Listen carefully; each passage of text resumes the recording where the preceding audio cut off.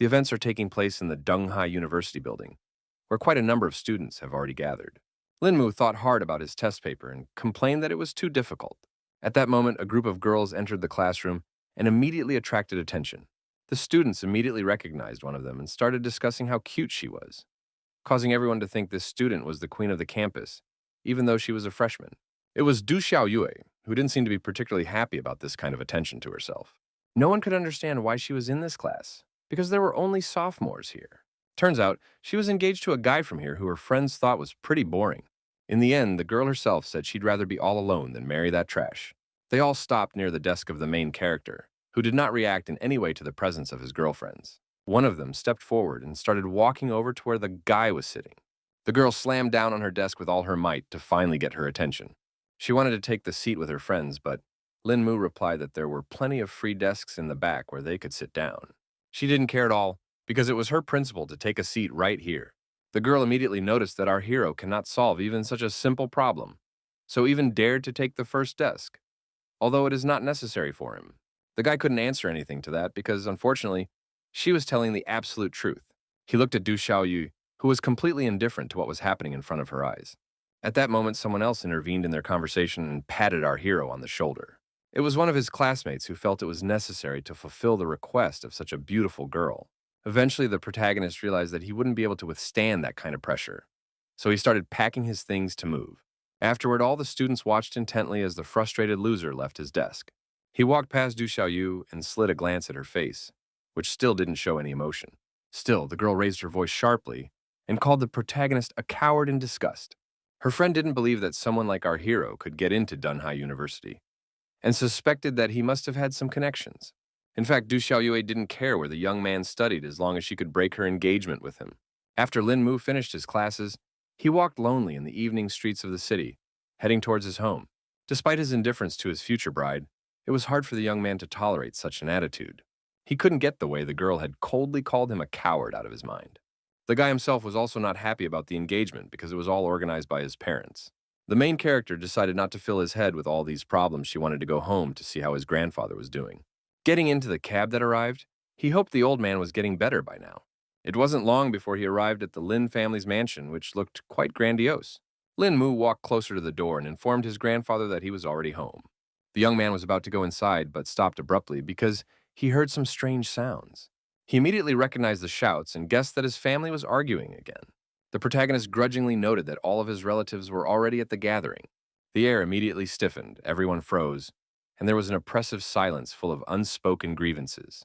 The first person to greet the young man was Lin Ron's aunt, who explained that Grandpa had gone to the hospital for a checkup and would be back soon. Lin Mu was not surprised by such news, so he calmly replied that he would go to his room.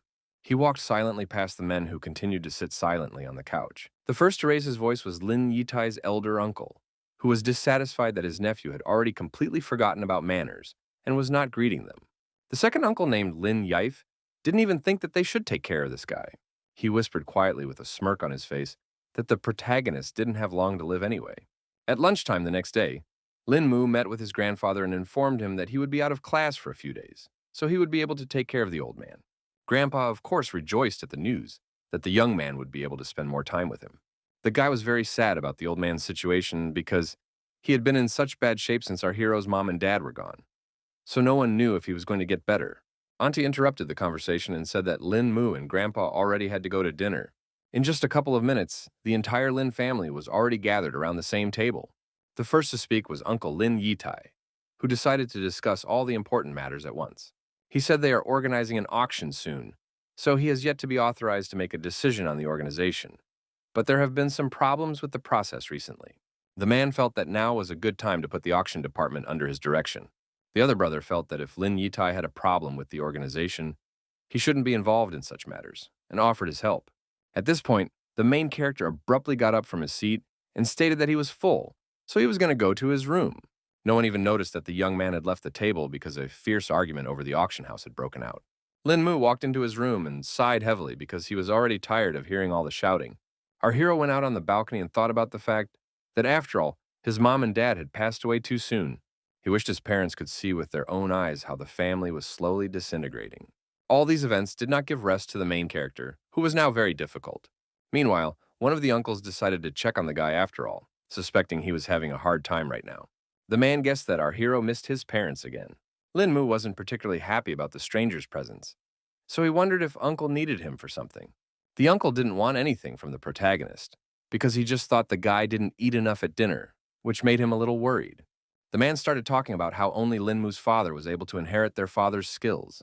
Unfortunately, their brother became completely immersed in the study of antiques, ignoring their grandfather's request to take over the family business. But even when he did take the helm, it didn't help the family.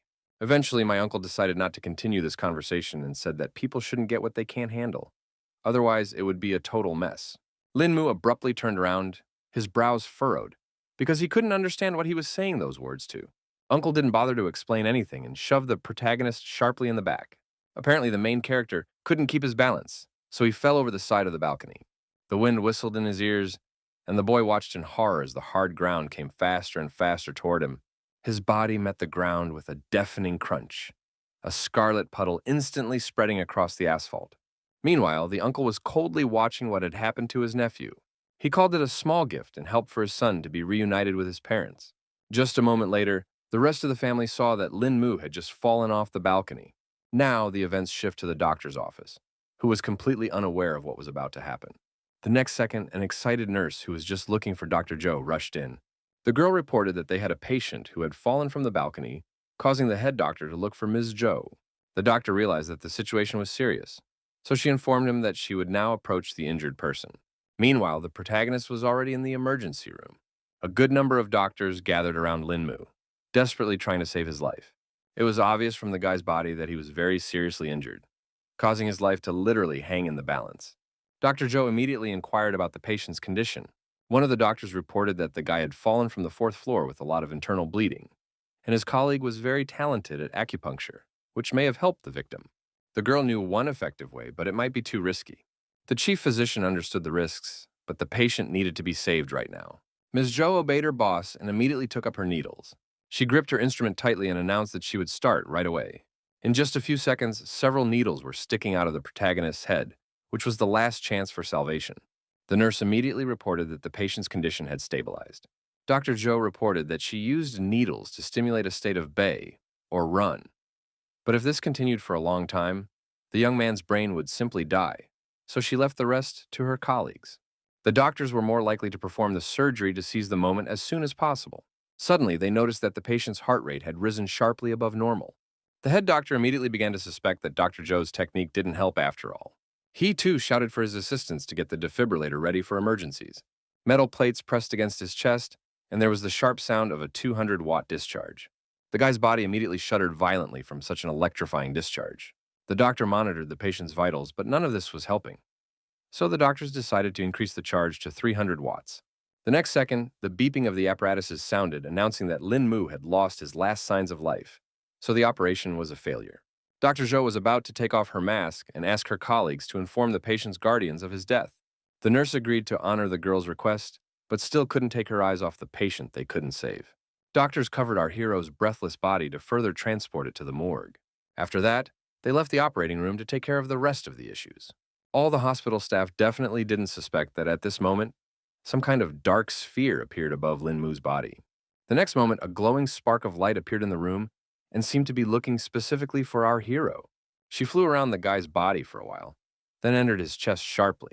The young man's body was already cooling down, and his soul had risen above him, leaving only a lifeless shell. The unknown force was not going to let the protagonist go so easily, so it abruptly grabbed his soul. The ghostly fist clenched hard and prepared to drive a spark of life back into Lin Mu's cooling flesh. When the arm completely disappeared, the main character's body slowly flew up and now began to literally float above the operating table.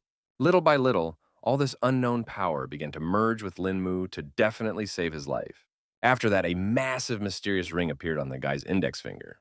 Eventually, the fusion process ended, so for a few seconds, the young man froze in midair. The protagonist was still unaware of the mysterious and amazing events that happened to him that night. The next morning, Dr. Joe returned to her workplace and stood under the door of one of the offices. The girl's eyelids drooped heavily, her tired look betraying a sleepless night full of anxious thoughts about her patient's death. A scream pierced the air, and the doctor flinched and her eyes cleared momentarily. She immediately scrambled from her seat and ran in the direction of the screams to see what was going on. It wasn't long before Ms. Joe was already running into one of the wards where she met the frightened nurses and wondered what had happened here. It was very difficult for the girls to explain anything, so they simply replied that they had seen something very creepy. The doctor immediately looked around to see what could have happened overnight. She walked closer to the body of the main character who was still lying unconscious.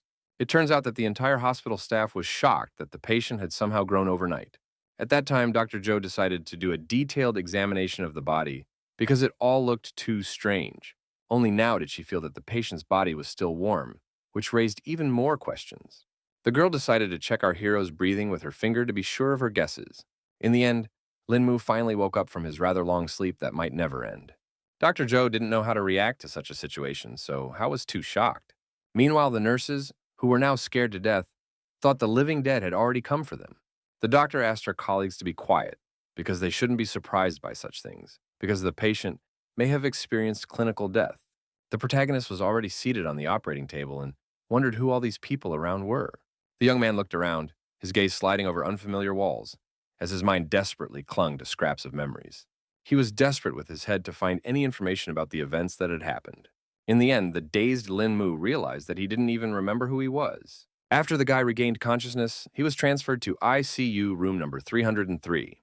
Dr. Joe was so shocked at the whole situation that she now did not move away from this amazing patient. The girl began to suspect that all this might have happened because the needles had damaged that point responsible for memory. She speculated that the damage done might have been so severe that they had literally forgotten their own name. The doctor asked our hero not to worry, because she was sure that sooner or later his memories would return. The girl informed him that Lin Mu could press a button and a nurse would come to him if he needed anything. Eventually, she left the protagonist alone because there were some other things she needed to take care of. Now the boy was left in complete silence and he could rest after such a hard night. He finally woke up and thought about the fact that he couldn't feel any spiritual chi in this place, and his body itself was weaker than ever. It turns out that there was already someone else in the body who had used the last bit of chi to escape and create a new body for himself. Otherwise, he would have just died. He never even thought that the greatest cultivator in the world would end things like this. The guy was very angry at the Xuantian and Yugui sects, who were too bold. So he was going to return to the cultivation world to cultivate every last one of them. Meanwhile, the Lin family mansion had already heard the latest news from the hospital as well. One of the uncles behind the incident was incredibly angry that his nephew was still not dead. His subordinate reported that the guy was alive, but didn't remember anything, which reassured the man a bit. So he asked him to take care of everything, promising to pay well. Auntie couldn't understand what was going on either, because earlier it was said that Lin Mu couldn't live after all. Apparently, the brother did not know the answers to these questions, because he only had the information that the young man had survived, but lost his memory. The woman, upon hearing this news, immediately began to hope that their nephew was now a common vegetable. Her uncle laughed a little at the fact that for her, memory loss and complete paralysis were one and the same. Auntie wondered what would become of them now and assumed they needed to change plans. The man understood that the sister was the closest person to Lin Mu, so he asked her to go and check on the guy because they shouldn't reveal themselves without finding out the whole situation. He emphasized that the woman would just check on him and see if their nephew's memory loss was true. Meanwhile, Lin Mu sat quietly in his chamber and did not suspect that any plans were being made against him. The silence was interrupted by a knock on the door, and the guy immediately allowed his guests inside. The protagonist couldn't understand what was going on, so he asked Dr. Joe what was the reason for her visit. The girl explained that someone had come to check on the guy and asked if he remembered the person. Lin Mu, pointing at the bandage on his head, emphasized again that in his condition he couldn't remember anyone. The aunt pretended to be hurt by these words, but the young man simply apologized and informed her that he didn't remember her at all. She asked her nephew not to bother and advised him to get more rest to get better quickly, promising that she would stop by some other time. She also asked the doctor how come the guy looked different for some reason. The girl explained that our hero's face was damaged because of the fall, so they had to do a little surgery. The aunt thanked the doctors for their help and asked them to take care of her nephew. In fact, in her mind, she was already rejoicing that Lin Mu had indeed forgotten everything. A few days later, the guy was still sitting in his room trying to find some information about this world. Our hero learned that in this world, the human race had only existed for 5,000 years, but somehow its spiritual chi was too weak. Thanks to the book he had found, he was finally starting to figure out little by little what this place was all about. Also, Dr. Joe reported that the protagonist is almost cured, so he can already be discharged. Lin Mu then sincerely thanked the doctor for the care and support she had shown him throughout these days. The girl laughed at the fact that the young man acted as if he came from some ancient time. The young man was embarrassed because she now knew his secret that he liked martial arts stories. The doctor asked our hero to finally go to discharge, to spend more time with family and friends, and get his memory back. After following the doctor's instructions, Lin Mu headed towards the exit of the hospital grounds. A cab was already waiting for the young man on the road to take him to the right place. The guy was actually very surprised that there wasn't much spiritual chi in this world, but humanity had evolved a lot without it.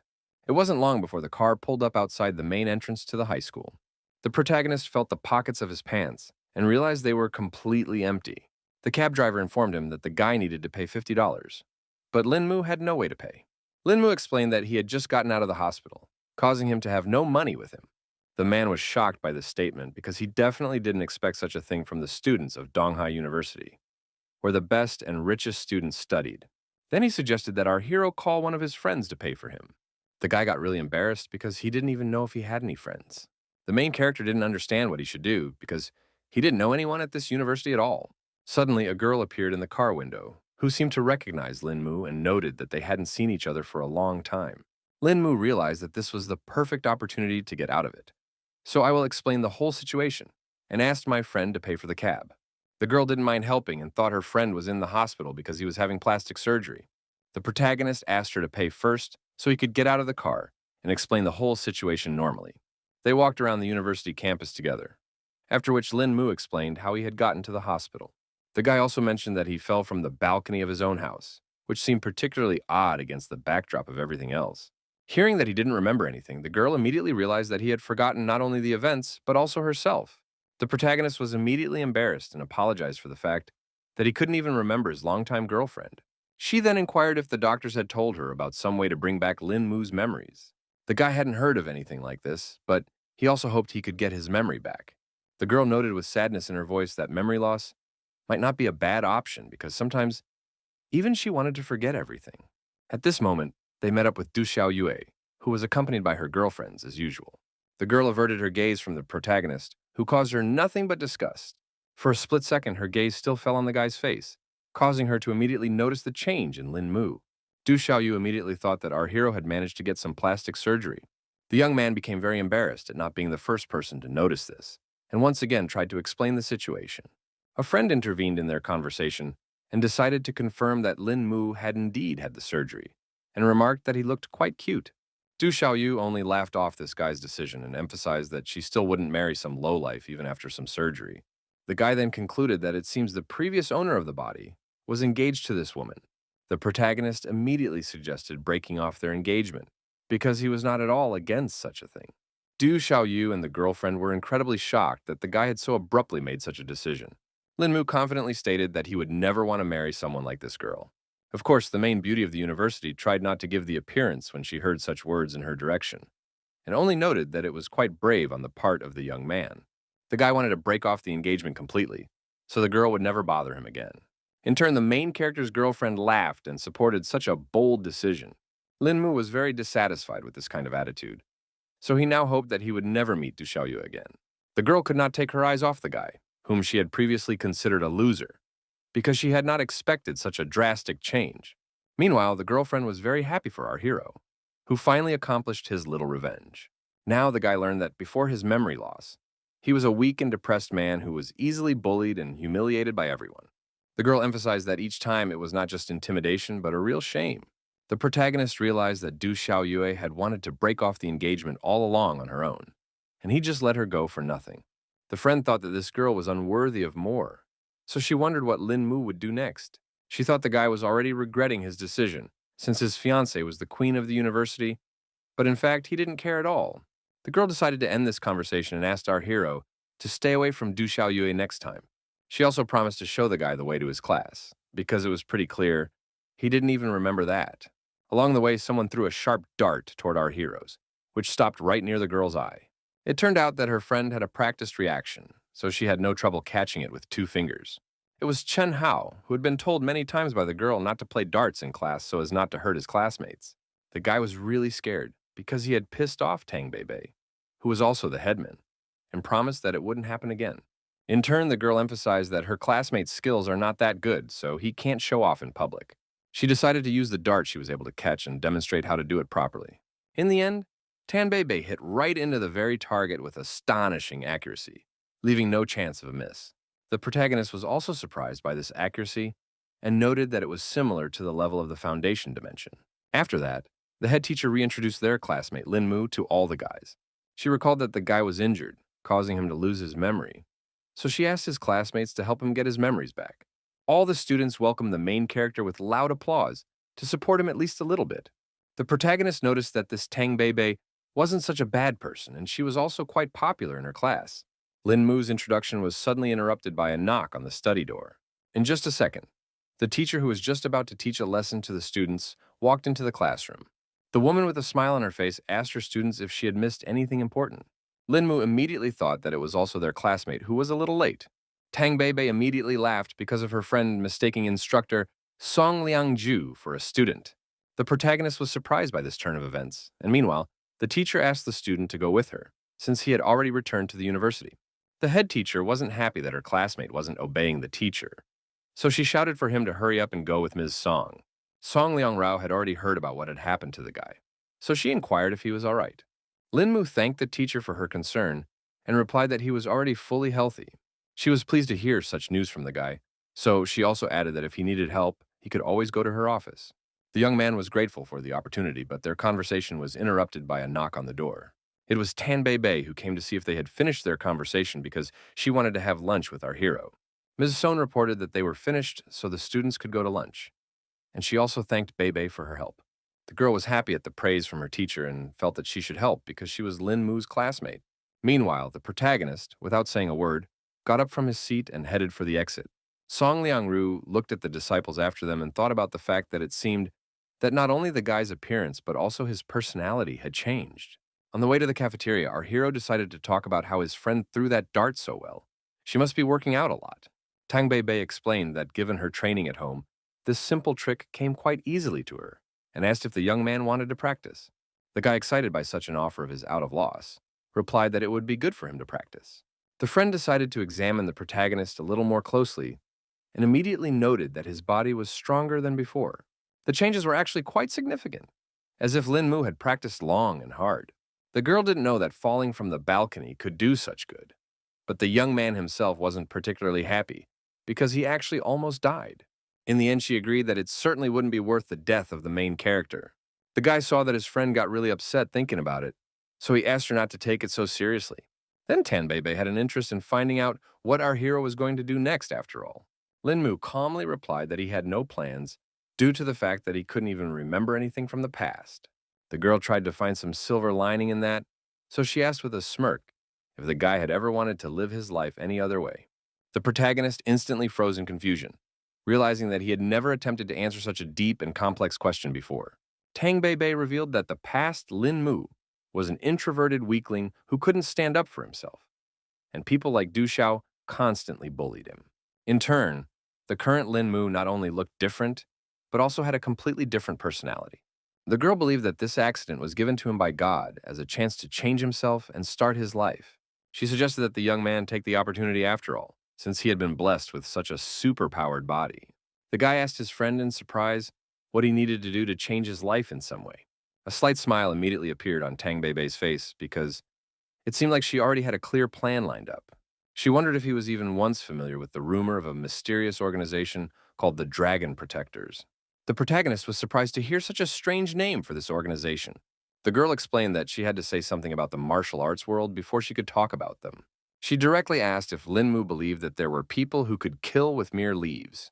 The guy immediately assumed that these warriors were using spiritual chi filling, so he immediately replied that he believed that.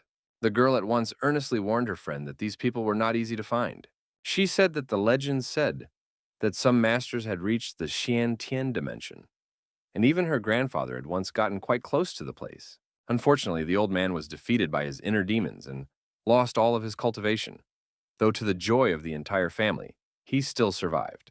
The main character asked Bei not to be sad because Grandpa was still alive, which was the most important thing. The girl listened to Lin Mu and told him that there were a lot of talented people in their Tang sect, so she hoped that someone would reach the Xiantian dimension. The cultivator was surprised to hear of a familiar organization and immediately thought that his girlfriend was a member of Sichuan. Tang Bei immediately laughed and poked the guy in the forehead because it was like what the protagonist thought of the Tang sect from a martial arts novel. She confirmed that their sect of poison and hidden weapon masters existed beyond the novels.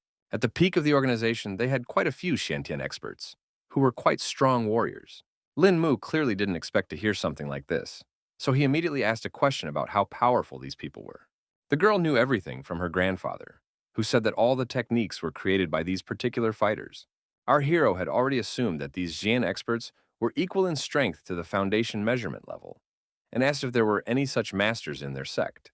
His friend immediately emphasized that the dragon protectors were created by the Huaxia government for special occasions.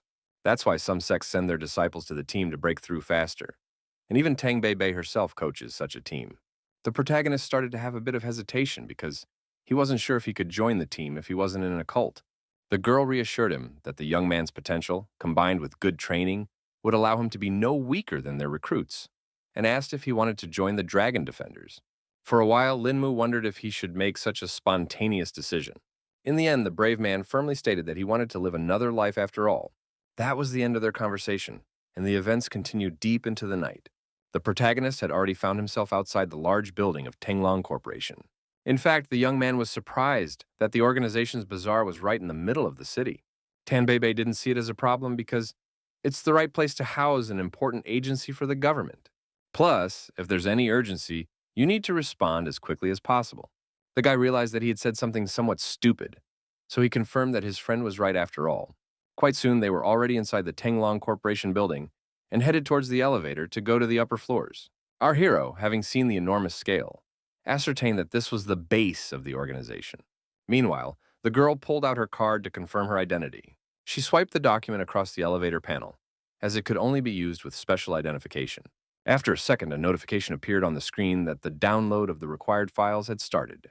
Tang Bei began to input the necessary information, while simultaneously explaining that the Tenglong Corporation was just a disguise. She asked the protagonist to just wait a bit to see the true extent of it. The cultivator was not yet familiar with such technology, so he was startled when the elevator began to plummet downward. A second later, the bell rang to let them know that they had already arrived at the right floor. When the elevator doors opened, Tang Bei announced that they had arrived at the Dragon Protector's base. It turned out that under the ground, there was a not insignificant room where a large number of employees of the organization worked. The girl wasted no time and immediately took her friend to the office of one of the leaders of the Dragon Defenders. The man sensed someone else's presence, so he immediately awakened from his sleep. He, surprised at the unexpected visit, immediately asked what Bei was doing here at such a late hour. Meanwhile, our hero had managed to see the glow of spiritual qi from this old man. So it looked like he had broken through the foundation dimension straight into the energy gathering dimension. But at the same time, the guy realized that this warrior was still far away from Shantian's dimension. Then Tang Bei explained to Uncle Yang that she had brought him a rare martial arts genius, a person of extraordinary talent that one would not find among thousands of masters. The man was unhappy that the girl was making such a joke when introducing her boyfriend, and emphasized that it was too late for him to learn martial arts. She immediately explained that it wasn't her boyfriend and suggested that the leader check out the main character's skills on her own. Uncle Yang couldn't refuse Sweet Bei, so he decided to believe her words after all. He stepped toward the young man, placed his hand confidently on his shoulder, and gazed intently into his face.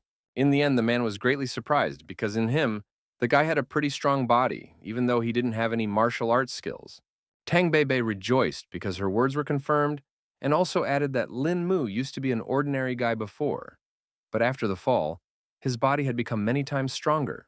Uncle Yan's eyes widened in amazement because it all sounded literally impossible. The guy himself didn't really understand much of anything either because the hospital had tried everything, but never figured out the reasons for these changes. The leader of the organization understood that our hero already knew about the Dragon Protectors, so he immediately offered him to join the organization. And Lin Mu did not hesitate and agreed. The man said that the young man has to pass a test before becoming part of the team, and when he does join, it won't be so easy to leave them. The protagonist had already heard all this from his girlfriend before coming here, so he had already made up his mind long ago and wanted to join them. Uncle Yan was happy with this answer, so he immediately said that he would start preparing for the test and was confident that with his talent, Lin Mu would be able to pass all the prepared tests. He handed the guy a book that described a breath-holding technique and asked the newcomer to burn it as soon as he read it, because leaking the information would not be tolerated. The man emphasized that our hero just needs to follow the instructions in the book, and then, after he has mastered the technique, find Uncle Yan himself. The young man also thanked the leader of the organization for the donated equipment and took the textbook firmly in his hands. Tang Bei Bei, after making sure that all the details were settled, suggested that Lin Mu's trial should begin, to which Uncle Yang gave his consent. When the boys left the office, the man laughed contentedly because he had gotten such a capable fighter. He made sure that the girl had brought him some kind of miracle, so the Dunhai branch would be getting a new expert very soon. After meeting with the leader of the Dragon Defenders, the protagonist went to the dormitory. Lin Mu sat and carefully studied the breath-holding technique so that he could join the organization as soon as possible. He was still clueless as to why Lu Shouyang's spiritual qi was such a strange comma, and speculated that it might be because the energy here was weak. At this moment, the mysterious ring reappeared on his index finger. In just a second, it completely materialized and absorbed all the energy. It appeared that this piece of jewelry was the only thing left from the cultivator's world, so he wondered when he would be able to reach the items from the storage in this ring. In the end, the guy decided to go look for information about it in the library world as soon as the sun came up. The protagonist followed his plan, and from the very morning, he was already in the right place. With a heavy stack of books in his hands, he sank down at the nearest vacant table and began flipping through the pages, searching the texts for the information he needed. The silence was suddenly broken by an extraneous sound, causing the young man to flinch and tear himself away from the book. It turns out it was Du Xiaoyue who was unhappy because some other guy was hitting on her. The girl coldly warned Van Don to leave her alone, adding contemptuously that his family money did not make him of any importance in her eyes. The young man still wouldn't back down because he realized that they were one colpigate and perfect for each other. Du Xiaoyue was displeased that he had such a high opinion of himself and emphasized that the Wang family would never pass on to him. After that, the girl, after making it clear that she wasn't interested at all, turned around and walked away from Wang Dong. The guy was so annoying that he kept pestering her and made fun of the fact that she was engaged to some loser from the Lin family as well. Everyone had already heard about Lin Mu being a complete lowlife, so Wang Dong felt that he couldn't be with such a beauty. It was actually quite difficult for the girl to contain her emotions being around such an unpleasant person. Meanwhile, the main character wasn't paying attention at all to what was going on between these two. Wang Dong saw that his competitor was here, so he decided to pester Lin Mu himself. The guy still continued to pretend he couldn't see or hear anything and wasn't about to take a break from his book. The bully was very pleased that our hero lacked any manners. He took a decisive step toward the young man and, looking intently into his eyes, asked him if he had a problem, since he so persistently avoided even a simple glance in his direction. Our hero didn't even know if he knew this person, so he just asked what Wang Dong wanted. Then the guy started threatening Lin Mu to hurry up and break the engagement with Du Xiaoyue. In turn, the young man himself said that they had already canceled everything, so the girl's affairs no longer interested him. The bully turned around in surprise and asked Du Xiaoyu herself if it was true. The beauty herself decided to take advantage of the situation and quietly, idly lied that it wasn't like that at all. The guy couldn't stand the fact that the protagonist seemed to have lied to him, so he snatched the book from his hands with anger.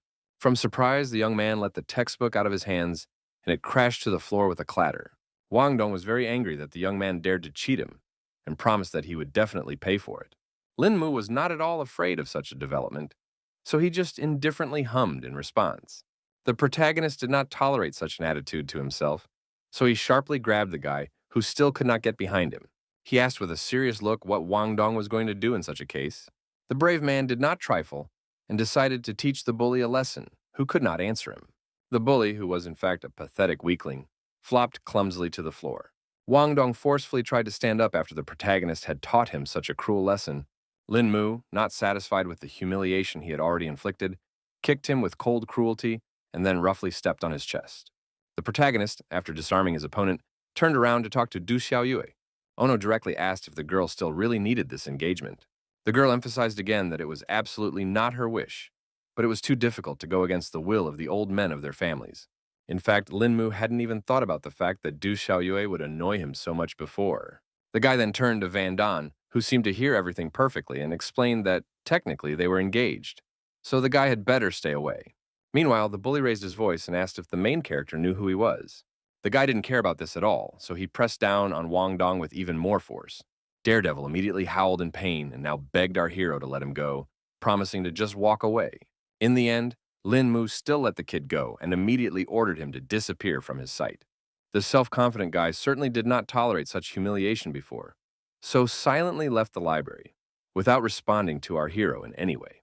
That resentment had sunk too deep, so he was already making plans on how to get back at the brave man who had acted so inappropriately. Meanwhile, there was a loud clamor around because no one expected to see such a fight in the university library. One of the students was very unhappy that someone allowed himself to make noise and fight in such a place. The main character immediately apologized and tried to lie that some student had just bumped into the table. He tried to remedy the situation and began to put the furniture back in its place. In turn, Du Xiaoyu noted that the young man had indeed changed, because he would never have done such a thing before. Lin Mu himself thought that this might be for the best, because he would have a lot less problems now. The girl, despite her dislike for her fiancé, warned him that Wang Dong was the kind of person who was eternally vengeful. The protagonist only smiled slightly upon hearing this information and thanked her for the warning. He turned next and his gaze fell on the very book the bully had snatched from his hands. A line immediately caught my eye that spoke of someone having to finish what they started in case the enemies returned. The guy thought about the fact that he had already learned the technique. So now it would be worth it to find Liu Shouyang and get something new. It is evening and the events are transferred to the Wang family home, where another scandal is already brewing. His father was unhappy that none of his subordinates were able to bring him useful information, even though he was paying well and had already been waiting for a whole week. All the staff members were saying that Lin Mu was only a weakling and a coward, but the problem was that he was somehow able to break the young master's arm. They universally reported seeing the guy like this before, when he was a completely different person. The head of the family was interested when he heard about the sudden change in their purpose. One of the subordinates said that they bribed someone from the servants at the Lin family's house, who said that after the incident, the young man lost his memory and became like this, and even stopped showing up at home. Mr. Wang was going to act decisively, so he ordered his fighters to bring this guy in no matter what. All the guards lined up in a row and unanimously accepted the order. The old man wasn't going to be afraid of some loser Lin Mu just because of his family, because he had personally wronged him. The next morning, the protagonist, not suspecting that the hunt for him had already begun, came to the university as usual. Lin Mu still began to feel the tense atmosphere around him, which suggested that something was wrong after all. Suddenly, his path was blocked by some small van that looked rather suspicious. The next moment, a group of hooligans came out of there, specifically looking for our hero. Their ringleader announced with a smirk on his face that their boss would like to invite Lin Mu over for a cup of tea. The young man didn't expect this turn of events at all, because he certainly wasn't familiar with their boss. The bandits didn't like that he kept wasting their time, so they ordered him to go with them if the guy didn't want to get beaten up. In the end, our hero agreed to the stranger's terms, because he didn't want to get into a conflict again. Now he was convinced that the Wang family really did enjoy revenge quite a bit. In fact, Lin Mu wasn't afraid at all and thought that it was even for the best because he didn't mind participating in something like this. It wasn't long before Mr. Wang was informed that the man he needed had arrived on the scene. The man, exhaling smoke from his cigar, ordered his subordinates to bring the young man to him. The guards silently turned on the spot and headed out to do their boss's bidding. A few minutes passed, and there was a knock on the door, whereupon the gentleman asked the guests to enter. It was obviously Lin Mu, accompanied by quite a number of guards. The man immediately inquired if the guy knew what he had interfered in, but the man pretended he had absolutely no idea. The head of the family then decided to give a little clue and said that Wang Dong was his son. The guy boldly suggested that the battered toddler had complained to his old man, who was now seeking revenge. The man only laughed at the boldness of our hero, because before him, no one had ever dared to speak to a distinguished gentleman in such a way. He stated that he would be more respectful to Lin Mu because of his family, so he would let the young man go as soon as he tore his tendons. The protagonist continued to stand his ground and wondered what would happen if he didn't. One of the guards put his hand on the guy's shoulder and advised him not to complicate an already difficult situation. Lin Mu didn't appreciate being treated this way, so he elbowed this Wang family subordinate. He grabbed the guard's arm about to straighten him out and emphasized that they were actually here talking, so no one should get in the way. The protagonist was so strong that he could easily throw over even the most experienced fighter. Eventually, the subordinate fell with such force that he broke the table beneath him. Mr. Wang immediately noted that the young man possessed some pretty good techniques. At the same time, he was sure that Lin Mu still wouldn't be able to cope when he was attacked by several fighters at once. The guy himself hadn't lost his fighting spirit, so the smile still held on his face. The man was incredibly angry over such insolence of the young man, so he ordered his men to tear him to pieces. Our hero asked all of his opponents to attack at once, because they didn't have much time for all this fighting. He got into a fighting stance because he wanted to deal with all the guards as quickly as possible and move on to their boss. Everyone started attacking Lin Mu, but he masterfully dealt with each opponent with a single precise strike. In 10 seconds, the protagonist had dealt with each guard and was now carefully adjusting his suit. Mr. Wang was shocked by this turn of events because he was confident in the strength of his subordinates. The young man offered to talk to him in person because he and his son had taken up too much of his time, which needed to be reimbursed somehow. The man was scared out of his wits, so he now said it was only their fault and offered $20 million in compensation. Lin Mu didn't really want to receive any money that was definitely obtained through unfair means. The frightened old man was desperate to prove that it had all been earned in a completely clean way. The protagonist decided to believe Mr. Wang and reached into his jacket pocket. He handed the man his credit card and asked him to transfer the amount he needed there. The old man didn't mind keeping his promise, but he needed a computer to do it. Lin Mu let him walk over to the work table, so Mr. Wang quickly entered the necessary information and reported that everything was ready. The man demonstrated that the money had already gone to our hero's card and offered him to check it personally. The boy thanked him for his cooperation, and meanwhile, the old man himself was surreptitiously reaching into one of the nightstands of his desk. Mr. Wang did not take his eyes off Lin Mu and asked him to take his time like this. He already had the gun in his hands and offered the young man some more time to chat. Seeing the muzzle of the gun, the protagonist immediately became silent, and the old man wondered why he had stopped so abruptly. The man noted that the guy used to be so cool about himself, but at one point, all his courage was gone somewhere. Lin Mu was still just as unafraid of his main opponent, so a smug smirk reappeared on his face. He abruptly knocked over the table where Mr. Wang was sitting to throw him off balance. The head of the family was not prepared for such a development, so he was unable to keep the gun in his hands. Our hero asked if it was worth it and reported that the man had just dug his own grave. Now the old man tried to justify himself and said that it was just a slight misunderstanding, and he himself really wanted to talk to Lin Mu. The young man was certain that trust was out of the question between them, so he wasn't even going to engage in a conversation with Mr. Wang. If he wanted to kill Mr. Wang, he would do it right now, so the guy advised him not to make him nervous. The man asked not to complicate the situation between their families and promised to fulfill any order of the young master, using all his abilities. The protagonist was quite interested when he heard such words and rejoiced at such an opportunity for revenge. In a fit of rage, he swiftly intercepted Mr. Wang's neck, intending to teach him a harsh lesson. The young man shoved some white pill into the old man's mouth, who didn't even resist. Mr. Wang swallowed this mysterious object without the slightest hesitation. He immediately grabbed his throat and started yelling at our hero, who gave him the unknown pill. It turns out that the young man gave him a poison from martial arts novels called Han Xiaobang Budian and promised to give him an antidote every 3 months if the man behaved well. Lin Mu warned that the man might die a painful death and advised him to think carefully about his decisions. At this moment, the protagonist's phone rang, who was about to leave Mr. Wang's office. It turned out to be Tan Bei Bei, who had already managed to lose her buddy. She asked the young man to come to the base as soon as possible because there was already an assignment for him. It wasn't long before Lin Mu reached the Tanglong Corporation building, where his girlfriend was waiting for him. Most of the staff had already gathered in the hall and were whispering amongst themselves because something important seemed to have happened. The protagonist, upon meeting his acquaintance, immediately worriedly inquired about what had happened. The girl reported that their organization had recently caught the leader of a mercenary group.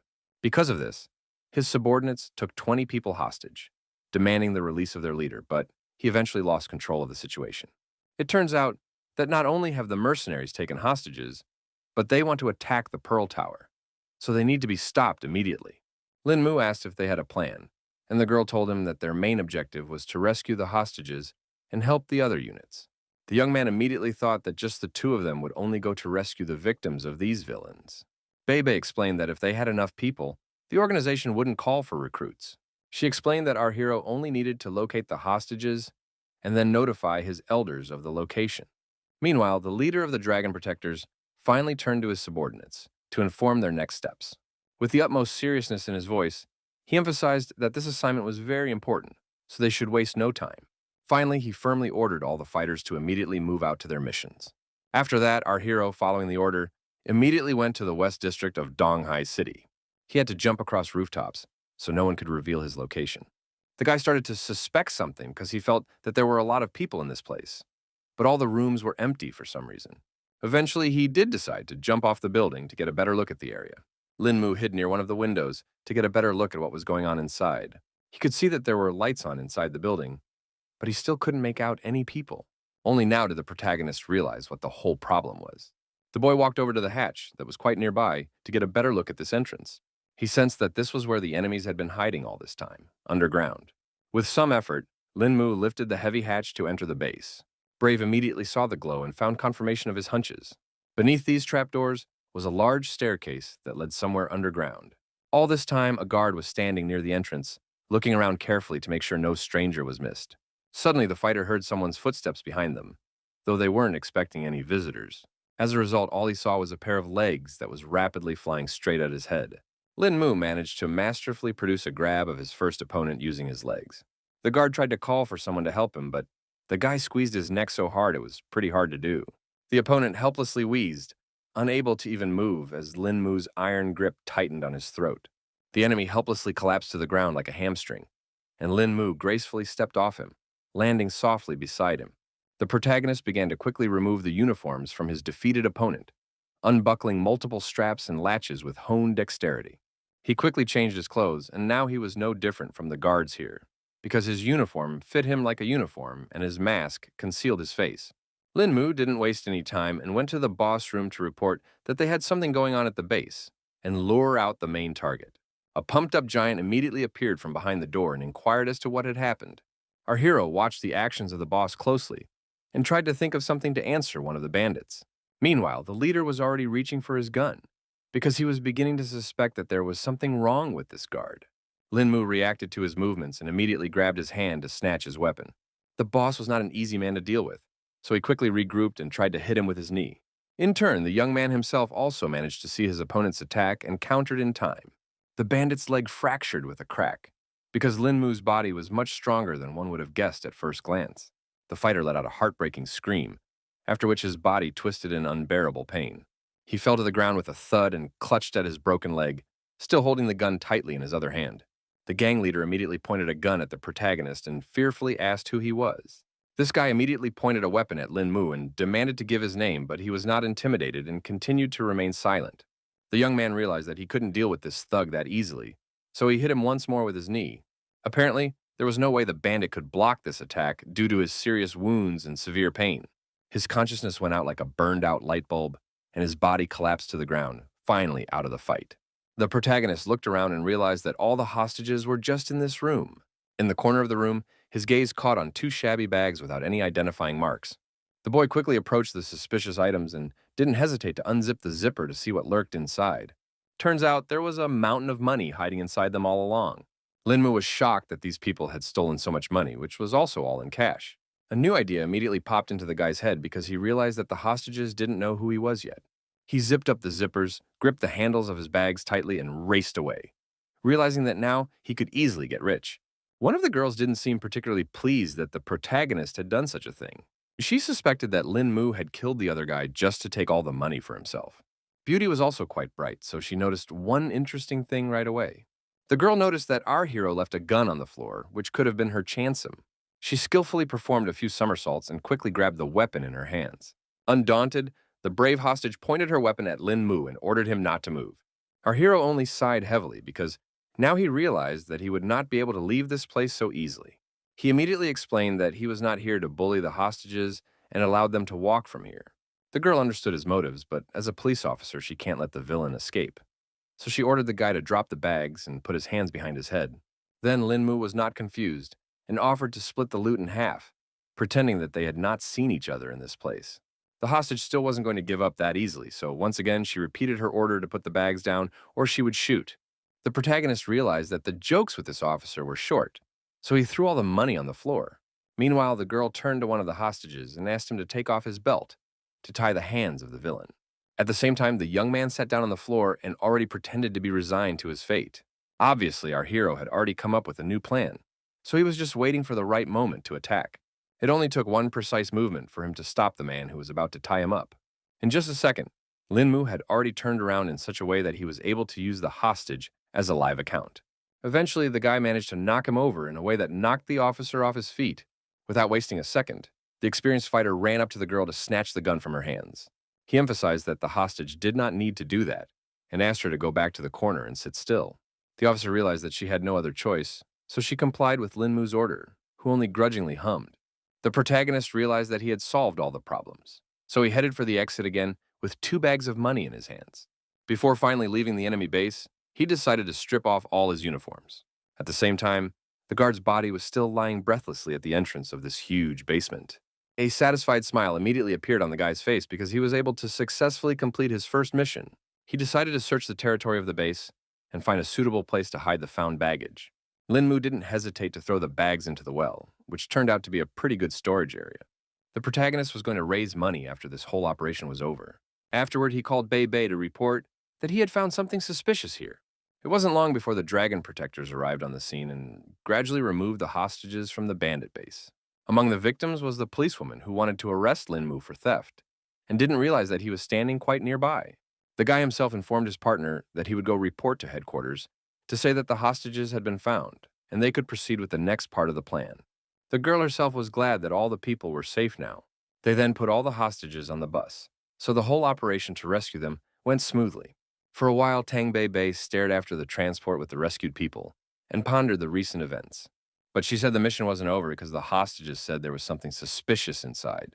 The protagonist began to suspect something, so he asked what the people were talking about. Turns out they had already managed to tell the two mercenaries had gotten into a fight, but by the time the dragon protectors got here, two were already out.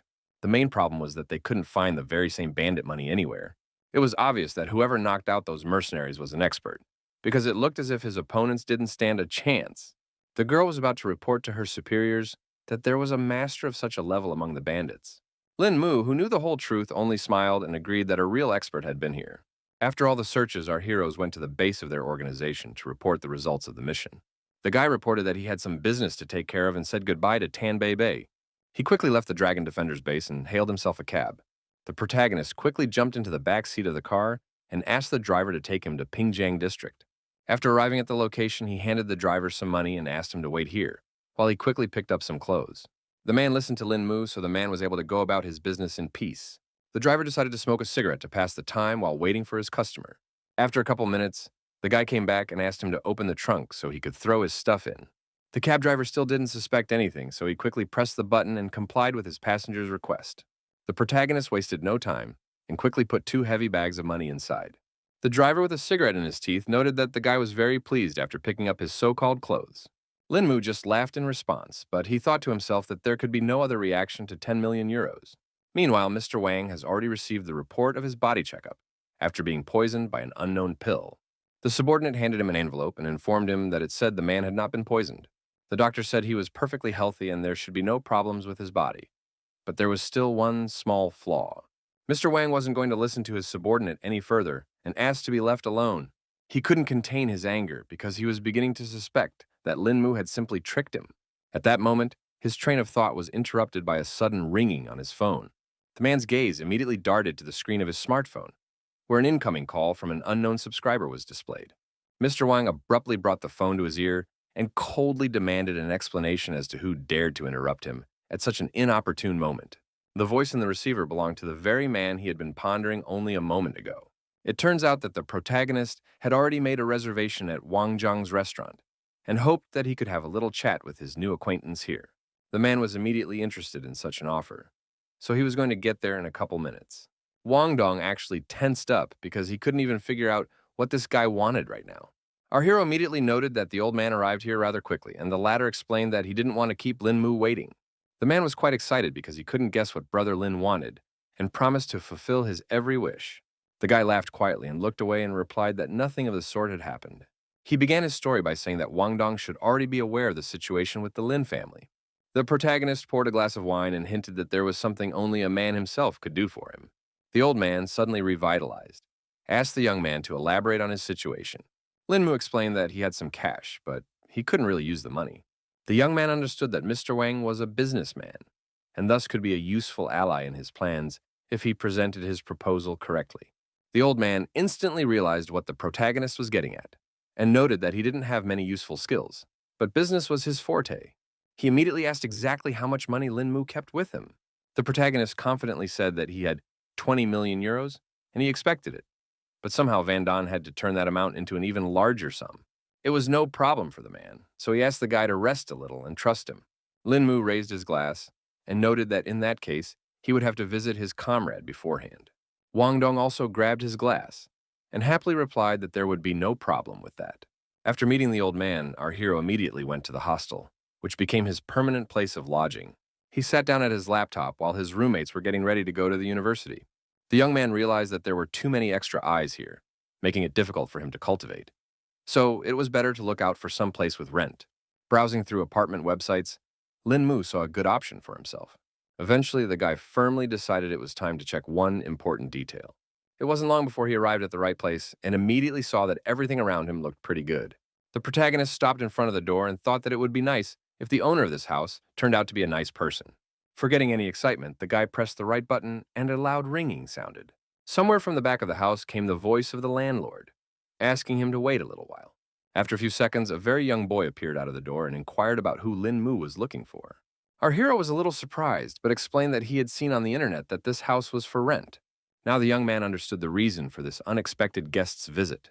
Lin Mu, in turn, nodded to confirm his intentions and immediately inquired about the monthly fee. The owner decided not to discuss all the details on the street and offered the guy to go inside and look around and then talk about the price. The protagonist did not object, so he silently put on his guest slippers and followed the master of the house. Only now did the young man realize that they hadn't introduced themselves to each other, so he said that his name was Meng Xuan. The guy calmly and uncluttered replied that his name was Lin Mu. Meng Xuan had immediately warned him that there were two other people upstairs living here, so there was only one room left vacant.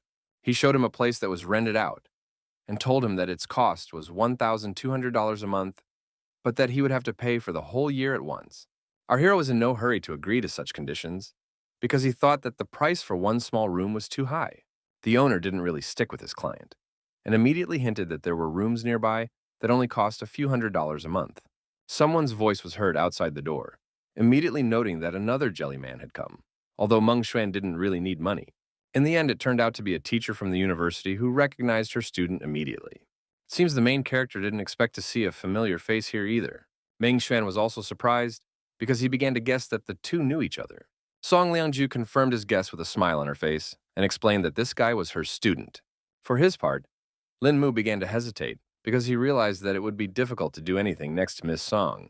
He decided to say the price was too high for him after all, and he was going to look for other places. Also, the guy didn't apologize for wasting his time. And meanwhile, Song Liangju was surprised that he, with his family's wealth, couldn't afford rent. The woman began to suspect that something had happened to her student's family. In the end, the protagonist still managed to find a new home for himself. Although Western style was not his preference, he didn't waste time thinking about it and simply made a decision, choosing this option as the most practical in this situation. It was quite a nice and quiet place here, which was perfect for cultivation. Lin Mu took a closer look around and noticed that the kitchen was also not bad.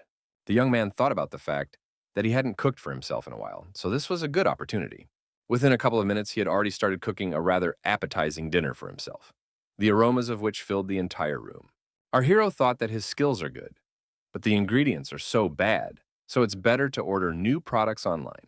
He quickly pulled out his phone and decided to look up some herbs that might help with the cooking.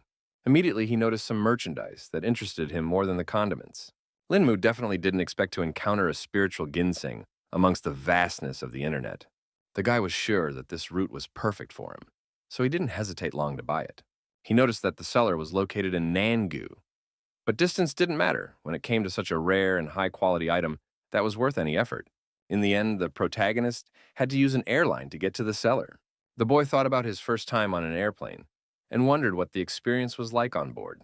On the way, he suddenly remembered the ticket and, pausing for a moment, reached into his pocket to see exactly where his seat was.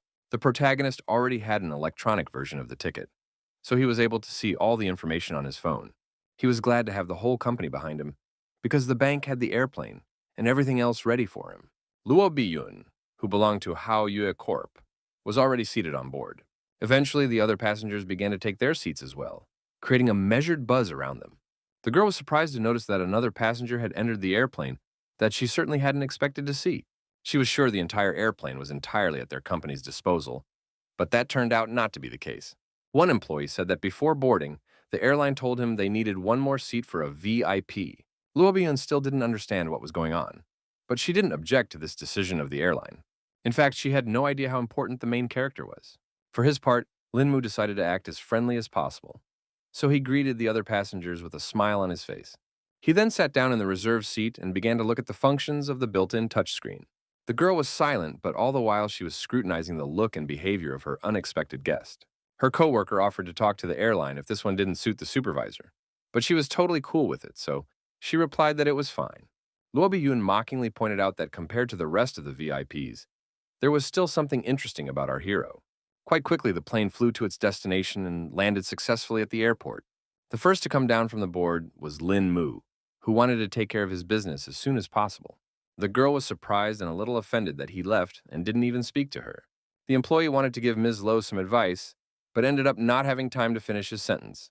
The boss quickly replied that there was no need for that, because this kind of situation was not new to her. Meanwhile, the auction, which featured that most unusual plant, was already in full swing. The presenter talked about the fact that it was identified by a botanist and evaluated by professionals, so a lot of beneficial qualities were officially confirmed. That is why the starting price of this item was $15,000. The main character felt funny when he heard this amount, so now he thought that all these people didn't realize the full value of ginseng. The bidders immediately began to actively outbid each other and reached the mark of 22,000. Linmu didn't change his mind and immediately called out a bet of 44,000 to quickly win this battle. The presenter got excited when he heard such an amount and asked if there would be any other suggestions. He then began counting down to 3, and when finished, he struck his gavel, announcing the sale of this lot. He was happy to report that the plant had been sold to the young gentleman who was the protagonist. Linmu was satisfied with his success, so he quickly picked up his goods and left the hall. Also, the young man hoped that the bronze cauldron should be in place by the time he returned from the auction. Meanwhile, Lo Bi-yun went to a dinner party where quite a few elites had gathered. Next to her was Miss Lee's assistant, whom she asked to come over. The girl handed her subordinate a glass of wine and asked her to hold it for a while. The employee was surprised because the banquet wasn't over yet, and Lo Bi-yun was already going somewhere. Then she explained that all she wanted to do was to go outside and get some fresh air and leave the rest to Ms. Lee. Eventually, the girl settled into her car and rejoiced that she was finally free. At the same time, he realized that this freedom was only an illusion and could not be 100%. The bodyguards were still following Luo Bi-yun, but she realized that it was all just for her own safety, although having 5 special forces was overkill. Suddenly, some plan had formed in the girl's mind, so a sly grin immediately appeared on her face. She decided to throw the guards off her tail while she had the chance, so she hit the gas pedal with all her might. The bodyguards immediately realized what their ward was up to and rushed after her as quickly as possible. The cars immediately moved from their seats and with all speed and flew after the unruly Luo Bi-yun. In turn, the girl herself realized that her cunning plan hadn't worked after all. After driving a little further, she had to stop at a red traffic light. In the end, Luo Bi-yun decided not to follow the rules of the road and made a quick right turn. One of the guards wanted to continue the chase, but his fellow driver couldn't go through the red light. In the rearview mirror, the girl saw that her plan had worked after all, so she laughed wickedly. She wondered what to do now, and for starters, she wanted to tell the bodyguards about not worrying unnecessarily. The girl was so excited about this opportunity that she didn't notice that the silhouette of a crossdresser appeared right in front of her car.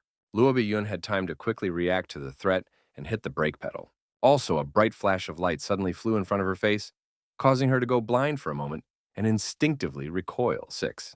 It turned out to be a bullet that rattled through her car window, leaving a tear in the glass and showering the interior with shrapnel. The girl was shocked when she heard a gunshot and thought it was the same guy who jumped out in front of her car.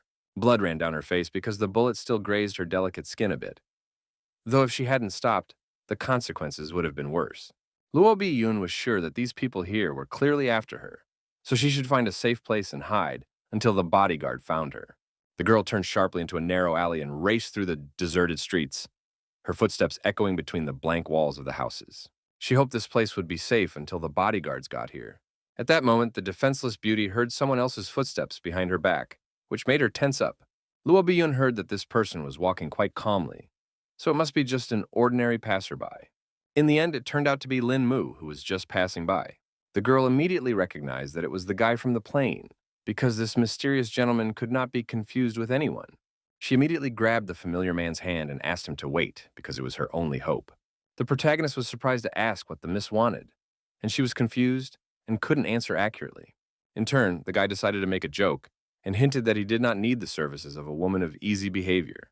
Luo Bi-yun was greatly angered when she heard such words from a young man who was interested in her. The girl felt a hot wave of shame wash over her as she realized what a ridiculous misunderstanding had just occurred. Lin Mu was about to leave, but she shouted after him, telling the guy not to be in such a hurry. The young man raised his eyebrows in genuine surprise. his gaze expressing a mute question and misunderstanding. Luo Biyun lowered her gaze in embarrassment and tried to explain that she was being hunted by assassins, so she needed help. Now the main character understood the whole situation and agreed to help the girl to reach the police station, where she can be protected. It wasn't long before they approached the police station, and the guy suggested they hurry up. Lin Mu suggested that the girl go inside because in a situation like this, it was better to sit back in a safe place. She answered nothing and continued to follow the protagonist in silence. The protagonist didn't like the fact that the girl continued to pursue him, so glared at her with his disgruntled deadline. He asked what the problem was this time, and assumed that Lo Bi-yoon wanted something else. In fact, the girl still couldn't believe that the mysterious stranger from the plane didn't recognize her. Lin Mu didn't see it as a problem at all because he couldn't think of one, and was about to leave because he was a bit busy. The stunned beauty was indeed shocked because the young man didn't recognize her, and began to suspect that he was just trying to get out of here as quickly as possible. She realized that today's attack was too suspicious, so she couldn't tell the police about it, but rather put someone from the family in charge of dealing with it. Besides, the girl understood why our hero wanted to get rid of her quickly, because obviously he just didn't recognize her. In any case, Lo Bi-yoon wasn't going to fall behind so easily, so she pretended to be hungry and emphasized that she didn't have any money, hinting that the guy could help. The protagonist did not expect that the girl would not give up on him after all, so he finally decided to stop. He again asked the girl to go home or to the police station because she was definitely not allowed to walk around the city streets at night. In the end, Lin Mu headed towards his house that he had rented nearby. Lo Bi-yoon thought there was a restaurant somewhere nearby, not realizing where she was going. Then our hero, with a smile on his face, explained that he would take the defenseless girl to his house and make her some kind of snack. She was now convinced that the young man was not a bad person, but still felt that everything that was going on was beyond normal socializing. In any case, Luo Bi-yoon had nowhere to go, so she further followed the hospitable guy. Stepping inside and looking around the interior, she immediately noted that the main character had pretty good taste. Lin Mu immediately sat his guest down on the chair, but she continued to feel somehow awkward. Only now our hero noticed that the girl's feet were swollen, although she had not complained about it before. He realized that Luo Bi-yoon couldn't be left in this state, so he asked her to wait here while he looked for a solution to this problem. The girl was rather surprised when she saw what this caring young man was about to do. Turns out he brought her a basin of warm water, which was supposed to help with her swollen feet. Luo Bi-yoon was clearly feeling uncomfortable, so she didn't object, and immediately lowered her feet into the water. It was only now that she realized she had forgotten to introduce herself, so with a smile on her face, she said her name. In turn, the protagonist briefly replied that his name was Lin Mu. For now, he asked the girl to get some rest, while he himself went to the kitchen to prepare dinner for them. Luo Bi-yoon herself realized that the young man perceived her as an ordinary girl, and thought that knowing someone as ignorant and caring as him was pretty great. Lin Mu immediately noticed that she was looking at the plate very greedily, so he concluded that his guest must have been very hungry. The girl didn't even notice her stare, so she immediately tried to justify herself. The main character didn't judge her for it, so he just asked her to put on her slippers to finally go to the table to get something to eat. Luo Bi-yoon couldn't be happy that the guy was so caring that he even prepared house shoes for her. After sitting down at the table, Lin Mu explained that he had cooked the first thing that came to his mind and hoped that the girl would appreciate his efforts. The guest was pleased when she saw the bounty of treats that looked quite appetizing, so she was already anticipating a delicious dinner. Our hero was pleased to hear compliments, so he asked the girl to eat as much as she liked, since she liked it so much. Luo Bi-yoon realized that the atmosphere was already suitable to directly ask if the guy really didn't remember her. The young man sighed heavily and admitted that he really couldn't remember where they might have met. Then the girl decided to give a little hint and told him that it happened in Nangu City on an airplane. The image of one of the female passengers, who happened to be Luo Bi-yoon, immediately popped up in the guy's mind. She immediately laughed off the fact that Lin Mu was rather forgetful, because she hadn't changed much since then. The protagonist didn't mind and decided to wonder why the girl was being stalked by someone. She suspected it was all because of some work conflicts, but she was used to that kind of meanness by now. The guy had enough of this information to fully understand the whole situation, so he decided not to question Luo Bi-yoon anymore, and suggested that she finish her meal quickly so they could deal with her leg.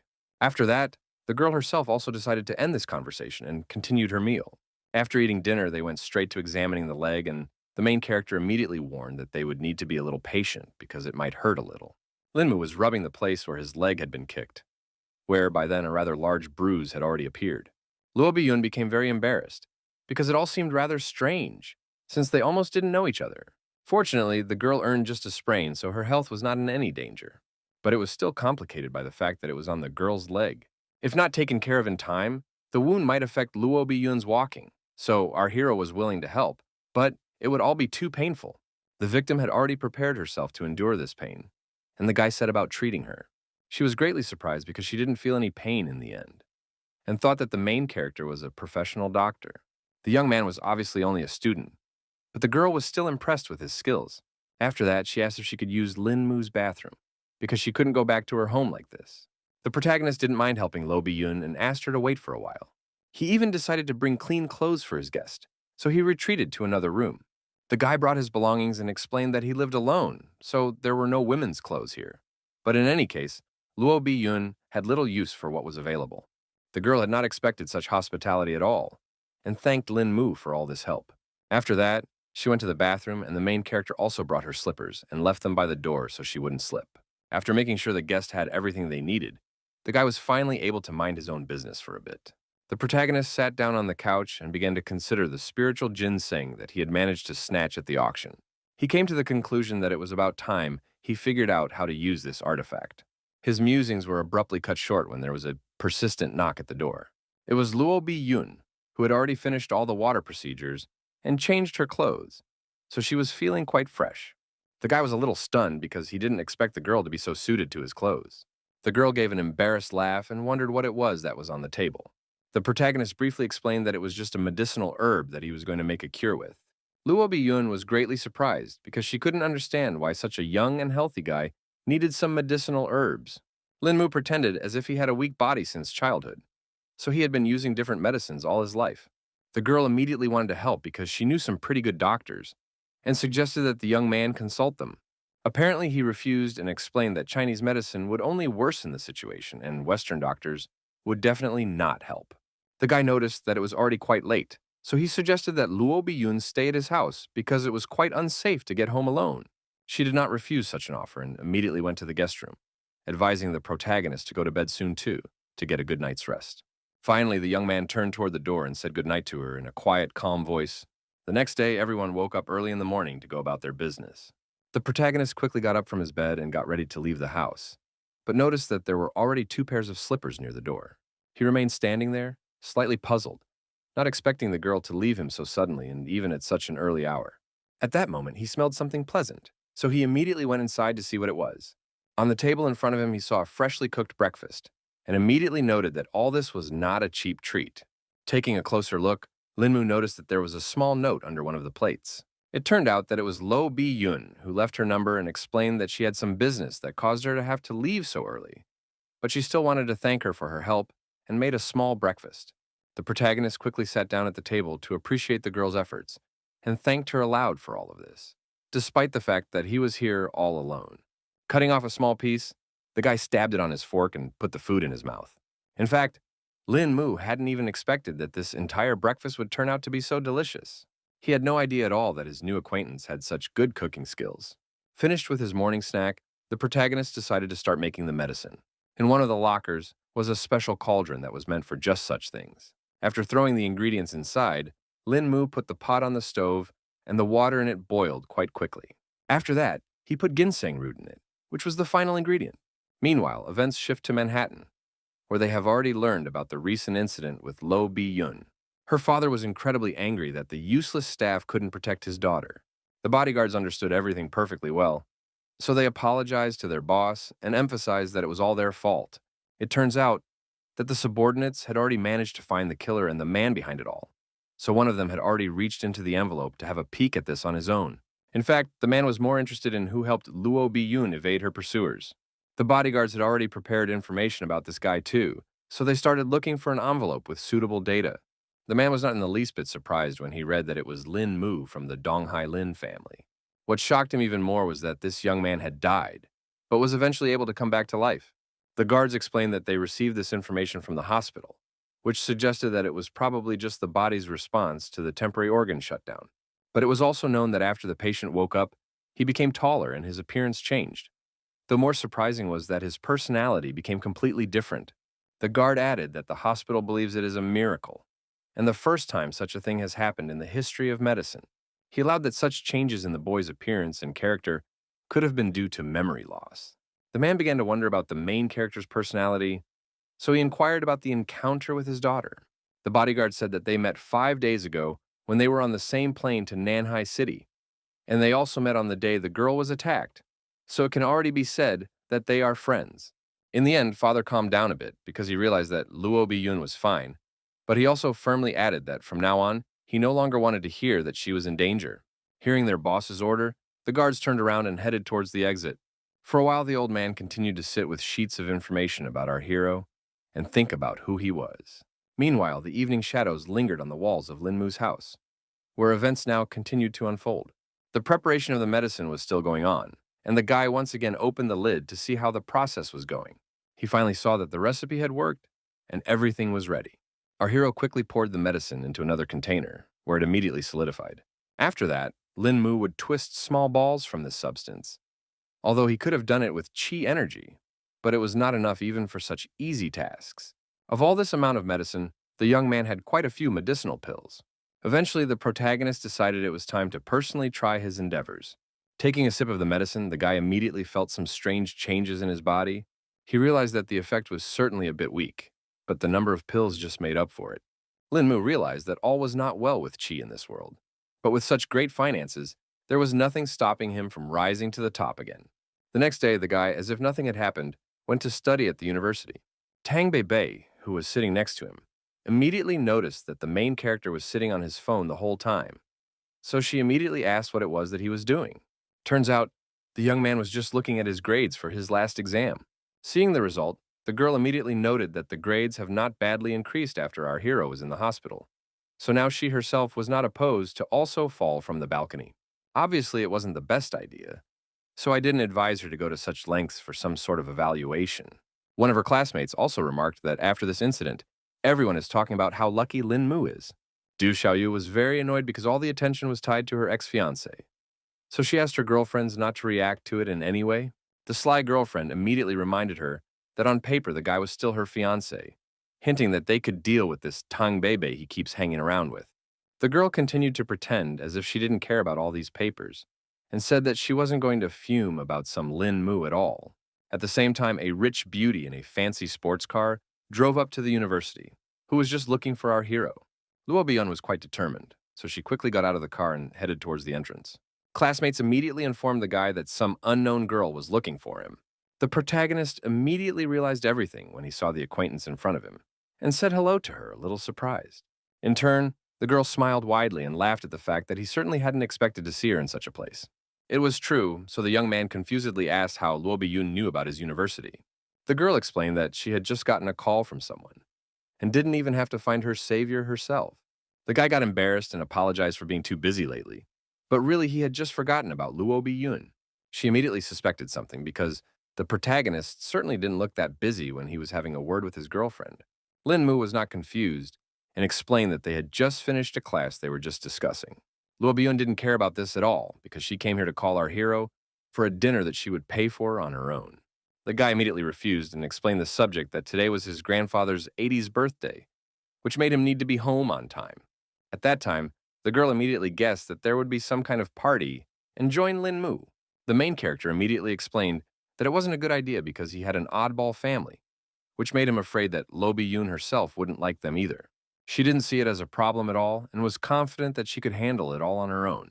Eventually, the young man realized that it was useless to resist, so he explained that he had one more class left, after which they could go home together. Only now, Lo Bi-yoon was finally about to leave the audience and asked our hero to unsubscribe when he was free. After that, Lin Mu looked around and was already certain that, fortunately, no one had paid attention to him. It turned out that everything was not like that because all classmates were already actively discussing the fact that the guy had a girl and so beautiful. The protagonist realized that the situation was too dire, so he decided to quickly run out of the auditorium to avoid answering all those stupid questions. He decided to go to the vending machine and grab a small snack for himself. Glad that he managed to escape in time, because otherwise he wouldn't know how to explain this whole situation. Suddenly, Tang Bei appeared behind his back, who was displeased that her friend had left without saying a single word. In fact, the guy didn't even have anything to say because he had only seen this girl twice, so they were just acquaintances. He said that the first time he and Lo Bi-yoon met on an airplane and didn't even talk then, and the second time he met her in an alley near his house and saved her from some murders. The friend did not believe the words of the protagonist at all, because it was too strange due to the fact that the girl, after 2 meetings, personally came for him. She joked that Lo Bi-yoon could thank the savior with marriage, but the hero was against it, because the girl is from a famous family and such a thing is simply impossible. Tang Bei Bei still saw no other reason for the girl to perfectly come to see the young man and act so friendly. The protagonist couldn't understand at all why his girlfriend cared so much about someone he knew. She immediately became very embarrassed and tried to explain that she was just worried about Lin Mu, because she was afraid that the pretty girl just might have deceived him. The guy immediately emphasized that he wasn't some infant who could be so easily fooled. He suggested that we finally go back to the auditorium because classes were about to start. Tang Bei Bei was really annoyed that the main character was just trying to run away from her question, so she didn't get any normal answer. Meanwhile, the rest of the classmates continued to actively discuss the mysterious situation that had occurred during this break. Du Xiaoyu's friend still couldn't calm down because that girl directly approached Lin Mu and said that she was going to come to his grandfather's birthday party, which looked quite impertinent. The girl still continued to remain calm because she didn't want to show that she had any feelings for the head hero. Her friend couldn't believe that she wasn't even going to lift a finger despite some girl coming to Lin Mu's house. Du Xiaoyu wasn't going to do anything because now she had nothing to do with this guy, and besides, they were going to break the engagement anyway. The friend still thought it was like spitting in the girl's face because their breakup was still unconfirmed. In the end, Du Xiaoyue just asked her friends to calm down because it wasn't long before the teacher was going to come. After class, all the students quickly went out of the university to rest after a hard day's work. No sooner had the protagonist far away from the educational institution than someone beeped. It was Luo Bi-yoon, who was going to pick up the young man in her car from the beginning, so she waited for him at the exit. She also inquired if the guy had seen the car, because she wanted him to be the one behind the wheel. The protagonist didn't mind taking advantage of such an opportunity, so he quickly agreed. Eventually, the girl asked him to drive because she didn't know the road to his house at all. Quickly switching places, Lin Mu quickly pressed the gas pedal, and the car abruptly roared forward. Meanwhile, Luo Bi-yoon, for some reason, abruptly leaned over and started scrutinizing something. Turns out the girl was rubbing the very leg she twisted the night they met the main character. Lin Mu immediately noticed that something was wrong, so he asked her about the condition of this bruise. Luo Bi-yoon calmly replied that she was perfectly fine, and it was just a small sore from the heels. Then, the main character offered her to wear normal shoes, but the girl immediately refused because everything looked much prettier on heels and her legs seemed longer. He didn't understand at all this attitude of girls who suffered so much for the sake of some beauty. Luo Bi-yoon explained, a little embarrassed, that normally she wouldn't wear such shoes, but today was a special day. The young man didn't understand the hint from her side at all, so he didn't react to those words at all. It wasn't long before they reached the Seven Ling mansion, where all the relatives had already gathered to celebrate the birthday. The butler was overjoyed when he saw that young Master Mu had finally returned to their home. The protagonist said a brief hello to him, but was in no hurry to explain who he had come here with. The bewildered Uncle Chung had to inquire on his own who this girl was. The guy eventually explained that it was his friend named Lo Bi-yoon, who he also decided to take to his grandfather's birthday party. The old man didn't object, so he welcomed Ms. Luo into their family's mansion with hospitality. The guy wasn't in much of a hurry to go in because he thought about what had happened here the last time he'd been home. He was looking at the balcony from which he had fallen off for unknown reasons, and afterward ended up in the hospital, where some rather mysterious changes in his body had taken place. Lo Bi-yoon immediately noticed that the protagonist was behaving strangely, so she asked what was wrong with him. The guy smiled to show that everything was fine and offered to hurry inside. Inside, they were greeted by a huge crowd of people chatting carefree about life. The girl walked confidently forward and immediately noted that the protagonist had quite a large home. Meanwhile, the other family members had already noticed that Lin Mu hadn't come here alone, but they couldn't figure out who his companion resembled. Eventually, some of the guests began to realize that it was the Luo family's madam herself. The man tensed up when he realized that the Luo family that owned Haoyu Corp was present here, and couldn't at all assume how his nephew would meet such a person. It turned out that Du Xiaoyue was also here, who was surprised when she realized that her fiancé was with Luo Bi-yoon. The family members who wanted to get rid of the protagonist tensed up when they found out about his connection with the Lo family. They began to suspect that all their hard work would now go down the drain because of the interference of such powerful people. The first to decide to speak was the aunt, who pretended that she was glad to see her nephew. She wondered why on earth the guy had walked into their party so late. Lin Mu briefly explained that he had a class, after which he had come here as fast as he could. After the guy's explanation, the woman went straight to greeting the Luo family representative because she never thought that the girl would come to their father's 80th birthday party. Luo Biyun was embarrassed by this politeness and explained that she didn't come here as a representative of Hao Yu Corp, but as a friend of Lin Mu. The aunt explained that, regardless of any reason, their family was happy for the girl's visit. The protagonist interrupted their amiable conversations and wondered where Grandpa was because he still hadn't seen him. The woman suspected that after the incident, he had forgotten that his grandfather had been diagnosed with Alzheimer's disease, so the head of the family was no longer able to attend such events. Anyway, the guy was going to talk to his grandfather, so he left all his relatives and guests, and Luo Bi-yun followed him. One of the brothers inquired if their sister had managed to find out anything from the daughter of the owner of Hao Yu Corp. Auntie thought that this girl was definitely not that simple, so it was impossible to find anything related to her for now. The man then inquired as to what this girl had in common with their nephew, but the sister was clueless, though she was definitely sure that they were not dating. Meanwhile, the protagonist had already entered his grandfather's room and announced that he had come home. The head of the family was already too weak, so he needed servants even just to eat. Grandpa's gaze was rather blank, so he just mechanically opened his mouth to be fed. Suddenly, he twitched and grabbed the servant's hand as if he didn't want to eat anymore. Only now did the subordinate see that young Master Mu had entered the room, causing her to be a bit confused. The boy calmly released the servant and explained that he just wanted to talk to his grandfather. The worker understood everything perfectly well, so she quickly headed towards the exit. Lin Mu squatted down in front of his grandfather and immediately wished him a happy birthday. Taking the old man's hands, our hero asked if he remembered his grandson, hoping to rekindle at least a spark of memory in his eyes. Through force, Grandpa still remembered that his favorite grandchild Mu was standing in front of him. At this point in the conversation, Luo Bi-yun intervened and smilingly wished Mr. Lin a long life and remarked that he would definitely last longer than the South China Mountains. The main character revealed that it was a friend he had taken to help celebrate her birthday. Grandpa still seemed to be hovering in the clouds, so he didn't say many words and only occasionally nodded back smiling. He grabbed his grandson's hand sharply again, but he also remained silent. Lin Mu understood perfectly well what the situation was, so he just continued to watch the old man. At this moment, a servant came into the room and informed the young master that the celebration was about to start, and Du Xiaoyue was waiting for him to come down. Our hero was rather surprised when he heard that name, so he hurriedly went to see what was going on and left his grandfather to the worker. She went quickly out into the hall, where his so-called bride was waiting for him, who did not seem pleased with his absence. Lin Mu finally found a moment to directly ask the girl what she was forgetting here. It turns out that Du Xiaoyu's grandfather asked her to attend the event and present a gift from them. She summoned her assistant, who held up a vase that looked very expensive, and briefly introduced the gift from the Du family. It was an authentic flower-painted vase from the period of Chinese Emperor Yongjin. All the guests immediately noticed this rare treasure and began to marvel that Old Man Du was indeed an incredible person, because a gift like this was worth at least several tens of millions. Our hero thanked their family for such a generous gesture, but refused to accept the vase because it was too expensive for their family. Du Xiaoyu irritably reminded that she was still the young man's fiancée, so it was normal for her to give such gifts. Guy thought that Ms. Du had also fallen off the balcony, because she now started talking about the engagement in complete seriousness. The girl once again emphasized that the engagement was planned by the heads of their families, so it has not yet been officially dissolved. Now the protagonist realized that he had made a serious mistake. He realized that if only he had broken off the engagement earlier, then Miss Du could have taken it easy and not come to the party. The guests were visibly shocked by such news, and immediately started discussing who could have broken off the engagement, suspecting that it was definitely not Old Man Lin who had Alzheimer's.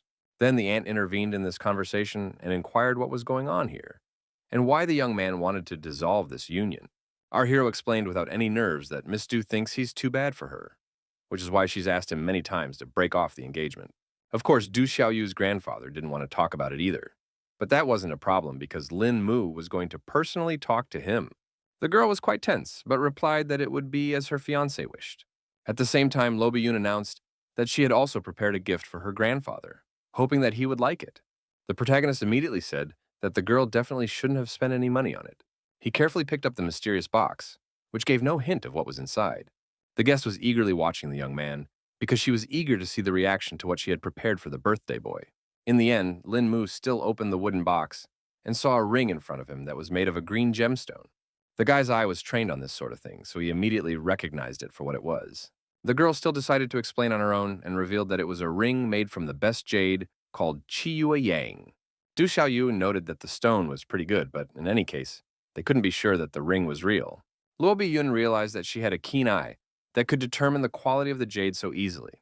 The girl still thought that the ring must be real because it was unlikely that anyone would dare to deceive the Luo family. Du Xiaoyu decided to finally leave her rival alone and congratulated Grandpa Lin on such an incredible gift. The protagonist, despite the tense situation, smiled and thanked the guests for being so generous. He eventually accepted the gift from Du's family on behalf of his grandfather, but warned that next time he would come to discuss breaking off the engagement, and she shouldn't waste any more time on such events. Du Xiaoyu was clearly irritated by the situation, her lips tightly pressed together, and she only nodded briefly in response, showing that she had no intention of continuing this conversation. The aunt finally intervened, who couldn't understand how her nephew could make such decisions on his own. The guy explained that nothing would work out between them, even if you do it through force. So it was easier to break the engagement to avoid wasting their nerves and time. Aunt Ron realized that the protagonist was serious, so she backed off and didn't bother to change his mind. After the party, Lin Mu was back in his acquaintance's car and had already driven away from his family's house. The girl decided to talk about how this Du Xiaoyue is quite beautiful, so the guy should think about whether he will regret breaking the engagement. The protagonist didn't see this as a problem because his fiancée doesn't want to waste time on him, so her beauty and intelligence no longer matter. Luo Biyun still suggested that he stay with the girl longer to find out her feelings, and maybe then his feelings wouldn't change. But in any case, Lin Mu wasn't burning with the desire to marry her specifically, so he refused. Also, the lad, glancing at his companion, added that he was not the kind of man who would pursue something that did not belong to him, leaving behind what was at his fingertips. The girl laughed and noted that Lin Mu had a boneless tongue since he spoke of such things so easily. It wasn't long before she informed young Master Mu that they had arrived at the right place. Our hero quickly jumped out of the car and started actively typing something into his phone. The next second, there was a ringing notification sound from Luo Biyun's phone. Lin Mu handed her his phone number and asked her to call if the girl needed help again. Luo Biyun said goodbye to the protagonist with a smile on her face, showing with all her appearance how much she appreciated this meeting and how happy she was about the circumstances. She then quickly drove off in the direction of her home, so the young man didn't even have time to respond. Lin Mu was in no hurry to go inside and began to actively dig through the pocket of his jacket. Turns out his grandfather handed him a note telling him not to worry about him, because the old man was only pretending to have Alzheimer's, so he wouldn't have to mess around with all the family members fighting over the inheritance. The protagonist did not expect that the head of their family had come up with such a cunning plan for himself. The next day, the guy immediately went to the Du family's resort to solve his main problem. He was met at the entrance to the liner by two guards who were in no particular hurry to let the stranger into their master's territory. The guy explained that he was from the Lin family, asking to be let through so he could talk to Grandpa Du. The guard immediately informed his other colleagues that the young man was alone. Eventually, they allowed our hero to pass and informed him that an elderly master was already waiting for him inside. Smiling, Lin Mu thanked the guards for the opportunity to talk to their information. He quickly walked up the steps that led to the Du family's huge liner. There were already quite a few people resting by the pool. Among them was Grandpa Du himself, whom the guy was looking for.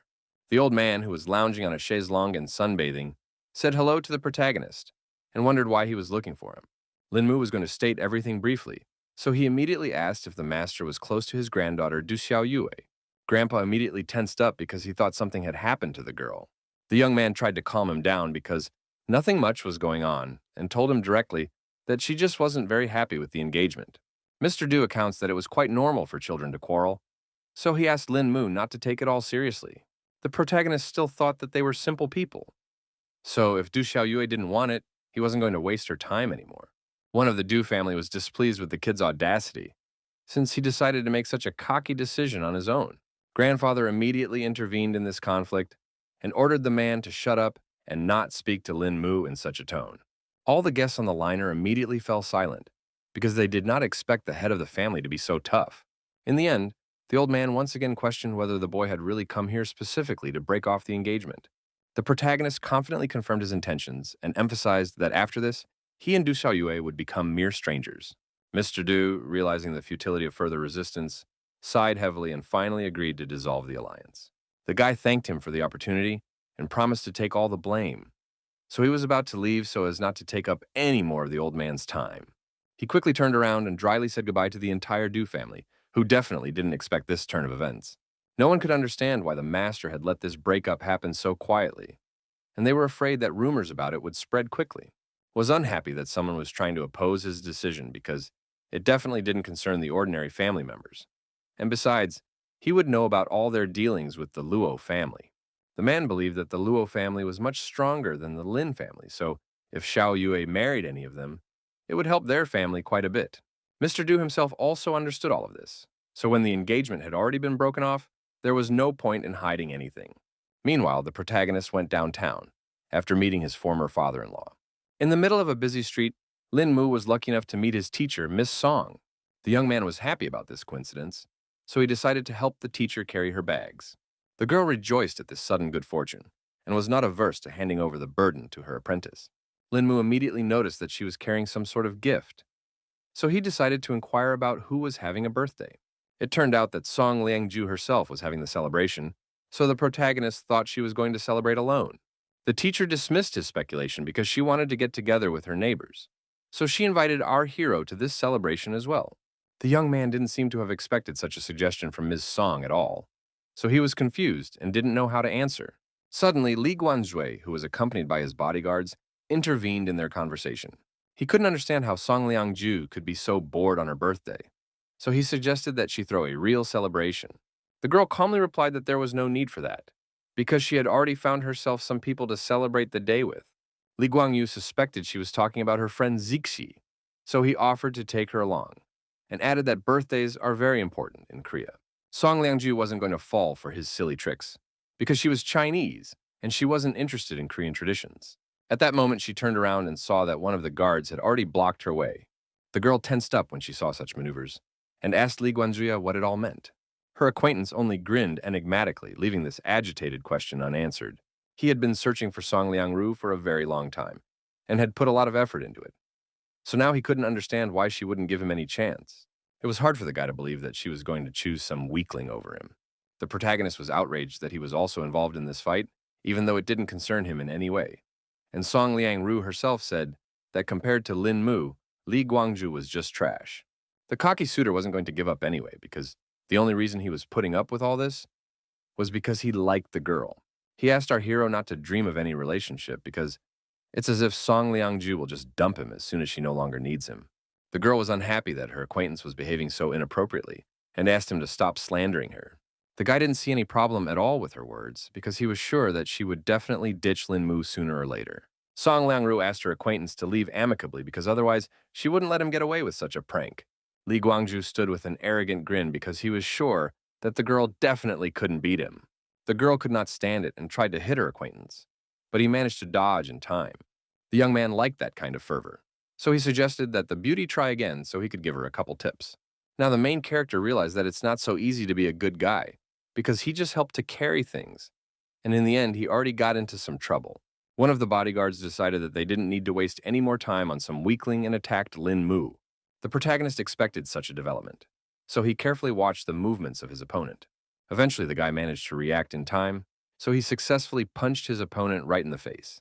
Even such an experienced fighter could not resist the strength of our hero, so he fell to the floor without strength. His comrade flew after him as well, whom Lin Mu also neutralized with one precise strike. In the end, the young man remained unharmed, while all his opponents were lying helplessly on the ground. Song Liangrao didn't expect to see such a turn of events, so she fearfully asked if our hero was fine. The protagonist began to tell with a smile that he saw the two men surround him, but after blinking once, he had already witnessed these fighters lying on the ground. The guy lied that he must have been rescued by some master, but Mrs. Song had a hard time believing it because she didn't see anyone nearby. In any case, she was happy for Lin Mu being fine, so any details didn't bother her. At this moment, the bald bodyguard tried to stand up and report that the person who beat them up was definitely the young man himself. Our hero did not want to reveal his skills, so with all his might he stepped on the hand of the defeated opponent, so that he did not say too much.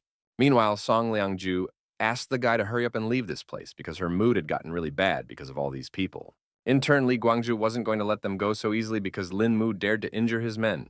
The girl was sure that his bodyguards were injured through no fault of their own, so she suggested that her acquaintance look for the master who had done all this to them. The guy despised professionals because they only knew how to hide like rats and wanted to see if he could find someone to save them again. The protagonist felt that the situation was starting to heat up, so he tensely looked at Li Guangju, who was in no way able to keep up with them. Song Liangju sensed this tension and immediately stopped her disciple because his potential opponent was too dangerous, as he had already won many taekwondo competitions and was quite strong. Meanwhile, Li Guangzhu kept trying to hurt our hero, calling him a lowlife who can only hide behind his skirt. The protagonist couldn't afford to stand on the sidelines because that way he would lose his dignity. So he was going to play a little game with his opponent. He turned to Li Guangyu with confidence in his voice and offered to see what he was capable of. The guy himself was glad that Lin Mu had the courage to accept such a challenge. Lin Mu wanted to get this whole conflict over with quickly and see if his opponent's words matched his real abilities. Li Guangzhu didn't wait any longer and accelerated sharply to suddenly attack our hero. He felt that now the protagonist should just beg for mercy, because Lin Mu simply wouldn't be able to resist his incredible strength. Song Liangru realized that there was no way she could help her student, so she remained standing back and simply asked him to be careful. The guy could already see that his opponent was not at all like some other weakling. In any case, the protagonist thought that Li Guangzhu was hoping in vain if he really thought that this fight would be so easy. But the guy was still absolutely confident in his strength. So he continued to attack Lin Mu, who had managed to dodge so far. Eventually, the protagonist managed to block even a strong leg kick and keep his balance. An interested smirk appeared on Li Guangzhu's face because he didn't expect the young man to even be able to block his turning kick. He paused for a while and wondered what the protagonist was going to do now, because he was definitely not in a particularly favorable situation.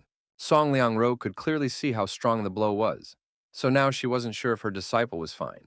Li Guangzhu himself was surprised by this outcome because he could have calmly broken the board with his punches, but the protagonist somehow managed to withstand.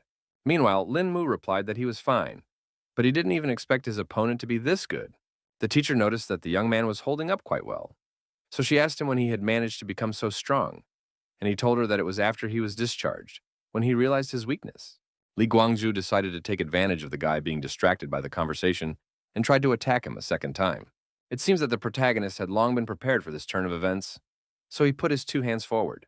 His opponent immediately noticed this maneuver on his part and thought the guy would try to grab his leg. He simply couldn't let Lin Mu do something like this. So a solution to the problem had to be found right here and now. The guy in flight changed his attacking foot, trying to attack the protagonist from the side he didn't have time to defend. Song Liangro was not too scared because she thought that Lin Mu had come to an end. The guy actually had a very good reaction, so even in such a desperate situation, he managed to dodge. Eventually, he managed to put his plan into action and successfully grabbed his overconfident opponent's leg. Lin Mu was very angry at this guy, so he decided to teach him a lesson for being so impertinent. He twisted Song Liangru's foot with all his might and then heard a rather unpleasant crunch, feeling this unbearable pain. Even such a strong fighter shrilly screamed. Lastly, the protagonist advised Li Guangzhu not to try to make moves he couldn't do, because it would only make him look like a complete fool. Those were his last words, after which he walked over to Ms. Sleep, and together they walked away from the humiliated weakling. When they were back on the main street, the teacher admitted that she had not expected this turn of events. She marveled that Lin Mu had gotten so strong in just a few months, and our hero said it was all just for his health. Song Liangru had been haunted by the feeling that she was talking to a completely different person the entire time, adding that the guy had only gotten better. She immediately remembered that her roommate was also very good at martial arts. The protagonist guessed that Ms. Song was talking about Zixi, who Li Guangzhu had mentioned earlier. Then the teacher decided to reveal that her friend has been practicing since she was a child. So she uses the sword as if it were an extension of her arm. The guy realized that she was quite good, so he inquired about what such professionals did. But Song Liangzhu didn't know any details. In the end, she herself suggested that Lin Mu have tea together because the neighbor was just at home. The protagonist declined because he still had some business to attend to and wished them a good time. The guy said goodbye and was about to leave, but Song Liangru lastly told him to make sure to stop by next time. Lin Mu was calmly walking through the streets of the city when he heard the sounds of a chase behind him. It turns out that some thief had dared to steal a bag in broad daylight and was now trying to escape prosecution. The villain wasn't going to give up so easily, so he yelled for everyone to disperse and give him his way. He tried to quickly run across the road, in the middle of which a police car had just stopped. A female law enforcement officer immediately jumped out of the car and attempted to apprehend the man who was so desperately trying to flee the scene of his crime. The thief tried to jump over the fence, but in the end his foot slipped unsuccessfully. As a result, he fell to the ground and dropped with a clatter the very bag he was so eager to steal. The policewoman immediately jumped over the fence so as not to miss the opportunity to capture the villain. She emphasized in a cold, stern voice that any resistance was futile. The thief unhappily clucked his tongue because he realized he had no more avenue of retreat. Eventually, the man pulled a knife from his pocket and began threatening the girl who tried to restrain him. The police officer ordered him to stop resisting because assaulting an officer is a serious offense. The man thought he wasn't a thief until he was caught, so he could do whatever he wanted. But backup was on the way, so it would be hard for him to evade the police. The officer said that if he did surrender voluntarily, she would pretend that the offender had not assaulted her. The girl wasn't going to give up so easily anyway, so the girl could only dream of such a thing. She realized that the situation with this intruder was too complicated, so he was leaving her no other choice. The policewoman was about to apprehend the bandit, but he started waving his knife at her to stop her from approaching. The girl acted quite professionally, so she quickly grabbed the thief by the arm and immobilized him. As she pawed and laid the man on the ground, she emphasized that he had a choice before that. She asked why the whole situation was made more complicated, because now the violator had earned himself another non-compliance with the law. Suddenly, someone else put his foot down on the policewoman and emphasized that it was better for the woman to stay out of these matters. The police officer then immediately realized that someone had come to the aid of the bandit. She had pretty good physical fitness, so she managed to dodge in time. Now the policewoman understood that it was this gangster organization that had it all together. One of the men said that there are some things you should just turn a blind eye to, so a girl better not seriously look for trouble on her day off. She, as a police officer, was outraged by this sort of thing because she couldn't just let criminals go. The bandit was annoyed that the girl was so stubborn, so he decided to deal with her. The policewoman was able to dodge the first blow, and then realized something was wrong. She stumbled helplessly against the fence and realized she had nowhere else to dodge. Meanwhile, the bandit had already pulled out a knife and rushed towards the girl to finish her off sooner.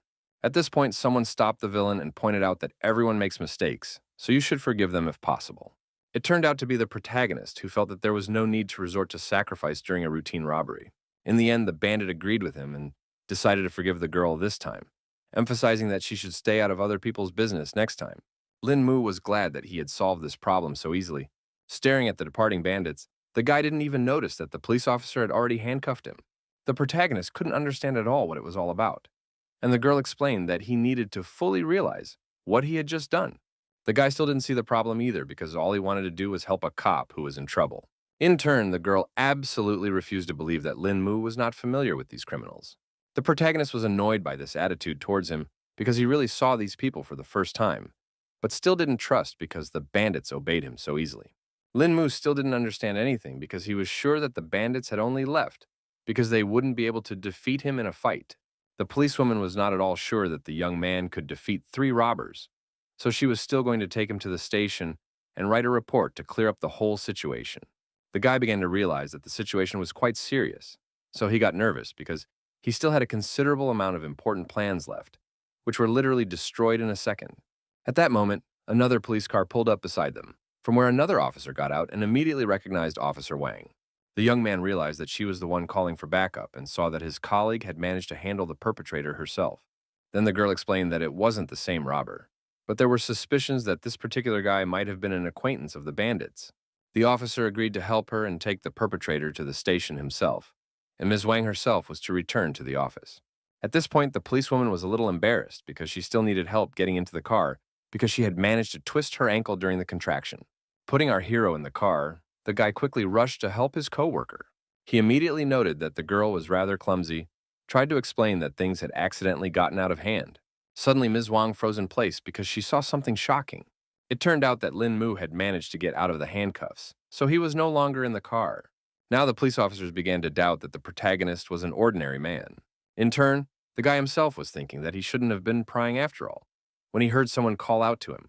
The protagonist was greatly surprised because he saw that it was Ms. Sleep, who should have been home a long time ago. The girl explained that she had forgotten to buy some condiments, so she went out to get them, and suggested that Lin Mu take a walk together and then come over to visit with her friend. In the end, he agreed because it was the best choice for hiding from the police. Pretty soon, they had already gone to the store and returned home, where Zixi was already waiting for them, surprised that they had managed so easily.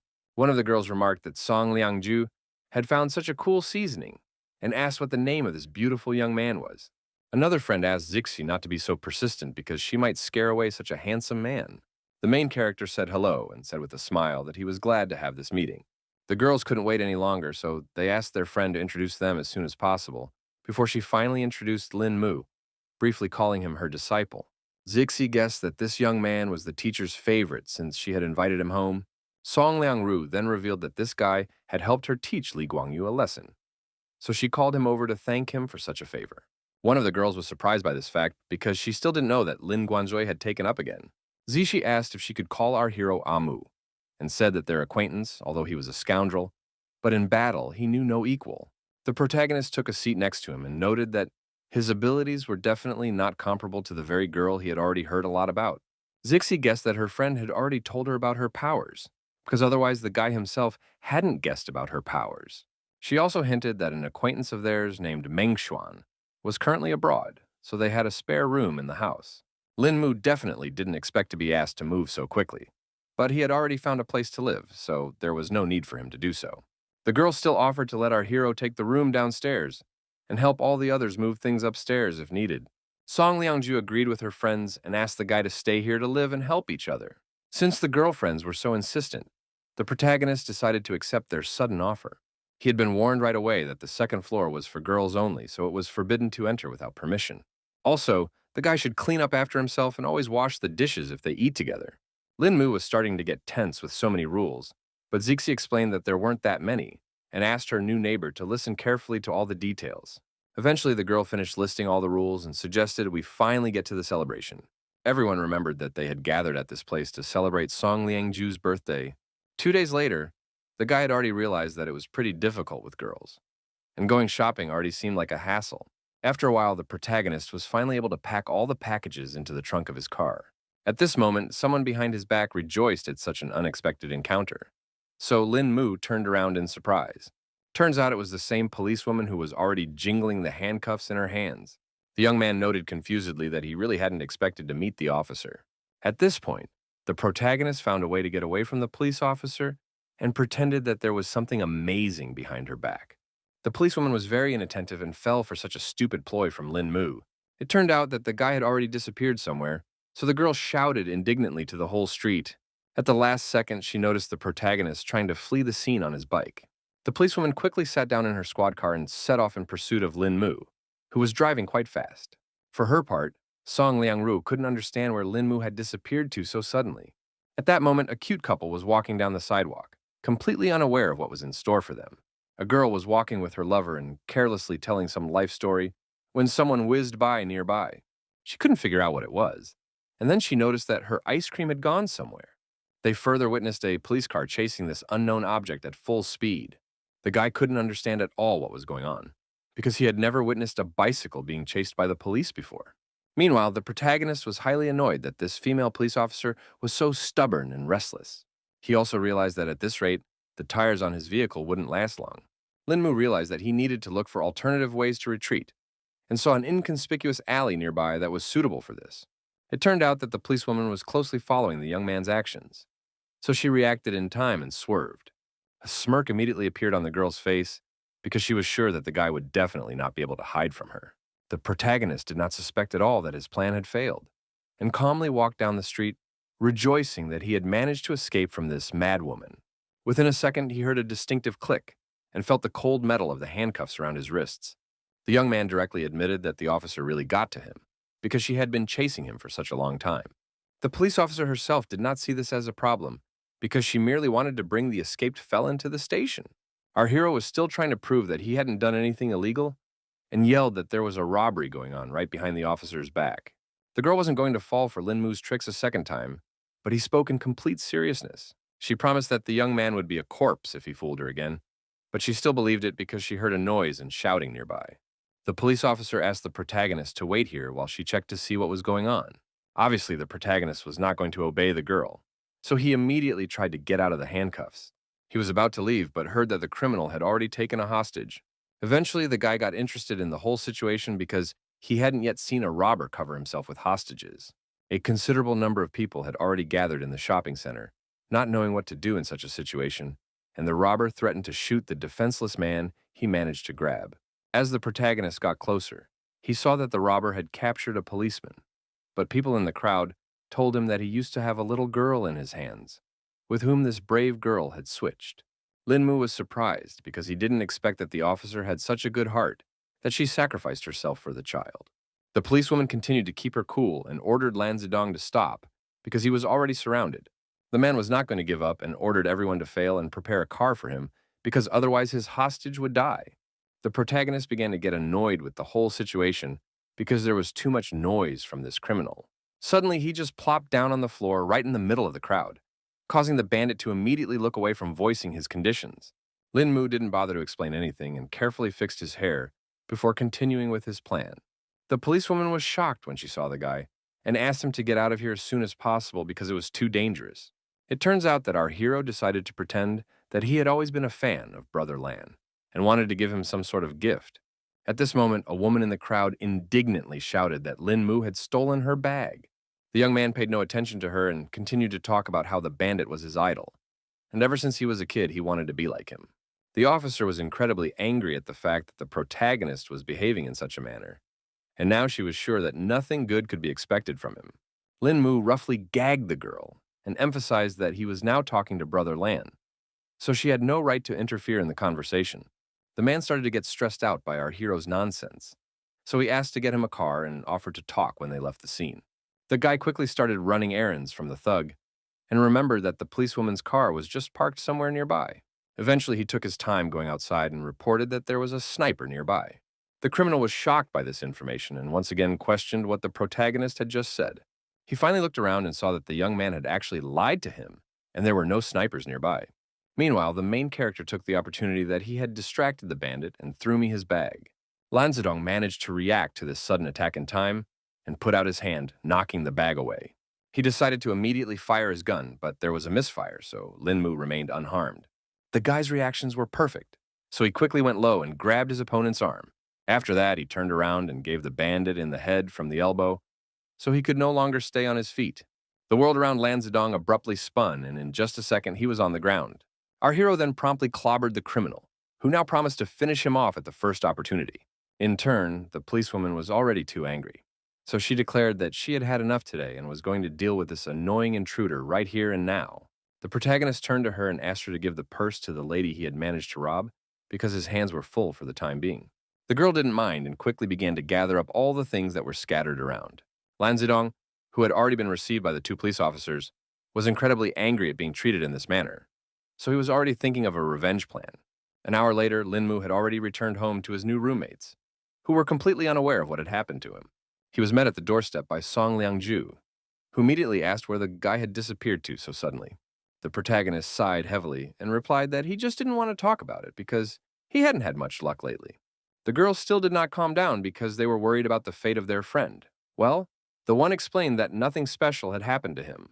As he walked further along, the young man noticed that his friend was watching some concert on TV, and they told him that they really wanted to go there, but tickets were very hard to get. At this moment, Zixi noticed that the protagonist had finally returned, wondering if he was going to apologize for his sudden disappearance. Lin Mu was well aware that he had no choice, so he promised to definitely redeem himself. He asked his acquaintances to wait a little while he stepped away to make one important call. The girls were surprised that our hero had just returned and he had some problems again, but the guy promised to tell everything later. Zixi was no longer sure that this young man was an ordinary student because he was acting too mysterious. Song Liangju agreed with her friend and noted that he seemed too masculine for his years, but the girl thought that wasn't his only oddity. As it turned out, the guy had already made arrangements for Yao Xianxian's concert and hoped his girlfriends had free time for him in 3 days. Zixi was overjoyed at this news and wondered how he had managed to get tickets.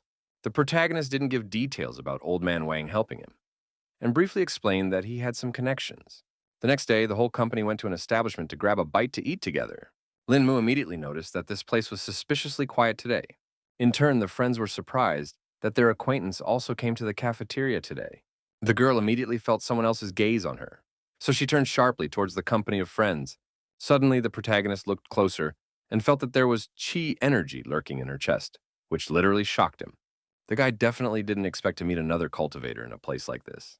Zixi thought that he had such an eye for the girl because of her beauty, and the man confirmed it, adding that aside from all that, the stranger was rather calm. The girl didn't seem to like this description of this mysterious beauty, so she stepped on Lin Mu's foot with all her might. The young man did not expect to feel such a sharp pain at all, so he asked fearfully why he deserved such a punishment. Zixi irritably explained that it was as if our hero's eyes were already starting to pop out, and asked him to hurry up and get them something to eat. Lin Mu began to guess that this girl had somehow hurt his friend, but she didn't want to say anything. Song Lingju also said that she didn't know anything about this stranger, So our hero was only left to get lost in his speculation. In fact, the teacher thought that the young man had managed to fall in love with her at first sight. Linmu then explained that this girl just seemed somehow familiar to him, and there was also some special aura around her. Ms. Song was not impressed by all these words at all, so she only sighed unhappily. The protagonist realized that the situation was heating up, so he quickly took out the front row seat tickets for Yao Shenxian's concert tonight from his pocket. The girls quickly grabbed their gift and forgave the young man this time after all. A smile immediately appeared on Song Liangju's face, and she promised to take all her friends to the concert after class. It wasn't long before they arrived at the venue, where a good number of fans had gathered. The girls didn't expect Lin Mu to get such fancy places for them at all. They all admired Yao Xianxian because it felt like there were only more than 1,000 police officers patrolling the concert here. To Zixi, this fact was obvious because this singer was a real star. Of the entire crowd, only our hero had no idea whose concert they were attending.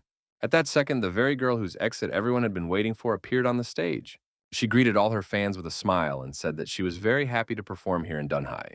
At the same time, everyone in the audience was actively supporting their idol and shouting their love for her. The girl went on to say that it was only because of her fans that she was here today and wanted to dedicate the first song to everyone who supports her. She asked everyone to enjoy a song called To the Descendants of True Love. 3 hours later, the concert was still going on, so the singer looked pretty tired already. But the next part of the performance promised to be even more fun. Yao Shenxian announced that she wanted to invite someone from the audience to help with the performance. She asked the organizers to point the spotlight at someone she could call on stage. Of course, Zixi began to actively wave her hands to dedicate just to their company. She saw that the light was gradually heading in their direction, and she was already glad that this person little turned out to be it. After a second, Yao Shenxian asked for the spotlight to stop because she saw the right person. In the end, it turned out that this lucky guy was the main character who definitely did not expect this turn of events. The singer happily greeted her audience and invited the happy fan to run to her stage as soon as possible. Zixi couldn't understand at all why her acquaintance was still sitting in his seat and didn't seem to be in a hurry to go on stage at all. Linmu himself didn't understand why he had to go anywhere, and then his friend explained that he had become a lucky man and could now sing with Yao Shenxian. The boy was surprised at this news and still didn't want to go anywhere because he couldn't sing at all. The girl then warned him that he would just set the artiste up if he didn't go. Linmu didn't care about this fact at all, but Zixi also didn't insist and said that the decision was up to the young man himself. Meanwhile, Yao Shenxian turned to the guy in white again and asked why he didn't want to sing with her. The main character explained that he was too shy to go on stage and also couldn't sing, so he wanted such a happy opportunity to go to someone else. Fans immediately started shouting that the guy had said everything beautifully, and now wanted their own opportunity to sing with Xianxian. The girl decided to get behind Lin Mu and choose a new viewer for this interactive. A second later, the spotlight illuminated another spectator, who was delighted that he had been chosen. This guy ran to the stage with all his legs and very soon sang his favorite song in a duet with Yao Shenxian. At the end, they hugged tightly, and the girl thanked her viewer for such strong support. After that, the girl thanked all her fans again, and the hall erupted in wild applause and squeals. That was the end of the concert, so all our heroes left the hall and were happy that everything had gone so cool. At the same time, Zixi was very unhappy that the guy took away her chance to go on stage and make this night finally perfect. Meanwhile, some 2 guards appeared behind Linmu's back and directly addressed him. One of the bodyguards reported that their mistress would like to meet the protagonist. The young man was surprised to hear such a request and wondered who the lady was. The guard didn't hide anything and directly explained that Miss Yao Shanxian had asked for this. Then our hero was even more surprised and wondered the reason for this. But the bodyguards themselves also knew nothing and just followed their mistress's orders. In the end, Linmu decided to leave and asked his girlfriends to go home without him. Song Langro smiled softly and gave her consent, but asked the guy to return home in one piece. Zixi added a request for the young man not to forget about his girlfriends after meeting Yao Shenxian herself. The protagonist, with firmness and confidence in his voice, asked the guards to take him to their mistress. 5 minutes later, the guy was already in the right place, and Yao Shenxian called out that the door to her room was open. The girl was just changing her clothes after the concert and was surprised that Lin Mu had come so quickly. The shocked young man froze on the spot because he did not expect to see the singer in such a form. Eventually, he quickly closed the doors behind him and apologized for walking in at such an inopportune moment. Yao Shenxian said that there was no problem with that and explained that she had mistaken our hero for a servant. She quickly got dressed and asked Lin Mu, who still hadn't said a single word, to go inside. The guy in slight bewilderment immediately asked what Ms. Yao came here for. The girl wondered why he didn't go on stage, then assuming he was afraid she would bite him. The protagonist didn't immediately answer her question and asked the singer to sit a little more modestly because he couldn't have a normal conversation with her. Yoshinkian laughed from the fact that the guy looked like a true gentleman, but it turned out that he could become a wild beast at any moment. Linmu apologized and was about to leave since the girl didn't have anything else to say. The girl was not going to let our hero go, so she got up from her chair and ran after him. The echo of her heels echoed around the room as she moved closer and closer to the young man.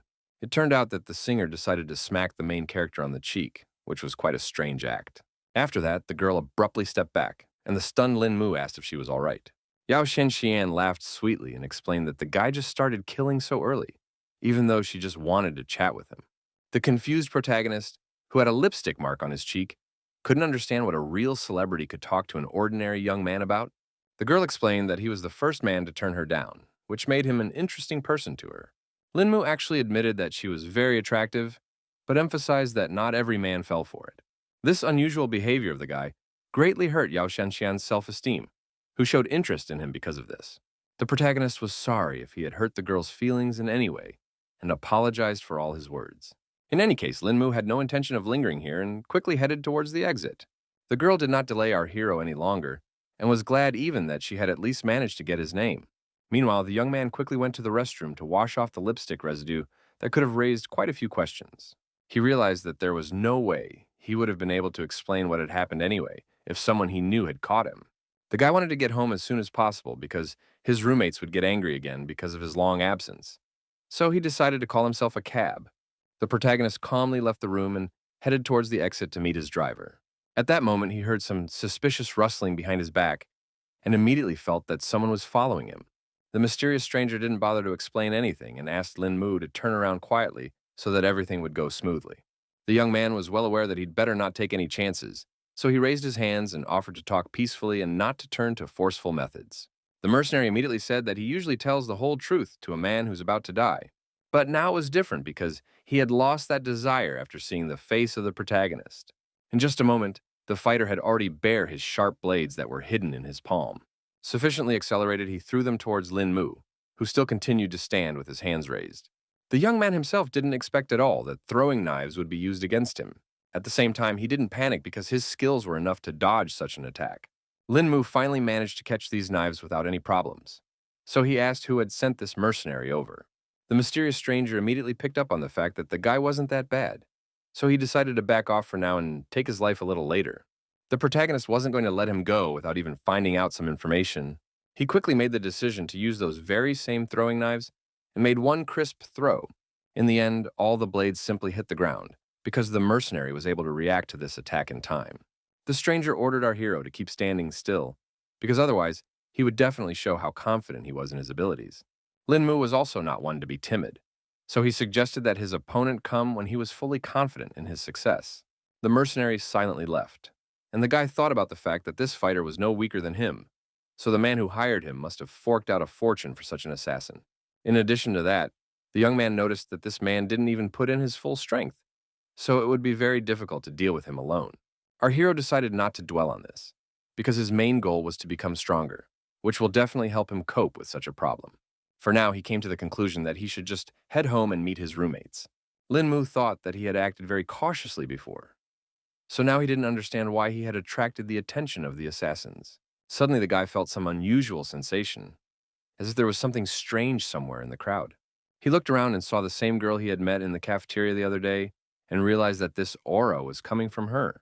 In turn, the beauty herself also recognized the protagonist and immediately remembered where they managed to see each other.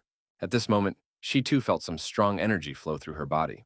The girl couldn't understand why her frosty chi was so excited and suspected that it had something to do with Lin Mu. The protagonist immediately noticed that there was something wrong with her, so he wondered if the stranger was okay because she didn't look very healthy. The guy gently held her back and immediately thought that now was the right moment to take a chance and asked the girl about chi energy. The beauty herself strongly disliked the fact that Lin Mu allowed himself to touch her, so she abruptly yanked his hand away and asked what he wanted.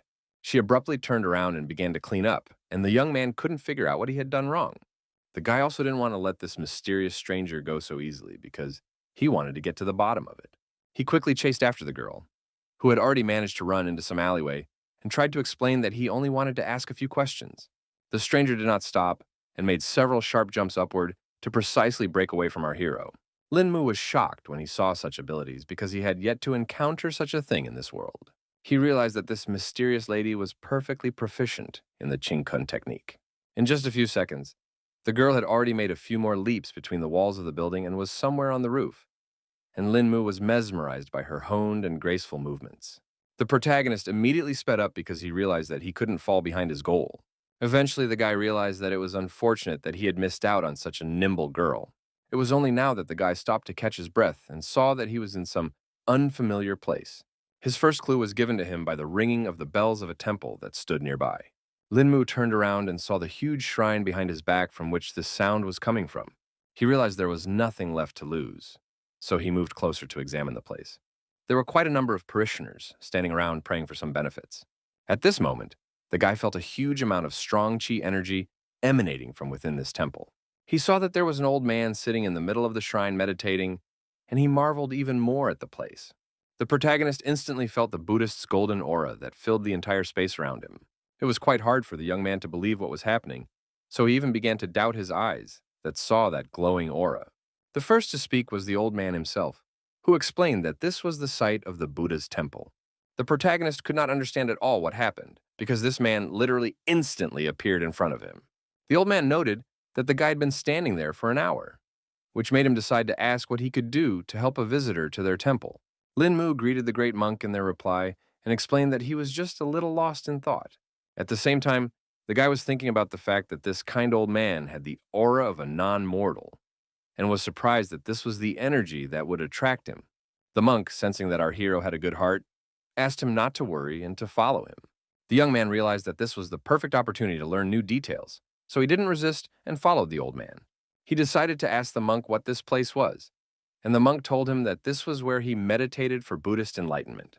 The protagonist was surprised that he was able to get to a place like this, so everything around him felt like some kind of dream. The guy even managed to see the real appearance of the legendary Buddha, which was definitely not possible for an ordinary person. Meanwhile, the saint decided to approach Lin Mu and directly told him that the latter had heavy sins lying on his soul, but there was some set of techniques that could help in his cultivation. Lin Mu was very happy to have this opportunity, so he thanked the Buddha. A second later, a bright flash appeared in Amitabh's fingers that held his immensely powerful energy. The next moment, that clot of holy power crashed right into the forehead of the protagonist. The great monarch himself did not expect at all that the Buddha would decide to bestow his great power on this young man. Of course, the old man did not question the deeds of the great Buddha Amitabha, so he continued to pray to him. Now the events are brought a day forward and continue in the same powerful temple. It turned out that the protagonist fell asleep right within the walls of this shrine, and is now terrified to wake up from a strange dream. Lin Mu thought that all these events had just woken him up, and was now even more stunned. At the same time, he felt a fierce headache and realized that it definitely arose from cognition and spiritual energy.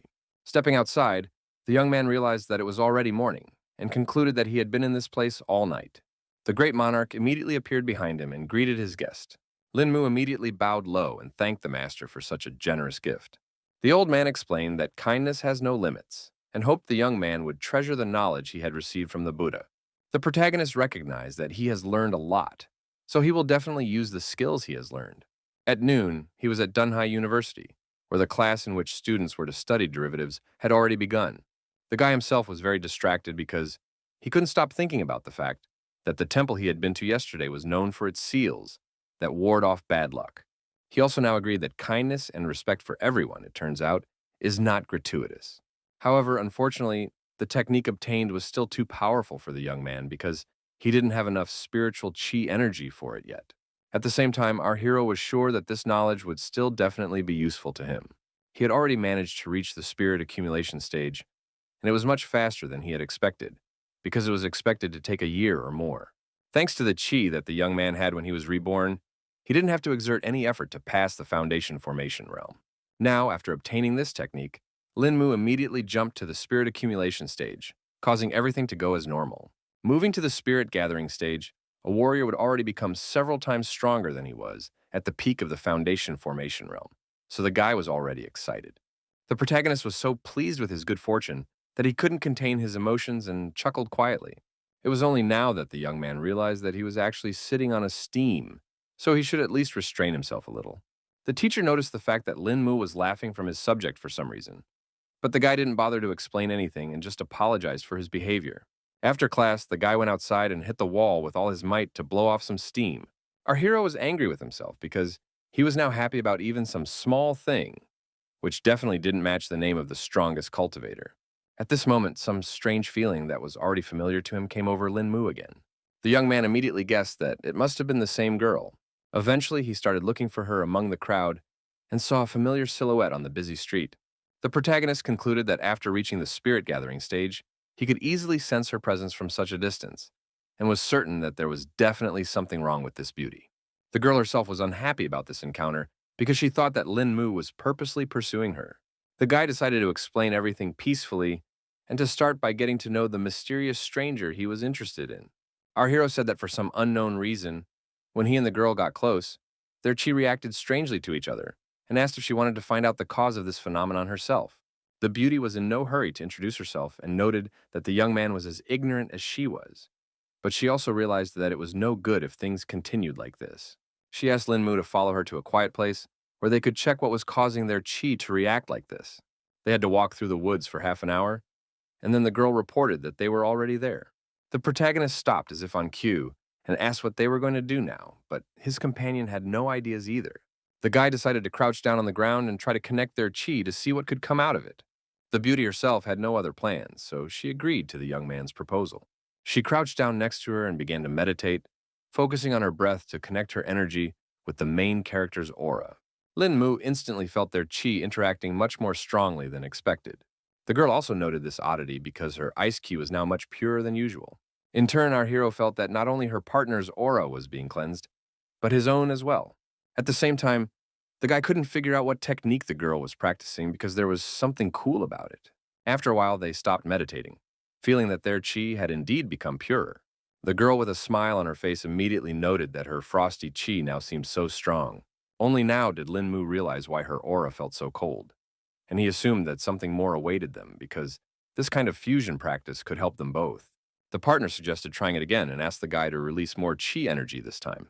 Their hands came into contact again, and a familiar, pleasant wave of energy immediately ran between them. This time, our heroes tried even harder and actively passed chi to each other. They sat in this position for an hour without taking their palms off each other. Eventually, they merged so strongly that they began the process of moving. The stars aligned so that Lin Mu and Ji Qinglan moved to another realm. The protagonist felt that the chi in this place was so dense, causing him to sense absolutely everything that was happening around him. At this point, he decided to open his eyes and saw that their view had changed quite a bit. The girl still had no idea what had happened and only wondered at some refreshing feeling.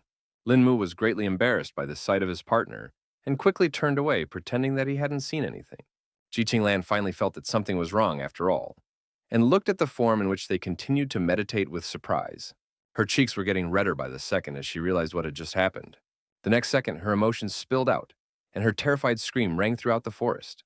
When they finally got dressed, the main character was immediately slapped, even though it wasn't even his fault for the whole incident. Lin Mu only now realized that everything was really happening, even though it seemed like it was just a sweet dream. It turned out to be just an illusion, so the guy desperately tried to wake up Ji Qinglan and explain the whole situation. The girl finally opened her eyes and realized that it really wasn't real, even though everything seemed so real. The young man immediately guessed that because of the chi fusion, they were able to sense the divine consciousness beforehand, causing such an embarrassing incident for them. His partner had not heard of such cases, so she was surprised to hear such an explanation. The protagonist explained that chi fusion has 3 stages, and thus the divine territory comes after the initial chi gathering. Lin Mu revealed that it was because of the divine consciousness that they were suddenly naked. The guy was glad that he had enough of his own cultivation knowledge to calmly explain this incident. Suddenly, the girl, who still couldn't look at our hero, asked his name again. The young man confirmed that his name was Lin Mu, and then Ji Qinglan asked if he had a soulmate. He took his time answering such an unexpected question and asked himself why she wanted to know such details. The girl was annoyed that the protagonist was behaving this way, so she yelled at him and ordered him to answer faster. Lin Mu was frightened by such a harsh tone and tried to prove that he was single, but she didn't really believe it. Ji Qinglan advised the young man not to lie to her because he wouldn't get out of here alive if he allowed himself to do something like that. The protagonist was still trying to find out why the girl suddenly decided to ask such a thing. Then she said that her grandfather used to say that the granddaughter was sure to marry someone who would have her all to herself. Lin Mu was in agreement with the old man because he believed that girls should stay with their first partner. The next moment, the guy realized that Ji Lan was going to marry him, even though there was still nothing between them. Now the girl sounded like a real demon and said in a commanding tone that now our hero must take responsibility for he had seen her body and taken her innocence. The young man desperately tried to prove that it was just an illusion created by the divine consciousness, so it didn't count. The girl insisted on her own anyway, because she was sure that what he saw through that illusion was more real than what he was seeing with his own eyes. She emphasized that there was also a divine territory master in their family. So she had seen the notes left behind with her own eyes, and Lin Mu realized that he wouldn't be able to lie. Ji Lan wasn't going to listen to any compromise because she wanted the protagonist to marry her. The guy realized that marriage was a very serious thing and was afraid that they just might not be right for each other. The beauty again repeated her grandfather's words about marriage, which made our hero instantly petrified because he realized he was doomed. Lin Mu agreed that the grandfather had taught his granddaughter many things and wondered what else the girl had learned from him. At that time, Ji Lan said that the old man said that she shouldn't get married too early, so she should wait until graduation, and until then, she should be nice and find common ground with her boyfriend. Protagonist Hello relieved because he thought she would insist on getting married right today. After that, the girl disappeared in the middle of the forest, so Lin Mu had to return home alone. The guy was starting to get annoyed with all these worldly problems, so he decided to think about how to reach the initial peace stage more quickly. At this moment, he suddenly felt someone rushing over with all his might, and he suspected that it might be the same assassin. Turns out it was just some running stranger asking to make way for him. There were only a few meters left to the protagonist, but the man was still rushing at full speed, not intending to stop. At the last moment, the boy managed to dodge, and was glad that they weren't after him after all. Lin Mu thought that this stranger was performing short-distance running and was in a big hurry to go somewhere. Next, our hero noticed that this fugitive was being followed by a policewoman he already knew. He still didn't suspect anything untoward was going on here, so he assumed the girl was just running a sprint. The young man reflected on the fact that being an officer is really hard because you have to do a run every day. Lin Mu noted that that guy was running harder, and only now realized that there was something very strange about him. He sensed that there was something rather intimidating in this stranger's gaze. Digging into his memories, our hero realized that such a look is often found in his homeworld in the strongest fighters. The protagonist realized that this stranger's strength wasn't as good as a cultivation master, but he also exuded a lust for killing. Putting all these puzzles together in his head, Lin Mu eyed him that the policewoman was actually chasing the criminal. At that instant, the guy heard the sounds of gunshots and realized that this was too bad. He realized that he had just missed the culprit and now blamed himself for his inattention. Lin Mu snapped out of his seat and ran as fast as possible in the direction where the gunshots were coming from. He ran into the alley and saw that the policewoman was already lying on the floor, and the perpetrator was holding a gun in his hands. The man shouted that this crappy girl wouldn't even spare her life to catch him. The girl was bleeding but still conscious because she was still lucky.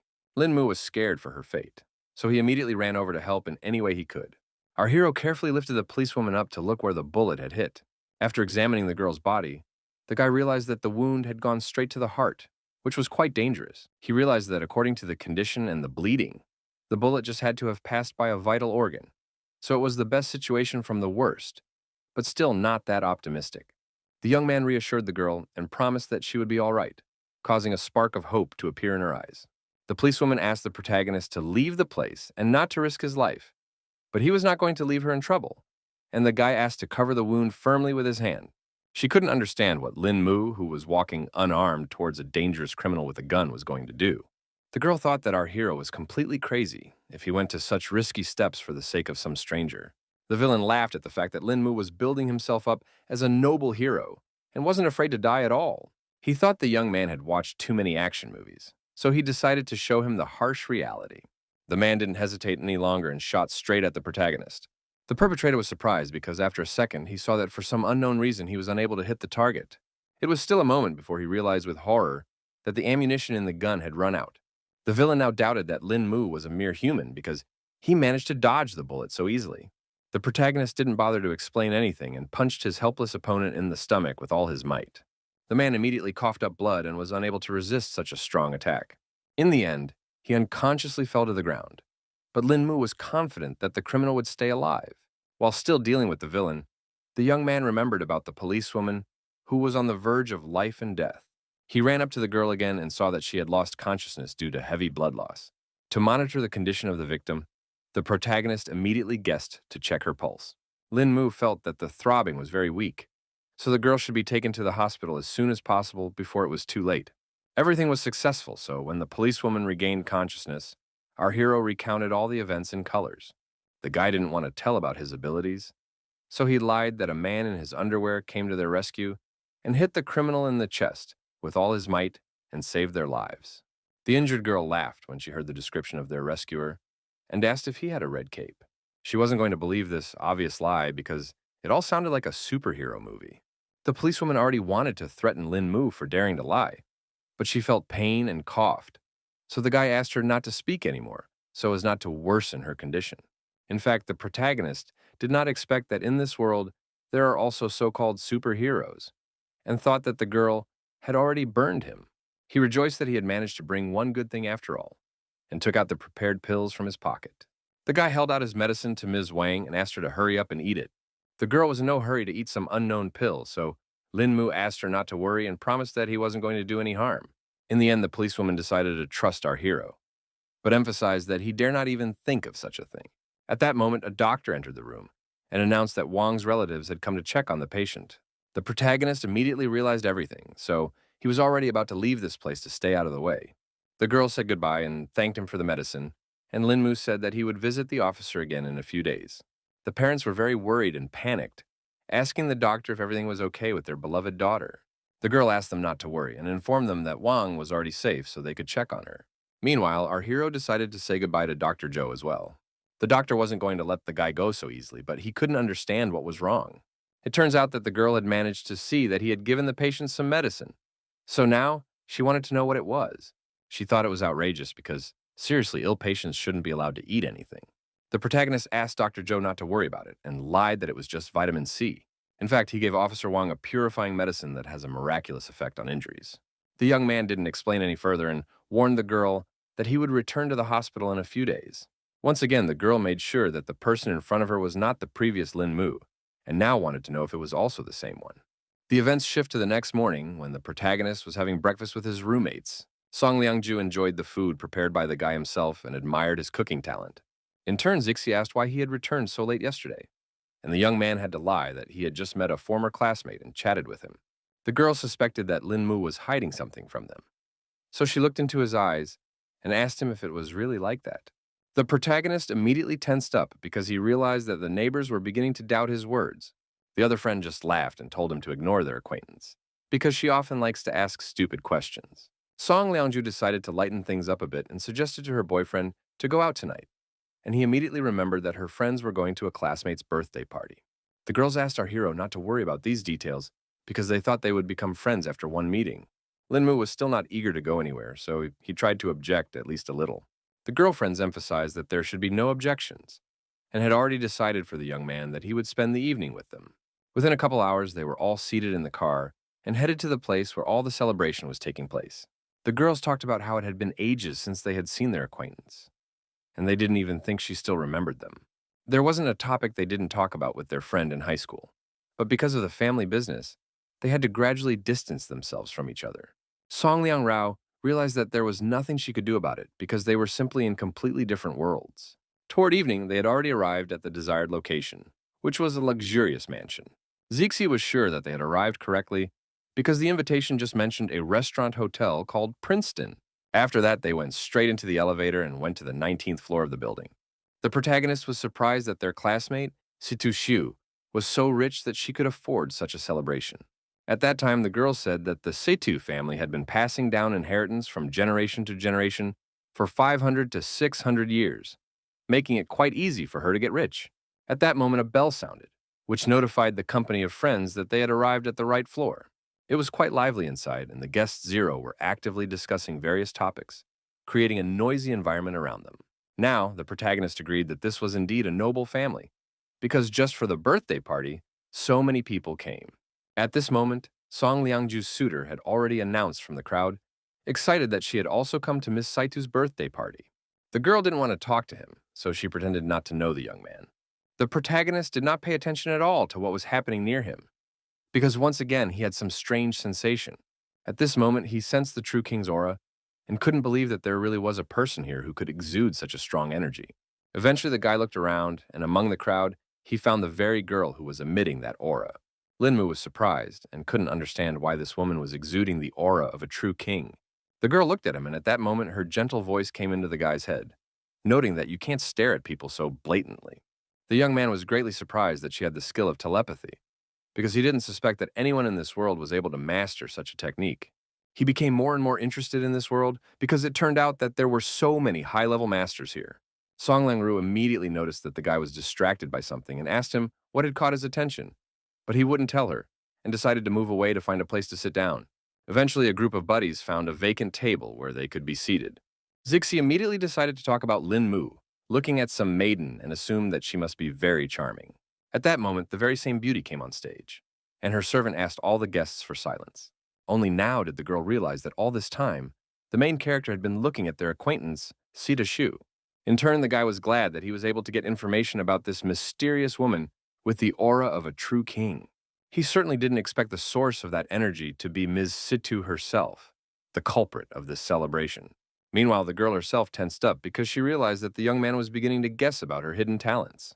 She began to fear that someone might actually be able to unravel her family's secret. In the end, the birthday girl pulled herself together to thank her guests for taking the time to congratulate her. The girl wished everyone present a good time and used her powers to charm everyone around her even more. The guests were happy to hear such words from everyone's favorite Miss Situ, and once again wished her a happy birthday. The protagonist realized that, as it turned out, the birthday girl was also a master of charm, judging by the strong reactions of all present. Meanwhile, the servant asked all the guests to line up to present the gifts they had prepared. As if on cue, everyone left their seats at the tables and wanted to give their present as quickly as possible. Everyone was talking about how Ms. Situ was simply irresistible, but the girl only said that they had too high an opinion of her. There were even representatives of successful companies who hoped the birthday girl would appreciate their gift. She couldn't stop thanking everyone in attendance for their time and giving such wonderful gifts. The protagonist asked his girlfriends where their presents were and why they were still sitting in their seats. Song Liangju explained that only valuable gifts will be personally handed over to the owner, and ordinary gifts do not need to be taken on stage, they can just be handed over to the administrator. Lin Mu never thought that there could be so much fuss just to give an ordinary birthday present. In the end, he asked his girlfriends to wait here, while he too gave a prepared present for Miss Situ. The girls were shocked by this turn of events, because it is perfectly visible that the young man came here empty-handed.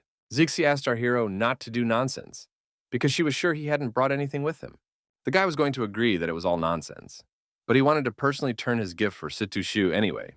The girl saw Lin Mu as a serious threat, so she wanted to see what he was all about. The guards immediately stopped the young man because they could not let the stranger near their mistress. The protagonist didn't panic and explained that he wanted to dedicate a few words for Miss Saida, emphasizing that she could really use it. All the guests started laughing at the fact that he was going to give the birthday girl such a pathetic gift. Zixi had had a hard time watching all of this, and now she made sure that their friend was overreacting. The girl intervened in this conflict and stated that she was extremely grateful to the gentleman, so she was willing to listen to him. In fact, she just wanted to see what this strange guy could pull off. Lin Mu himself was not at all afraid of judgment and ridicule from others, because he was absolutely confident in his actions.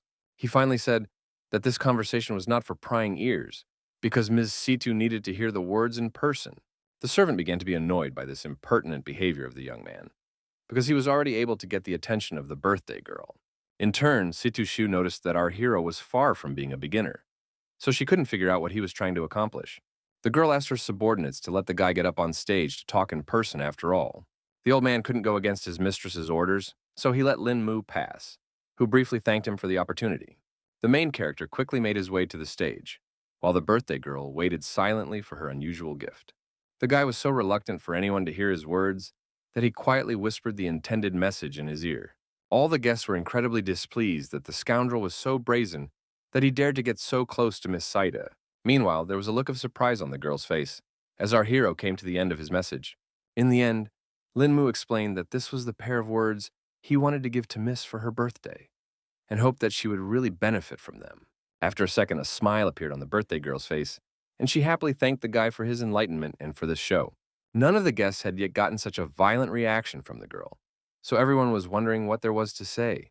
Afterward, our hero returned to his girlfriends and immediately noticed that they had suspiciously disgruntled faces.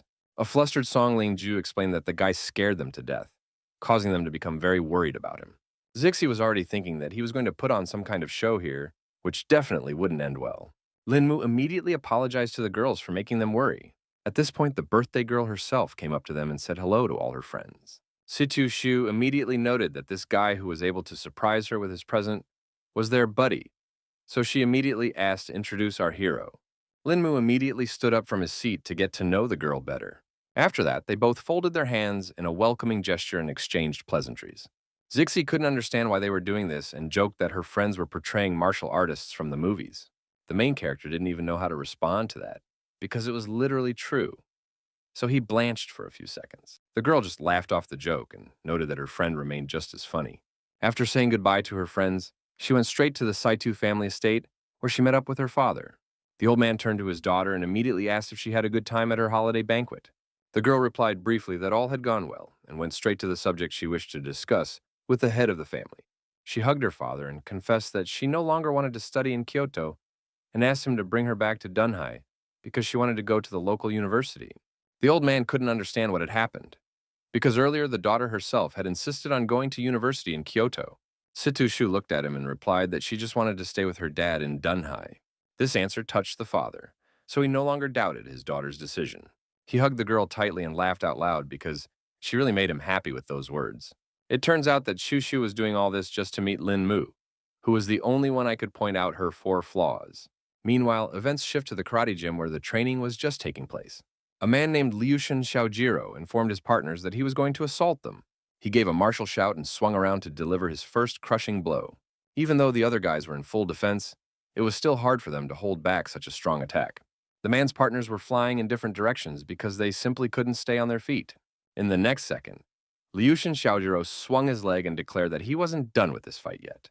The guys didn't expect things to turn out this way, so they didn't even react in time to their president's actions. The blow hit 2 fighters at once, who managed to block it at the last moment. The man was not at all pleased that they had come down from so slight a blow. The guys had nothing else to do but simply apologize to the president for their weakness. Liushin Xiaojiro didn't stand aside and helped the disciples stand up to continue their training. All the guys didn't mind and got ready for the next exercise. The man also announced in the most serious tone possible that it was already time to visit one person. Meanwhile, the main character did not suspect anything at all and continued to live his usual student life. At one of the breaks, the guy had already met his new acquaintance and was very surprised to see her at his university. The guys joked that it had turned cold around because that ice girl Ji Qinglan had come here. It turned out that she was just looking for Lin Mu and wanted to talk to him about some important topic. The guy couldn't understand what had happened and why his acquaintance wanted to step away somewhere. Ji Qinglan was annoyed that the young man kept asking some stupid questions, so she just took him under her arm and pulled him aside. She emphasized that she was not going to eat our hero, so she asked him to go quietly with her. Meanwhile, the other disciples thought that the ice lady knew how to love after all, and couldn't believe that Lin Mu was able to win another beauty. Eventually, the guys accepted the fact that he was born so cool he could do whatever he wanted. Parallel to the students' conversation, the protagonist was already trying to find out from his acquaintance what it was about this case that required so much caution. The girl explained that her father wanted to meet Lin Mu, so he would go to their house tonight. The young man tensed when he heard such unexpected news, and immediately wondered what it was all for.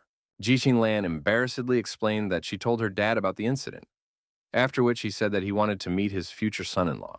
The protagonist was not happy that she was so quick to tell her relatives about the incident because they had agreed to wait. The girl immediately started yelling at him because she thought that Lin Mu had already changed his mind about marrying her. The young man still wasn't in a hurry to agree because he felt that he couldn't just pass. They were distracted from their rather tense conversation by some stranger who was just looking for Mr. Lin Mu. After this sudden encounter, the protagonist was walking backwards so fast that the girl couldn't keep up with him. She said that this Liushin Xiaojiro had never lost at Tokyo University, so she was worried that the guy just couldn't handle such an opponent. But that only fueled his interest. After our hero had been to the temple, he didn't have a worthy opponent to try out his new powers, so he hoped that this Xiaojiro wouldn't disappoint him. Now the events go back half an hour, when the young man met his new rival. Liushin Xiaojiro introduced himself as the president of the Tokyo University Karate Club and asked Mr. Lin Mu to fight him. The girl was angry that their conversation had been interrupted, and she emphasized that she didn't care at all whether he was Xiaojiro or Xiaojuro. The guy apologized to her, but he still insisted on a duel and was about to threaten Lin Mu if he didn't agree. Ji Qinglan was very serious, so she asked what he was going to do to her fiancé. At this moment, Lin Mu himself intervened, blocking his acquaintance's path, and replied that he was accepting the challenge. The president of the karate club then thanked the young man for the opportunity and informed him that he would be waiting for him at the school stadium at 6 o'clock tonight.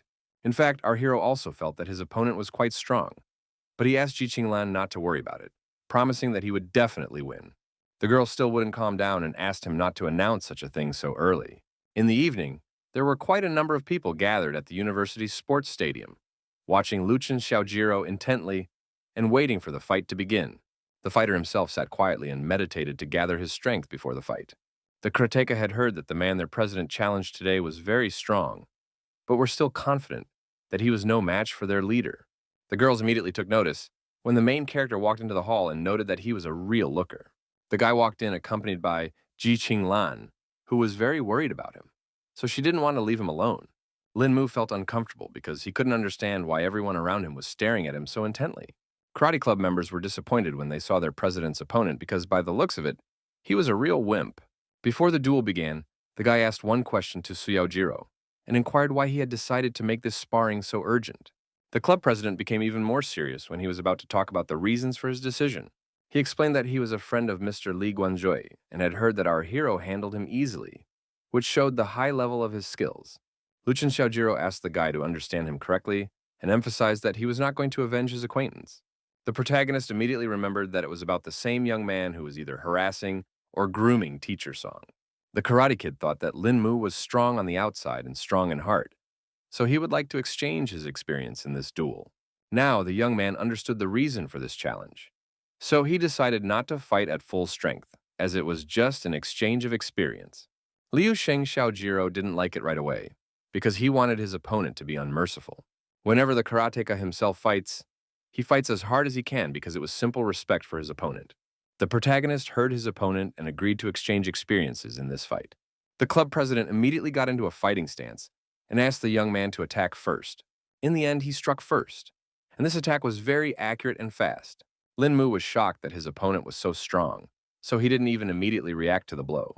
At the last moment, the young man was still able to dodge his opponent's lightning-fast fist. Now, our hero had verified that this Xiaojiro was indeed much stronger than Li Wanzhui, whom he had dealt with quite easily. But at the same time, he was sure that this guy was far from his power level. Liu Shen Xiaojiro was a very experienced fighter, so he never stopped attacking Lin Mu for a second, who only had time to place blocks. Despite the speed of his attacks, the protagonist had no problem dodging each one. All the karateka were actively supporting their president and waiting for him to knock out his opponent. Ji Qinglan suspected that any inexperienced person would probably think that Xiaojiro was suppressing Lin Mu, and the latter was now at a disadvantage. But in fact, you could see that the movements of the main character are not chaotic at all. It was as if he was playing with his opponent, testing his endurance.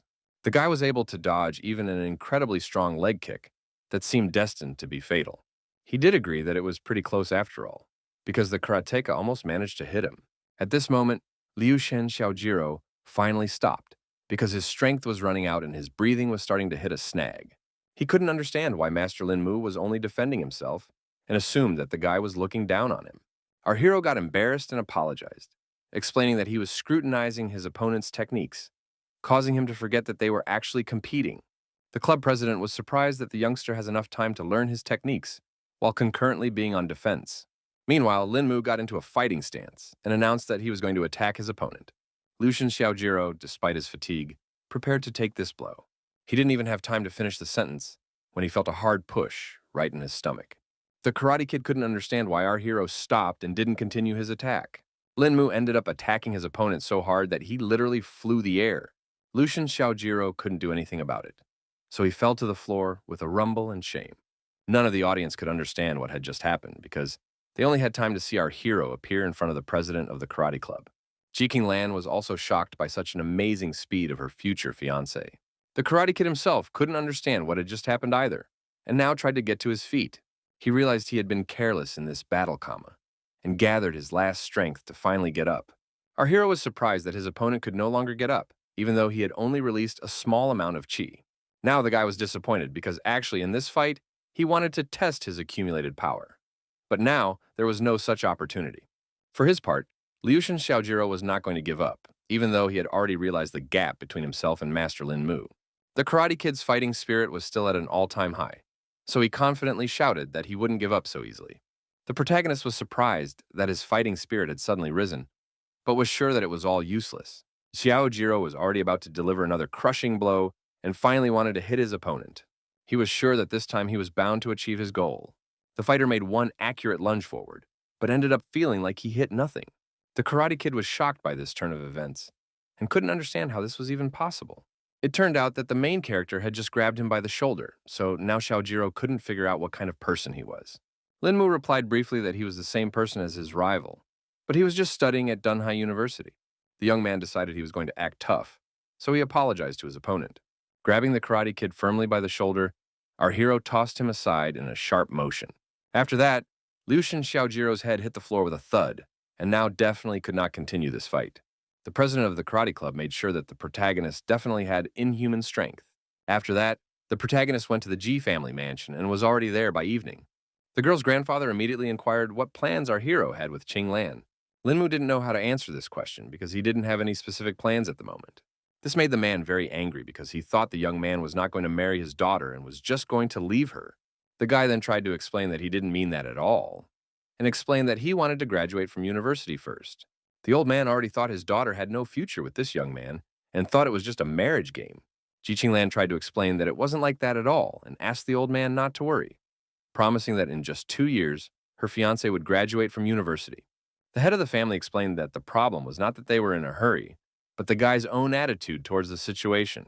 He called his granddaughter stupid because after graduation, everyone would have their own way and her fiancé just might run away. At the same time, the main character was unhappy that Ji Qinglan herself was pulling him into this whole thing, and he also ended up being the one to blame. Meanwhile, the old man couldn't understand why the girl chose this particular guy who had no ambition. The granddaughter was desperately trying to explain to her grandfather that her fiancé was not like that at all. Mr. G could no longer listen to the girl, and finally declared that he would not consent to this marriage. At this point, the main character decided to intervene in the conversation after all, apologizing for it. He confirmed that he has no plans, and he's not going to make excuses because his own future is still actively being planned. The guy realized that by coming here today, he had caused everyone a lot of inconvenience, which was all his fault, and promised that it wouldn't happen again. After making this statement, Lin Mu quickly headed towards the exit and said goodbye to the Ji family. The girl did not appreciate this development at all, so she asked the groom to wait. The grandfather emphasized with the utmost seriousness in his voice that this guy was not going to be anything outstanding, and asked his granddaughter to just trust him. Ji Qinglan didn't listen to the old man and still begged the protagonist not to leave. Eventually, she couldn't stand it and cried because Grandpa didn't understand her feelings at all. The girl ran out of the hall, but the old man still continued to be indifferently silent. His son finally raised his voice because he thought the last sentence was too harsh after all. The head of the family realized that although the Lin family was strong, it was no match for their bloodline, and explained that he only wanted to check whether the young man really loved his granddaughter or was looking for gain. If the groom had ulterior motives, he would have made concessions, but in the end he couldn't handle even that little pressure. The man still felt that Lin Mu was understandable because no one would be thrilled to be spoken to like this. The old man still believed that this guy couldn't be changed anymore, so even if he married Qing Lan, he still wouldn't join their family. Eventually, the man accepted that his father's stubborn nature could not be changed, so he decided to leave things as they were for the time being. He himself thought that Lin Mu was a good kid, so he hoped that the young man's arrogance would eventually subside. Meanwhile, our hero thought about the fact that there were so many different situations in Suixian's world, but they never made him feel guilty, so he didn't expect that he would actually get angry today. Other than that, he started to feel his qi starting to weaken, but he eventually wrote it off to the fact that the original energy of this body was incredibly weak. The guy couldn't understand what it was about this G family that they dared to look down on him, and came to the conclusion that he didn't need to be so reserved next time. The main character suddenly stopped because he encountered something on the way to his house. Turns out some guy ran out at him, holding his head and begging Six to save him. Lin Mu immediately thought about the fact that this fatty seemed very familiar to him. After a few seconds, he remembered that this was the same Xing Weilong who had cheated men and molested women at the university. The guy immediately wondered what could have happened to a rugged bully in the middle of the night. The frightened bully tried to catch his breath and rejoiced that he was able to meet his acquaintance. It turned out that he was being chased by a horde of angry bandits who wanted to take his life right here and now. The protagonist was even more surprised when he learned the details of the situation. Xing Weilong panicked a lot and begged his classmate to save him because otherwise he would definitely die this night at the hands of bandits. The bandits said they only want the fat man, so the protagonist must get out of their way if he doesn't want to die with him. The classmate had already heard that our hero was able to defeat Liu Shen. This gangster gang was definitely not a problem for him. The guy was excited about this opportunity because he was just in a bad mood today. So he could blow off steam on these bullies. The bandits didn't expect this kid to act this way. They thought he'd had enough of life. Lin Mu explained that it was his classmate, so he had to help sort out the problems and just couldn't stand by. Eventually, the gangsters decided that they needed to end this pointless chatter, and their leader ordered the two students to be caught for him. They advised the young man not to be so ignorant and arrogant, and agreed to help the protagonist if he wanted to die so badly. Lin Mu felt that bullies of this level would not give him any trouble, so he was not worried at all about the outcome of this fight. Xing Weilong still asked the guy to be careful because these guys kill people without even blinking. Such information only fueled the interest of the protagonist, who was looking for a worthy opponent for himself. The young man stepped forward confidently and prepared to teach the bullies a cruel lesson that they would remember for a long time. He wanted to beat them half to death because he was sure that only then they would be able to understand something. The bandits didn't wait any longer and had already swarmed towards the protagonist, who was concentrating the qi in his body to definitely win this fight. Lin Mu put all the energy in his hand to teach his opponent a lesson, who was the very first to run in front of his partners. The guy threw his arm forward sharply, taking a steady stance, his palm open like a human shield, ready to turn into a weapon at any moment. The end result was that the bandit flew off to the side without ever reaching his target.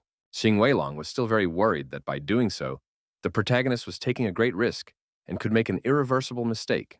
The young man himself was not afraid at all, because his techniques were strong and accurate. So the bandits flew away from him in different directions. After that, Lin Mu breathed a sigh of relief because he had succeeded after all, and it gave him confidence. In turn, the fat man couldn't believe his eyes because everything looked like a scene from a martial arts movie. The next day, after the showdown with the bandits, the protagonist was calmly walking through the streets of the city and heard someone calling him. The guy couldn't figure out what was going on, so he turned back around in surprise. Turns out, it was the same fat guy who decided to thank his savior and promised that he could now solve any of his problems. It wasn't difficult for the protagonist, so he was embarrassed when he heard so much gratitude. But for Xing Weilong, it meant a lot because his life was on the line. Suddenly, the young man fell to his knees to show his respect for Lin Mu and promised to always follow Big Brother. The guy asked his classmate to stand up because it was too much and asked why those people were chasing him that night. Fatty said that the bandits were with Anji, where he had insulted the leader of that group named Pi Hongxing, causing him to bring the trouble on himself. At that moment, two hurrying guys were passing by them who were saying that there was some kind of spectacle going on near the school gate. Xing Weilong grabbed one of them and wondered what was it that the disciples were in such a hurry. Then the student said that their ice girl Ji Qinglan is going to fight someone, and they say that her opponent is some other beautiful girl. The protagonist was surprised to hear this because he would never have thought his acquaintance could pick a fight with someone. Fatty also agreed that it would be a good sight, so he suggested that Lin Mu look at the sight. The guy replied briefly that he was in no mood at all to engage in such entertainment, so he asked his classmate to go there alone. Xing Weilong realized that our hero didn't have any important things to do anyway, and this way he would at least have some fun, so he dragged him along with him. Lin Mu had no choice left, so he asked his friend to at least not drag him because he could walk on his own. None of the students could figure out what had happened because the two girls had been tensely standing opposite each other for a long time.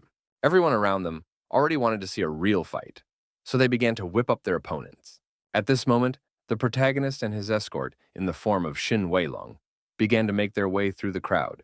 In the end, Lin Mu saw that Ji Qinglan's opponent was the familiar Sister Situ. The girl herself also didn't seem to expect to meet the protagonist here, so she turned around sharply when she heard a familiar voice. The guy immediately inquired why his acquaintance had come to this university. Situ Shu completely forgot about her rival in a couple of seconds, because she wanted to say hello to our hero. Everyone around was shocked when they realized that even this girl was familiar with the protagonist, and couldn't understand why he was familiar with all the beauties around. Ji Qinglan immediately approached the guy and asked him to be careful, because she didn't trust her rival at all. It turns out that Situ Shu was asking about Lin Mu's whereabouts, causing the girl to suspect that she had some kind of score to settle with him. Ms. Saitu herself noted that our hero is a great success among women, since he is protected by such beauties. The guy tried to explain to Qinglan that they were acquainted with this girl, who wasn't a bad person at all. Meanwhile, Xing Weilong began to disperse all the gawkers and shouted to them that there was nothing more to see here. Now they could talk normally, and the protagonist inquired why Sister Situ had come to Dunhai University. The girl told me that she had just transferred here from her past Kyoto University. Ji King Lan had heard that Kyoto University was the best university in China, so she couldn't understand why she would turn down such a prestigious institution and enroll here. Situ Shu bluntly replied that she wanted to become classmates with Lin Mu and ask him for some advice. The next day, all the guys of the university have already learned about the new beauty, who recently transferred to them. They were looking at Situ Shu's photo and speculated that their university beauty's position could easily change because she had a worthy rival. Meanwhile, all of our heroes' neighbors, having met their old acquaintance, gathered in the dining room and discussed where that strange girl could have come from. Song Liangru told them that Situ Shu's rival was Ji Qinglan, who was known as the Snow Queen at the university. Hearing such a nickname, the girl immediately assumed that this beauty, apparently very arrogant and indifferent. Maybe that was true, but for the main character, Ji Qinglan tried to be nice and even brought a bento for him to eat together. Lin Mu thanked her for taking such care, but informed her that he wouldn't be able to eat that much food. Zixi pointed out that the girl only treated her lover like this, and she would have frozen the others on the spot.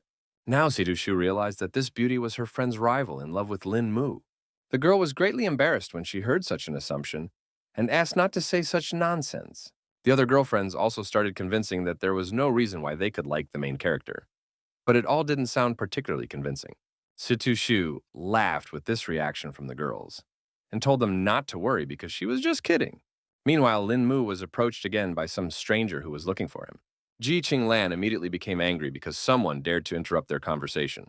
The man apologized for the interruption in their meal and explained that their master wanted to discuss something with Mr. Lin. The guy immediately noticed that the stranger was big, but didn't look like someone looking for a fight, so he calmly asked who their boss was. Ji Qinglan wondered why Master didn't come here himself to talk to Lin Mu.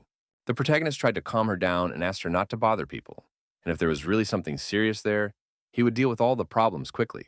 The guards nodded politely, thanking him for his cooperation, and invited him to follow them in. The girl asked Lin Mu to be more careful, and he couldn't believe that she still didn't trust his skills. The bodyguards led our hero to the car and asked him to wait a minute until they reported his arrival. They told their master the whole situation, and he asked the young man to get into his car. The man immediately asked if Lin Mu remembered him after their last meeting. The protagonist immediately remembered that it was the father of a policewoman named Wang. The gentleman immediately noted that the young one had a pretty good memory, because the young man was able to memorize him after one brief encounter. The man immediately decided to cut to the chase, and emphasized that this time, all hope was only on Lin Mu. The guy immediately emphasized that Van was his friend, so he didn't mind helping with her problems and asked what her condition was. The father reported that his daughter's rehabilitation went well, and asked our hero to stop by for a visit if he had time to do so. Lin Mu was only happy to have this opportunity, and promised that he would definitely drop by their family in a few days. Eventually, the lad inquired as to what the old man had sought him out for this time. The man realized that there was no point in dragging the rubber any longer, so he decided to move on to explaining the whole situation. He finished his story when they had already arrived at the right place, and emphasized that things were serious because otherwise he wouldn't have looked for Lin Mu. The protagonist started to worry because he agreed to help, but wasn't a doctor to look into the problem in detail. The old man didn't see it as a problem at all, so he asked the young man to put his best foot forward and ask if he needed anything, promising that they would get everything that existed in this world. Already sitting in the chamber were the agitated military men who couldn't raise why their acquaintance still hadn't shown up. They rejoiced when you saw that Mr. Wang had finally arrived on the scene. The man asked with concern in his voice how their leader was feeling right now. The soldiers reported that their head was still in a coma, and that probably didn't bode well. Everyone felt very strongly about the old man's condition because, as an important leader, he's of great importance to China. Mr. Wang explained that if he is gone, the situation in the country will face serious problems. The protagonist asked him not to worry and promised that he would carefully do his best. He asked everyone to leave the room to wait outside, and the man emphasized that the chapter's life was now only in the hands of the guy himself. The soldiers were still not sure that this young man could be trusted with such an important assignment. The man was sure it was okay because earlier this young man had saved his own daughter. At this time, the protagonist began to examine the patient and was going to find out the cause of his illness first. The guy concentrated, letting a thin stream of chi energy flow through his pulse, letting it slowly spread through his body, exploring every cell as if scanning the patient from the inside. After all, he did find some peculiarity in the leader's body. Lin Mu saw that the man had no obvious organ abnormalities, which was not like most people who had reached their limit. This situation puzzled the young man, so he began to suspect that he might have missed something. The protagonist didn't give up and decided to try again, but this time he channeled more of his energy into the patient's body. He concentrated all his attention on it to notice exactly what the main problem was. In the end, the guy finally managed to feel that the old man had a heart condition. Turns out there was too much dirt in the right atrial artery, and it had been there for a long time, leading to a long-term lack of oxygen in the body and a massive failure. Linmu now calmed down because it was just a matter of time before a relieved smile appeared on his face. He would be sure that if one directly used qi, one could quickly cure the heart. The soldiers who waited under the door weren't sure if the head could survive all this after all. It was at this point that the protagonist came out of the room and said that the leader was fine and would wake up very soon. Everyone, of course, rejoiced at the news, but they did not expect the problem to be solved so quickly. The man still didn't calm down and asked Lin Mu how much longer their head would last. Our hero explained that the root of the disease had been eliminated, but the body of the elderly was already depleted, so if his energy was dead, he would last about half a year. Now, the events are moved forward 3 days after the guy managed to save the leader of the country. The old man had already taken his workplace and was outraged at what had happened during his absence. Commander-in-Chief Duan Fusheng was greatly displeased that his opponents had already started to act, even though he hadn't even died yet. Mr. Wang listened to all of this and asked the teacher not to get hot, because he definitely shouldn't be nervous. Then the old man calmed down and thought that he needed to live at least a few years to deal with the situation, but at the same time realized that he didn't have that much time. The man tried to reassure the leader and assured him that he was past the hardships of his illness. The commander-in-chief asked not to calm him down because he felt the state of his body very well and was sure that he would not be able to pass this test to the end. Other than that, he admired the fact that the person who had saved him was a youth and wondered if Lin Mu would come to visit him today. Mr. Wang said that everything had already been done for this meeting, so the guy would arrive here soon. It was at that moment that the doorbell rang, and the assistant announced that the guest had arrived. The man rose from his seat, greeting the protagonist, and noted with slight irony that they had just talked about him and he had already appeared as if he sensed it. Afterward, he happily introduced the youngster who had saved the commander-in-chief's life. Lin Mu immediately bowed his head respectfully and introduced himself to the leader. Duan Fusheng asked the guy to hurry up and sit down so that they could talk about all the events that had happened in the past few days. The old man also added that our hero wasn't a soldier, so he could safely call him just Grandpa Duan. The commander-in-chief joked that if it wasn't for Lin Mu's help, that old bag of bones would definitely not have lived to see today. The young man was embarrassed because he thought that Grandpa Duan was exaggerating since the treatment was not difficult for him. And moreover, he was still unable to eliminate the hearth. In turn, Duan Fusheng thought that our hero was too humble because he had literally managed to save his life, which was already very good. He explained that at that age, you don't take some things seriously anymore. So for him, death is no longer scary. The protagonist looked at the old man with sincere respect, admiring his innate wisdom and ability to perceive life so broadly that even the thought of death caused him neither fear nor excitement. At this moment, Mr. Wang reported that the food was already ready, so he suggested to continue the conversation already at the table. The leader immediately stated that they should have fun today and offered to have a couple sips to cheer themselves up. But Sleep One Wang, that he had just recovered, is already taking up alcohol. In the evening, Miss Situ also came to her house and continued her investigation about the protagonist. The aide reported that there were new advances today regarding Saitu Shu's order. The girl rejoiced at such news and gathered herself to listen attentively to her subordinate. The aide reported that Lin Mu arrived at the War Ministry in the afternoon, where he was brought by military vehicles and stayed there for 3 hours. Situ Shu immediately wanted to know why he had stayed in the ministry for so long, but that was unknown to anyone. The girl was very angry with her subordinate and ordered her to quickly get to work and find out what was going on within those walls. The assistant didn't object and bowed and went to do her task. Situ Shu herself began to freak out because the protagonist turned out to be such a mysterious person. The thought of why the protagonist visited the War Ministry was now constantly rolling around in the girl's head, giving her no rest. The next day, all the students gathered outside Dunhai University because they saw some suitor with a bouquet of flowers. No one could figure out who it was standing at the gate so early in the morning, but everyone suspected he was looking for their university's flower. Everyone was already waiting to see some kind of spectacle and expected it to be hot right now. But this guy's sweetheart still hadn't arrived. Next, the students saw the latest model Lamborghini stopped near the entrance and couldn't even guess who it was. It turned out to be Situ Shu, who had yet to realize what was happening at the university gates. Seeing the huge crowd, the girl couldn't understand why everyone was gathered at the entrance so early today. The guy, noticing the girl he wanted, instantly became animated, clutched the bouquet tighter, and rushed towards her. Situ Seo was greatly surprised when she realized that it was her acquaintance named Yan Lanshi. She couldn't understand how he ended up here. The guy explained that he couldn't leave the girl and hoped she would like these oriental blue roses. She was very pleased with the attention from her suitor and thanked him for such a sudden gift. The young man wondered why Saitu Shu suddenly switched to Dunhai University and didn't even warn him about this decision. The girl lied that she just wanted to come to Dunhai to spend more time with her parents. In fact, Yan Lanshi wasn't going to believe it from the beginning, and Zitu Shu couldn't understand what he was getting at. He could bet it was because of one guy, and he turned around because the man was just walking nearby. The girl opened her eyes wide. Her lips parted for a moment in surprise, for her acquaintance had just pointed out the real reason for her transition. Just at that moment, the protagonist was walking down the street, and his new associate Xing Wei Long was walking beside him. The guy pointed out that there was a very intimate conversation between Situ Shu and this guy at her birthday party, and asked what it was that he said to her. Mrs. Situ's eyes flashed with rage at the fact that her acquaintance dared to pry into her private affairs. Yan Lanshi recalled that the girl was actually his fiancée, so it was normal for him to ask about such things. The girl felt that even if she were to be a wife, she should not inform him of such things. The groom frowned, his gaze becoming intense and suspicious, because he began to suspect that Linmu liked Situ Shu.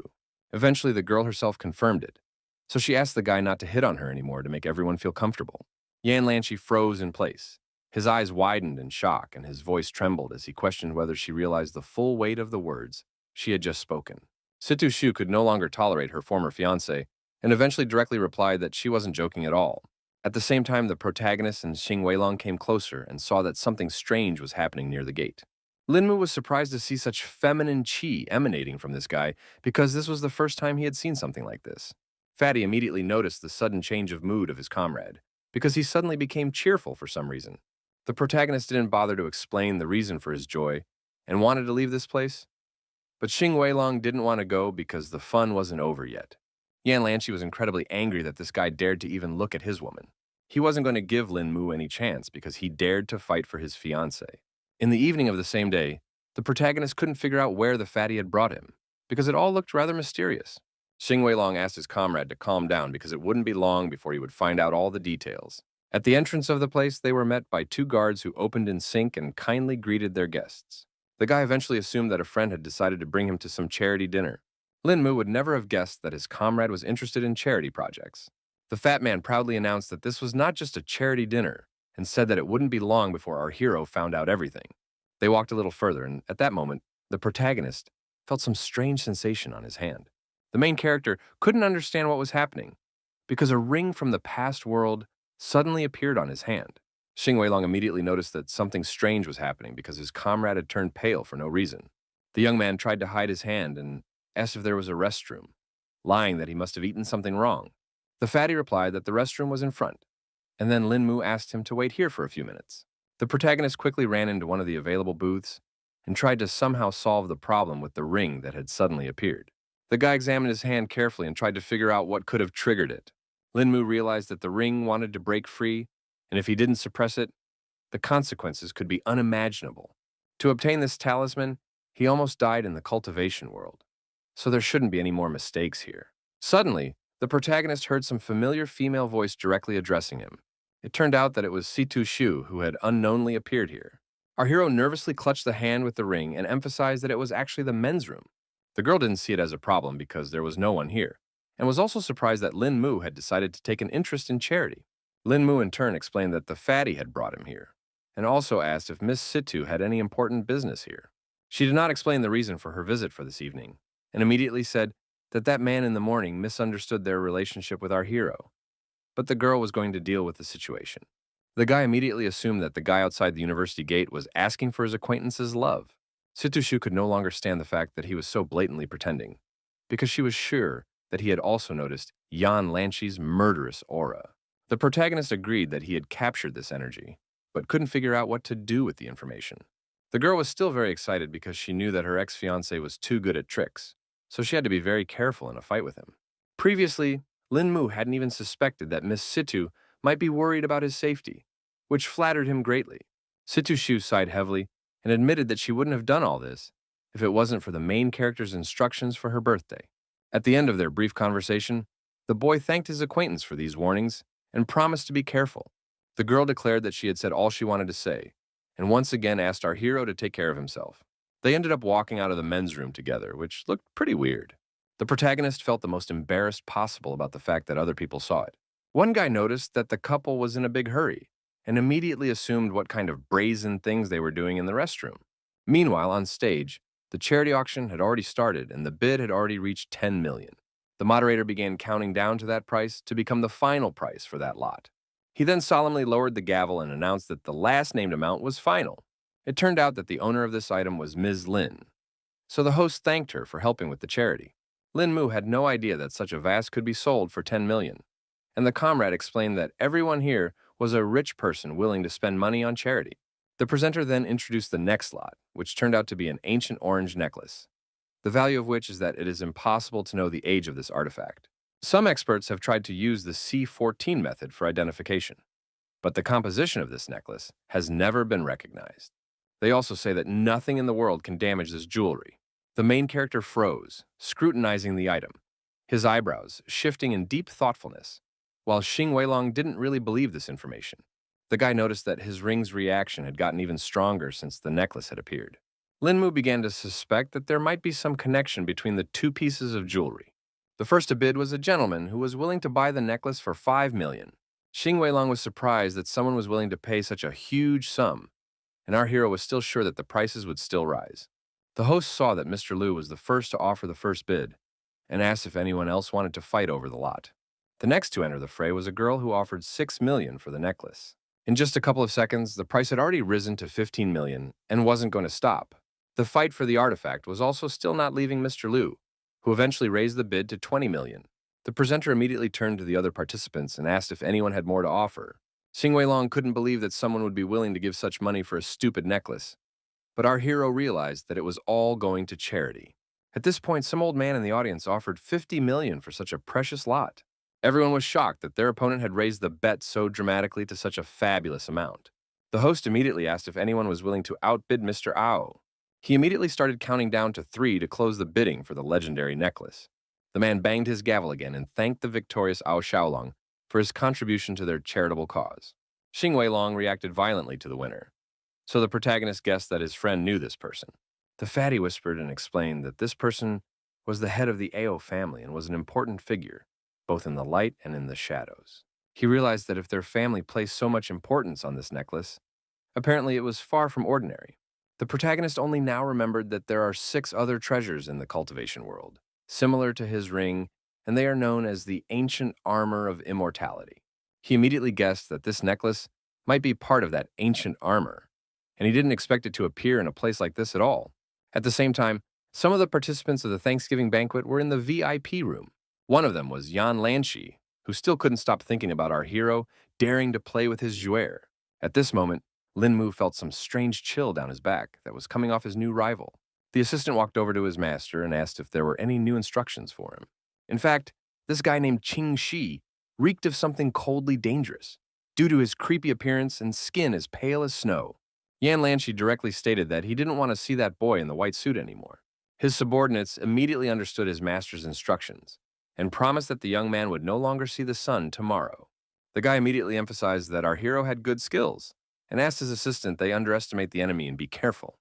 Qing Shi asked his master not to worry because he had never lost a battle yet. Meanwhile, the host announced that the charity dinner was over and thanked the guests for their support for the cause. Then the protagonist still decided to ask why the fat man guided him to this place. But the latter asked the guy to watch his words, because some people wanted to come but didn't have that opportunity. Xing Weilong said that he originally wanted to buy something too and ask his friend to help him with the staff. But something went wrong in the end. The guy explained that he only brought in 5 million and thought he had enough, but in the end, he didn't even get a chance to bet. He thought that the rich people from Dunghai were too capricious, which was the reason why the bidding was so tough. The young man was sure that spending 50 million on a necklace was too much, even if it was the best piece of jewelry in the world. The protagonist speculated that Ao Xiaolong might have bought this item as a gift for someone.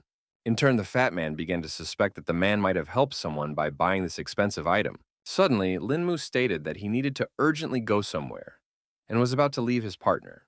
Xing Weilong couldn't understand why there was such a rush, because he was actually going to invite our hero to dinner. The guy emphasized that this was a very important case, so he promised to accept the invitation next time. Lin Mu simply followed his feelings, which eventually led him to the underground parking lot. There, Mr. Ao, accompanied by his two bodyguards, was about to leave the place. Turns out the protagonist was already going to take the $50 million necklace from him. He still took his time and just watched the car drive out of the parking lot for now. Quite soon, when Mr. Ao's car stopped at a traffic light, Lin Mu managed to catch up with him. The young man was well aware that first he needed to find out where the necklace itself was hidden. It was for this reason that he decided not to get hot and pick up the jewelry a little later. The protagonist knew that there are a lot of stoplights in this mountain, so it would be pretty easy for him to keep up with the car. At that moment, he stopped abruptly because he felt a familiar murderous stare on him. There were some suspicious-looking guys behind him, but the sensation was not at all like the presence of ordinary crooks. Lin Mu instantly turned around and asked the strangers who they were with courage in his voice. These mercenaries didn't bother to explain anything and already attacked their target in a second. The guy thought such a direct attack was too naive because he was easily able to dodge it. In fact, he definitely didn't expect that there were 3 more knives in the shadows that were ready to attack him from the other side. By the reaction of the protagonist, the bandits realized that they had managed to pull off their prearranged plan. Lin Mu carefully adjusted his tie and noted with a smile on his face that just a little bit more, and his opponents would have succeeded in injuring him, but that didn't happen. All the bandits shockingly froze in place because they couldn't understand how the guy managed to dodge all of their shadow blades. Suddenly, our hero noticed something flashed behind him, so he immediately reacted to the potential threat. It turns out that the professional mercenaries didn't wait any longer and decided to attack their target in a different way. The young man managed to capture his rival in time, and was displeased that his enemies were so dull and sneaky that they only ambushed him. Lin Mu only needed one precise strike to disarm this bandit who dared to attack him from behind. The mercenaries realized that they would not be able to resist such an opponent, so they decided to scatter. Meanwhile, the protagonist beat his opponent so badly that he literally flew into the air. In a second, he was already near the other mercenaries and noted that they were moving too slowly. The villains did not have time to react to the lightning-fast blows of the protagonist, so they just scattered in different directions. The remaining bandit saw that all of his partners had been knocked down in an instant and couldn't understand how the guy had managed to do it. In turn, the protagonist did not stand aside and had already decided to deal with the remaining mercenary. Suddenly, he felt he couldn't reach his opponent's body and hit an empty spot, even though he was sure he was hitting the exact target before he did so. The most mysterious bandit was already in a different place and was glad that he had such a good reaction. Our hero agreed that he was a jack of all trades, but this time, he wasn't going to make any more mistakes. At the decisive moment, his blow again passed through the void, his fist slicing only the air, and the bandit, like a ghost, remained unharmed. After a second, the mercenary leader raised his comrades and informed them that this guy was quite difficult to deal with, but he had already found a way to defeat him. Suddenly, all 3 of them vanished into thin air like smoke. So it was now impossible to know where they would appear in the next moment. Lin Mu hadn't encountered such a technique yet, so he still couldn't understand what kind of technique his opponents were using. After a closer look, the guy realized what he was dealing with. His opponents used air currents around his body in order to disrupt his opponent's thoughts, resulting in hallucinations. While our hero was in contemplation, the bandit saw that he was already open to attack and decided to make the first strike. In the end, the mercenaries walked through Lin Mu and were shocked at this turn of events. A smug smile immediately appeared on the young man's face because he guessed that this technique was made worse by anger, and these 3 had studied the technique too superficially to know that. The protagonist decided to use the knowledge he had gained and wondered why his opponents were hitting an empty space to enter them on emotion. The bandits were shocked that he had been able to guess the Shadow's technique and thought that the true blood of the elite flowed in him. The guy hadn't expected them to take him for their own so easily, so he decided to ask if they were being sent mercenaries to kill him too. Now the guys were afraid that they attacked some important person, so they asked our hero to return with them to solve this misunderstanding. But he refused because he still has a lot of important things to do. The leader of the group emphasized that they might be in trouble if Lin Mu didn't go along with them, and reported that a total of 9 assassins were sent on this mission.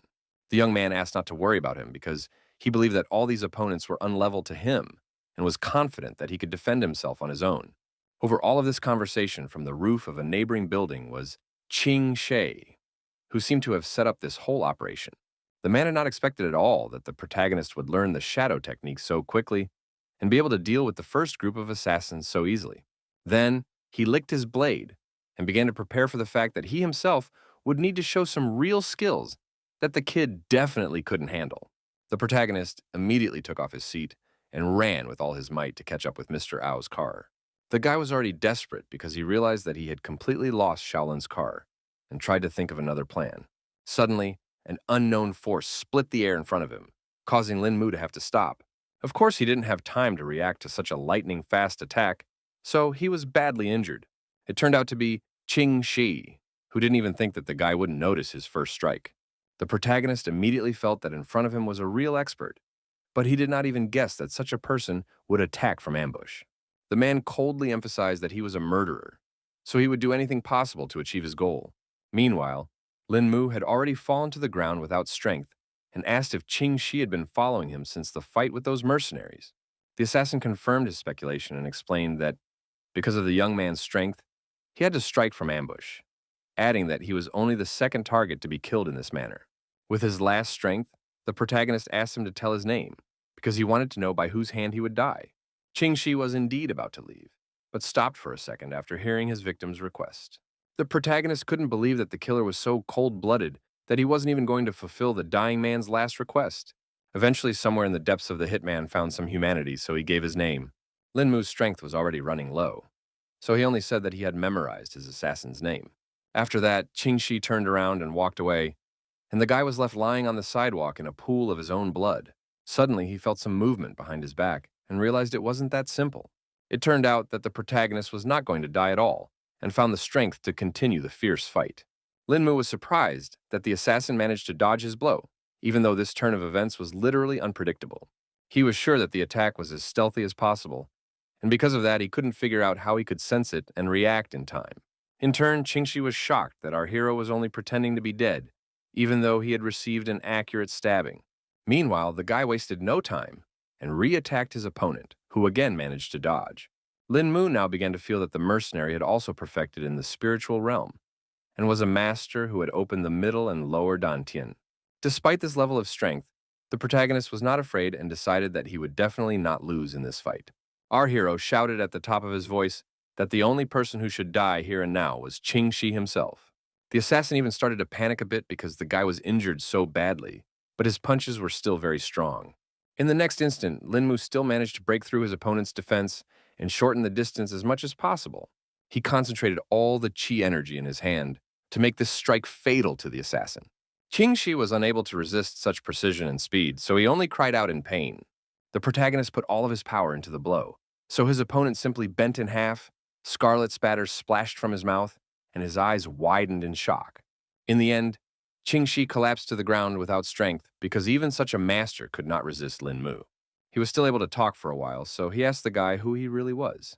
The brave warrior himself was also holding on with his last strength, so with a trembling voice, he asked his defeated opponent to remember that he had been killed by Lin Mu. Qing Shi still couldn't understand how things had turned out this way, because he was definitely sure that his knife had hit our hero. As he stepped away from the killer, the young man began to feel that the poison that was on the knife had already penetrated his heart and lungs. He couldn't believe that after going through such a fight, he would end up right here in the middle of the street. Eventually, the strength left Lin Mu's body, and he slumped to the ground without strength, regretting that he was not prepared for such a serious fight. His eyelids grew heavy and began to slowly close, but at the last moment the guy managed to see someone's feet right in front of his face. The events continue into the night of the same day, only now Lin Mu has entered the temple. Someone still managed to save Lin Mu, who had now regained consciousness but was still not feeling particularly well. At that moment, the girl who saved him was just praying for her late master. 10 years ago, when Yuner was very young, she accidentally injured an old man, causing him to pass away. Before his death, the old man said that saving the terminally ill was the main task of a healer. So if there was a chance to save the girl, he was ready to die without regrets. He asked his student to go on living and save more people who would need her help. The girl tearfully recalled how the master had adopted her, after which she had contracted a strange disease from which the old man himself had saved her. Each time after the operation, the master had aged little by little and sacrificed himself for Yuner's life. Now she was going to use a technique that would take a lot of work to master because it was quite difficult to control. The girl opened the box, which contained a set of needles and a note thanking her for living up to her title as a divine medic. Yuner continued to live her vocation, so she couldn't let our hero have any problems. She methodically inserted needles into his body, her fingers moving with surgical precision, and asked the guy not to give up and hold on to his life. Lin Mu's consciousness swam, the world around him blurred into murky patches, and a hoarse, painful groan escaped from his chest. The girl was very nervous because this secret technique consumes a lot of energy, and if things continued like this, she might not even survive. Dr. Zhou tried to cheer herself up to save the protagonist after all, but it was all too difficult for her. At that moment, she remembered that the master had treated her like a daughter since their first meeting and had saved her at the cost of his life. It was for this reason that the girl decided that once she had made a firm decision, it was too late to chicken out. She finally went to her master and asked for some strength to finish this technique. Zhou Xiun remembered how the old man had taught her precision in acupuncture and calmly continued to stick needles into her patient's body. She also kept the thought in her mind that each shot required skillful speed. Other than that, there was no way you could ever dwell on an acupuncture point for more than half a second, because otherwise, the healer would simply lose all his labors. The girl was still trying to reassure herself with the belief that she was bound to succeed. She kept sticking them in after the learned pattern, but our hero was still lurching with discomfort as well. At this moment, Dr. Zhou noticed that the black color on Lin Mu's face was disappearing, showing the success of her technique. The girl was a little distracted by the guy's improving condition, and because of that, she rushed, so the next needle just flew out of her hand.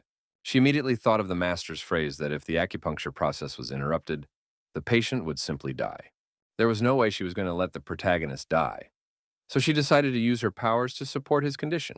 Zhou Xian gently injected her energy inside Lin Mu's body and tried to capture his yang.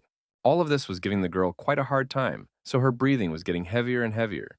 In the end, she plopped down on the bed without strength because she still managed to save the protagonist, who was now completely safe. At this time, Situ Shu was resting peacefully in her house, but her sleep was interrupted by a sudden phone call. The girl immediately woke up at the sound and couldn't figure out who had decided to wake her up so early. She was quite sleepy, but she immediately realized that it was Lian Zhu, who seemed to have some important information to impart. Miss Situ immediately woke up when she heard the news that Lin Mu had disappeared for 3 days now. She realized the gravity of the situation and asked her assistant to keep looking for news about the protagonist. It turns out that the girl had planned that her cultivation improvement in the future would only depend on this young man, so she simply couldn't let anything happen to him. That was why she tried to calm down a bit and think about what could have happened to Lin Mu. In the end, Xu Shu came to the conclusion that her suitor, Yan Lanxi, could be behind the missing guy. So she decided to call him right away. With fury in her voice, she asked without any clarification if her ex-fiancé had anything to do with Lin Mu's disappearance. It turns out that all these days the protagonist spent with Dr. Zhou, who at the cost of her strength saved his life. All this time the healer lay unconscious, recovering her life energy. Suddenly, Zhou Xiun, who was certain of her death, opened her eyes and immediately thought that she had entered heaven. She rose abruptly from the bed, her eyes darting around the familiar outline of the room. And it wasn't until consciousness finally cleared and a warm relief spilled over her body that she was able to move on. The girl immediately went to look for Lin Mu and thought that he had already left her house. It turned out that the protagonist was still here and had only gone outside to do some meditation to restore qi. The boy was greatly relieved when he heard the voice of his savior, who also had to fight for life. In fact, Zhou Xiun didn't think that he would recover so quickly, but was happy that he was already feeling much better. The girl herself still didn't seem to be feeling well, because after only a few words she started coughing violently. The protagonist immediately ran over and picked up Dr. Zhou, who kept pretending that she was fine. He asked the girl not to worry unnecessarily and informed her that his body was already fine. Lin Mu sat down next to him at the table and thanked Dr. Zhou for saving him from the bottom of his heart, promising that he would definitely repay her for her help in the future. The girl emphasized that as a real doctor, she had to save and treat the wounded, so she did not ask for any payment in return. The protagonist decided to wonder how she managed to get rid of the poison in his body, because he was literally certain of his doom. Then she told me that the guy had been saved by an acupuncture method described in a secret book by her master, who had been able to save countless people with the help of needles. In turn, the girl had only superficially learned the teacher's technique, making it too difficult for her to use the method. At this moment, Lin Mu noticed that her skin color didn't look great, so he asked Dr. Zhou to behave a little more calmly and not rush anywhere. The girl explained that she just had a weak body, which made our hero get even more worried and wondered if there was any way to help her somehow. Then Zhou Xiun told the story of how the master had saved her from a serious illness by spending all his life force on her. The protagonist couldn't understand what disease could make her teacher so helpless, if even the girl herself with superficial knowledge was able to use the secret technique. Eventually, the doctor couldn't take the strain, causing her head to spin and her skin to break out in a cold sweat. In a second, she had already fallen unconscious on the table, and the protagonist, frightened for his savior, immediately jumped up to her. He quickly picked the girl up in his arms and was about to carry her inside the house, suspecting that she had indeed expended too much energy to save him and even spit on her own life. After putting Jo Shiun on the bed, the protagonist decided to look around a bit. The protagonist noticed that the room was very clean, which demonstrated the cleanliness of his acquaintance. The next moment, he noticed that there were some strange bricks on one of the walls that stood out from the main interior. The guy immediately thought someone had done it on purpose because the bricks were not reinforced. Linmu carefully pushed back one of the blocks and saw that there was something hidden between the walls. The young man was greatly surprised to see that there were some papers hidden in this strange hiding place. Eventually, he guessed that they were letters from the master for his apprentice. The old man wrote that his real name was Mu Genqing, and all this time, he was trying to teach the girl his family's secret acupuncture technique that balanced yin and yang in the patient's body. As a young man, he traveled the world helping the sick and needy, but once offended a mysterious organization that tried to steal the family's secret equipment, and he had to hide it on Dunhai. When Jo Shun got sick, the old man had already been injured by the enemies, so he temporarily blocked her meridians to extend her life for 10 years. But if no one cured her in that time, she would die. Master hoped that he would find someone who could use this powerful yang extracting technique to save his disciple. But he also warned that without having a sufficient level of cultivation, this treatment method could not be used. Linmu was well aware that he should give Dr. Zhou these letters as soon as possible. For now, he was immersed in his thoughts that such a powerful technique could only be used with a high level of cultivation. The protagonist spent his time at the home of Zhou Shiyun, who lay unconscious until the evening. Eventually, the girl finally woke up and again couldn't understand what had happened to her. Linmu was sitting next to her bed, so he immediately inquired about Zhou Shiyun's condition, who seemed to be starting to feel better. The guy immediately showed her those very letters, and the doctor began to guess what they were. He suggested to his acquaintance that she study the letters more closely and see for herself what she thought. Tears immediately appeared in the girl's eyes because it was too hard for her to remember her teacher and read his real story. Joshun didn't expect that the teacher was so gracious to her that even after death, he wanted to take care of his student, and she didn't even know how to repay it. Through her tears, she asked Lin Mu where he had managed to find such precious letters for her. The young man then explained that he had found this hiding place in the wall during his little cleaning session. The girl now understood everything and began to regret that she hadn't met someone gifted enough to learn the technique. Our hero hinted that he himself might have been the man the old man wrote about in the letter. Joshun asked not to be fooled because she believed that despite the guy's talents, he definitely couldn't cultivate directly and didn't have a good foundation for this technique. The young man was confident in his abilities, so he asked the girl not to worry, but Ta couldn't understand what he meant. He was sure that the doctor knew a bit about cultivation, so he demonstrated his skills so she could see his power level. The girl was shocked because not every master could concentrate chi energy in their fingertips. After successfully using the technique, they went outside and Zhou Xiun couldn't stop talking about how our hero was quite secretive. So she didn't believe that he would be able to save her. In turn, the guy suggested that there was a chance of curing the disease could be cured even without reaching the highest level of cultivation. The protagonist was certain that as long as there was hope for survival, no one would give up so easily, and the master's letters made them realize how precious life was. Meanwhile, the girl thought about the fact that earlier she was going to save a couple more people and then, consider, completely fulfill her mission. But the unexpected news about her illness changed all plans. Linmu emphasized that all good things were sure to return and reminded him that she had saved his life this time. So he responded in kind. After that, Zhou Xiun remembered the old man's words that saving one's life was saving oneself. Memories of her teacher's warm hand stroking her head and his voice telling her about the vocation of a doctor immediately popped into her mind. Anyway, our hero thanked his savior and was now going to go home, because apparently everyone had lost sight of him. The girl understood everything perfectly well, because she herself had to return to the hospital. So she offered to say goodbye right here and now. Half an hour later, Lin Mu had already crossed the bridge that led to his house. The guy pondered that there were such powerful techniques in this world, and guessed that the creator of yang extraction had a deep understanding of the human body, so no one could surpass this master. At that moment, he saw that a large number of people had gathered on the embankment and were looking excitedly at the water for some reason. Turns out some car had gone off into the water. So everyone was actively talking about how the driver was definitely not going to do well in this situation. Everyone was sure that the sports car was very dear to the owner, but no one would have thought that she would ironically die in such a place. The guy started to get a little worried because the victim could be his acquaintance, so he asked those standing nearby what had happened here.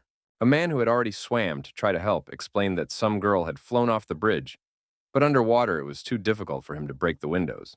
The protagonist realized that he couldn't stand by, so he confidently headed towards the water. Everyone warned Linmu that it was useless and it was better to wait for the rescuers, but he couldn't waste time. The guy was going to go down and try it anyway because if you wait for the rescuers to arrive, only the car would be saved in the end. He didn't even bother to undress and quickly jumped into the water, despite all the risks to his own life. In an instant, he felt the coolness of the water and plunged to the bottom to find the victim. Our hero was glad that it was fairly shallow here, and looked carefully around to find the car. Eventually, he did manage to locate a red sports car, which immediately gave him hope. Mentally, Linmu asked the girl to hold on a little longer while he swam to her. It turned out that the young man's fears were justified and his acquaintance was behind the wheel. Luo Biyun was already unconscious after such a long time underwater, so she didn't even fight for her life. The main character was very strong, so he still had enough strength to break the car window. The guy agreed that the glass was very strong, suggesting that it might have been bulletproof. So it was no surprise that the average person couldn't break it. For Linmu, such an obstacle was nothing, so in a second, the window shards flew in different directions. In this way, the young man managed to pull Lo Biyun out of the car and give her a chance to be rescued. Our hero realized that his acquaintance was about to die, so he needed to transfer some energy to her as quickly as possible. The brave hero bent down and his lips touched the girl's pale lips to keep her from dying. The events are moved to a couple of minutes ago, when Lo Biyun fell into the water and began to think about what people live for out of hopelessness. She supposed everyone had different goals, and many wanted to glorify their family or create a profitable business. The water increasingly filled the interior of the car, and the girl realized that she had no chance of rescue, so she could not hold back the tears in her eyes.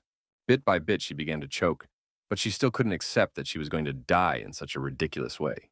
The next moment, she saw Linmu's image in front of her and couldn't believe that she had been thinking of this person in the last moments of her life. The girl woke up already on the shore, when the main character managed to pull her out of the water in time. Our hero was very happy when his acquaintance finally woke up, and all the people around with a sigh of relief, because they were also very worried about the victim. The girl couldn't understand what was going on around her, so she thought that she had already died, and Lin Mu was caught in the heavens with her. The young man calmly asked his acquaintance not to say such nonsense, and explained that he had managed to save her. Suddenly, Lo Biyun threw herself into the main character's arms because she had missed him for so long. Lin Mu was well aware that the girl needed support after such stress, so he tried to calm her down and explain that everything was already fine. Clinging to the guy even tighter, she decided to ask how he had managed to find the car at the bottom of the river. Then our hero told the story of how he saw this crowd of people gathered around the drowned car and asked how his acquaintance had gone into the water. The girl herself couldn't understand the reasons why this incident happened, because her car was suddenly out of control, which sounded rather suspicious. Lin Mu decided to take Luo Biyu to change her wet clothes and asked her to take her time if she still hadn't recovered. People accompanied them with raucous applause and compliments for the brave hero who was able to save a defenseless girl who was in such a dangerous situation. Events continue on the morning of the same day as students slowly began to gather at Dunhai University. Zhou Xian was trying to find our hero and was very worried because not long ago his phone was working. Now it was out of range. At this moment, Lin Mu's neighbors appeared on the horizon, who had already heard about the other girl who was looking for him. Dr. Zhou confirmed it and guessed that her savior's friends were in front of her. Song Liangju asked what the stranger was looking for the guy for, and immediately told her that he hadn't returned home for several days, so even his friends didn't know where he was. The girl confessed that these few days I was at her house and left only this morning. Obviously, all the girlfriends were shocked when they found out that their neighbor had been at some hottie's house all these days. Zhou Xian immediately said that a few days ago, the guy was seriously injured, so the girl saved him and left him with her for a few days to rest and recover his strength. Zixi was even more frightened when she heard that Lin Mu had managed to get into some kind of trouble.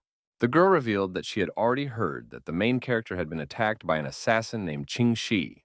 Now, for the neighbors, everything fell into place, because the young man never disappeared without saying goodbye. Zhou Xian still wasn't calm about the fact that the young man still hadn't shown up, and was afraid that something had happened to him on the way to the university. Meanwhile, at Mr. Yang's house, they had already received new information from the spy. The aide informed he that Qing Shi, sent to kill Lin Mu, had failed his task, and that young man had already returned home. The man thought that it was all a complete outrage because this assassin was too strong a cultivator. The servant asked Yan Zhongqing not to be angry because it was only some youngster. The old man agreed that it was easy to say such a thing, so he suggested to his subordinate to go actually eliminate this Lin Mu. The aide immediately panicked, emphasizing that he didn't dare perform such a task, so it was better to assign it to an assassin. In the end, the Lord ordered that only Pai should go this time, who definitely shouldn't relax, since it was now known that their opponent was an unusual child. Meanwhile, the guy stepped over the threshold of the house, and the girls immediately froze when they saw their mysteriously missing neighbor. Lin Mu, of course, apologized to the girls and explained that he had a few things going on these days. Zishi was very unhappy that our hero had returned home and didn't even say a word about it, and said that they were all very worried about him. The girls also confirmed that they had been looking for the guy the whole time, while he quietly returned home in the meantime. Song Liangru immediately stood up for her disciple and reminded her friend that his wounds had just healed. Lin Mu was immediately very surprised because he couldn't understand how the girls knew about his injuries. At that time, the neighbors said that they had already met Sister Zhou, who told them about the whole situation. Zixi got really pissed off and couldn't hold her emotions in anymore, because she couldn't understand what kind of relationship the guy had with this girl. The protagonist quickly tried to explain the situation and revealed that Dr. Zhou was his savior the last time he fell off the balcony. The girl was still reluctant to believe that Lin Mu had lived with her for so many days, and nothing had happened between them in the end. Their conversation was abruptly cut short when the protagonist's phone buzzed in his pants pocket. The guy asked his girlfriend not to say things like that about him and apologized for having to take that call. It turned out to be Dr. Zhou, who was finally able to reach Lin Mu, who appeared to have gotten his phone wet, after which it was simply repaired. The girls couldn't watch this because they were very jealous of the guy for this mysterious stranger, so they started parodying their conversation. Suddenly, the protagonist heard that something strange was happening to his acquaintance, because only her screams could be heard in the tube. An unfamiliar voice informed him that the guy needed to immediately come to the third floor of Yinghuang Chaoji if he didn't want something to happen to Zhou Xiyun. The protagonist was scared for Dr. Zhao and tried to find out who he was talking to, but it was too late because the call ended. After such a strange call, the guy stared silently at his phone and now couldn't figure out what he should do next. Song Liang Rao saw that he was very agitated and inquired about what had happened to Zhou Xiyun. Lin Mu assumed that Dr. Zhou had been kidnapped, so there was an urgent need to rush out to rescue her. The girls were in no hurry to let our hero go, because they were afraid that it was all a set-up trap. So first, it was better to report the incident to the police. The young man stopped his roommates because there was no way they could report this to anyone else, as then the kidnappers would not be ceremonious with Dr. Zhou. After only half an hour, the protagonist arrived at the place where a guard was already waiting for him. Lin Mu looked around and verified that Yingchuan Kaojie was here. The guard at the entrance was in no hurry to let some young man through and first asked if he had an appointment here. The young man was in a great hurry, which made him angry at this bodyguard and informed him that he had come here to meet their boss. The man still didn't miss the cocky young man and asked who he even was, because not everyone could just barge in on their boss. Then our hero decided to demonstrate his strength and grabbed the guard by the arm, explaining that the boss himself asked to come here. Eventually, the bodyguard had to take our hero to his boss, not understanding where this strange guy even came from. He knocked gently on the boss's office door and announced that he had a visitor. Inside, our hero was waiting for the massive figure of a bald bandit, which immediately caught his eye against the background of a fragile bound doctoress. The girl's eyes were full of fear, for she feared not only for her life, but for the safety of the young man himself. Lin Mu was now certain that his acquaintance had indeed been kidnapped, so the situation was very serious. The guy didn't care at all what the kidnappers' goals were, so he asked the bandits to let Zhou Xiyun go first, after which they could talk. The leader of the group rejoiced when he finally saw this famous, insufferable person, which turned out to be an ordinary good-looking kid. So now he will be able to get easy money. Meanwhile, bodyguards began to quickly surround the protagonist to take him hostage as well. The young man said with confidence in his voice that he didn't want to simply waste his time, so he asked all the opponents to attack him at the same time. The fighters were angered that Lin Mu appeared so brazen, so they were going to show them their strength. Before the head of the guard could finish, he heard muffled blows, which caused him to freeze on the spot, because he had not expected such a rapid development of the event. It turned out that everyone who dared to attack the protagonist was already lying helplessly around him and screaming in pain. The remaining guards were incredibly startled by this turn, and didn't even have time to consider what Lin Mu had just done. The leader of the bandits was also confused, but quickly ordered his subordinates to pile on their main target. The protagonist despised his weak opponents who didn't even know how to behave in battle, so he disparagingly called them a herd of sheep. At the same time, Pai advised Lin Mu not to get so cocky because it was obvious that he wouldn't be able to stand up against a whole bunch of experienced fighters. After a few seconds, the bandits came close to the protagonist and began to attack him from all sides, not giving him a chance to escape. The guy decided to use the shadow technique he managed to learn during his last fight. So he simply dissolved right in front of his opponent's fist. All the bodyguards immediately froze in place because they couldn't understand what had just happened. The protagonist was already behind them and wondered who they were so confusedly looking for. Joshyun, who had been closely watching the progression of this battle, was certain that for such a high-level cultivator to dispose of these little bipeds was too easy. The girl's guesses turned out to be pure truth, because the guards only had time to get punched in the face by Lin Mu. Our hero was very disappointed that his opponents could not withstand even one blow and immediately fell unconscious. After dealing with all the bandits, he went up to the girl to free her from the ropes and apologized to her for being late. Pai realized that he had suffered a crushing defeat, and now he couldn't understand how some youngster had managed to wipe out all of his subordinates. Meanwhile, Lin Mu laughed off the fact that all the guards were too weak and suggested that their leader should definitely be stronger. The man pointed a gun at our hero in a panic and started yelling that good kung fu skills are not enough to become invincible. The protagonist agreed that he wasn't faster than a bullet, but he only needed to be faster than Pai to win a duel with him. The bandit was pissed off that Lin Mu was so stubborn, so he didn't want to wait any longer and pulled the trigger of his gun. The guy quickly backed up his words with actions and lightning-fast pressure on his opponent's arm, causing him to shoot downward and hit his own leg. Pai definitely didn't expect this development, so he confusedly cried out in sharp pain.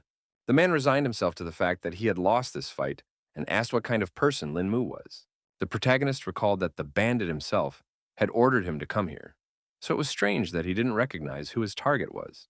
Pai was afraid that the young man might do some terrible things to him, so she asked him to let him go and promised to pay him back for sure. For his part, Lin Mu emphasized with a smirk on his face that he definitely didn't need anyone to pay him. The guy didn't want to wait, so he instantly made the man pay for everything he'd done. Our hero used chi energy to completely erase Pai's memory and make him a fool. The girl who had been watching from the side the entire time wondered what Lin Mu had just done to the bandit. The young man explained that he was merely using a bit of yin to seal the man's yang. At this moment, some other people had already entered the hall, noting that everything here was quite lively. It appeared that it was already some other leader accompanied by his subordinates, who agreed that Lin Mu was really strong since he was able to overpower so many people. The protagonist tensed up when he saw some more strangers, so he immediately wondered who the man was. The man did not hide his identity and introduced himself as Shen Zhuguang, a friend of the owner of the place, complaining that Lin Mu was interfering with his work. The young man immediately recognized the name because he had heard that this person was Wang Shiking's boss and also the head of the Municipal Public Security Bureau. One of Shen Zhuguang's subordinates said that he would now take our hero to the bureau for questioning on the subject of inflicting willful injury. Our hero said that he had defeated all these people alone, so he asked to let his acquaintance go, because his own detention would be enough. Jo Xiun wanted to object something, but the guy asked her not to worry and promised that he would be fine. The man then firmly stated that he was the one in charge of the case, so the guy couldn't order him around and ordered his subordinates to grab everyone in the room. The protagonist didn't like the fact that no one wanted to let the girl go, but Dr. Zhou herself tried to calm him down. In the end, they both had to obey Shen Zhuguang's instructions and walk along with his men. Lin Mu started to feel guilty for involving Zhou Xiun in all this, but the latter asked him not to worry because she herself had yet to thank him for saving her life. In the corridor of the hotel, they met up with Xing Weilong, who couldn't understand what kind of movement was going on here. The fatty immediately recognized Brother Lin's familiar face and wondered what he was doing here. The guy couldn't figure out who all these people around his friend were, so he asked where they were taking Lin Mu, because it all looked too suspicious. Someone from the group explained that the police were working, and the protagonist fell under suspicion, and the fat man himself was advised to mind his own business. Lin Mu was glad that his buddy had shown up so timely and handed him some small note. The protagonist asked Xing Weilong to call the number on that piece of paper a little later and tell that person his arrest. Very soon, Lin Mu and Zhou Xiun had already arrived at the Public Security Bureau of Dunhai City. The policeman who conducted the interrogation informed the girl that her buddy had already confessed to everything, so she could be free. The girl explained that it was true that this was the other side of the whole situation and tried to justify Lin Mu's actions. The man asked her to stop and promised that they would definitely look into the matter. Zhou Xian was very excited and asked where the detained guy was now and what would happen to him next. At the same time, our hero was placed in a detention center, where he had already managed to enter into a conflict. Turns out, the guy had already decided to teach his cellmate, who also couldn't resist his power, a lesson. The second prisoner could not keep his feet from such a powerful blow and fell to the cold floor of the cell. The protagonist emphasized that he wanted some rest and asked his neighbor not to disturb him. The battered fellow was dissatisfied with the fact that his partners had become as stooped and didn't attack Lin Mu. Eventually, the other prisoners mustered up the courage to teach the arrogant newcomer a lesson. Lin Mu decided to play a bit with his new opponents, so he let them hit him once. The guy threw himself forward to make it easier on his opponent and warned him that he might regret it. It turns out that our hero had a cunning plan, so he concentrated all the energy in his head, causing it to become literally iron. This was followed by an unpleasant crunching of the fingers of the overly brave lad, who now realized his mistake. After only a second, he screamed hard from the incredible pain and grabbed his broken arm. Everyone around him began to realize that this guy was not easy, because he was obviously a good fighter. It was then that the strongest prisoner decided to enter the fray and teach the overconfident newcomer a lesson. Lin Mu was carefully observing the situation around him, so he instantly noticed that someone was about to attack him. The man shouted belligerently and swung around to deal with the protagonist quickly.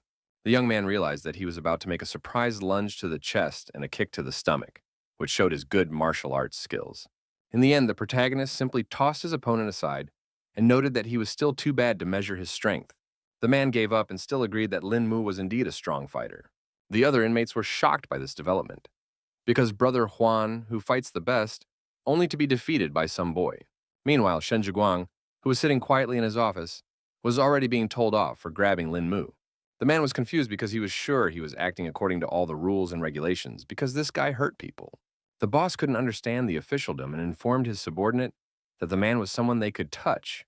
The policeman started to worry that the Yan family might get angry if they let this guy go, and the chief realized that it was all this family's shenanigans. In the end, the boss informed him that if anything even happened to Lin Mu, not even the 10 Yan families would save his subordinate's head. The police chief didn't even know how to respond to these threats, because he realized that the matter was serious. He finally found the strength to reach out to Mr. Li, but all he heard in response was a humming tone.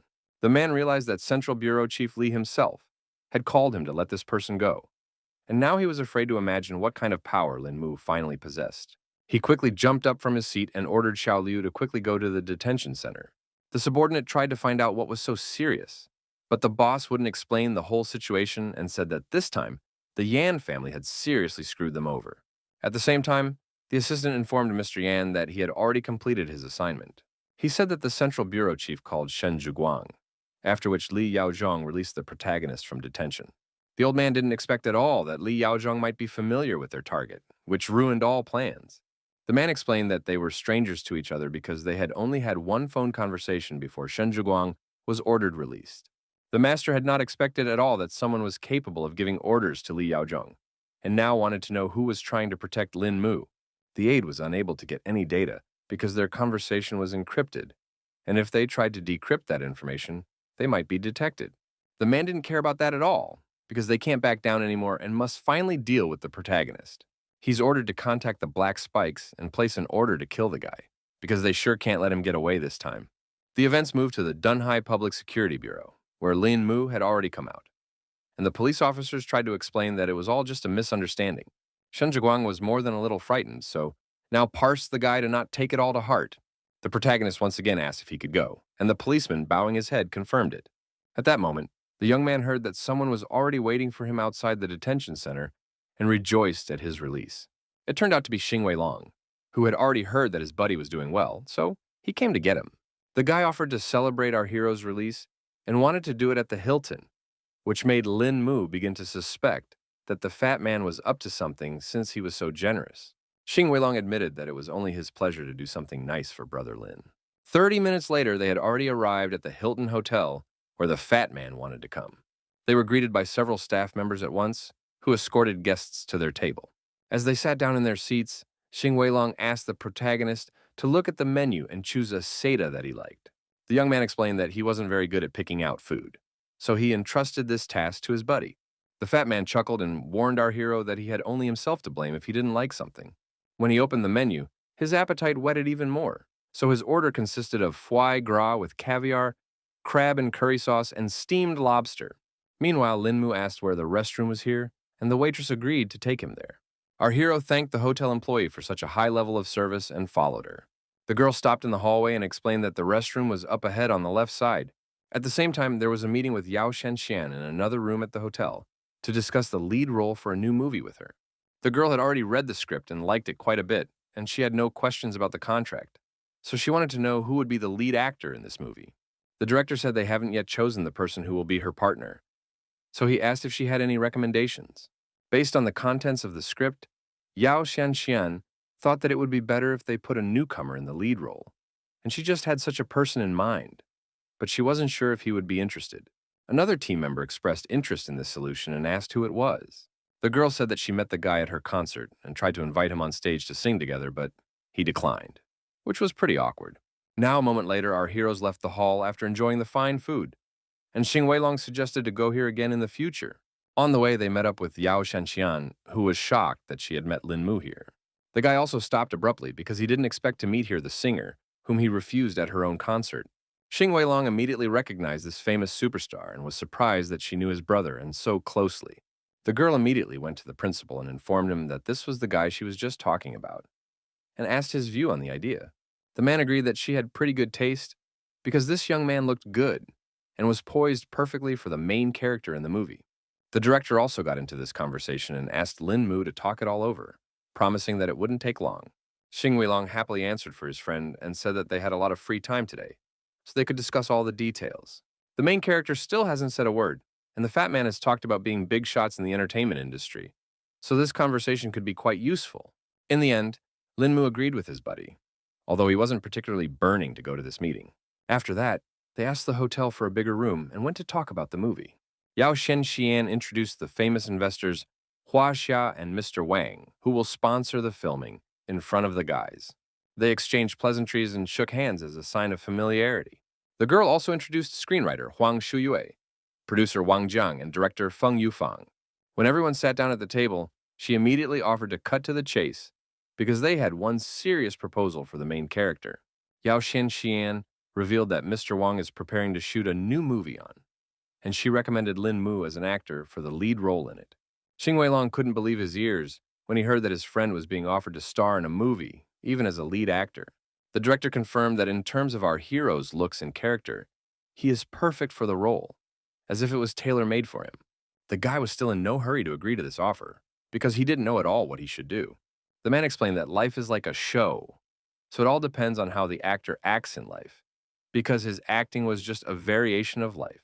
Lin Mu felt that it was all too wrong because he might not be able to do his job, and the movie would end up being a waste of time and effort. Yao Shenxian asked the guy to believe her because she believed that no one else could handle the role and promised that everyone on the team would actively help him. Xin Weilong also wanted his friend to try out for the movie because that way he could reveal his hidden acting talent. The girl confirmed the guy's words because a lot of stars didn't even finish acting school and stumbled into the entertainment industry that made them world famous. In the end, the protagonist decided to trust his friends, but still warned that they shouldn't blame him if something goes wrong. The director was happy that he finally agreed to be filmed and promised that there would definitely be no problems with their movie. Meanwhile, the director asked if Lin Mu was free tomorrow because he wanted to sign a contract with him right away. The protagonist wasn't against it yet, so he asked what time it was convenient for them to meet. The director handed him his business card and asked him to come to the given address at about 10 o'clock in the afternoon. Lin Mu thanked the movie team for believing in him and promised tomorrow he would be in the right place at the right time. Events continue the next morning, when the protagonist does fulfill his promise.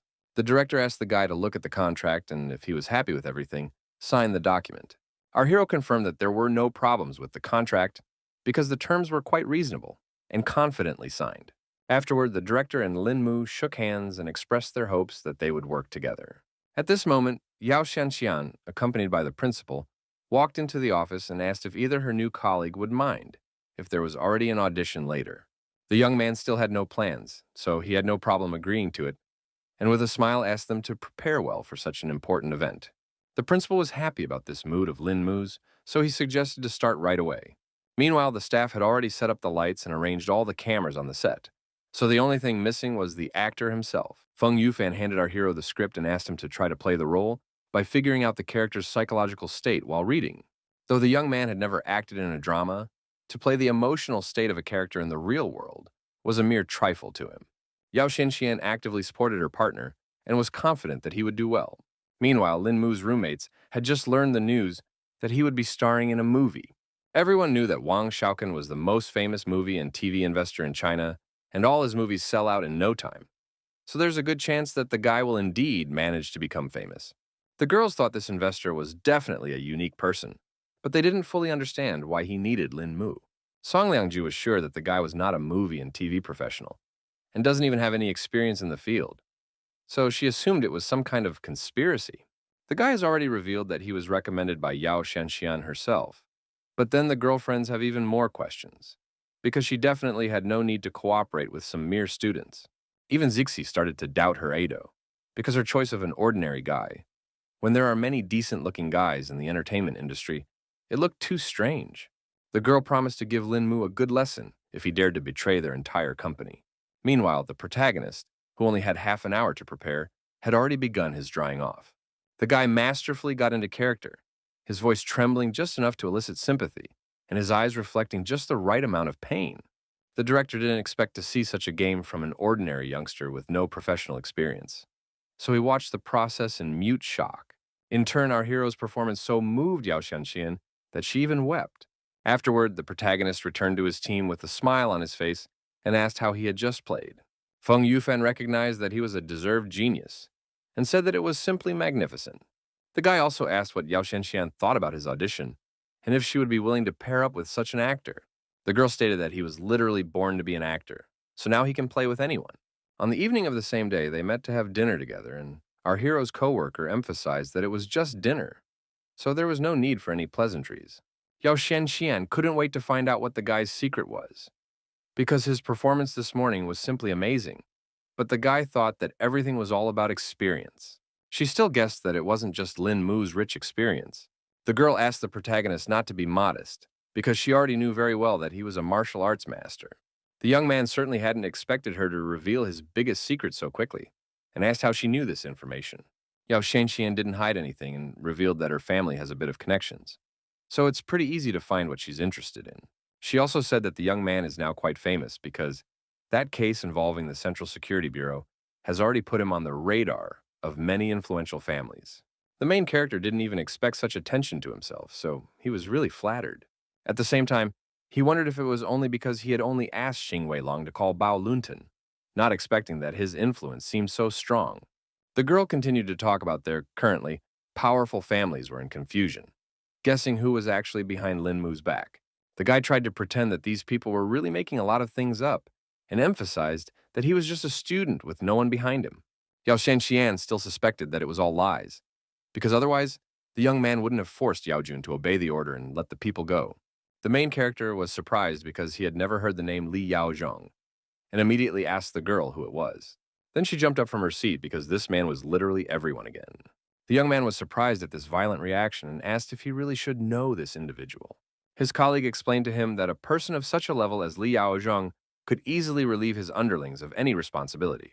She emphasized that this man was quite challenging and was actually the head of the Central Public Security Bureau, so he controlled the national public security system. Listening to his acquaintance, the protagonist concluded that it was Yao's family who had started all those rumors. She confirmed the guy's speculation and said that according to the information she had received, the person who had almost killed Lin Mu last time was an elite cultivator who had been secretly raised by the Yan family. Now, the young man had confirmed Zitu Shu's words that it was better to watch out for that guy from the Yan family, because it was obvious where this professional assassin came from. Meanwhile, the girl added in a whisper that after the previous failed assassination, this family had invited a stronger master from Shuizi. In the end, Lin Mu finally wanted to ask how Yao Shanxian had managed to find out such confidential information. Obviously, the girl didn't answer this question because she didn't want to put our hero in even more danger. So he wanted to know what reason she was helping. The actress replied that the guy now had the lead male role in the movie, so if he died, she would have no one to play with. Lin Mu was still afraid that it wasn't really like what his acquaintance had said, because her family might have also noticed his real strength and was now trying to convert him to their side. Events continue the next day at the Inhuang Kyoge Hotel, where a fight between Zhou Xun's kidnappers and the protagonist has only recently taken place. Since the assassins are still arriving, the guy certainly needs to shun them, but he can't leave his business to the common people. The two guards at the entrance immediately told him that they were not accepting anyone today. So under no circumstances would they open the door.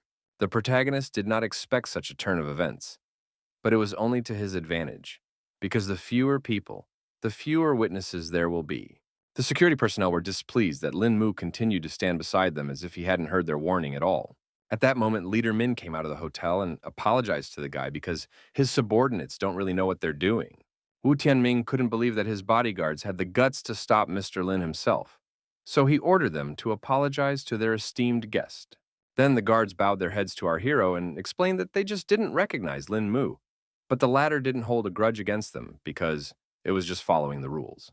Once inside, the man asked if the reason the young man had stopped by was because he finally had some free time.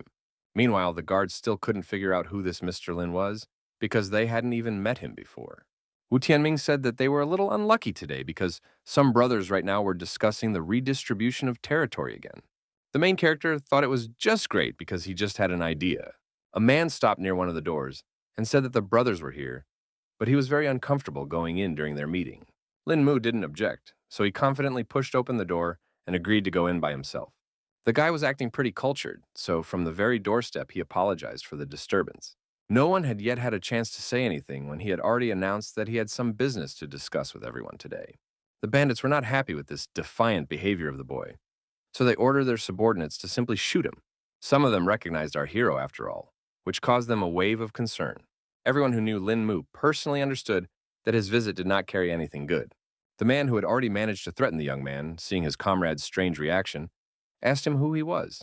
In Brother Yeezy's mind, Shenju's words that he should never provoke this guy again, otherwise there wouldn't even be anything left to bury from the subordinate, immediately surfaced. In a whisper, he informed the old man that this guest's name was Lin Mu, and even Shenju himself deeply respected him. The brothers were shocked to hear that so respected a man among them was behind this young man. The old man immediately began flattering the protagonist to make amends, and asked him to sit down in one of the chairs to talk things over in peace. Some of the bandits still didn't understand why their comrade's behavior had changed so drastically, but they didn't object. The guy noticed all those looks and asked them not to look at each other like that because he knew exactly what they were thinking right now. Then the man tried to lie that they had been playing mahjong late the previous night, causing their eyelids to twitch a little. Lin Mu asked them not to worry because he wasn't here to share territory, but to ask for one favor. Brother Easy still couldn't understand why our hero just didn't report a case, but decided to show up in person. The guy reached into the pocket of his jacket and explained in parallel that this case was not very convenient to discuss over the phone. He pulled out some kind of box and told me that a European man was about to show up in Eastport City as a professional assassin, so he would need help to find this particular person. The bandits immediately inquired if their target had any distinguishing features. Our hero wasn't entirely sure because all he had was information that this man was from Europe and would be entering the city within the next few days, so they needed to keep an eye out for any foreigners arriving. After listening to all the conditions, the brothers began to fear that it would be quite a complicated operation. There are many foreigners leaving the EC every day, so unless they know what their target looks like, it will be like looking for a needle in a haystack. Plus, tracking down a killer can be dangerous and cost the lives of their subordinates. Lin Mu understood their worries perfectly, so he hinted that the higher the danger, the greater the reward would be. He explained that as long as the bandits helped him with his search for the killer, they would be given a special pill. No one had any idea what this medicine was, so Brother Easy asked the young master what it was. The guy wondered who here had the courage to let him demonstrate the power of this little pill. The bandits began to look amongst themselves again and were in no great hurry to agree to such a venture. In the end, one of them still found the courage to go for such a risky experiment. The man was not particularly afraid of taking such a risk, so he asked Lin Mu what he should do. The protagonist, thankful for the opportunity, calmly asked him to take off his clothes and turn his back to everyone. One of the leaders of the group quickly took off his shirt and asked if our hero would fit this look of his. From the scars on his body, Lin Mu concluded that the person in front of him was a former soldier, so he was confident that such a person would be able to withstand his attack. The guy warned that he was about to strike, so he asked the man to bear with him for a while. Bandit was ready for something like this, so he'd let the young master do whatever he wanted. In just a second, a deep cut appeared on his back that stretched across his entire back. The strong urchin only wheezed quietly in pain, but still absorbed the blow. Everyone else was frightened for their comrade's fate and couldn't understand what Lin Mu was about to do. The young man firmly ordered everyone to shut up, and advised them to observe the process more closely. He demonstrated taking only a small portion of the pill to show its incredible effect. The protagonist sprayed his medicine on the bandit's wound and explained that just a little bit could heal such a serious wound. The skin around the cut began to sizzle strangely, but after only a few seconds, it was completely gone from his back. The bandits couldn't believe they were actually seeing this one because the skin literally tightened before their eyes. Linmu emphasized that everyone was now convinced of the efficacy of this medicine and explained that this pill would save a person's life as long as they breathed. Then he clarified whether the bandit he was conducting his experiments on was named Wu Tianming. The man instantly turned around and confirmed the main character's words. The young man made sure he was a real man, so he gave him the first pill. The bandit immediately began to refuse such generosity from the young master because this gift was too expensive. A concerned old man decided to ask our hero if he would really give this wonderful pill to them if they still agreed to find the killer, and he confirmed his intentions. At the same time, the guy reflected on the fact that he still managed to demonstrate the importance of this pill to those who walk the blade every day. The protagonist was happy with the results of these negotiations because he saw from the greedy eyes of the bandits that they were capable of handling the task at hand. Following him, Wu Tianming also came out and wanted to personally talk to the young man. Lin Mu was in no hurry to go anywhere, so he gladly agreed to find out what the matter was. The man warned that there were too many eyes here, so he asked the guy to go to another place to talk. Stepping aside, he asked the protagonist why he, as a strong man, was asking others for help instead of taking all the territory for himself. Lin Mu honestly replied that he was not at all interested in such things and simply did not want to get involved in these conflicts. Wu Tianming understood that the young master had a low opinion of all of them, but since he had already approached their faction, it meant that the guy had no other people to help. The protagonist was starting to get tense about this conversation, so he asked the bandit to finally cut to the chase and stop beating around the bush. The man heard Lin Mu, so he began his story about being part of the underworld for many years and not wanting to work for anyone else. His brothers have been working with him for a long time, but they have ultimately failed to reach any heights. The arrival of the young master could be a great chance to change that. Lin Mu began to guess that the bandit wanted to ask for his help to start his own gang. Wu Tianming confirmed his intentions and hoped that Mr. Lin would support their team from behind the scenes during the leadership battle. But the guy reiterated again that he didn't want to get involved in all of this. The bandit still tried to explain that the guy was deluded because he wouldn't have to do anything, and he himself wanted to deal with his rivals in his own way. Now our hero has guessed that he only wants to use his name to intimidate him. But until he clarifies it himself, no one will know the truth. In the end, the young man recognized that Wu Tianming had earned his respect, and since he didn't need to do anything to help, he wouldn't mind. Of course, the man rejoiced at such news and thanked the young gentleman for his help. The guy was about to leave, but before he did, he emphasized that he still had to stay clean and asked to only look for him if there was an important reason. Wu Tianming did not object to such conditions and once again thanked our hero for helping him with his case. Lin Mu had already returned home deep into the night when all of his female neighbors were already home as well. At the entrance, he immediately changed into his house slippers and informed the girls that he was finally back. The girlfriends were sitting in the living room, so they immediately wondered why the protagonist came home so late. Lin Mu quickly oriented himself and lied that he went to see his friends after the audition, and when he came to his senses, it was already so late. Zishi forgot about all the worries after hearing this, because she guessed that the young man had managed to get his part after all. Our hero confirmed her speculation and explained that all he had to do was wait for a call from the company. The girl immediately hugged him tightly and started yelling about how she believed in his strength from the beginning, happy that her idol had great taste. The others were not happy that their friend had changed so quickly because she had said completely different things this afternoon. Zixi asked the guy not to listen to Xuanrong and promised that she would teach Yao Xianxian a lesson if she just wanted to play around with Lin Mu. The main character reassured the girl and emphasized that her favorite singer just wants to do her job well. Her friend didn't expect that after just one day of acquaintance, Lin Mu would already side with her college and defend her. She was very upset because the young man's heart had already been stolen, so they no longer had any chance in front of the real Adol. The plot then develops on Green Lotus Mountain, which was completely covered by a dense forest. Yan Lanqi arrived here, excited to have a long-awaited meeting with Ling Sheng, who had long since arrived at the place. The longtime acquaintances hugged each other tightly, because it had been quite a while since they had seen each other. Hong Ling Sheng even began to doubt his orientation, because he didn't expect that he would miss his buddy so much. Yan Lanqi suspected that the guy might not have missed him, but the one good thing he had. In the end, the young man decided to introduce Lin Tiannan, with whom he had come here from the capital to rest for a while.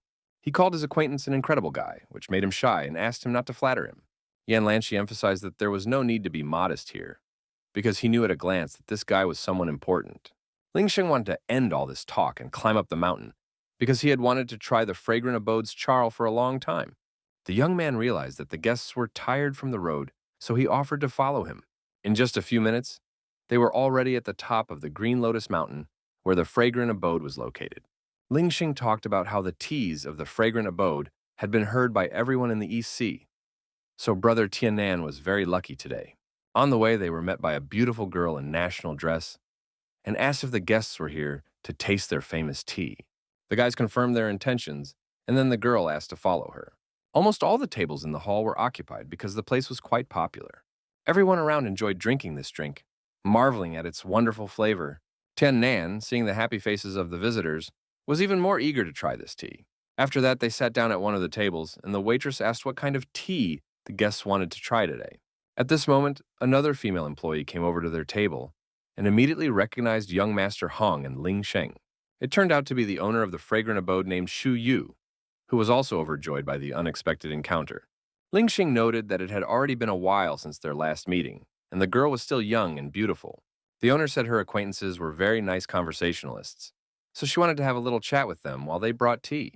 When they finished their visit to the abode and went outside, Tiannan immediately noted that he had seen something interesting while they were sitting in this establishment. The guy agreed that the tea at this establishment was good, but not as good as its owner.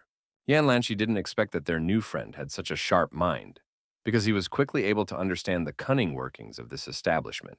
Now Tiannan couldn't forget the curves of her attractive body and the queen's demeanor, which was a rarity now. Ling Xing definitely didn't expect his buddy to fall for Sister Yu's beauty so easily. The young man didn't hide anything and admitted that he couldn't stop thinking about Tiannan's stunning figure. Ling Xing decided to change the topic because it was quite rare for them to meet like this, so he suggested finding another place to sit, and Yan Lanshi immediately came up with some idea in his mind. At that moment, a car passed near them at full speed, which obviously caught their attention. The car then whizzed into a vacant parking space, and the driver rejoiced at such good fortune. Turns out it was Zixi, who this time set a record and reached her destination in 10 minutes and 43 seconds. With her was the main character, who was dizzy from such a ferocious driving style of his girlfriend. Yan Lanshi stopped abruptly, his gaze instantly becoming icy cold, frozen on the figure of his number one enemy. The guy couldn't understand how Lin Mu was able to survive if he sent his best assassin after him. Ling Sheng noticed the beautiful girl who was driving that car and asked if she was Yan Lanshi's friend. He replied that he was not familiar with this girl and suggested that he should hurry up and get out of here. For now, the guy had decided not to continue their conflict, but she was still going to see how long our hero's luck would last. Lin Mu also recognized the young master who wished him dead, and remembered that he should be made to pay for it, sooner or later. Meanwhile, the girl noticed that he was thinking about something and asked her buddy to hurry up a bit. It turns out that they also came to Fragrant Abode because Zixi had been talking about this place for a long time. The protagonist was not surprised by this place because, other than the serenity around, there was nothing unusual here. Zixi explained that a lot of people came here because the abode was the best place for tea drinking in the entire East Sea. This story interested the guy, so already he couldn't wait to see everything with his own eyes. The same girl at the entrance recognized Miss E immediately and greeted the guests to seat them at a free table. Zixi noted that it had been a while since they had seen Xiao Fan and asked if the supervisor was in attendance. The employee said guests had to go straight to the second floor if they wanted to meet the boss.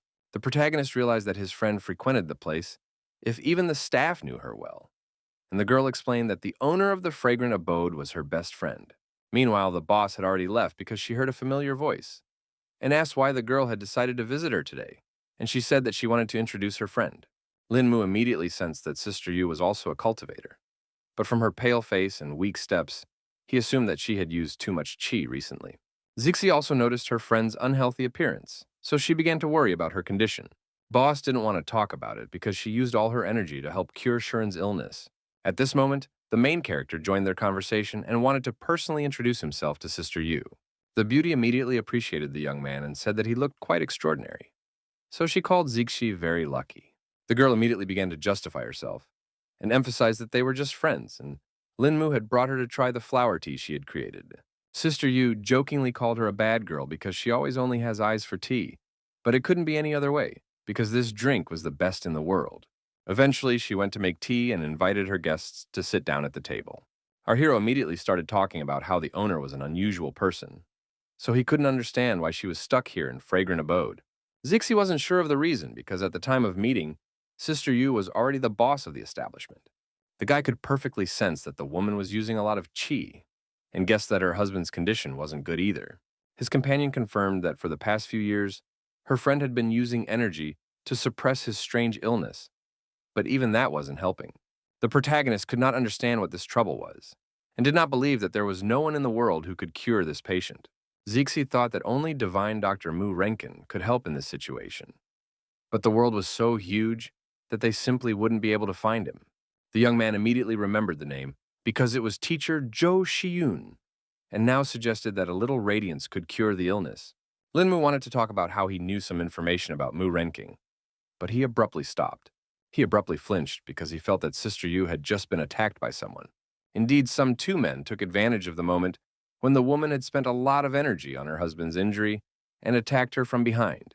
She still wasn't afraid and emphasized that if it wasn't for her weakness, these two wouldn't even be her opponents. One of the bandits admitted that he wasn't that strong, but believed that the victory was also about stealth. This moment, an excited Linmu and Zixi rushed into the room, who couldn't leave their acquaintance in distress. The woman was worried for their safety, so she asked our heroes to leave now. Brave Zixi didn't listen to her friend because she couldn't stand by when someone dared to harm Sister Yu. The man thought those were pretty serious words, so he ordered no one to leave this place because he wanted to deal with everyone.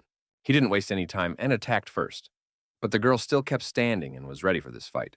Only now did Zixi realize that her patent was too fast, so she wouldn't have time to dodge his strike. Lin Mu suddenly appeared in the villain's path and stopped his attack with one slight movement. The man couldn't realize what was happening now, because he definitely didn't expect to run into such a strong opponent. Our hero was still unhappy that the stranger had allowed himself to be so rude to the lady, so he pushed him aside with all his might. The blow was so strong that the bandit even coughed up his blood, and was now definitely not in a position to continue this fight. Sister Yu was also surprised because she didn't expect the guy to have such strong qi, and now realized that the guy in front of her was a high-level master. Meanwhile, the second man was not frightened and was only angry that some youngster dared to harm his comrade. After just a second, he had already released several sharp needles, so the main character didn't react to such a sudden attack and died instantly. The woman was greatly frightened and tried to warn Lin Mu that there was a dangerous poison on those needles. The guy wasn't surprised by such petty tricks, so he quickly used qi energy to create a barrier around himself. Our hero's skill level was enough to make a solid shield around him. Eventually, the needles simply stuck into the barrier and now carried no danger. Sister Yu was shocked that such a young cultivator had already learned how to control his qi to such an extent. It turns out that the protagonist had a cunning plan and was going to return the bandit his own poisoned needles. The man certainly didn't expect such a turn of events, so he only managed to cry out in pain and surprise. His knees buckled helplessly, his back hit the stone slabs, and his arms spread out at his sides. The poison was quickly starting to spread across the bandit's face, so he needed to hurry up and take the antidote. His hands were shaking so badly that he just couldn't open the bottle, which only made the panic grow. The man took too long to do so, so the protagonist quickly jumped up and snatched the bottle from his hands. At this moment, Sister Yu found the strength to stand up on her feet and approach her enemies to say that such people didn't deserve to live in this world, so they would now go to hell. The bandit tried to say something, but the poison was working more and more, so the strength was leaving his body. His last words were a promise that he would not let Shu Yu go even after his death.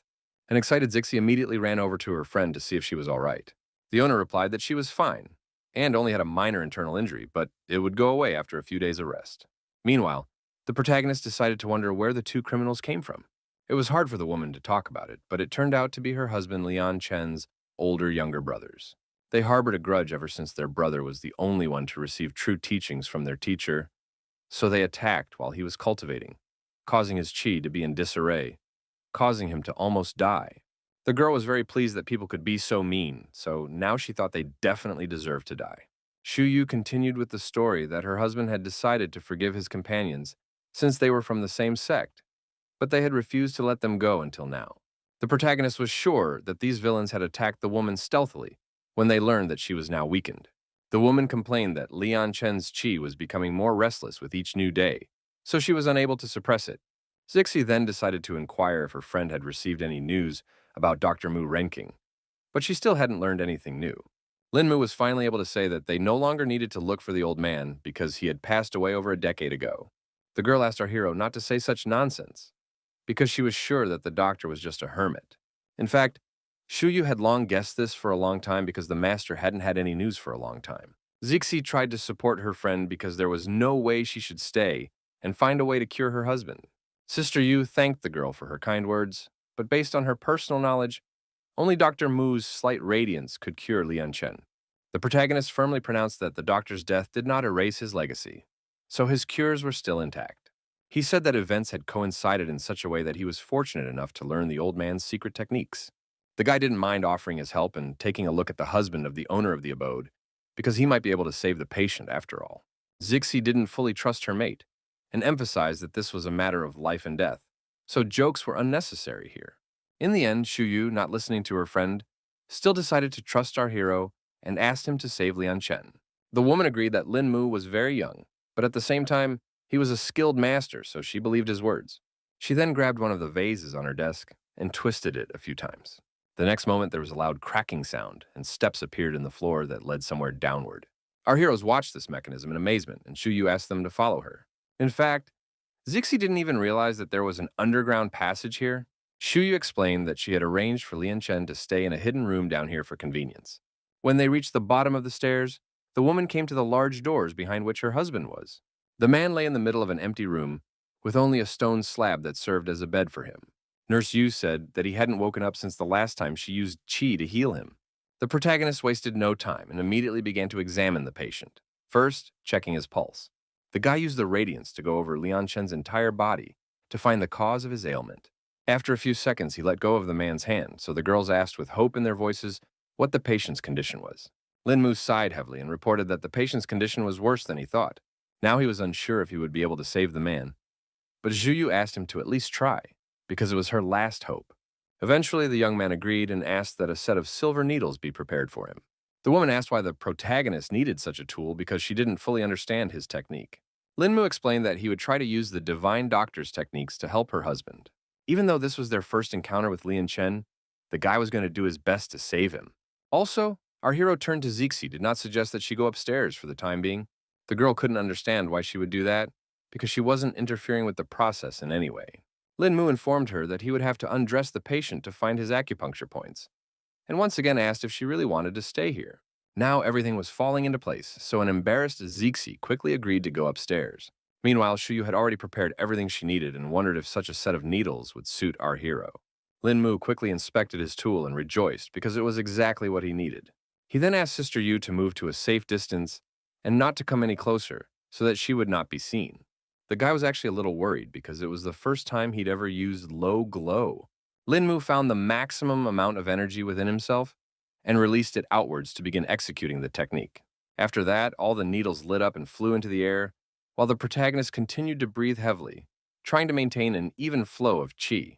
Shuyu couldn't believe her eyes when she personally saw the performance of this rare technique. The glowing needles were literally hovering in the air, so now she made sure that the young man was using the minor radiance. After successfully executing the technique, the protagonist and Zixi, despite having spent too much qi, went home.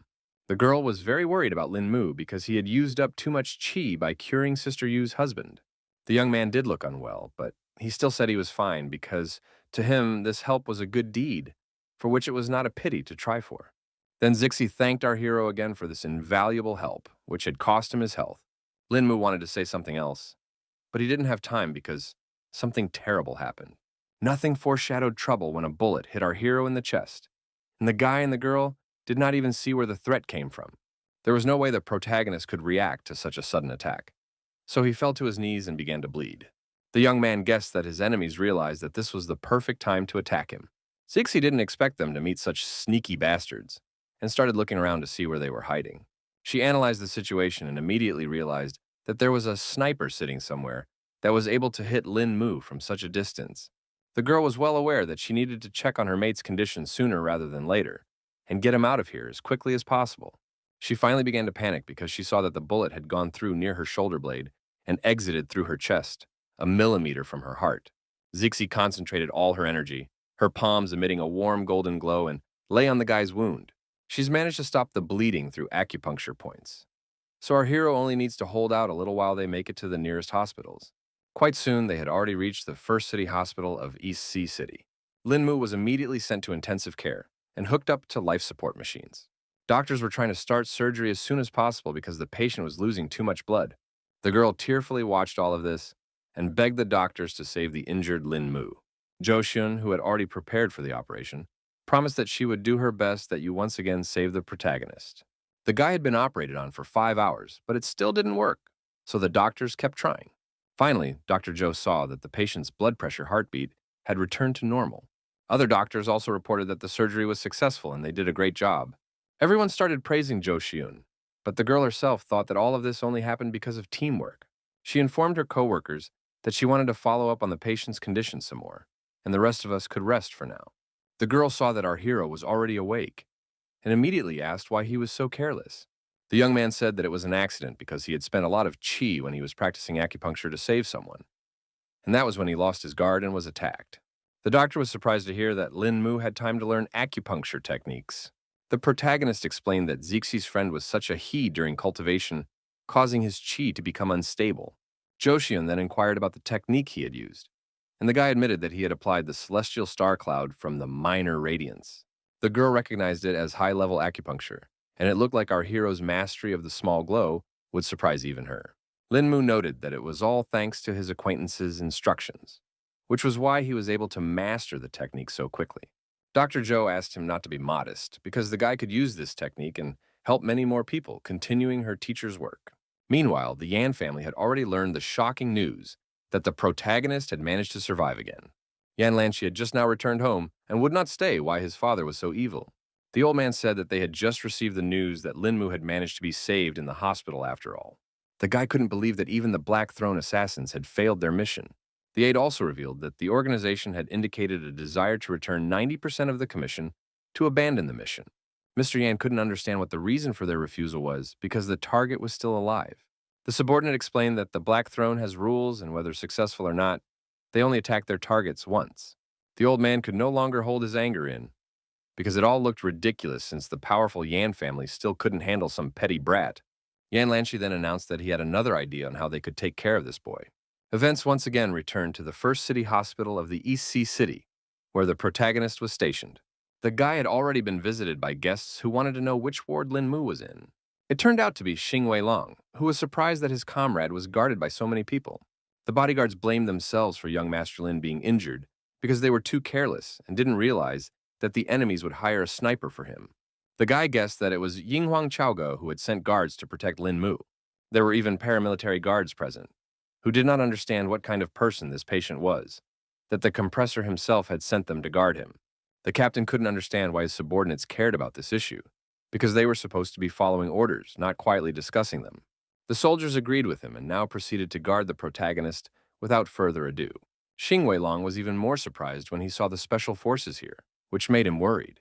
Now the fat man made sure that his buddy's circle of acquaintances had grown too large of late. It turns out that Lin Mu's roommates were already here, waiting for Xing Weilong. Zhuanrong suggested that he hurry up and finally stop by to see their injured comrade. Fatty decided to ask her why a whole SWAT team was preserving Brother Lin.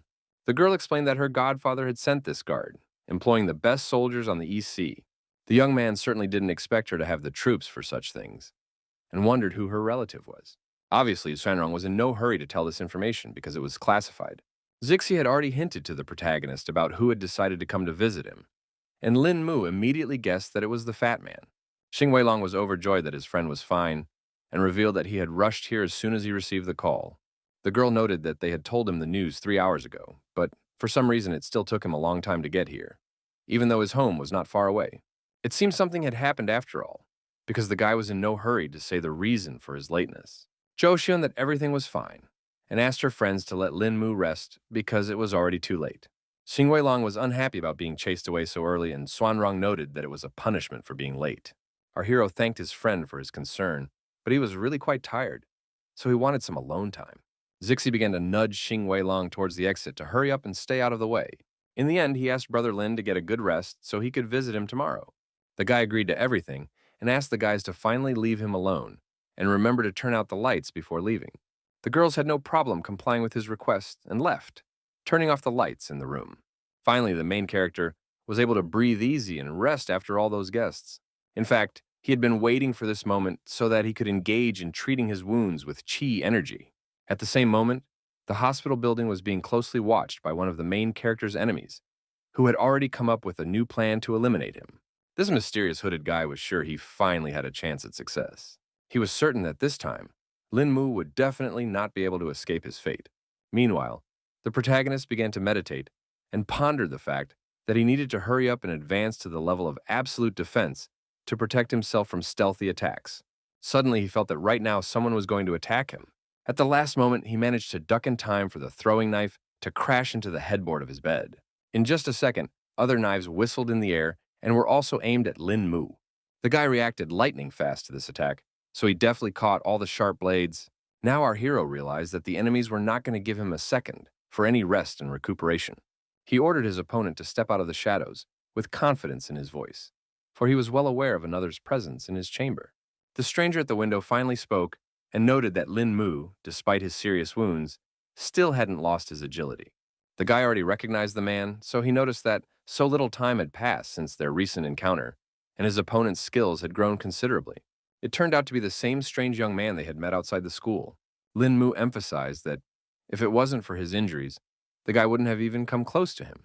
But the assassin simply couldn't let the moment pass while his target was injured. The killer was very serious, so he promised that this night the protagonist would definitely die. In turn, the guy calmly and firmly replied that it was definitely not yet a fact. He was still just as quick and agile, so he quickly jumped off his bed. The protagonist realized that he needed to act, so he had already come up with another plan to defend himself against his rival.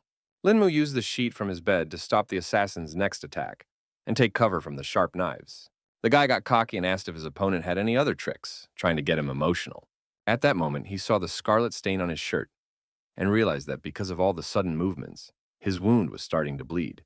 The assassin only rejoiced at this because his target was growing weaker and weaker and promised to ease that pain. Lin Mu realized that he wouldn't be able to continue this fight, so he would still have to call for help. He started yelling loudly so that the guards would definitely hear it, trying to report that an intruder had broken into the hospital. The three special forces immediately rushed into the room and pointed their sights at the assassin they had taken by surprise. The boy sighed heavily because he guessed from the beginning that this was going to be very difficult. Meanwhile, the soldiers did not wait and opened fire with their automatic rifles, but the intruder cleverly dodged all the bullets. The SWAT team had good reactions, so they reacted quickly and moved their sights to the side. The captain ordered his subordinates not to stop firing for a second to accurately neutralize their target. The assassin still managed to dodge the fast bullets, and little by little he was getting closer to the window to make a successful escape from here. In the end, he still had to hide behind the couch because the enemy's firepower was too strong and wouldn't let him retreat.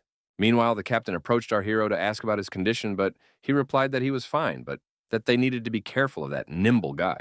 At that moment, some strange shadow jumped out from behind the couch, which immediately made the SWAT team distracted from their main goal. The soldiers already thought they had hit their target, but in the end, it turned out to be only a cape.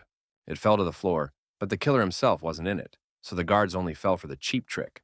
The fighters were confused because they didn't expect to be caught at such a cheap trick. At that moment, the guy himself jumped out from his hiding place and quickly threw knives at all the soldiers. The SWAT team did not expect such a turn of events, so they did not have time to react to the danger, which caused them to receive a knife in the hand. They seemed to be only small blades, but one such made them feel weak. All the soldiers fell unconscious and only now realized there was an anesthetic on the knives. The protagonist noticed that his opponent didn't kill all of the SWAT team, which showed that he didn't seem to be that evil. The killer replied that he was a man of principles, so he tracked down his target and did not harm innocent people. In the end, he suggested that Lin Mu stop resisting because it was simply useless. In fact, the strength was increasingly leaving our hero because of the open wound, so he began to breathe harder and harder. Then the guy realized that this was the right moment to attack his target and finally straighten out the annoying Lin Mu. The protagonist was well aware that he was in no position to dodge, so in that case, he needs to move on to another plan of action. In any case, he was going to fight to the end, so he used chi energy to heal his wound at least a little. Sharp knives flew at the guy again, and using his hands, he was able to stop two of them, but one still hit the target. One of the blades stabbed right into our hero's stomach, which completely changed the course of the battle. Lin Mu helplessly plopped down on the floor because this had become the end point for him to lose what little remaining strength he had. The assassin started talking again about how it was useless to resist and offered to let the guy get rid of this pain. Despite all this, the protagonist was not going to give up and hinted that his opponent was rejoicing in his victory too soon. The guy even tensed up a bit because he couldn't understand what Lin Mu could do in such a desperate situation. Suddenly, he felt some strange sensations and his whole body became stony and unruly. Didn't even see our hero's attack, but somehow he still managed to seal his acupuncture points. Meanwhile, Lin Mu found the strength to stand up because his trick had worked after all, and that was encouraging. With a smirk on his face, the protagonist admitted that he had used the small radiance technique before and channeled the last drops of qi into a single needle, which hit his opponent. By hitting the main acupuncture point in the killer's chest with it, the guy managed to seal all of his meridians. Meanwhile, a SWAT team had already arrived in the ward, and the fighters were about to finish off the intruder. Lin Mu stopped the soldier because he wanted to ask a few more questions of the assassin. Meanwhile, the guy was trying to break free from those shackles, and he seemed to be succeeding little by little. Eventually, he successfully pulled out, and now confidently said it wasn't enough to stop him. The SWAT officer realized that the situation was too dangerous, so he stood in front of Lin Mu to protect him from the enemy. The killer realized that he had no chance of taking our hero's life this time, but he promised to do so during the next encounter. He made a promise to take the young men's lives and just jumped out the window, wasting no time. The protagonist decided to let this guy go and ordered the SWAT team not to pursue him. Then the soldier decided to check on his comrades and realized that they were all breathing, which couldn't be helped. Lin Mu explained that they were only knocked out from the anesthesia, so they should hurry up and get a nurse. The guy lamented that his qi was too weak, causing him to only be able to seal the outer meridians, and the opponent was able to open them with his power. With the aftermath of the night's battle cleaned up in our hero's chamber, he was finally able to get at least some rest. A few hours later, a nurse came to see him because it was time to change the dressing on his wound. This was not a pleasant procedure, because Lin Mu could still feel the pain. The girl was worried about it, so she apologized for the inconvenience. The soldiers, who were now on duty even in Lin Mu's room, thanked the nurse for her help. Our hero noted with a smile that the guys didn't have to stand around because he could call them if something serious happened. The guards still didn't want to leave this place because they had to protect the young master at all times. So they asked him to just pretend they weren't here. 3 days later, some new guests have already arrived at the hospital to the protagonist. The SWAT team immediately informed them that this was a secure area, so they couldn't let the strangers through. The man did not say anything and only held out his document to them to confirm his identity. Seeing who was standing in front of them, the guards even panicked a bit because they expected to see this person here. This important person said that they wanted to talk to Lin Mu alone, so the soldiers could be free for now. The Special Forces fighters did not object, so they saluted and carried out the order. It turned out to be Mr. Liu who wanted to check on Lin Mu, who was finally on the mend. The lad was glad when he saw the familiar old man and immediately inquired what had brought him here. Mr. Liu jokingly called him a rascal because Bei Bei had only just graduated, and the young man unsupervised had already caused a lot of trouble. Our hero promised that he was a law-abiding citizen of the city, and the murderer was the first to start this fight. After that, Lin Mu decided to inquire about who had come along with his mentor. The man said that it was old Zhang who had come here to specifically visit the guy, because the people higher up had already found out about him. The protagonist was surprised to see Lu Shoyan serving this man like this, which meant that he was indeed some kind of authority. Mr. Zhang started talking about how their organization had big plans for Lin Mu, and he had come here to ask if he was willing to accept one special mission. In turn, Mr. Liu promised to solve all the young man's problems if he still wanted to help. The old man added that they would not only help with the Yang family, but even if all the families in Huaxia joined forces, they still wouldn't be able to harm Lin Mu. Our hero began to suspect that this man, old Zhang, must have a lot of power in his hands to be handing out such promises. The guy decided not to think long and apologized for being rude, and directly asked who this distinguished gentleman was. Lu Shoyan explained that they couldn't reveal old Zhang's identity yet, but hinted that the decision to have them meet was made by the highest authority in Huaxia. In turn, the old man himself explained that they were simply a small group of people who stand at the top of the organization. The young man couldn't understand why such strong people needed his help, because he thought he was just an ordinary person who knew a little bit of kung fu. Lu Shoyan started to get angry that he was asking unnecessary questions, because the guy should only answer questions from old Zhang. The old man himself saw nothing wrong in it because he thought that doubts were quite normal, because in his place, everyone would not be in a hurry to agree. He explained that all powers were complexly interconnected, and there was a great effect from that. But some matters were out of control, and even the power in his hands didn't help with that. It was still hard for the protagonist to understand why this person should be him, because there are many high-level masters, even in Baolong's group itself. The man explained that everyone in the group is not clean hands, so they can't fully trust them. In the end, the old man said that Lin Mu could contact Shuyan at any time after thinking over his decision. Mr. Lu was about to leave, so he asked our hero to seriously consider their offer. Also, before he left, he said that he had one kung fu teaching that the guy could learn. The protagonist thanked them for this opportunity and said goodbye to old Zhang and Mr. Lu. Zhou Xian also met these men on the way and immediately realized that they were here to visit Lin Mu. Upon entering the room, the girl immediately wondered who the two who had just left here were. The protagonist replied briefly that it was some of his friends who heard about the trouble and decided to visit him. The doctor then said that she had brought the patient's labs, and from the labs, it appeared that his body was different from the others. Lin Mu tensed up when he heard such conclusions from his acquaintance and wanted to take a look at it himself. Zhou Xian thought that such rapid healing of bullet wounds was simply an amazing phenomenon. Our hero saw that a medical account had been opened in his name without his knowledge and noted that it was somehow inappropriate. The girl apologized and explained that she was just being a nosy doctor, promising that she would take the remark into consideration. At this moment, an excited Zixi ran into the room, wanting to report some very bad news. It turns out that some trouble was going on in the fragrant abode, because Sister Yu and her husband had disappeared somewhere. The protagonist asked his girlfriend to calm down and tell her again what happened.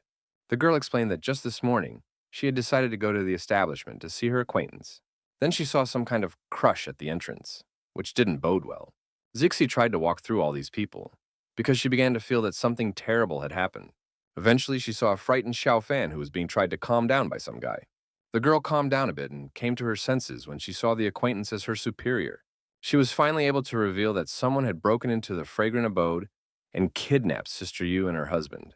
The protagonist, who has yet to be discharged from the hospital, certainly didn't expect trouble to return so soon. At that moment, a call came in on the ward phone that interrupted the conversation about the fragrant abode. The guy didn't know what to expect anymore, so he quickly picked up the phone and answered it. A second later, he cried out in shock, because it seemed he had been given some not particularly good news again. Zhou Xian guessed that these were the same kidnappers, and Lin Mu briefly confirmed her guess. The guy reported that the voice was altered, so he couldn't recognize who it was. Meanwhile, the kidnappers themselves have already arrived at some abandoned building to pull off all their dastardly plans. Turns out, it was all pulled off by the very same killer who recently came for the protagonist's life. He even called his boss here to demonstrate the results of his work. Hidden behind the massive doors were the bound Xu Yu and Lian Chen, who could not defend themselves in any way. The mercenary asked his superior not to worry because they had just knocked out their hostages. The mysterious man asked the assassin not to hurt these people because he only needed Lin Mu's own life. The young man promised that this time there would be no failure, and he would finally deal with the main character. The boss had a pretty tough attitude, so he emphasized that this was the last chance for the killer. The guy was also serious about this task, so he promised to cut his life short by his own hand if he failed to kill Lin Mu. The boss was pleased with this attitude, so now he waited for good news from his subordinate. The mercenary had been an assassin for over 20 years and had never failed, but now he had failed twice in killing our hero, so he was going to wash away that shame with his own blood. The assassin was sure that after today's encounter, only one of them would survive. Meanwhile, Lin Mu was telling his friends that the kidnapper had asked him to come to the appointed place alone.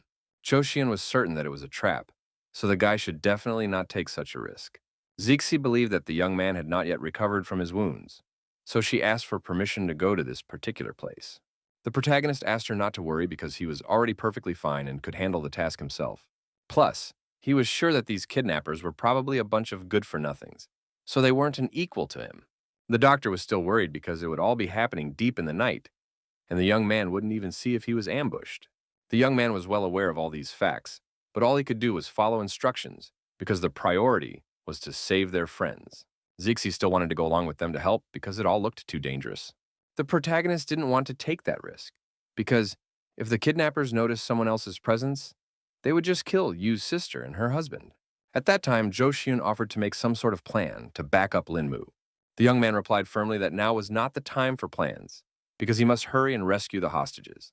The girls realized that they simply would not change the mind of the protagonist, who had already decided to take this risk himself. He apologized to his girlfriends for his temper anyway, and reached out to grab the very technique from Mr. Lu. Lin Mu, with a reassuring smile on his face, asked him not to worry about him, because he would definitely return safe and sound. Meanwhile, Yao Shanxian also did not sleep this night, as if she sensed some kind of trouble. Her butler saw that the young lady was awake, so he went out to the balcony to carefully offer her a rest, because it was quite late. The girl replied that she didn't feel sleepy, so she asked Uncle Shu to go first. He noted that the night was quite chilly, so he suggested that he at least bring a cape for Yao Shanxian. The girl did not listen to her assistant, because she saw Lin Mu, who had come to meet the kidnappers. She had no idea why the guy was in this place in the studio later in the day. The protagonist continued to stand quietly in place and thought about what he would spring into action as soon as the kidnappers showed up here. At this moment, an assassin surrounded by his men appeared and immediately turned to Lin Mu. The villain noted that he seemed to be a good friend, since he had come alone for the safety of Shu Yu and Lian Chen. The guy was unhappy to see the man again, but he didn't give any sign and asked to let his friends go because he had kept his end of the bargain.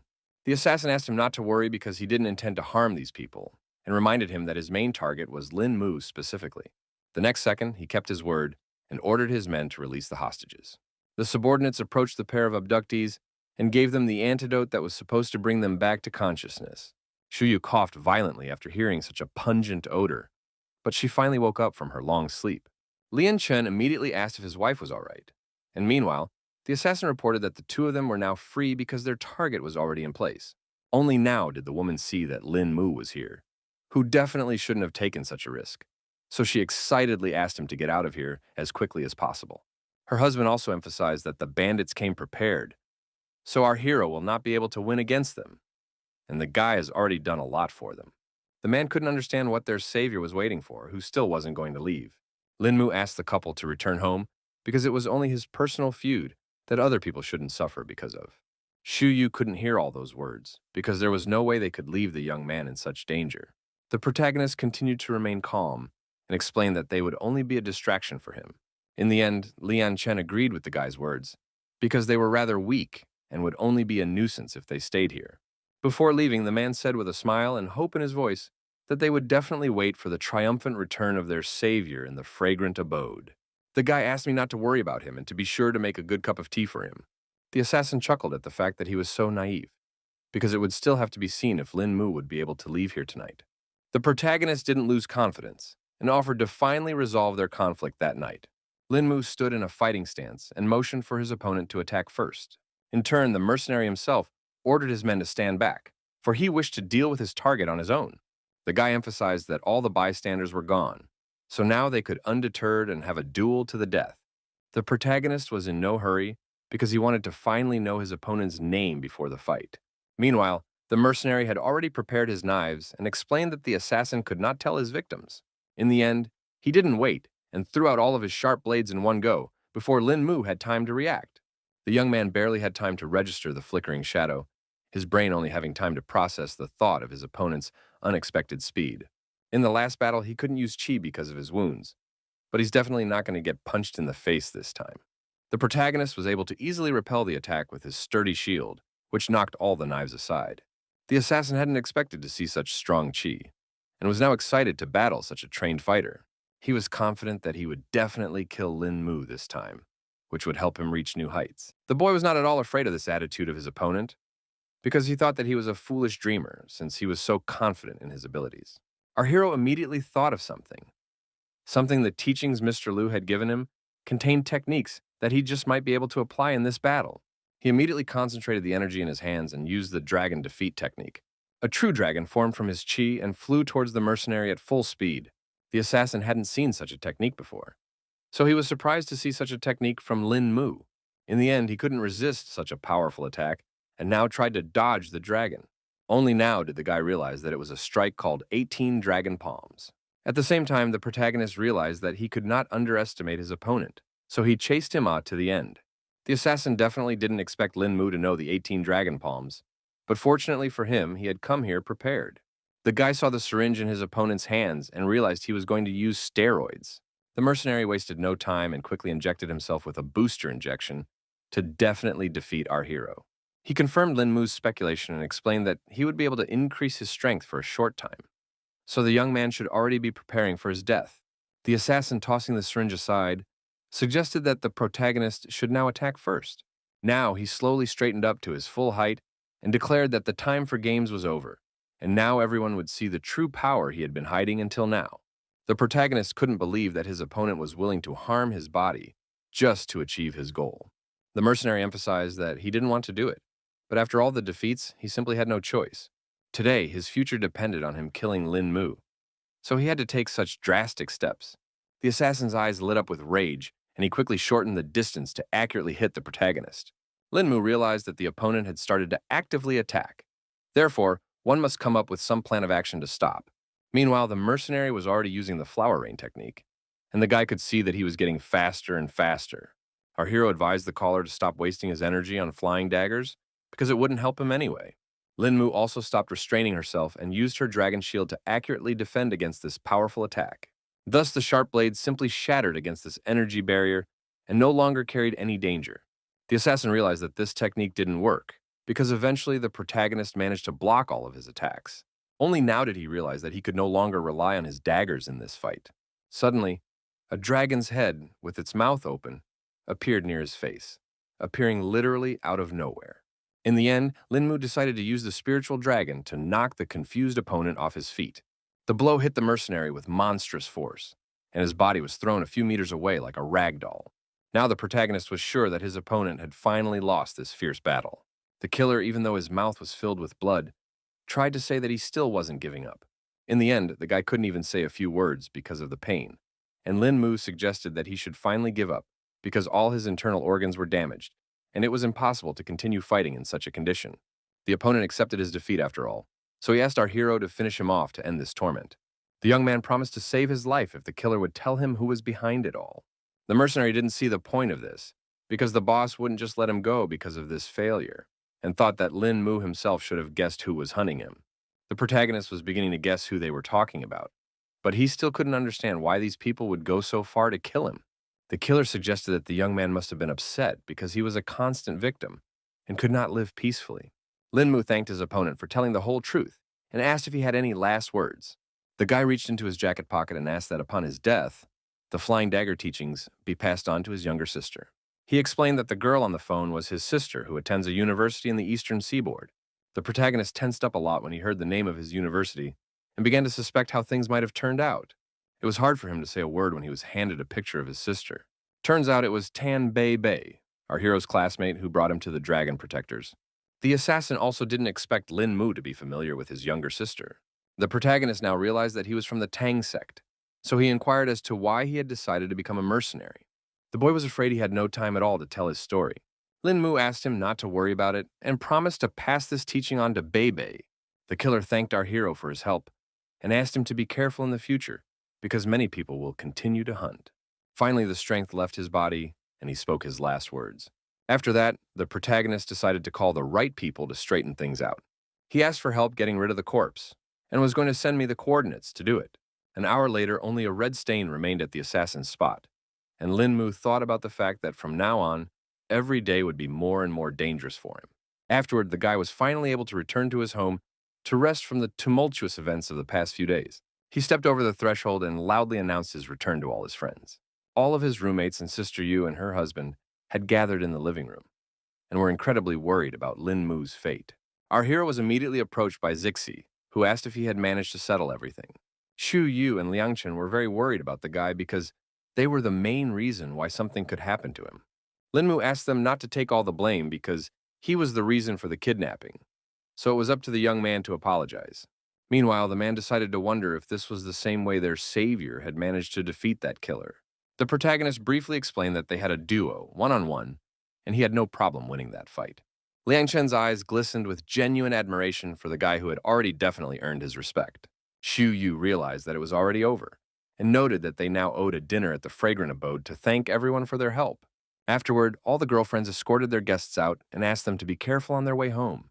Song Liang Rao immediately noticed that the guy was very depressed for some reason, and suggested that he tell him everything. Our hero told us that he was worried that life was too unpredictable, and that killer turned out to be his girlfriend's brother. Zixi, hearing such terrible news, asked how things could have turned out this way. In fact, the young man began to guess that it was his family that was behind all these events. The girl couldn't believe it when she heard such shocking assumptions of the main character. The protagonist explained that he had already moved on from his family's internal conflicts, but they still wouldn't let him go, so now he had to forget about any mercy. He also believed that his relatives were to blame for his parents' deaths, so he needed to investigate the whole situation. At this moment, someone decided to call Lin Mu, which seemed rather strange because it was already deep in the night. The protagonist frowned, slowly bringing the phone to his ear, his voice sounding wary, for a call at this late hour clearly didn't bode well. It turned out to be Lo Bi-yun, who was in tears asking the young man to come to her. Lin Mu quickly arrived at the Luo family's house where his acquaintance was now. The guy rang the doorbell, but no one opened it for him, which made him tense up even more. A few minutes later, the girl appeared in the doorway, her eyes red with tears and her voice trembling with a rush of emotion. She immediately threw herself into the main character's arms and was glad that he had come to her after all. The guy tried to calm Lo Bi-yun down and offered to come inside to talk about what happened. It turns out that for the past few days, when she closes her eyes, she immediately remembers being trapped in that car. The protagonist hugged her gently, his voice sounding calm and confident as he reassured her that what had happened was just an unfortunate set of circumstances and not something sinister or deliberate. The girl still thought someone had purposely messed up her car to take her life. Lin Mu began to suspect that these were the people who had harassed the girl last time as well. Luo Bi-yun shook her head because she wasn't sure how it all happened. The young man promised that he would protect her, because he now realized that the girl was in the same situation as himself. She asked the main character to stay the night because she was too scared to stay by herself. The guy didn't mind because he didn't want to go anywhere anyway and agreed to keep him company. After that, they laid down on the bed together and Lo Bi-yun started talking about how she felt safe around her boyfriend. The protagonist decided to find out some more information and asked the girl if it was true that Haoyun Corporation started its rise during World War II. Lo Bi-yun said that when the war spread to Asia and China, her family produced and sold weapons to supply the military to expand their business. Their corporation bought up many large military companies to start developing weapons, which became the foundation for the Lo family. After years of research and development, their weapons have become recognizable around the world, and some are even labeled as must-have weapons for Americans. It can be said that the Lo family has penetrated the heart of America and supports their country's technological defense. Now the protagonists realized that not only were they rich, but they had strong military support. Now it was no surprise that the Luo family had so many enemies if they had such a big business. The girl also revealed that her father had hired a bunch of elite bodyguards to protect her, but it still wasn't enough. Lin Mu looked her straight in the eyes, his voice sounding firm and without a shadow of doubt as he made a promise that no danger would touch her as long as he was around. Luo Bi-yun knew very well what a noble hero he was, so she believed every word he said. Then the protagonist turned strangely to the girl, who was a little embarrassed by such intimacy with him. Suddenly, the young man drew her so close that there was not even a centimeter between them, and then his lips passionately merged with hers in a kiss full of surprise. The girl's mind immediately became chaotic, so she only had time to think about Lin Mu's soft lips. She immediately remembered the main character transferring energy to her in a similar way when he rescued her from the water. So they spent the whole night together until the next morning came, and the sunlight flooded the whole room with its light. Lin Mu woke up first and saw that the girl was still sleeping, so he had time to rest. Even in her sleep, Luo Bi-yun thought about the guy because her body refused to forget that ardent kiss. Meanwhile, the protagonist himself decided to try and make a great breakfast for her. Eventually, the girl also woke up and was startled when she didn't find Lin Mu beside her. She immediately smelled the pleasant aromas from the kitchen, which whetted her appetite. Lin Mu froze with the tray in his hands when he saw Luo Bi-yun because he expected her to wake up later. Lo Bi-yun thanked our hero, who made such an appetizing scrambled egg and vegetables for her. She quickly sat down at the table to eat, but the guy asked her to take her time because tomorrow still had time to get cold. In between, Lin Mu decided to inquire if the girl was going to go to the office today. She, after a quick glass of cool water, confirmed her plans to visit work. The girl explained that she works as a CEO, so she had a large number of important cases. Then the guy promised to walk Lo Bi-yun to the office because he was just free all day. She was very excited about this opportunity because due to recent events, it was good to have support in the form of Lin Mu. Our hero added that he could do it as long as the girl herself was willing. After breakfast, he sent the girl to wash up and get ready for work, asking her to let him know when she was ready. Quite soon, they arrived at Haoyu Company's tower, which looked quite grandiose. Lo Bi-yun offered our hero to stay in the office for a while, to which he agreed without any problems. Employees bowed their heads respectfully as the CEO walked through the hallways, and their gazes expressed genuine respect. Meanwhile, the girl herself introduced Lin Mu in front of her administrator and informed him that he could now visit Haoyu Tower at any time. Of course, the subordinate didn't object, so she had no problem considering Luo Bi-yun's clarification. After that, the girl and Lin Mu went to the glass elevator because she couldn't wait to show off her office. In just a few seconds, they were on the top floor of the tower, and the director announced that they had arrived at the site. The system immediately informed me that I needed to scan my retina to gain access to the office. The device immediately recognized Mrs. Luo Biyun's eye, so it immediately granted access to her office. In the end, the protagonist agreed that the office looked just fine. The girl also added that the view of the city from here was just perfect, so she occasionally looks out the window to take a break from work. It turned out that all this time, there was a sniper sitting somewhere nearby who instantly aimed at the target, which was the CEO. Now all the mercenary has to do is wait for the order to be confirmed in order to complete the mission. The very next moment, he was ordered to eliminate the target immediately. So he reached out his finger little by little to pull the trigger. A gunshot sounded and a bullet flew out from the muzzle of the rifle, which was to take the life of Luo Bi-yun, who was unaware of another attempt to kill her. The protagonist still managed to sense the danger, so he instantly rushed to save the girl. He, shouting, tried to warn her about the sniper. Luo Bi-yun still continued to stand still as well, not realizing what was going on. Lin Mu had to pile his whole body on top of the girl to pull her to the ground and prevent the sniper from hitting the target. The guy then grabbed her arm and quickly led her away from the window, preventing the mercenary from taking aim a second time. Hiding behind the desk, the girl had already realized that an assassin was working against them, and our hero explained that the enemy was sitting on the building opposite the tower. Lin Mu saw that the mercenary was using 50th caliber bullets that could pierce through even bulletproof glass. He emphasized that it was too dangerous in the office right now, so he asked the girl to hurry up and call security to take care of it. The young man also asked that people be sent to a neighboring building to check for suspicious individuals there. After listening to all of the main character's instructions, Luo Bi-yun quickly took out her phone to relay those orders. The guy guessed that the assassin most likely left immediately after the failed mission, so he could only hope that Bi-yun's guards were able to catch him. Eventually, he decided to deal with it on his own, so he asked the girl to hide here and not go anywhere. The young man was sure that nothing would happen to him because he wasn't the mercenary's primary target. He decided to go down to the bottom floor by himself because the elevator was too slow.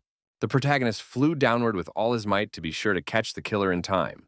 Still, he had to speed up even more because there was no way a sniper could escape. It wasn't long before Lin Mu found the building from which Luo Bi-yun had been shot from.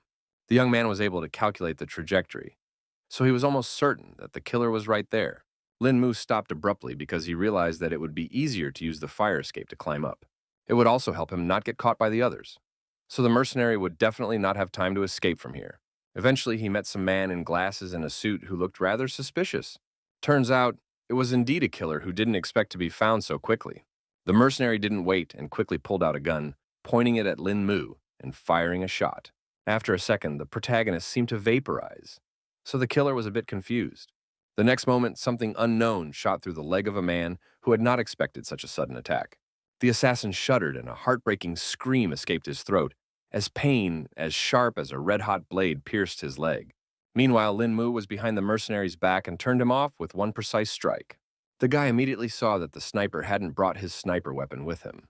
He quickly went to the roof of the building because it was obvious the gear was left here. Our hero confirmed his hunch because there was a Barrett M82A1 sniper rifle standing there. Lin Mu immediately called his friend to inform her of the killer's capture and ask her to send her men.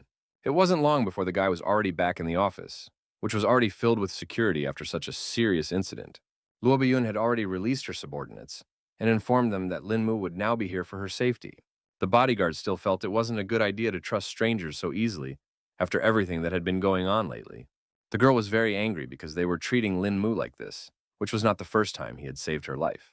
The guards eventually admitted that they had seriously let their boss down this time. Lin Mu did not stand aside and suddenly appeared in front of the girl as if he had teleported from one place to another. The bodyguards didn't even have time to blink when they already saw the figure of the young man in front of them. It turns out that the main character wanted to protect the bodyguards because he believed that all people can make mistakes. Everyone was shocked that Lin Mu was so fast and appeared in front of Miss before they noticed. The girl irritably asked what her delinquent subordinates were waiting for and ordered them to go check on the assassin immediately. The bodyguards immediately came to their senses and quickly accepted their superior's orders. They bowed their heads synchronously to Mr. Lin, their voices merging in a respectful statement, placing the young mistress under his responsibility as a jewel requiring special treatment. The protagonist understood everything perfectly and also allowed the guards to go back to their regular jobs. When Lin Mu and Luo Bi-yun were alone, the girl thanked him again for saving her life. The guy asked her not to worry about all that because the assassin was no match for him in close combat. He examined the bullet point and noted that a sniper would have no trouble aiming through the 3 panoramic full-length windows. The CEO explained that this design takes aesthetics, light, and more into account, though they took measures against such occurrences during development by putting in bulletproof glass windows. In fact, the protagonist was puzzled by what happened because even bullets of 50 caliber cannot penetrate 2 layers of bulletproof glass. After taking a closer look at the hit spot, Linmu finally saw that there was something strange about it. The girl came closer because she was also curious about the details, and Linmu explained that the edges of the hole were too smooth, which was different from the normal action of a bullet. Luo Biyun also noticed that the edges looked like they had been burned through using high temperatures. The main character couldn't understand how this could happen, because it takes really intense heat to break through bulletproof glass. At that time, the girl said that there were such superpowers, and wanted to know Linmu's thoughts on the situation. The young man pretended not to know what she was talking about, and asked if she meant the very superhero movies. In reality, Luo Biyun believed that there were people in the world who could utilize such superpowers. She knew that most people are born with these skills, and when their powers are awakened, they gain incredible power. The protagonist noticed that the girl was talking about all this too confidently, as if she had met people like this. Turns out she'd seen something similar in Europe, where such craftsmen call themselves mutants. Linmu remarked that it all sounded quite interesting and asked if such people existed in Huaxia. The girl wasn't sure about it, but legends say that there are cultivators here who use qi to gain strength. In the end, Linmu made sure that this bullet hole was made by an assassin with superpowers. After learning such a serious fact, Lo Biyun decided that she should tell her father about this interesting street. The events are transferred to the police department of the East Sea City, where no one has yet suspected a serious incident. The chief of police was sitting in his office, humming something cheerful, until the sharp ringing of the office phone interrupted this carefree moment. The man was very unhappy that someone dared to call him at such a time. Commissioner Shen immediately calmed down when he heard the familiar voice of the esteemed Mr. Luo. He was surprised when he heard that something had happened in the village to the west, and immediately agreed to investigate the incident. The policeman thought these guys were fearless if they dared to attack the Luo family in broad daylight. The man began to get angry because the miscreants had definitely decided to throw a challenge to the police with their daring attack. He called his subordinates and informed them that right now they would all meet in the assembly hall. Events once again returned to Haoyu Tower, where so far all was calm. The girl told Linmu that she had already informed the police about everything, so they would help the Luo family with the investigation. The protagonist was still worried that the police wouldn't be able to handle the mutants, so he offered to personally handle it. Luo Biyun wasn't against it, but asked the guy to be careful and come back immediately if anything went wrong. Linmu didn't want the girl to worry unnecessarily, so he promised to do as she said. Bayun herself was in no hurry to let our hero go, so she asked him to stay a little longer. She quickly ran up to her lover and lightly smacked his lips before leaving, and Lin Mu didn't expect the girl to be so passionate. Luo Biyun was embarrassed after such a gesture, and said that she would now look forward to Lin Mu's return. The protagonist traveled to the western zone of East Sea City, where the very same Yemu village was located. He saw that it was just an ordinary village, so he didn't fully believe that mutants could be hiding here. The guy saw only children and old people in front of him, which didn't look suspicious at all. Nothing at all caught Lin Mu's eyes, so he continued to look around carefully. Eventually, his gaze settled on one building that stood out among the others. The guy realized that there weren't many people in the village, but for some reason, the diner was still open. The protagonist felt that there was something strange about this noodle shop, so he decided to look inside. He asked the owners if there was any food left, and they kindly invited him to sit down at a vacant table. Linmu didn't hesitate long and immediately ordered a bowl of yangchong fried egg. After just a couple of minutes, he had already been brought some cooked noodles that looked very appetizing.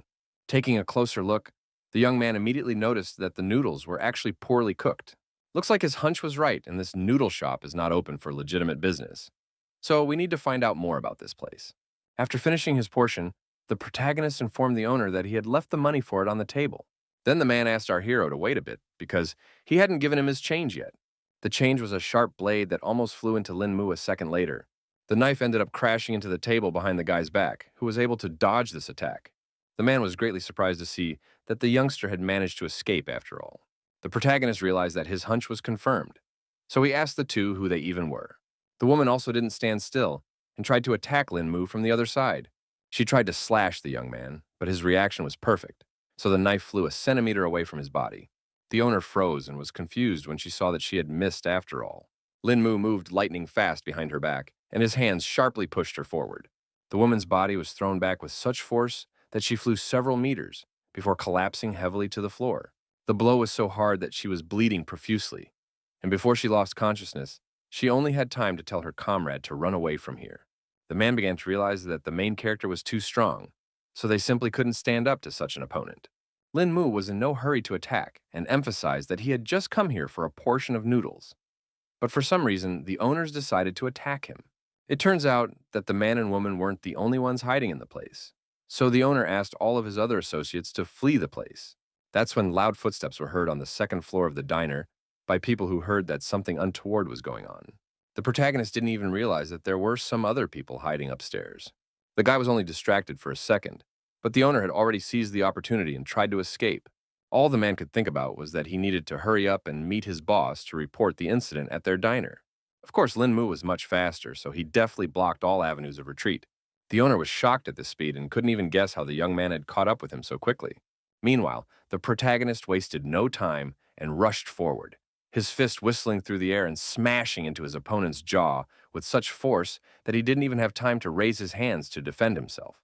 The man was unable to stay on his feet and simply fell to the floor, so now also posed no danger. Lin Mu realized that by doing so, he had managed to uncover the mutant disguise in this village.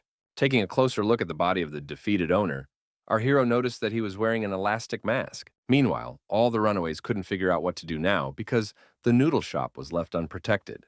The boss thought that the SWAT team had already found their trail, so they should get out of this village as soon as possible, so they definitely wouldn't be found. A subordinate reported that he had hidden some cars in a warehouse, so they could use them to escape. They all quickly ran to the hangar from where some overly suspicious sounds were already coming from.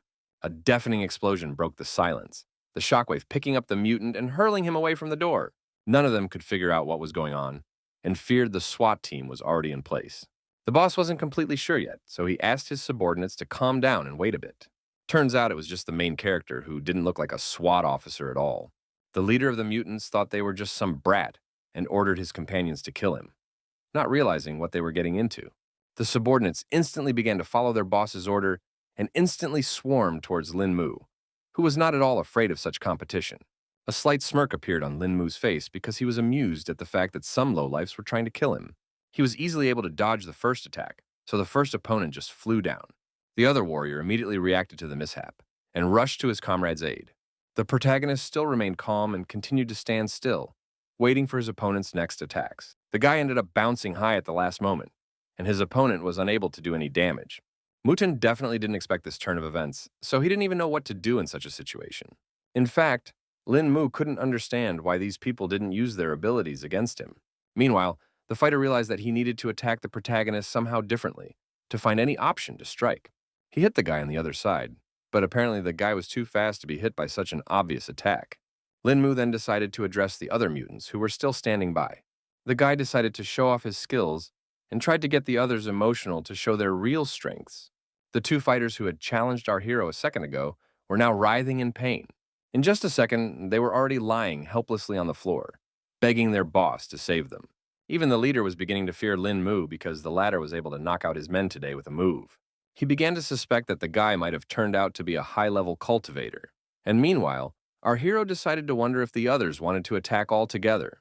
The young man began to suspect that everyone around him was scared, so he decided to take the initiative and attack first.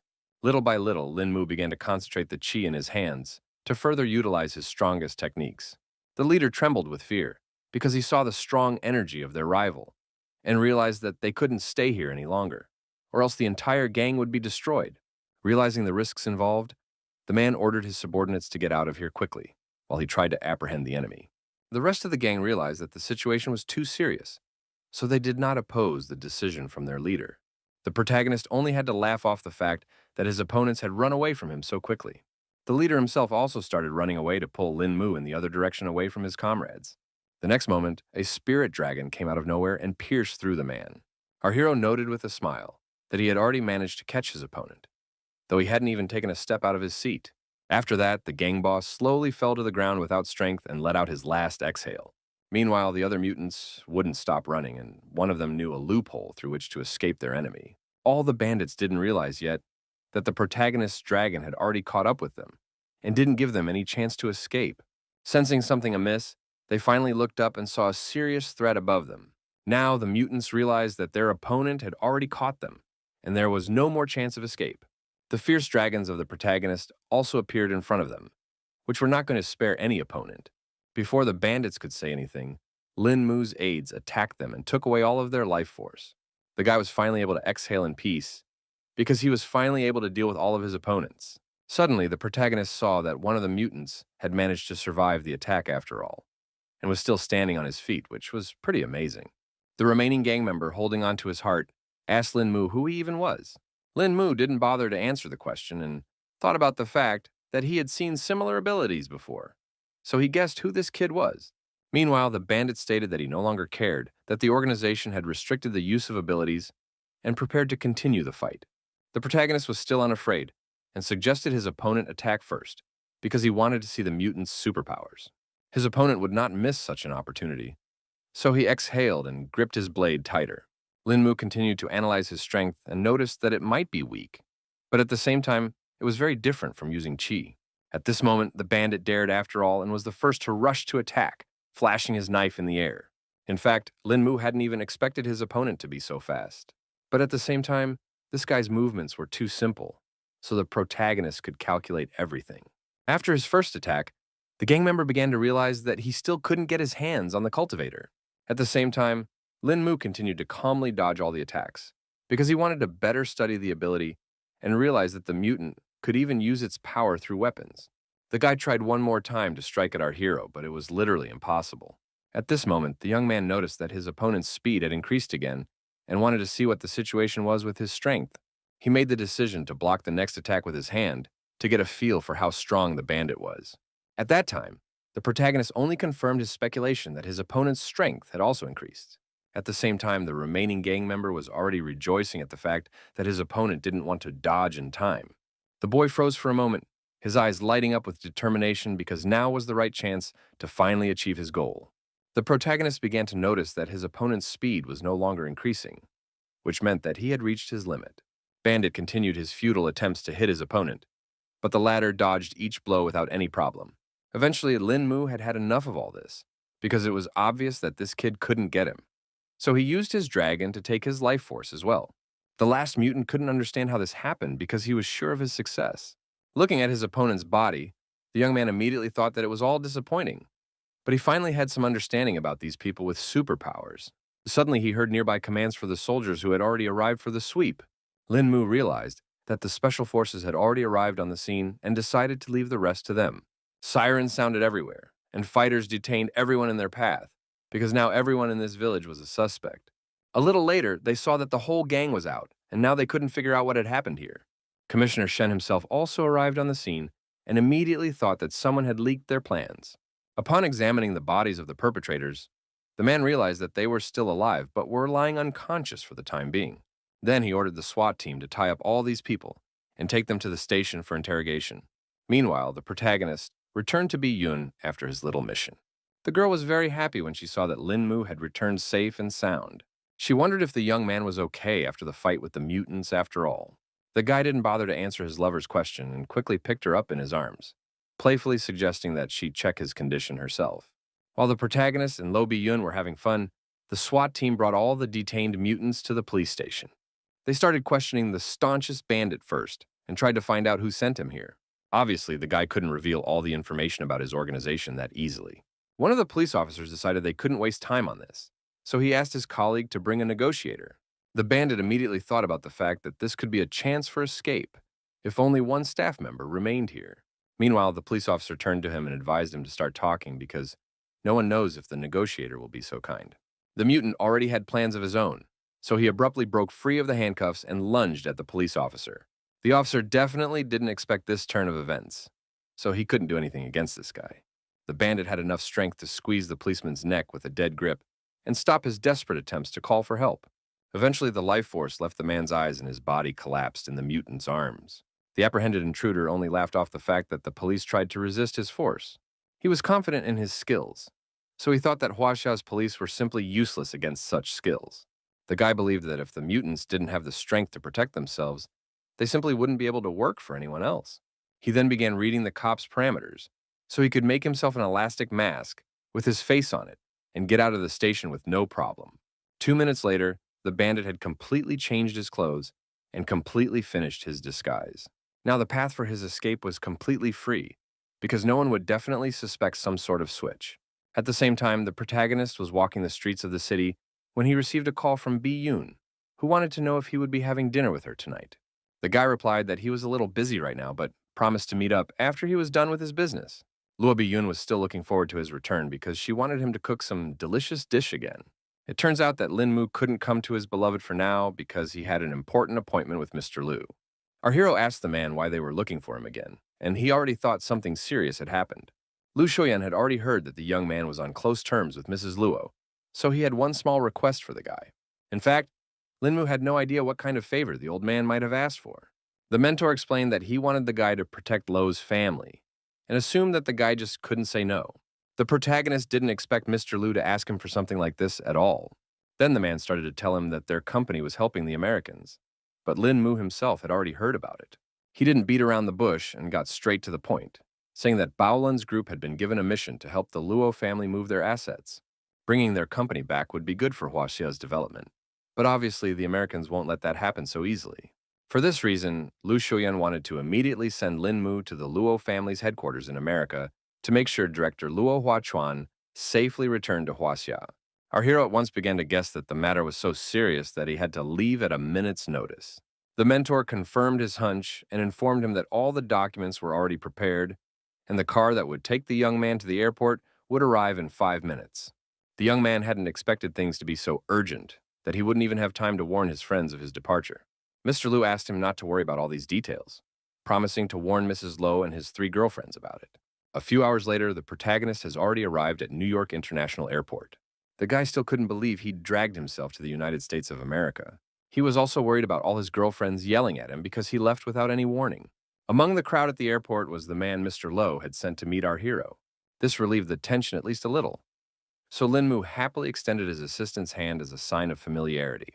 It turned out that it was Mr. Luo's personal assistant named Wang Qing. He asked the young man to hurry up and get into the car where they could talk quietly. The man thanked the protagonist for agreeing to protect Mr. Lo for his return to the country, but he promised to explain the rest of the details of the case a little later. For his part, Lin Mu immediately promised that he would do his best to successfully protect Mr. Luo. So far, the assistant had only revealed that they were heading to Lo's estate, which was in Midtown Manhattan, so it would take about 30 minutes to get there. Upon arrival at the site, one could immediately appreciate the condition of the family that had such a gorgeous home.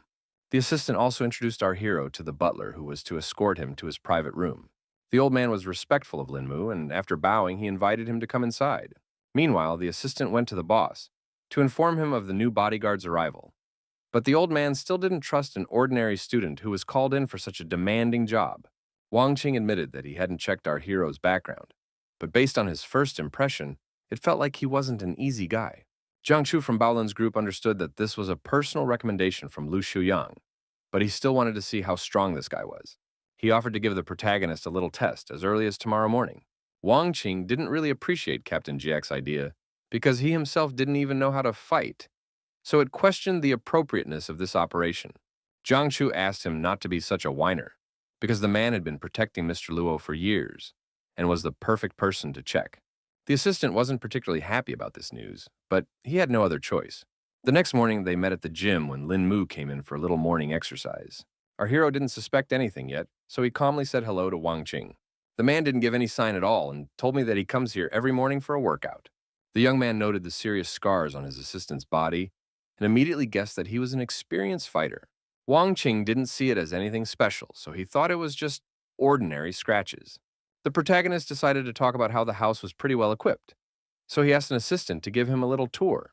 The man didn't mind honoring the boy's request, but he offered to spar first. Lin Mu was surprised at such a suggestion and immediately guessed that Brother Wang wanted to test his abilities.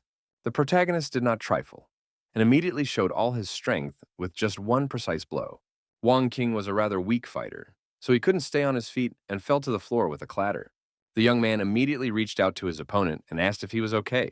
Lin Mu apologized to his opponent because he had overreacted a bit. The assistant agreed that Lin Mu was indeed gifted, which was quite impressive. He replied that he was fine and would fully recover after a good rest. Eventually, the protagonist decided to leave the man alone and decided to walk through the mansion himself. Wang Qing slowly rubbed his reddened cheek and thought about the fact that before, he couldn't even believe that the young man would make him with just one punch. At this moment, Jiang Chu walked into the hall and immediately noticed that his subordinates seemed to have already sparred. The assistant said that this young man was very strong, so he couldn't even counterattack. Even the captain hadn't expected the visiting student to be such an experienced fighter, which now inspired confidence. This was also the first time Wang Qing had met such a trained fighter, whose kung fu had transcended the limits of a normal person and reached an indefinable level. Jiang Chu took note of these facts and handed his comrade the ointment for his bruise, apologizing for the inconvenience. Half an hour later, Lin Mu finished checking the entire area of the mansion, which turned out to be quite large. Now the guy realized that it would be hard to defend such a big place if someone attacked him. It turns out that all this time, he had been wanted by the butler, who had already circled the entire area. Looking for Lin Mu, he informed us that our hero had to go to escort Mr. Lo, who would soon be leaving his office. The old man also said that the special costume for the young man was already in his room, so he had already rushed there to change. A few minutes later, Mr. Lo was informed that his entire team and vehicles were prepared for the trip. Captain Jiang Chu also confirmed that they could move out, so Mr. Luo had already gone to his car. The man looked around and noticed that his assistant wasn't around, so he asked where Wang Qing had gone. Lin Mu, watching all of this from the side, remembered that this was actually his lover's father. Meanwhile, the subordinates tried to hide the aftermath of the morning sparring and said that Wang Qing just wasn't feeling well. So Tianfeng took over his duties. Luo Huachan didn't pay much attention to this, so he informed the others that he was ready to depart. Jiang Chu immediately said that the young man would also ride in the same car as Mr. Luo. After getting into the car, some kind of anxiety immediately came over Lin Mu, as if something bad was about to happen. In the meantime, the driver said that they had received the news of their Hua Xia, and all the necessary documents were already on confirmation, so we would have to wait a few months. The man sternly emphasized that the next 2 months would be critical, causing all agencies to be on high alert. At that moment, all the passengers of the car did not realize that right now a truck was coming at them at full speed. It was simply impossible to dodge this collision, so the truck literally demolished the car in its path. The guards immediately jumped outside and prepared to fight, because it was obvious that the enemies were somewhere nearby. The bandits, armed with assault rifles, also smartly jumped out of the truck and were about to grab their main target. The next moment, the bodyguards collapsed to the ground one by one because they couldn't withstand the barrage of bullets. Luo Huachan's driver was immediately given the information that one of the vehicles had encountered the enemy, so the others should protect the Lord and move away. He at once informed Mr. Lo that danger was coming upon them and began to turn around to drive to the estate. The deputy asked everyone to hold on tight because a garbage truck was already trying to run over them. The protagonist didn't expect at all that they would be ambushed on their first outing, and now realizes that the situation is worse than he thought. Only now the driver saw that the situation was irreversible, and they were about to collide with the truck, which was very dangerous. The driver immediately hit the brake pedal with all his might and still managed to avoid the accident. A gasoline truck was already waiting for them on the other side, so there were no more ways to retreat. Lin Mu realized that a fight was unavoidable as the bandits surrounded them from all sides. He asked Mr. Lo to get out of the car as quickly as possible because it was too dangerous to stay here. The man obeyed his bodyguard, but the problem was that the belt was intentionally jammed. Luo Huachan started to panic a lot because he was now literally chained to the seat. Our hero remained calm even in such a situation and immediately thought of using his chi to cut the belt. In one crisp motion, he cut the seatbelt, freeing the man. Lin Mu asked him to listen to him carefully because he would be trying to get the Lord out of this otation. He quickly grabbed Mr. Luo and asked Tianfeng to also follow him to have some support. The guy noticed some strange movements overhead, so he immediately ordered everyone to stop and stay away from the car. The bandits had thought out every detail of their plan, so they threw heavy beams on the car to cut off any escape routes. For a while, our heroes were able to stop and regain their breath after all. Luo Huachan was a little disappointed because they had prepared for so long for this trip but were still attacked, and thanked Lin Mu for saving them. The protagonist felt threatened again and quickly managed to react in time, pushing Luo Huachan aside to avoid getting hit by bullets. He grabbed the gentleman's arm and ran forward as fast as he could, dodging every bullet. The man was very confused and still couldn't realize what kind of chaos was going on around him. At the same time, as many as 3 bandits were sitting on the roof of one of the buildings and wouldn't stop firing at their target. At that moment, they noticed that one person from the group had suddenly disappeared. It was Tianfeng, who decided to leave Mr. Luo to the protagonist, while he himself went to deal with those guys on the roof. The guy asked his partner not to worry, and promised to do his best to protect thee.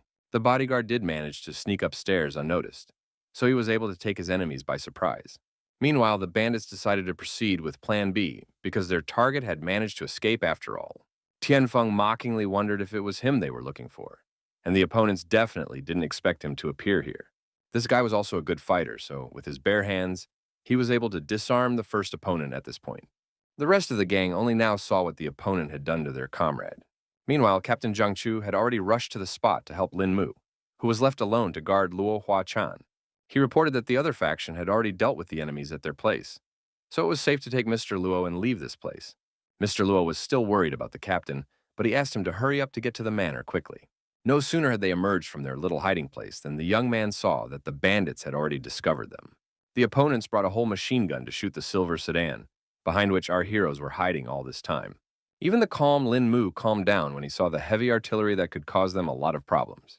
After analyzing the situation, Jiang Chu ordered our hero and Mr. Luo to quickly leave this place, while he diverted the enemies to himself. Meanwhile, the bandits had already given the command to open fire on their target. After that, machine gun bursts were heard that did not stop for a second, echoing between the walls of the houses. Jiang Chu understood that the firepower could be deadly, but at the same time, the speed of the bullets wasn't that fast. He realized that he needed to run even faster to win for himself the opportunity to knock out all the enemies. Meanwhile, the protagonist began to carry out his part of the plan and tried again to get Mr. Lo to safety. Lin Mu had managed to notice that the captain had some incredible speed, so he now understood that this person was also not to be underestimated. Jiang Chu was indeed easily able to dodge all the bullets in his direction, even though there were simply an incurable amount of them flying. Finally, he ran behind one of the cars where the bandits were now aiming. They quickly pointed their machine guns in the right direction and started piercing the car with bullets. The criminals also managed to get into the fuel tank, which was quite dangerous.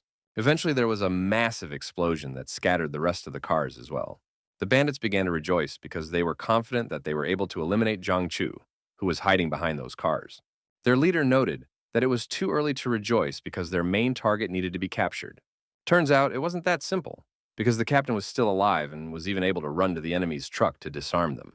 No one had time to react to Jiang Chu's sudden appearance, so the first bandit quickly flew away from his precise strike. The enemy slumped to the floor without strength, and his comrades still couldn't understand how this could have happened.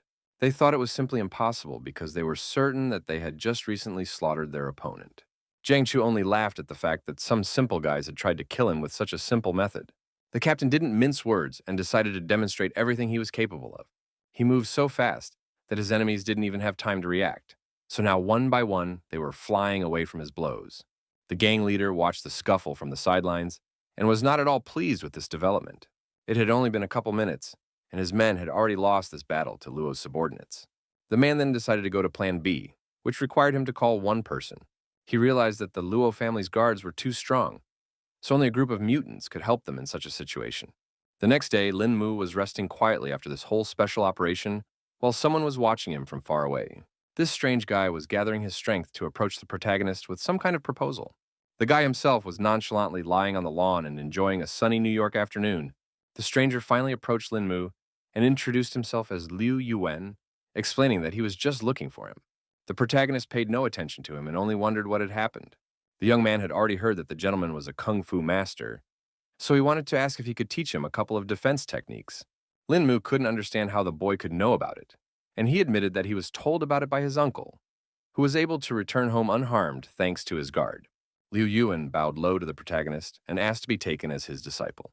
The guy was confused, his face expressing obvious bewilderment, as he had not expected to hear such a proposal in his address. The young man kept begging our hero to help him, but suddenly someone else interrupted their conversation. Jiang Chu and the already rested assistant came over and reminded them that only a couple days ago, the little rascal had asked Wang Qing to be his teacher. The kid asked not to be mad at him because he just wanted someone else to teach him kung fu. The man himself was not offended that Liu Yuan was looking for a new mentor, because he himself had already taken lessons from the protagonist. After that, Jiang Chu decided to talk about yesterday's attack, during which Lin Mu had shown a high level of responsiveness and thanked the guy for his work. Our hero also showed his gratitude for the compliments in his direction, but also mentioned that it was only because of brother Tian and Wang that they were able to leave that place with Mr. Luo. The captain asked him not to be modest, because although he hadn't seen Lin Mu in action, he knew for sure that he was an extraordinary guy. Some other man joined their conversation who was surprised that Jiang Chu was giving out compliments to the little brat. The assistant and captain had not at all expected that the department would send Brother Dean as reinforcements, but they were glad to have such a meeting. The guard from Baolun's group realized that the Luo family was in serious danger, so they made the decision to send him here. Wang Qing was now certain that Mr. Luo should definitely return to the country safely, because Jiang Chu and Ding Han were the strongest two people in the organization. In turn, the captain was calm, because with his old buddy now no more worries. Ding Han noted that his buddy was rejoicing too soon, because new information had been relayed from above that the Americans had decided to use a group of mutants. After this information, everyone gathered for an emergency meeting in the main building of Luo Manor. Everyone was well aware that yesterday's attack was a warning from the Americans, so for the time being it was better to abandon plans to return to the country. The woman was of the same opinion because the corporation had only achieved such success because 3 generations had worked hard, so they could hurry up and move the business to Huaxia. Luo Huachan emphasized that he was only doing this for the future of Haoyu Corporation, and if they stayed here, the business that the family had built over so many years would be swallowed up behind the local corporations. In any case, the owner felt they should return to their native country to escape control from the Americans over the development of their business. His assistants still thought that the Americans' offer was very attractive, and they could get money anywhere. But just because they were moving the business back to Huaxia, the whole family was in danger from it. Plus, they were walking on the thin ice now, so the Americans had already engaged the shadow corporations. The rest of us thought they were doing everything right, because they were coming back for business reasons since the government doesn't want to get involved. In the end, Luo Huachan ordered everyone to calm down, because the plans to return had already been made, and no one would change them. The man also said that all those who return to Huaxia are guaranteed to retain their status in the Luo family, while those who stay behind will either sell their shareholding at double the market price or separate their business from the corporation. A lot of people weren't happy with this decision because now he was making the decision for the entire Luo family, which seemed pretty unfair. At this moment, Luo Huachan, Luo's son, walked in, who had just brought some needed information for his father. The man thanked Chi Feng for his work and now came to the main topic of conversation. Turns out he's collected all the information about the grifts his employees have committed over the years, so they can just take the money and walk away to stay out of jail. Everyone got a folder with information on all their crimes, so it made them confused and finally calmed down. None of the co-owners could understand how this was even possible, and now realized that they were definitely in no position to object. Now they were disappointed even in each other because the other brother had dared to leak all the investment plans to the government. The man found no normal explanation and simply said he had no choice at that moment. It also turned out that they lost the bid for the high-speed rail project last year precisely because of the second brother. Everyone present froze in mute shock, unable to believe that he could so despicably betray their company, which had always trusted him. The other brother jumped up from his seat and started yelling about how they had no right to accuse him because they each had some shady dealings behind their backs. The woman, after seeing all this information, decided that she would sell her shares, so her lawyers will send the contract tomorrow. Her coworkers didn't understand why she would do this, because you could continue to expand the business in New York. The sister explained that as a woman, she couldn't handle that much responsibility, so she would just use the money and move to Australia. Another brother stated that he did not want to return to Huaxia because he believed that his homes were here. Only one Luo Huachan's assistant agreed to return with him because he always stood by the boss's side. Lord Luo had had enough of this, so he thanked the fourth brother for his loyalty. When everyone had dispersed, the father turned to his son and explained that right now, the Luo family split was happening right before their eyes. The man didn't know if he was doing the right thing or not, but either way, he couldn't stand by and watch the hard work of generations of family being flushed down the toilet. Chi Feng asked his father not to be upset about it, because returning to Huaxia was the best choice possible.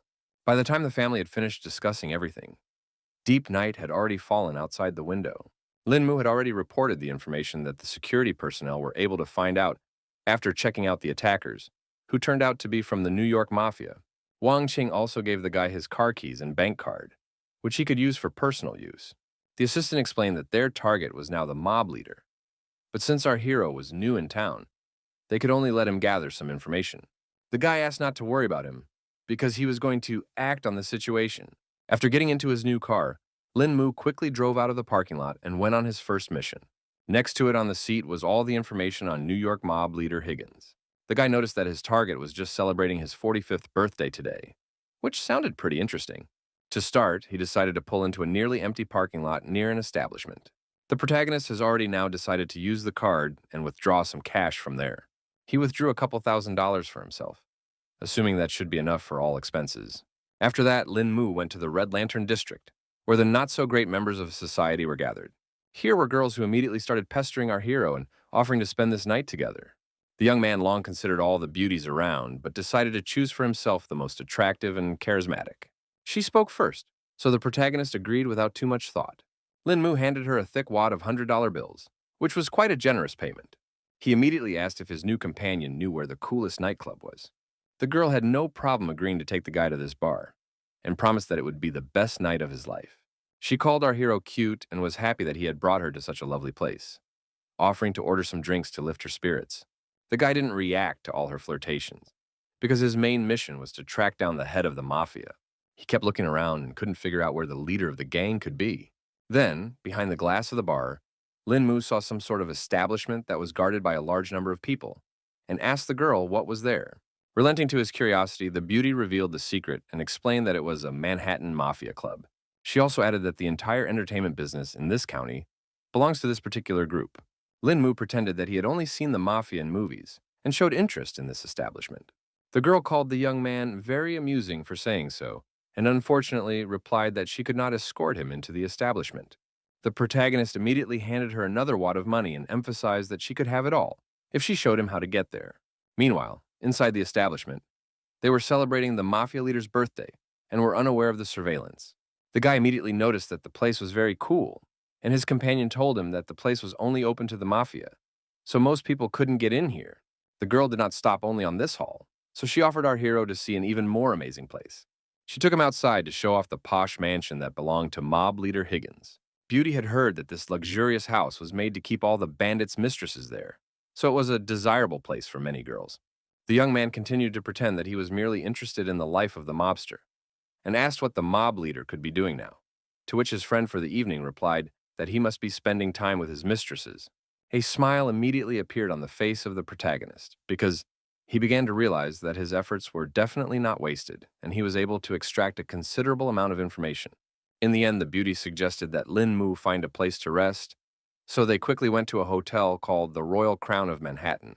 Impatient, he literally flew into the hotel room with the girl in his arms.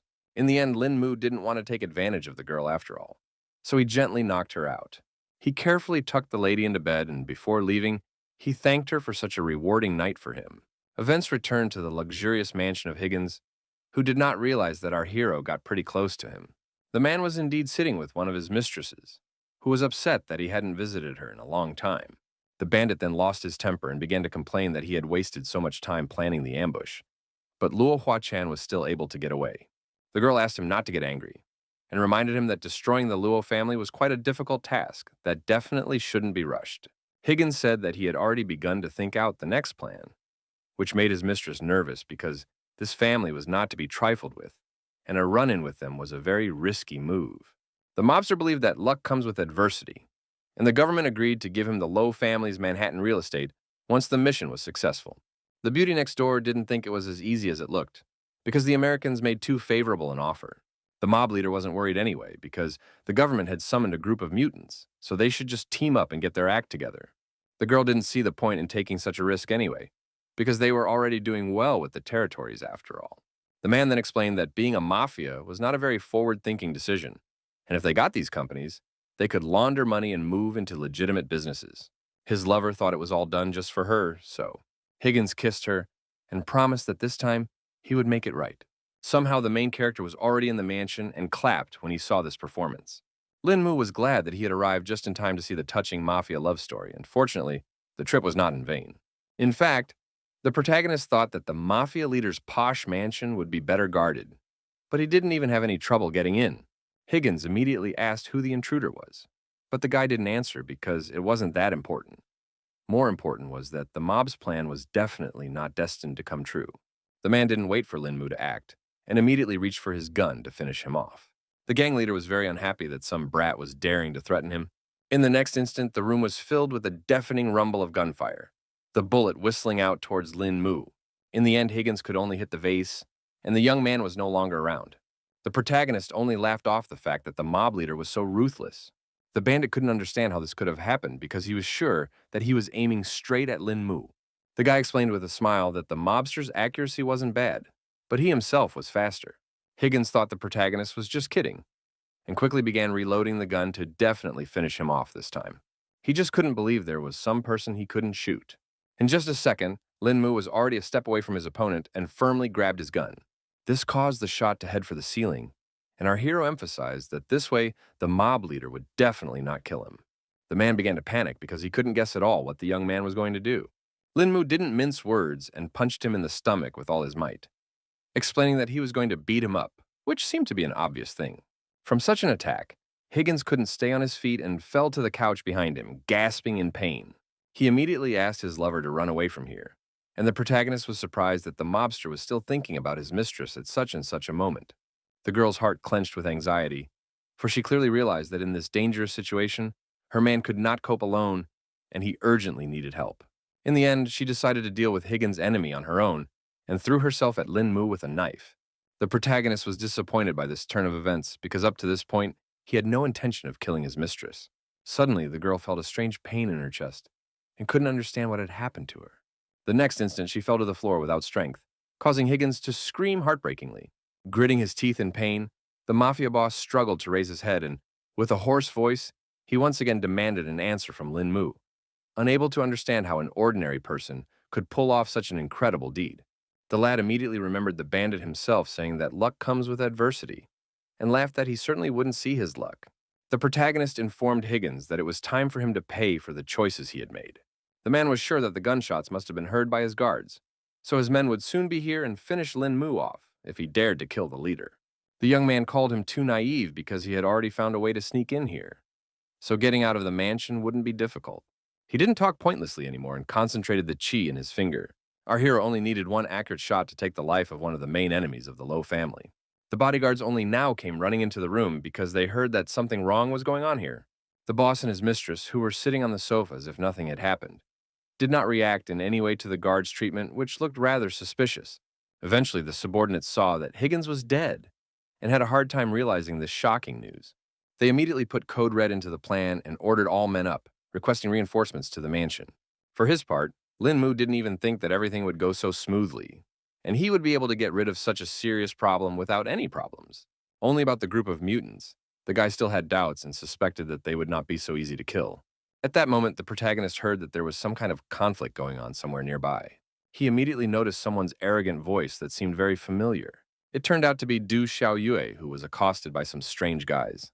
One of them explained that their young master was sincerely inviting the girl to have fun with him, so she might as well just say yes. The lady thanked them for the invitation but declined because she had a bunch of other things to do, after which she needed to get home right away. The guys started to get behind her anyway and offered to personally walk her home. The subordinates were ready to carry out any order of their master, so they immediately agreed to the idea. Du Xiaoyu irritatedly pointed out that she could reach it on her own and tried to break free again.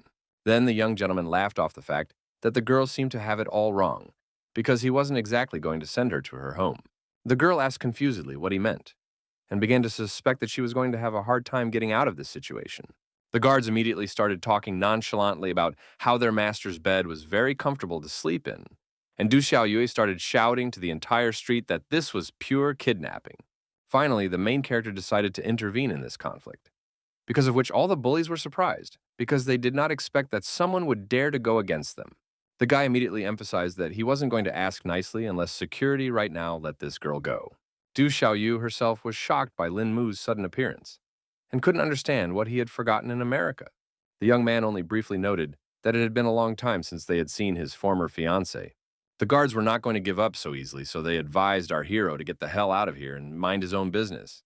The protagonist gave them another chance and repeatedly told them to finally let the girl go. The young master only laughed with Lin Mu, who was acting like a character from a movie, causing the guy's patience to run out. So he decided to forcefully deal with these rascals. The young man had just the right touch to teach the bullies a lesson and save his acquaintance. The bodyguard immediately crouched down in pain and started screaming, unable to resist Lin Mu. The cocky guy didn't expect our hero to deal with his subordinates so easily. Taking advantage of the moment, the young man quickly grabbed Du Xiaoyu's hand and pulled her away from those rude bullies. Still, the young gentleman was not going to let our heroes go so easily and ordered them to stop. He believed that the man who injured his subordinate could not leave the scene so easily. The protagonist gently placed his hand on his shoulder and asked, with a note of menace, if he really thought so. In the end, Lin Mu gave him some advice and told him to fuck off right now, or else the guy would end up in a more deplorable state than his comrade. The noble brave's words had a quick effect on the young lord, so he had no problem escaping the development of the conflict. The guy wasn't at all pleased that he hadn't managed to get Du Xiaoyue, and his henchmen asked what they should do in such a case. Eventually, he ordered his men to teach our hero a lesson, but not to kill him. The guard took out a silenced pistol from his jacket and thought that it would help him defeat Lin Mu, not realizing who he was about to mess with. He took careful aim and decided to take one of his target's legs to start with. The next moment, a rather quiet gunshot sounded, which was hard to notice in the busy street. Obviously, the protagonist was ready for such a development. So in a second, it was as if he vanished into thin air. The guard couldn't understand how the guy was literally able to disappear right before his eyes. After a second, he realized that Lin Mu was right in front of him and had already grabbed his neck in cold blood, so it was already too late to act. The main character got even more pissed off because it's not on video when others attack from the back. The young man emphasized that even in this way it was impossible to injure him. Meanwhile, the bodyguard begged to be let go, but it was already too late because the lousy guys had managed to piss Lin Mu off badly and must now bear the consequences of their actions. From the powerful impact, the bodyguard flew several meters away and crashed into the side of a parked car with a thud. The collision caused an impressive dent in the car door. The young lord thought it was simply impossible because his guards were experienced fighters. The protagonist set a final warning for him and ordered him to stay away from his friends. The young man said that this was the end of the lesson, so he was going to leave with Du Xiaoyue. After that, they got into the car, and Lin Mu asked where the girl was staying to take her to the hotel. She pointed to a map and explained that her neighborhood was 3 streets away. Our hero emphasized that the girl now needs to be more careful when he makes new friends, and Du Xiaoyue thanked him for saving her today. Finally, an acquaintance decided to inquire as to what the guy was doing here in New York. Lin Mu explained that a good friend of his had asked him to help with the trouble here. The girl noted that her ex-fiancé had changed so much, as if he had become a different person. She even had a moment when it seemed that the one standing in front of her was not Lin Mu. Our hero recalled that he almost died once, and after that, he decided to let things go and start living a new life. Du Xiaoyu agreed with his words and sincerely wished him good luck with his new life. The next day at the Lowe family mansion, they had already learned about the big incident in Manhattan the previous night. Jiang Chu still couldn't believe that someone had actually finished off Higgins in his own mansion. The assistant was also shocked when he heard that the mob leader who attacked Mr. Lowe was now dead. Ding Han confirmed that it was all true, even though the Higginma mansion was well guarded. Everyone wanted to know who the killer was, but the captain thought none of that mattered because he had definitely helped them take care of a big problem. The bodyguard then asked Wang Qing where Lin Mu had been last night, and the latter replied that he had sent the guy to test the strength of the mafia in Manhattan. Now, Jiang Chu began to suspect that the main character might have been the one behind the incident. The assistant couldn't understand how this was possible, because even the strongest fighter couldn't kill a mob boss in his own mansion. Ding Han felt that I should argue about it as well, so it was better to ask the guy directly. Meanwhile, the protagonist was once again relaxing on the lawn outside the mansion, and had no idea that his comrades had already uncovered him. The captain had guessed from the beginning that the young man would be found right here, and Lin Mu had already guessed that the news would spread rather quickly. Jiang Chu said that they would like to ask him something, and Lin Mu didn't mind answering all the questions. He asked him directly if our hero had anything to do with Higgins' murder last night. Lin Mu didn't want to reveal the whole truth, so he replied that he had walked around for a bit yesterday, but came back as if he hadn't found anything interesting. Ding Han still asked him not to act on his own, or else it would jeopardize their entire plan. The captain asked his comrade not to be so serious because it wasn't even Lin Mu. The bodyguard emphasized that he was not as good a guy as Jiang Chu, and reminded him that anyone in Baolun's group was obligated to follow instructions. In turn, the protagonist had his own set of rules, so he asked Ding Han not to talk to him that way, because it wouldn't work anyway. Wang Qing also tensed up when the young man started talking to his boss like this, and asked for some respect. Ding Han hadn't even expected the guy to be so arrogant, and began to suspect that he was the one who had killed Higgins. Eventually, the protagonist realized that there was no point in hiding his deeds anymore, because his colleagues suspected everything from the beginning, and confessed that it was he who killed the leader of the mafia. Wang Qing still couldn't believe that the guy was able to pull off such a serious matter. Now Ding Han wanted to see if the young man had the ability to act on his own, since he refused to follow instructions. Lin Mu immediately accepted this challenge, because he too wanted to see the true strength of Baolun's group. Jiang Chu intervened in the conflict because everyone could get hurt in this fight, and there would be no people left to protect Mr. Luo. Our hero emphasized that this will be just a little sparring, so nothing serious will happen. The bodyguard also asked his comrade not to worry because he only wanted to teach a little lesson to an overly cocky and overconfident guy. Wang Qing immediately warned the young man that Brother Dean was not easy to defeat, so it was best not to mess with him. Lin Mu asked his assistant not to worry because he was well aware of his limits. The man was even more surprised because now he realized that the protagonist was not fighting him at full strength. The opponents separated in different directions, and Ding Han suggested that the guy should attack first and not disappoint him. Wang Qing didn't know what they should do now because the young man didn't want to listen to all their advice in the slightest. The captain wasn't particularly worried about it because he was sure that Lin Mu wasn't an easy person, and this was a great chance to see his abilities. Eventually, the assistant apprehensively reported that their comrades had already started the fight. Cheng Shu asked Wang Qing to watch very carefully because the bout promises to be interesting. The protagonist tensed up because he saw that his opponent had already started to approach him. Everyone was sure it would be an exciting duel, but meanwhile, the bodyguard and our hero clashed their fists for the first time. Ding Han quickly moved away from his opponent and regrouped to attack further. The man tried to hit Lin Mu again, but he managed to deftly move aside, even though the guard was quite fast. The bodyguard himself didn't expect the young man to be as lightning fast and didn't keep up with his movements. Jiang Chu watched the fight with admiration because from the beginning, he was confident of the protagonist's impressive skills. Meanwhile, Wang Qing couldn't understand how the friend had sensed the main character's strength level. The captain explained that one should watch Lin Mu's strikes carefully because he relied on the power of qi instead of brute force. From the outside, it may look like a low blow, but it wasn't like that at all. At this moment, the protagonist was finally able to break through Ding Han's defense, who only now realized his mistake. At the last moment, the man managed to put up a block to protect himself from the heavy blow of his opponent. The captain believed that if Lin Mu's opponent wasn't a pro like Ding Han, this punch would have broken all of his opponent's bones. In the end, the man admitted that he had underestimated the strength of the protagonist. The guy smugly emphasized that this was just the beginning, because he still had tricks to surprise the bodyguard. Ding Han became even more angry because of Lin Mu being so cocky, and informed him that he would not hold back now either. The man got back into a fighting stance and swung around to teach the protagonist a lesson. The blow was so sharp that Lin Mu had to try his best to dodge it. This only fueled the protagonist's interest, so he decided to try hard to win this fight. Our hero took a few steps back to better prepare for his next action. He filled his entire body with qi energy to show everyone around him what he was really worth. Jiang Chu couldn't understand what kind of golden aura was flowing out from Lin Mu's body, and his partner was in mute shock. Now even Ding Han was surprised by the young man's training, because such fighters were rare, even in Bao Lun's group. Meanwhile, our hero did not wait for something and was the first to attack his opponent without giving him a single chance. The bodyguard saw that Lin Mu was now even faster, which only made this fight more difficult. Eventually, the man was unable to dodge such a swift attack and received his first blow. Ding Han felt his legs go under, and he began to slowly settle on the ground, unable to resist the inevitable.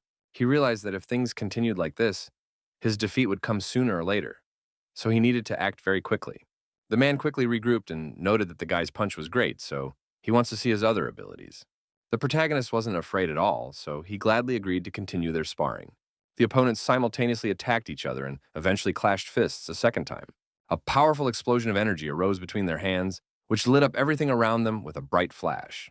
Wang Qing covered himself with his hand from such a powerful light and noted that their comrades seemed to have become more serious about this battle.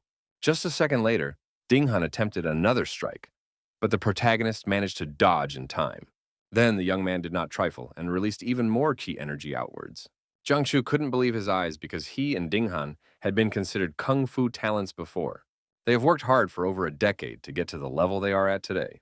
Except Lin Mu was only 20, so it was surprising that he had become such an advanced fighter at such a young age. The captain was certain that the young man's level must be exceptional, which was the reason he was able to reach such heights. At the same time, he realized that combat experience was the kind of thing that is gained by numerous encounters with death. Wang Xing began to suspect that their comrades had better stop, because there was no telling how far this fight could go.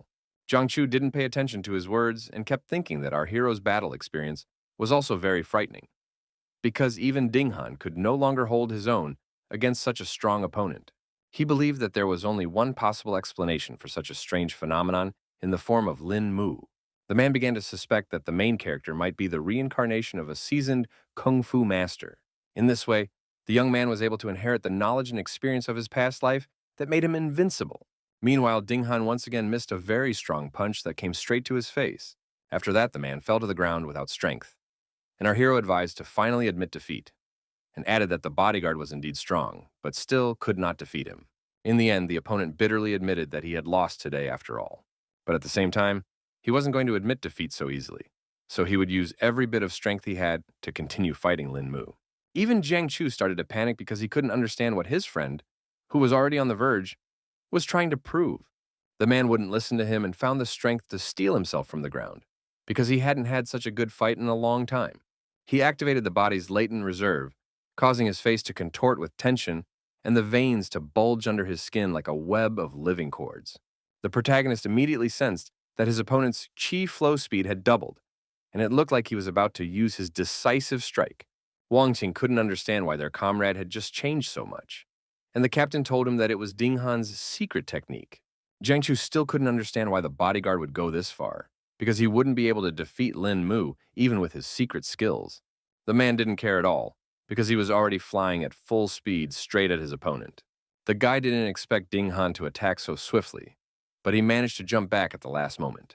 After blocking the blow, our hero immediately felt that the opponent's strength had greatly increased compared to last time. These blows caused Lin Mu to fly back a few meters, but he was still standing on his feet. The young man remarked that this was simply astonishing because he hadn't thought that Ding Han had any trump cards. Eventually, the protagonist decided that he too would not be deterred, and quickly adopted a fighting stance. The captain was still surprised at how strong the chi emanating from Lin Mu was, and couldn't understand how he was doing all this. In any case, the bodyguard was no longer afraid of his opponent and began shouting for him to attack, rather than stand aside. Then the guy decided to demonstrate all his capabilities by concentrating energy in his hand. The man was even more surprised now, because he had not expected materialized chi to be used against him at all. The next moment, a bright golden light emerged from the main character, blinding everyone around him. Wang Qing and Jiang Chu also immediately realized that they had just witnessed the use of such a rare technique. In the end, Ding Han was still able to stop this attack with his fist, but his condition was getting worse. The young man saw that this movement had left wounds on his opponent's body, so the bodyguard would definitely not be able to last even longer. The man still wanted to continue the fight, so he brought out our hero to keep showing all his skills. Lin Mu put his hand forward and declared that he only needed this movement to defeat his opponent. Ding Han didn't hesitate for long and hit the protagonist again with all his might, but it had no effect on him whatsoever. Now everyone around him was beginning to realize how intimidating this young man really was. Wang Qing saw that Brother Ding could not fight any further, so his defeat was only a matter of time. At the same time, they noticed that Lin Mu was also having a hard time, but he seemed determined to defeat his opponent. This was the first time Jiang Chu had seen Ding Han in such a difficult position, even after using his secret technique. In fact, the bodyguard felt that being defeated by a skillful master like Lin Mu was the best honor for him. The captain began to feel that his comrade wanted to release all his chi to make a killing blow. The protagonist then decided to remind her that they had agreed that this was just going to be a friendly sparring session. The guy pushed Ding Han away from him in one slight movement so that he couldn't accomplish what he had planned. He approached the whole thing with a cold mind and suggested his opponent finally stop. For his part, Jiang Chu didn't expect the young man to deflect Ding Han's deadly strike so easily. It was all too complicated because rage had already clouded the bodyguard's mind, who couldn't lose so easily now. Lin Mu continued to stand his ground and extended his hand to his opponent to end this fight. He emphasized that if they continued fighting, Ding Han would only strain his body more, which would hinder their main mission of protecting Mr. Luo. The man understood perfectly well that our hero was saying the right things, but he still doubted his decision. Jiang Chu couldn't understand what was going on, but he noticed that both of them had finally stopped. Eventually, the bodyguard finally bowed his head and acknowledged what he had lost in this fight. He collapsed to the ground without strength and began to grieve over his defeat in a fair fight. The protagonist tried to reassure his opponent and emphasized that he didn't lose at all. Ding Han couldn't understand why the guy was saying such strange things because everything was already obvious. Lin Mu explained that his comrade had gained experience through this battle, which was already a small victory. The man agreed with our hero's words and accepted his helping hand to get up from the ground. The frightened Wang Qing asked the captain if there was now a winner in this fierce duel. Jiang Chu acknowledged that their friend had lost this battle, but praised Lin Mu for not using his full power to avoid disrupting the plans for their main mission. Meanwhile, that same night, the enemies of the Lo family decided to meet in a building in New York City. The boss was quietly sipping on expensive wine when he was informed that the professor and Ms. Picasso had already arrived on the scene.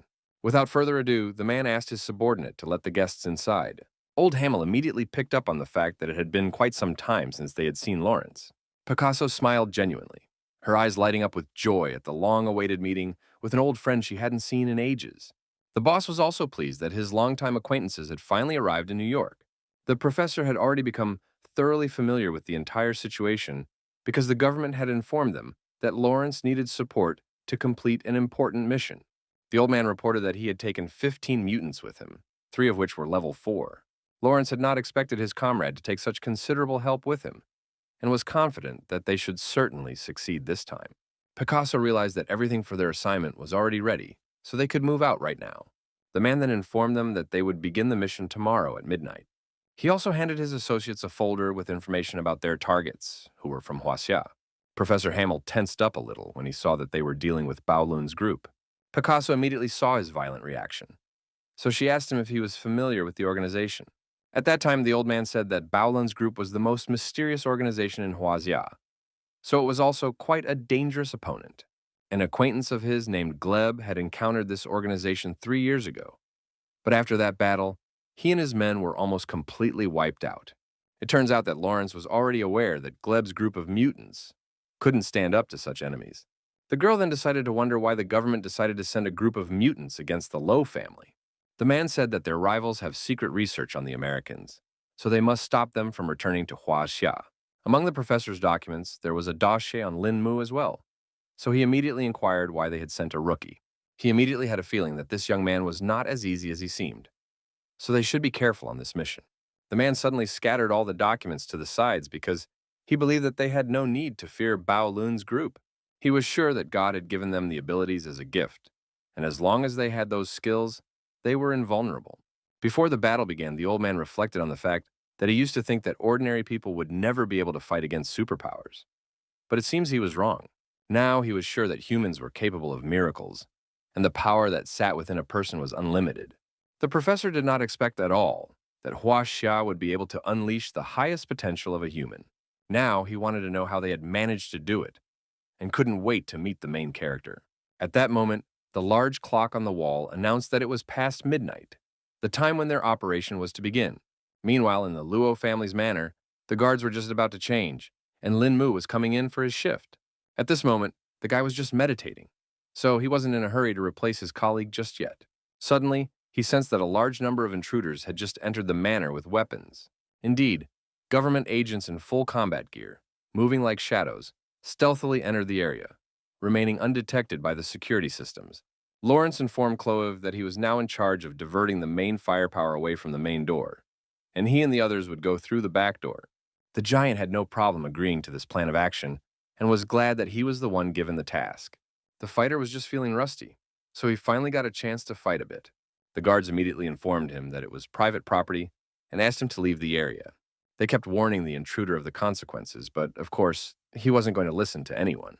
Eventually, the security personnel pointed a gun at the giant and promised to shoot him if he came any closer.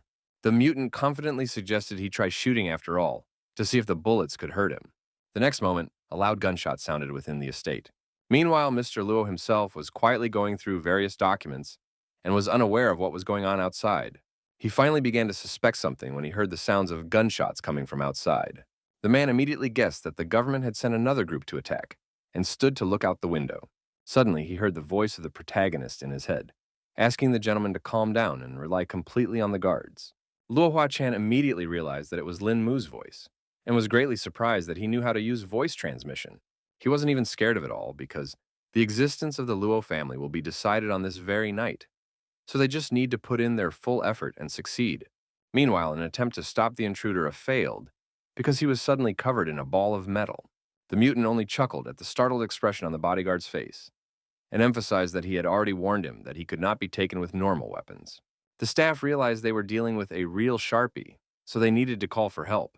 Meanwhile, the soldiers had already started moving out and were ordered to kill everyone in their path and leave no one alive. Ding Han was just waiting for the group of mutants to arrive and suggested that the captain go and personally greet them and leave the defense to Lin Mu. At this moment, one of his subordinates reported the bad news to Jiang Chu because the main entrance and the emergency exit were attacked at the same time. He hadn't expected the enemies to try to attack from two sides, but that only fueled his interest. Meanwhile, the battle group synchronously opened a barrage of fire, turning the quiet residence into a hellish firefight.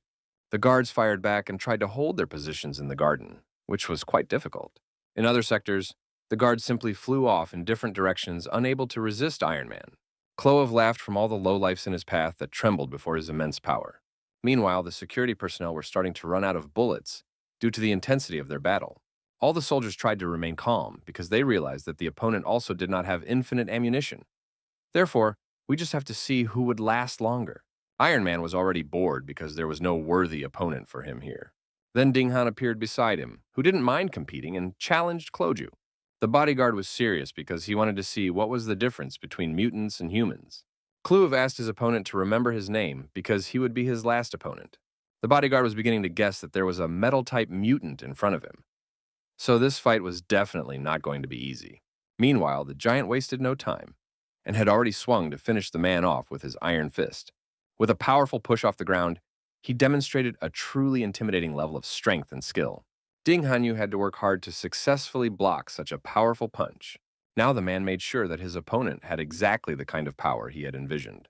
He agreed that apparently strength in mutants was something that unequivocally had to be reckoned with. Still, the bodyguard wasn't discouraged and was excited for a great fight tonight. Concentrating his chi, the man swung and punched his opponent in the chest with all his might. Despite its huge size, the Iron Man flew back a few meters, and Ding Han emphasized that this was the strength of cultivators from Huaxia. Kluve is interested in his opponent because he's definitely different from all the trash he's faced in the fight before.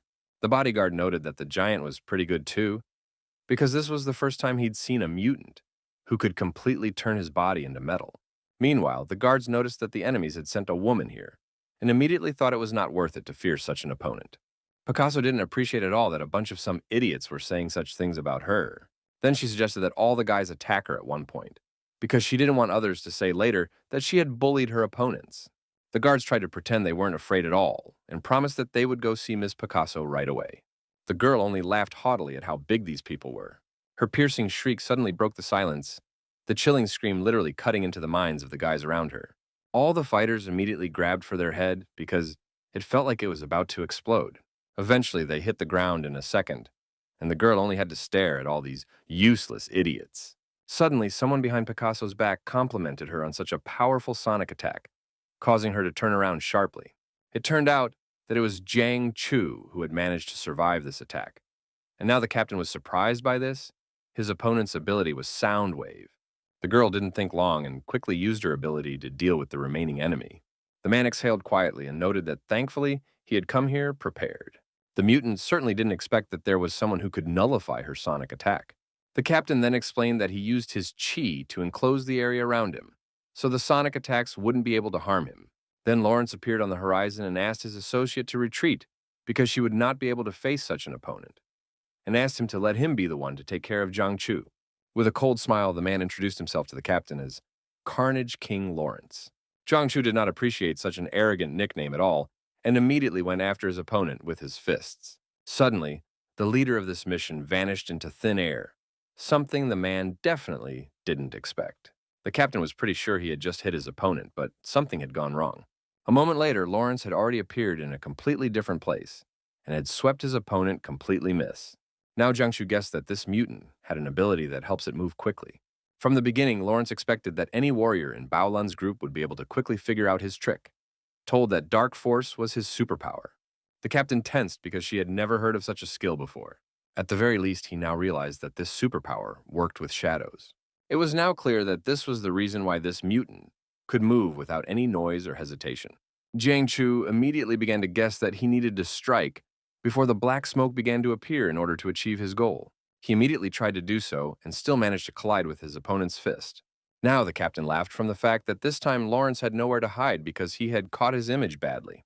The mutant even felt pain and noted that Jiang Chu was quite good. Gradually it began to dawn on the man that he seemed to have finally figured out his opponent's attack pattern, and now the fight was taking on a completely different, more predictable character. He now realized that he now needed to hit Lawrence's vital points. Eventually the captain managed to face the mutant for the second time, so the mutant began to disappear quickly again. Lawrence was surprised to realize that Jiang Chu was the first opponent in years who had managed to find a vulnerability in his seemingly flawless fighting technique. The man then emphasized that the mutant had simply underestimated the strength of Bao Lun's group. Suddenly, he noticed that something wrong was going on, because all the black smoke was moving towards him. Lawrence laughed quietly because he hadn't expected his opponent to fall for his silly trick so easily. Only now did the captain realize that his chi was slowly leaking out, which was too dangerous. Meanwhile, the brother had completely dissolved into smoke, and his voice spoke intimidatingly about how the man had already lost this battle because his power would soon be absorbed by the power of the darkness. Jiang Chu was scared out of his wits because he didn't expect him to die like this at all. At the same time, Ding Han, who was fighting Iron Man, had also already used up almost all of his strength and was at his limit. Clove agreed that the bodyguard was pretty good, but he didn't want to give him any more indulgences. He was sure that a warrior's kung fu was useless when he met the true might of steel. Ding Han began to feel that the power emanating from the enemy had just changed drastically, causing him to panic. A second later, the giant grew even more in size and screamed loudly like a true beast. Now the giant loomed over the bodyguards like an insurmountable mountain, and at such a moment, even the bravest of the brave would have collapsed at the realization of their own powerlessness. Iron Man ran at full speed at Ding Han, who was greatly confused in such a tense situation. It was still hard for the man to realize that his opponent had just shifted into another form.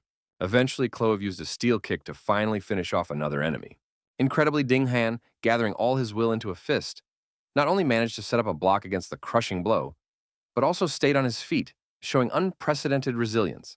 The man nonchalantly continued to hold up his steel fist, something that was definitely not possible for every person. Clove was only amused by the fact that an ordinary man was able to withstand his attack. Ding Han, despite the effort he made to block the punch, joked that it was just an ordinary fist, which didn't scare him at all. Then the giant chuckled and hinted that this was far from all he had prepared for this fight. Eventually, Iron Man used an even more powerful punch, unwinding his arm. As a result, the man could not withstand such a powerful attack, causing bloody splatters to fly in different directions. At this point, the captain heard that his comrade seemed to be beginning to lose his battle and looked away from his opponent for a moment. Lawrence immediately emphasized that it would be better for the man to take care of himself because he was not in a good position himself. After that, he abruptly vanished into thin air, causing Jiang Chu to be confused once again. Once again, the captain could not see his opponent and was desperately trying to figure out where he was. Then the enemy started talking about how he had so expected that the group's elite representative, Bao Lun, was still able to stand after being caught in an illusion for such a long time. At the same time, he was sure that Jiang Chu would not be able to block the sitting punch that attacked him from the back. The next blow came right on the man's head, leaving him disoriented. From the last strength of the captain tried to stay on his feet, but his body treacherously hamstrung, and he collapsed to the ground, finally exhausted. Meanwhile, chaos reigned around. One by one, the guards fell under crushing attacks, unable to resist the superior strength of their opponents. The mutants were excellent with their sharp blades, so they could easily deal with ordinary humans. One of them used double knives and a hurricane dance technique that no one could go against. Picasso wasn't left behind either and continued to use sound waves to knock out every opponent in her path. Eventually, the entire mansion grounds were dotted with bodyguards who could no longer continue the pain. All the fighters realized that they couldn't defeat all these enemies, so they decided to retreat to save at least some soldiers. The protagonist watched the situation from the sidelines and saw that the mutants were much stronger than he expected, so his mobs would hold out more. He decided it was already time for him to show up, so he quickly snapped out of his meditation seat. As quickly as possible, the lad found his captain to come to his aid. It turned out that both Ding Han and Jiang Chu were already here, and they immediately reported that the enemy unit was too strong. The strongest mutants had already gathered around, who only laughed at the fact that yet another naive human had come to meet his death. Clove thought our hero had come here to see the superiority of the mutants. The young man was not afraid and emphasized that as long as he was here, no one would harm the Luo family. The Iron Giant only laughed from the fact that Lin Mu was so arrogant and thought that he could stop the entire team by himself. The protagonist turned to his comrades and asked them to go to Mr. Lowe's defense, giving him the opportunity to deal with all of his enemies. The guy promised with confidence in his voice that he would be sure to get all that pesky trash out of their way. Lin Mu instantly concentrated, releasing a powerful stream of chi energy that enveloped his body with a shimmering radiance, ready for an instant attack. Even Clove didn't know what kind of strange power the protagonist used, so he was a bit scared because their opponent was unpredictable. Lawrence began to suspect that it might be a trap, so he asked his companion to be careful and retreat. Lin Mu uttered the words with icy clarity, His voice sounded like a sentence, leaving no doubt that this night, no one would leave the battlefield alive. Lightning seizing the moment, the guy quickly applied Dragon Defeat to be the first to attack his opponents. The mutants hadn't seen anything like this yet, so they couldn't figure out what this technique was. In a second, the dragons began to sweep away all the enemies in their path, not giving them a chance to survive. Picasso tried to help her allies with a sound wave and destroy Linmu's dragons. It turned out that the main character's chi even passes through the opponent's technique, so all her efforts were pointless. Eventually, one of the spirit dragons came through Picasso and took her life. Her chest heaved weakly for the last time, then her body collapsed, finally losing her strength, and she collapsed to the cold ground without a word. Clove was already preparing to take on another dragon and couldn't understand how their team had fallen so quickly. Still, he was confident that his steel strike could handle such a small threat. The giant concentrated energy lightning fast, his powerful palms clashing together with a rumble, releasing the destructive rift technique. A second later, the powerful shockwave from the explosion hit Clough in the chest, throwing his body aside. Lawrence had not expected events to unfold in this manner, and in a panic asked if his comrade was all right. Iron Man didn't even feel any pain because to him it was like an ant bite, so he could keep fighting. The captain and Zhang Chu, who were standing to the side, were shocked that our hero had only used one move and had taken out so many enemies. Meanwhile, Linmu laughed from the fact that the mutants were only capable of such weak opposition. Lawrence shouted that he would try to hold our hero back, while Clove was inside eliminating their target. The protagonist advised them to give up quickly because no one could stop him anyway. The boss of the organization was already too angry because the guy had managed to defeat his subordinates, so he couldn't let Linmu disrupt their operation. Zhang Chu desperately tried to warn the young man to dodge this black strike because the captain had already felt the effects of it. Now our hero has realized that this guy's power is too problematic, so he needs to come up with something to negate that ability.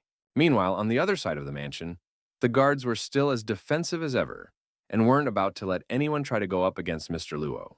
In turn, Iron Man was going to kill anyone who got in the way of his goal. This turned out to be absolutely true, so all the fighters started flying in different directions from Clove's unstoppable attacks. The giant even decided to engage his head and use the steelhead strike technique. With one such blow, he literally smeared one of the bodyguards. At the same time, Ding Han decided to use a secret technique to allow Jiang Chu and Mr. Luo to escape from the battlefield.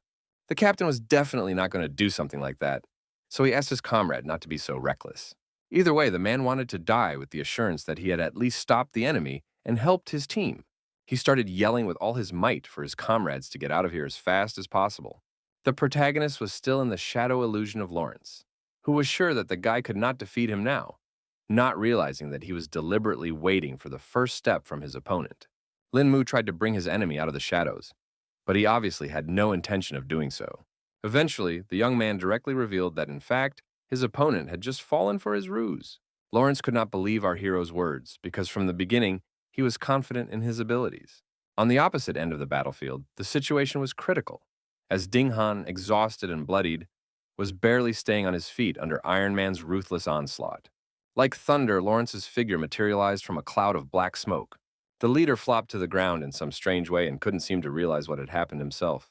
Clove even stopped for a second because he couldn't understand why his comrade was here. Iron Man was shocked that even Lawrence couldn't do anything to this strange guy.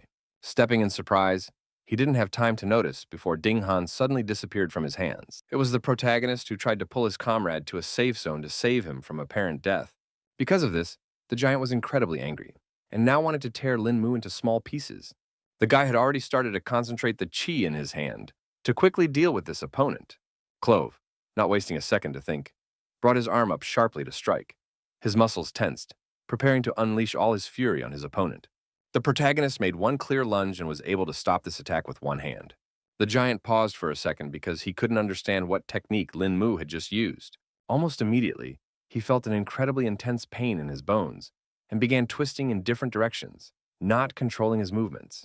Our hero explained that even Iron Man has his weaknesses, because his ability strengthens muscles but doesn't act that way on bones. Clove believed that this was simply impossible because this power was given to him by God. In the end, he decided to show the young man his latest transformation because there was no other choice. The giant's muscles began to ripple unnaturally and his skin stretched unnaturally under the mutations. The protagonist immediately guessed that his opponent was using his muscles to unleash a wave attack.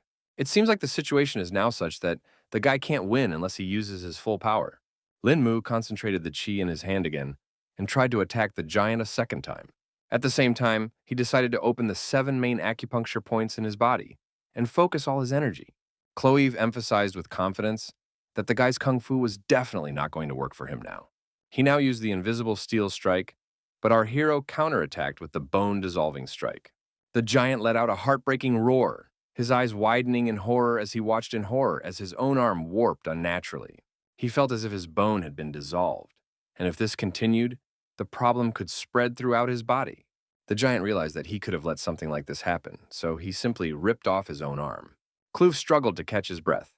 Every movement was given to him through hellish pain, and his consciousness was clouded from being so badly wounded. He saw with his own eyes that all the bones in his right hand had literally turned to powder.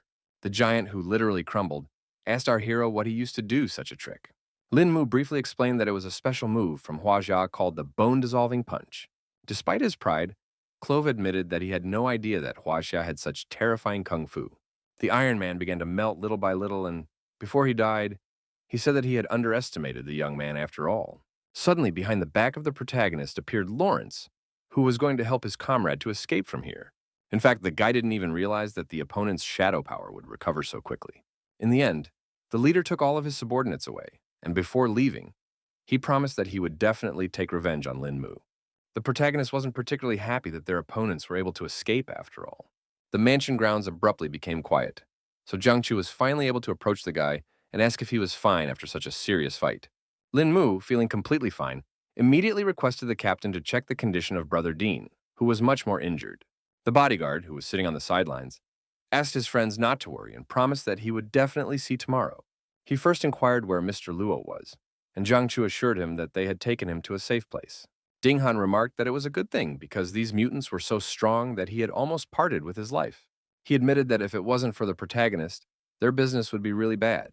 The captain had heard that the dragon strike that Lin Mu used was a long-lost kung fu technique that required strong yang energy. It was known that anyone who mastered these long-lost techniques would surely become a legend.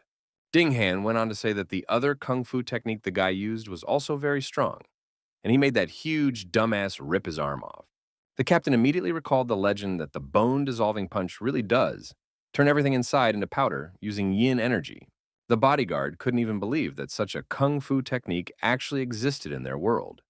And Jiang Chu told him that Hua Xia had a long history of learning techniques, so all their knowledge was just the tip of the iceberg. In the end, the commander asked Ding Han to use his father to help the body recover until the medics arrived on the scene.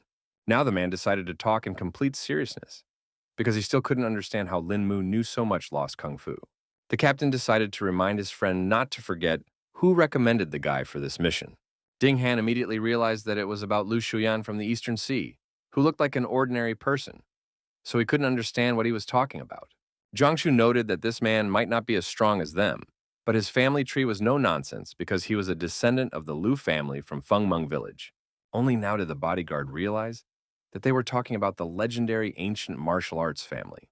The captain confirmed his speculation and explained that in order to find a great master like Lin Mu, Mr. Lu had to be a descendant of legendary people. Meanwhile, a group of mutants had arrived at the American Research Institute, where they were now trying to rescue Clove.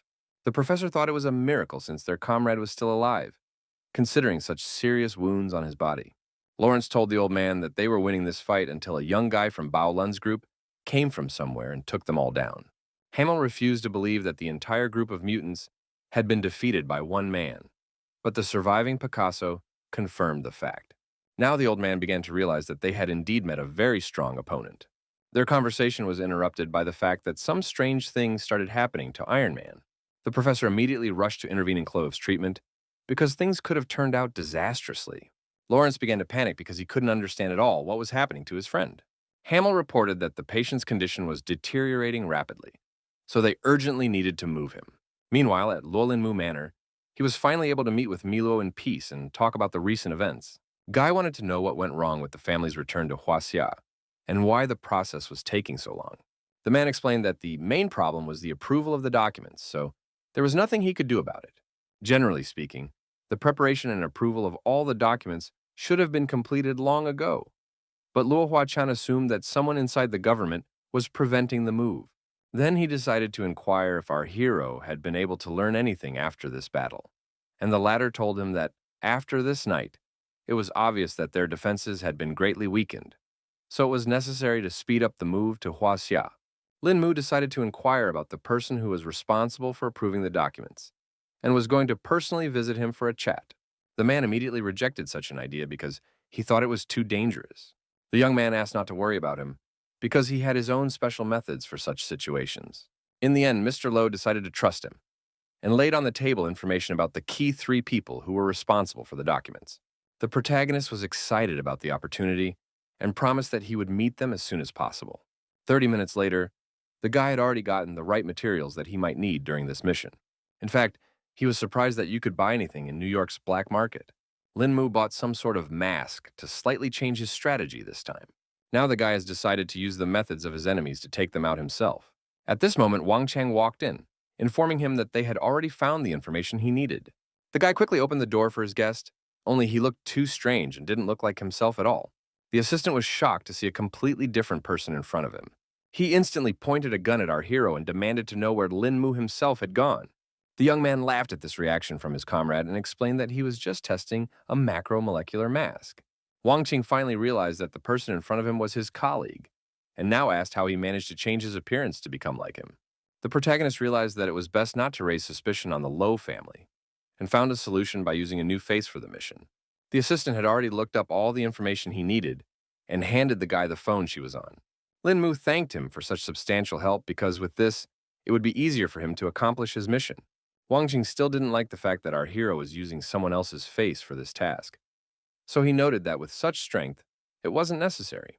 Lin Mu only said that sometimes violence didn't solve anything at all, so he decided to change his tactics.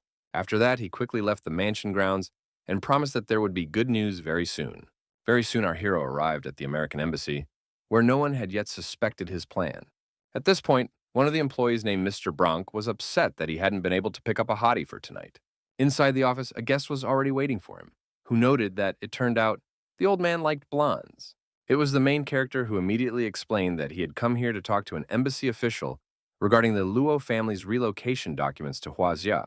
Mr. Bronk immediately emphasized that the documents were still under review and couldn't understand why there was such a rush. Lin Mu recalled that the family had once been kind to the old man and advised him to complete the paperwork today or soon. The man was shocked that he was given such a short deadline, because all documents have to go through many instances, and his word will not solve anything in this process. Now our hero was beginning to guess that he was involved in all of this after all, because the employee was too easy to figure out. Hearing such a statement, Mr. Bronk became nervous and asked what the visitor meant by it. Lin Mu didn't bother to explain anything and directly asked what the man would choose in the face of danger, himself or his country. The old man immediately realized that the guy had decided to threaten him and became very angry because of such insolence. The protagonist only laughed and said that it was time for him to make a choice and say whether he wanted to die or survive. Demonstrating his strength, Lin Mu rolled a tight ball of some papers and suggested that the embassy official think hard about it all. Mr. Bronk began to talk about how he gets orders to hold the documents over and above and can't do anything about it. The main character immediately emphasized that he doesn't want to hear any excuses because the Lowe family has been following the law all along and doesn't deserve to be treated like this. Lin Mu's final trump card was a picture of the old man's family, which he clearly showed him. Eventually, all of this got to Bronk, so he asked for some time to resolve the issue. The guy immediately asked how long it would take and noted that he wasn't a very patient man. So the old man quickly replied that it would be ready in 2 hours. The embassy employee kept his promise, so very soon the protagonist received a call that everything was ready. Before leaving, Lin Mu thanked Mr. Bronk for his cooperation and hoped they would never see each other again. In fact, the young man hadn't even expected things to be so easy with this man. After that, he took a close look at his phone to see who his next victim would be. Now the protagonist's target is a New York City tax chief named Boris. According to intelligence, this gentleman should be at home celebrating his daughter's birthday. With one deft move, Lin Mu jumped over the fence and entered the mansion grounds without any trouble. The first second, the guy noticed that the security in the area was pretty lax. The protagonist walked closely to the window of the room where the whole family was to gather. The joyous voices of the relatives were coming from inside, and Lin Mu noticed some interesting detail at this moment. It turned out that among the guests was the familiar Du Xiao Yue, whom he had crossed paths with not long ago. The young man definitely didn't expect to see her here, So now he couldn't understand what she had forgotten at this celebration. He assumed that Boris's daughter, Vanessa, must be the one who was just standing behind his acquaintance's back. For a moment, our hero was distracted from following because he heard someone's footsteps. Turns out someone was patrolling the area with a huge dog that immediately took notice of the stranger. The owner, who saw nothing suspicious, tried to calm the dog and explained that the young mistresses already had all their guests inside. Linmu managed to escape in time, so he was already inside the mansion and thought about the fact that no one would catch him unless he wanted to. He was eventually spotted after all, because there were two additional bodyguards guarding the entrance to the room. The young man decided not to talk to the two guys and just jumped up to disarm the potential opponents. He quickly grabbed them by the neck and thus cleared his path further. Boris was unhappy that someone dared to disturb him and asked to find the house manager if there was any problem. At that moment, two defeated guards flew into the room, unable to resist the protagonist. The man was shocked that someone had dared to barge into his home so brutally and now stared wordlessly at the intruder. A sly smile shone on the protagonist's face as he said hello to his target. Mr. Boris had not guessed at all who stood before him, but after what he saw, he knew for certain that he had ill intentions. Linmu noticed at a glance the straightforwardness of the man, who was not at all afraid to talk about such things. Then he took a seat on the couch in the office and explained that he had come here to rush the IRS chief into a decision regarding the Lowe family's relocation papers. The man, like his predecessor, immediately started talking about how he had been following protocols all along, and the family would be notified when everything was ready. The guy immediately emphasized that he hadn't come here to ask and was going to say his terms if Boris refused to cooperate. The chief immediately jumped up from his seat because he was very unhappy that some stranger dared to speak to him in such a tone. Linmu then came in from afar and hinted the fact that his daughter just had a birthday today. The man immediately realized what the guy would be getting at and began to beg that he leave her out of this whole situation. While Boris was talking to our hero, he suddenly noticed that he had disappeared somewhere. The old man immediately thought of the fact that Vanessa was already in danger, and he wasn't scared out of his wits. The protagonist was already in the hall where the birthday party was being celebrated, and asked the birthday girl to come out for a few words. The father ran inside in a panic and immediately saw that his daughter was missing somewhere. So he started asking everyone present where she was. One of the guards said that Vanessa had just talked to a stranger and then disappeared. Du Xiaoyu immediately thought it was all strange because that person's voice sounded too familiar.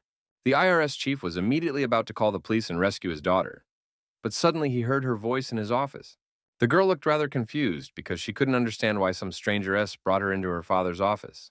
For his part, Linmu emphasized that there was no point in calling the police because it would only cause Vanessa unnecessary trouble. Now Boris literally begged not to harm his daughter and promised to do whatever this strange stranger wanted.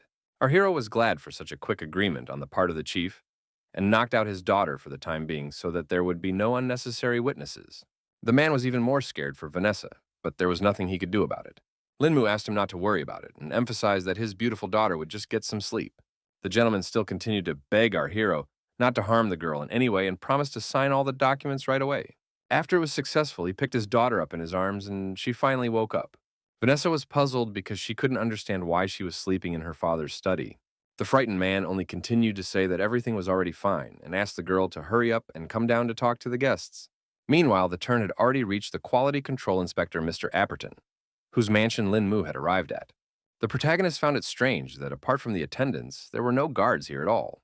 The young man thought that such an attitude towards security was not at all like a high-ranking official. Literally, there were no guards in the entire manor, so Linmu was already beginning to suspect that something had happened to Mr. Apperton. He began to think that his target could either be a high-ranking master or simply didn't live in this place. The main character even got a little lost in such a huge room and realized that he needed to see if the inspector was in the house. After a while, the guy noticed that the interior was the same everywhere here, so it was too hard to navigate. Linmu finally noticed a detail that could help him find his target after all. It turned out that Mr. Upperton would indeed be an experienced fighter, so he didn't need a personal guard. He spent his free time training, that's why our hero didn't manage to find him in the manor so quickly. The man was in the training room and was just beating a punching bag, practicing his punches. The protagonist didn't even expect that the man at the head of the Quality Control Bureau would turn out to be an undercover mutant. Mr. Apperton was surprised to hear the voice of some stranger who, moreover, had so quickly discovered his secret. Linmu didn't hesitate and immediately explained that he had come here on behalf of the Luo family to negotiate with the Quality Control Inspector.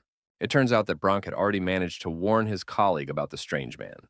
So the man was already going to straighten out our hero so that he would not provide any more problems. But also the inspector promised to sign and approve all the documents for the move if Lin Mu could defeat him. The guy realized he was dealing with a pretty outspoken person, so he didn't mind exchanging a few blows with him. The inspector had already heard that his opponent had defeated the entire mutant team with his own hands, so he was excited to be fighting someone like that. He decided to attack the protagonist first because he couldn't wait for such a good fight anymore. Lin Mu immediately noticed that his opponent had a strong punch, but he had no trouble returning the first attack. Mr. Upperton continued his furious attack, his fists raining down on his opponent in a hail, each blow more precise and powerful than the last, leaving no chance for respite. Our hero noticed that this mutant was just as strong as the ones he had already met in Low Manor. But it wasn't that simple because Lin Mu had a pretty good block and didn't miss a single hit. Eventually, the guy decided to stop putting up with all these attacks and teach his opponent a lesson in return. Their fists came together with a deafening rumble, generating an incredibly strong shockwave.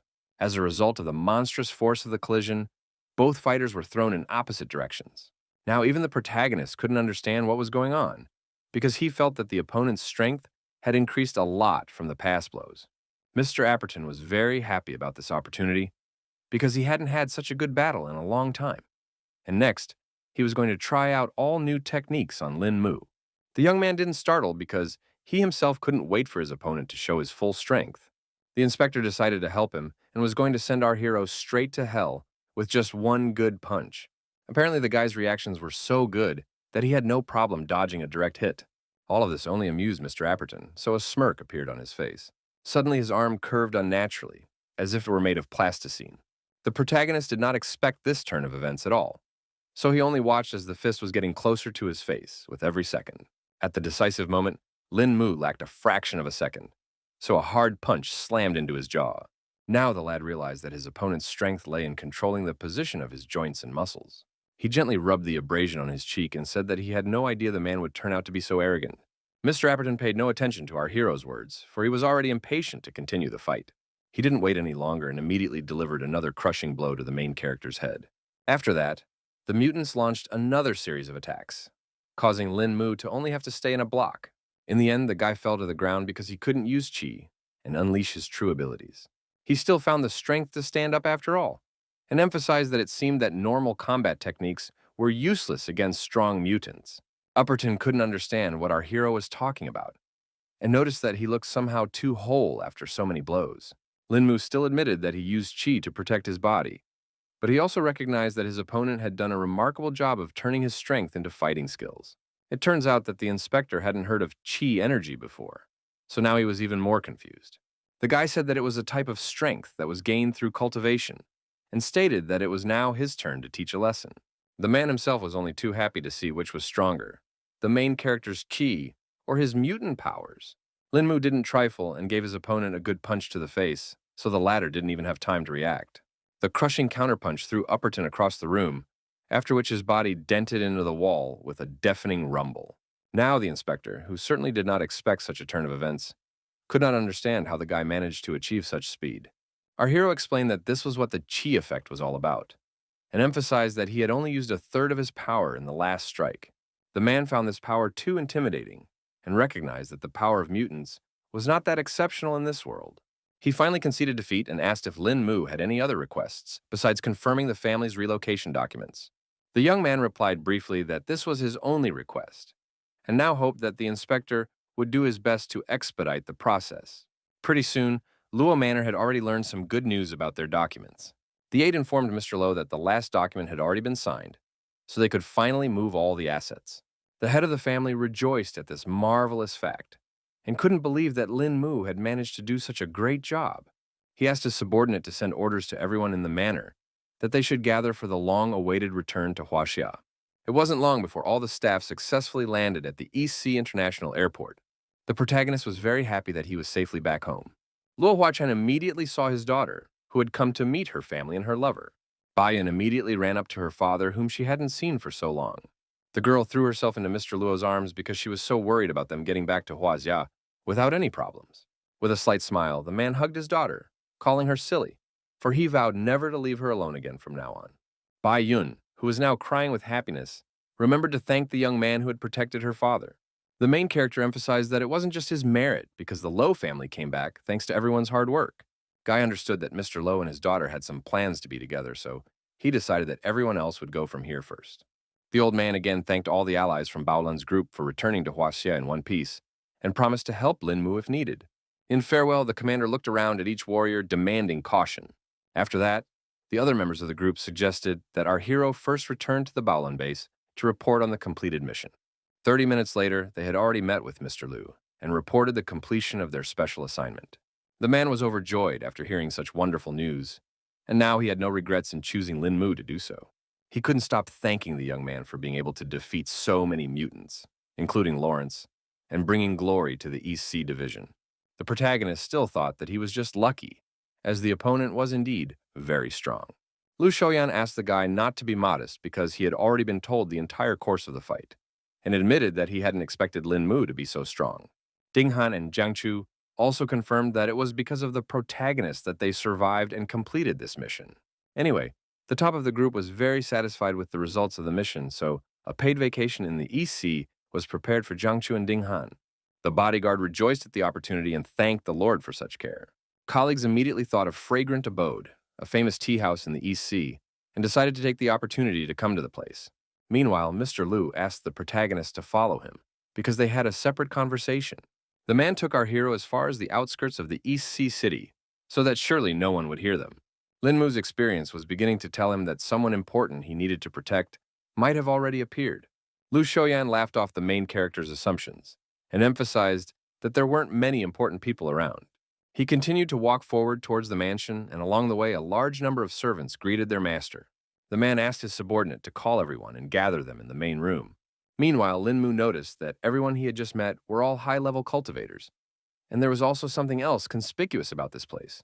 When they had already gone inside, Mr. Liu turned to old Zhang and informed him that he had already brought Lin Mu. The old man was happy when he saw our hero, because they hadn't seen each other for a long time due to his long absence. He had already heard about the great job the young man had done this time, and the man was thankful for more compliments in his direction. At the same time, all the servants in the house had already gathered into a huge group and were heading towards the main hall for the meeting. The subordinate reported to Mr. Liu that all the men had arrived at the site. They all quickly lined up in a straight line and indicated that they were awaiting any orders from their leaders. Old Zhang was pleased with this discipline and now suggested that he move on to the main business. Lu Shoyang said that the top leadership decided to set up a small group for special missions, as many conflicts, both internal and external, have erupted in the country in recent years. The codename of the band was Eye of the Tiger, signifying the transition from dark times to a bright future. Now, everyone here would become the first group of members of the Eye of the Dragon. Also, Lu Shoyan revealed that the main character will become the captain of Dragon Eye, though he didn't even agree to such a fate. From now on, all participants are required to listen to Captain Lin's orders without any question, and anyone who disobeys will be charged with treason. Lin Mu didn't expect to be given such a responsibility and wished that he had at least been given a hint before announcing something like this. The man explained that even the most experienced fighter could not be prepared for everything that might happen, and added that Lin Mu was now completely free to act. Meanwhile, the subordinates still had some questions because they didn't fully understand how Lin Mu was chosen to be the captain of this team. Mr. Lowe calmly explained that this guy had abilities beyond their comprehension and began to suspect that not everyone seemed to be okay with that choice. The warriors explained their disbelief by saying that none of them had sparred with Lin Mu to prove his strength and ability to be captain. Of course, Lu Shoyan was confident in the main character's strength, so he asked him to demonstrate his skills in front of his subordinates. The young man was well aware that everyone here were high-level cultivators and were skeptical of his abilities, so he didn't mind proving his level. Then he released his golden chi and asked everyone around him to carefully observe his actions. The fact that the energy surrounded the main character's body as if it were a shield was enough to surprise all the fighters. After that, the protagonist released a huge dragon, forming it from his chi. The powerful energy vortex emanating from Lin Mu swept all the subordinates off their feet. No one could understand what had just happened, and only thought about how frightening that aura was. The main character mockingly explained that the movement earlier was a welcome gift to them from the new captain. The fighters had now fully experienced Lin Mu's power, and now wanted to know what kind of technique it was. In turn, those who had heard some of the legends began to guess that it was the dragon defeat technique. The guy immediately noted that this fighter had a pretty good eye for recognizing this technique. Old man Zhang had applauded the way our hero had knocked everyone down using just one move. and was now certain that he was indeed worthy of being the captain of the special team. Mr. Liu once again asked if there was anyone who disagreed with Lin Mu's appointment as captain, and suggested that those people step forward and challenge him to spar. After what they had seen, everyone was afraid to object in any way to such a powerful master. So now they just kept silent. The protagonist asked everyone to just trust him and promised to lead his subordinates to the successful completion of missions, bringing glory for their country. Everyone now showed respect for their new leader and obeyed him with one voice. In addition, Lin Mu promised to make an individualized plan to improve the cultivation of the soldiers and do his best to ensure that everyone could freely possess their qi and their bodies. Such conditions, of course, interested all the fighters, so they thanked the captain for such an opportunity. The protagonist immediately decided to schedule a special training session that would take place early in the morning at the same location. The subordinates were willing to do anything to defend their country and bring it glory, and the captain ordered everyone to disperse after the meeting. Without further ado, the fighters left to get a good night's rest before beginning serious training. Old Man Zhang decided to still talk to our hero, because he couldn't stop admiring his strength and character, which met all expectations. He felt confident knowing that this particular guy was the captain of the Dragon Eye. Lin Mu thanked Mr. Zhang for all these compliments and promised to do his best to complete every mission assigned to him. After the meeting, the boy and Mr. Liu went to a tea party where they decided to discuss some more details. The protagonist stated that he needed a cold weapon, so he asked the man if he knew any suitable craftsmen. The man was surprised to hear such a request and inquired as to what type of weapon he wanted for himself. Lin Mu had a rather specific question because he wanted to find a copper sword for himself. Eventually, Mr. Liu remembered that he knew where to get such weapons and decided to offer one place for our hero. The old man decided to send the young man to U's pawn shop, where presumably the weapons he needed could be found. The protagonist managed to find the very place Mr. Liu recommended to him pretty quickly. He was immediately met at the entrance by the man who owned the office. The master immediately inquired if Lin Mu had passed through here to pawn or redeem something. The guy directly said that he was looking for someone, namely the boss of this pawn shop, Wu Xinghui. The man was surprised to hear his full name and asked our hero how he could help him. Lin Mu introduced himself and explained that Mr. Liu had recommended this place to him because a copper sword could be found here. The pawn shop owner confirmed that he has one that was a family heirloom, and his ancestor used everything he had to create this weapon. Their family were the descendants of OGZ, who was the very person who made the copper sword, was the second master blacksmith of the U family. The protagonist didn't expect that he would meet the descendant of Uchdizi, so he immediately asked to forgive him for some rudeness. The man immediately emphasized that the descendants were not as gifted as their ancestors. So the blacksmithing skill had long since been forgotten, and Mr. U himself had merely become a pawn shop owner. In the end, he asked to follow him if Lin Mu still wanted to see that very copper sword. Wu Xinghui said that his ancestors had left instructions regarding this sword, so there was no need to pay money for it. Only one thing to do. The protagonist was interested in it because such a legend sounded quite interesting. The pawnshop owner explained that a person wishing to take the sword must first use it and carve 100 marks on this block of wood in one breath. You also need to make sure that these marks were the same length, width, depth, and even the distance between them should be the same. The young man was well aware that to do it in one breath, you had to have incredible speed and control. Wu Xinghai suggested that our hero surrender if he was unsure of his strength, and emphasized that his ancestors had left these instructions in the hope that the sword would find a worthy master, but that had not happened in the last 100 years. Still, Lin Mu asked to bring the copper sword for him, because he wanted to try and pass this test. The man saw that the guy was confident in his abilities, so he didn't mind honoring his request. He immediately remembered that everyone who wanted the sword had said the same thing, even though they knew it was literally impossible. The protagonist immediately thanked Mr. Wu for the opportunity. A couple minutes later, the pawn shop owner appeared with a briefcase in hand and informed him that the copper sword was already here. After opening it, Mr. Wu asked the protagonist to take a close look at this legendary weapon. Only now did Lin Mu realize that this sword was made from a mystic steel heart. He decided to tell Wu Xinghui himself about it as well, because it was simply unbelievable. Mr. Al was greatly surprised that the protagonist knew what material was used to create this weapon. The guy remembered that such a material could only be found in the cultivation world, and couldn't raise how it could exist in the mortal world. Then he decided to inquire of the sword's owner himself, and asked how his ancestors came across this material for forging it. Wu Xinghai said that according to family records, this material fell from the sky and does not belong to this world. It became a little clearer to our hero why the aura from this sword was so unusual. The man also added that the name of this weapon was Chu Hong and asked Lin Mu to try his luck sooner rather than later. Taking the blade in his hands, the lad made sure that it was incredible, for it was as thin as the wings of a cricket, and its flexibility was superior to any other sword he had ever seen. The protagonist tried to infuse the sword with his chi, and it worked because the blade became hard and sharp. He continued to marvel at the fact that his chi was flowing into this weapon without any difficulty, which felt simply incredible.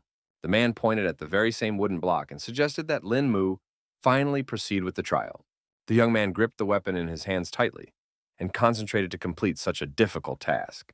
He sliced the air in front of him several times, trying to make 100 cuts in a few seconds. Lin Mu reported that he had finished his assignment and asked Mr. Ao to check the results. The pawn shop owner lumbered over to the wooden block and began to scrutinize the cuts the guy had left behind. In the end, he saw that the protagonist had failed to fulfill all the conditions. Wu Xinghui excitedly informed Mr. Lin that he had not succeeded at all. In fact, the protagonist couldn't believe this fact, so he asked the man to wrap up on the other side of the block. The sword wielder didn't object, and without further ado went around the block on the other side. As a result, he saw the same 100 cuts on the trees, which were exactly the same, as if they had been made to fit a ruler. Wu Xinghui was shocked that someone had still managed to leave all these marks in just one move. The guy laughed contentedly and asked if it was a confirmed fact that he was able to pass this test after all. At that time, the man happily announced that the protagonist had succeeded in passing the test. So now no one was worthy of this sword except Lin Mu. He solemnly handed over the case to the celebrant and confirmed that from now on, the Chu Hong blade belonged to its new master. Other than that, the protagonist said he had another small request and asked if the pawn shop owner could help with that. The guy wanted to make a belt to hide Chu Hong, so he asked Mr. Wu if he could make such a thing. The old man admitted that his skills weren't as good as they used to be, but he wouldn't mind trying to take on the job. Our hero was happy that everything was working out this way, and gave Wu Xinghui his card, asking him to call when everything was ready. The man also said that he would make the belt as a gift because he was very happy that Chu Hong had finally found his worthy owner. The protagonist then took his new weapon and said goodbye to Mr. O until their next meeting. After that, Lin Mu chose an abandoned wasteland on the outskirts of the city where he could try out his new sword without interference. The guy once again concentrated enough chi to merge with the blade into one. In his thoughts, he turned to Chu Hong's sword and asked for a demonstration of his full strength. All with a few blows, the protagonist managed to chop a huge block of rocks into small pieces. The guy didn't even expect to find such an awesome sword in the mortal world, and thought it was only for the best because it could help in battle. The next day, Lin Mu decided to meet up with an acquaintance whom he hadn't been able to say goodbye to properly due to his departure to New York. Yao Shenxian had already heard that it was because of our hero that the Luo family was able to return to the country safely. News about how the guy defeated a whole group of mutants quickly spread through the city, so the girl already knew all the details.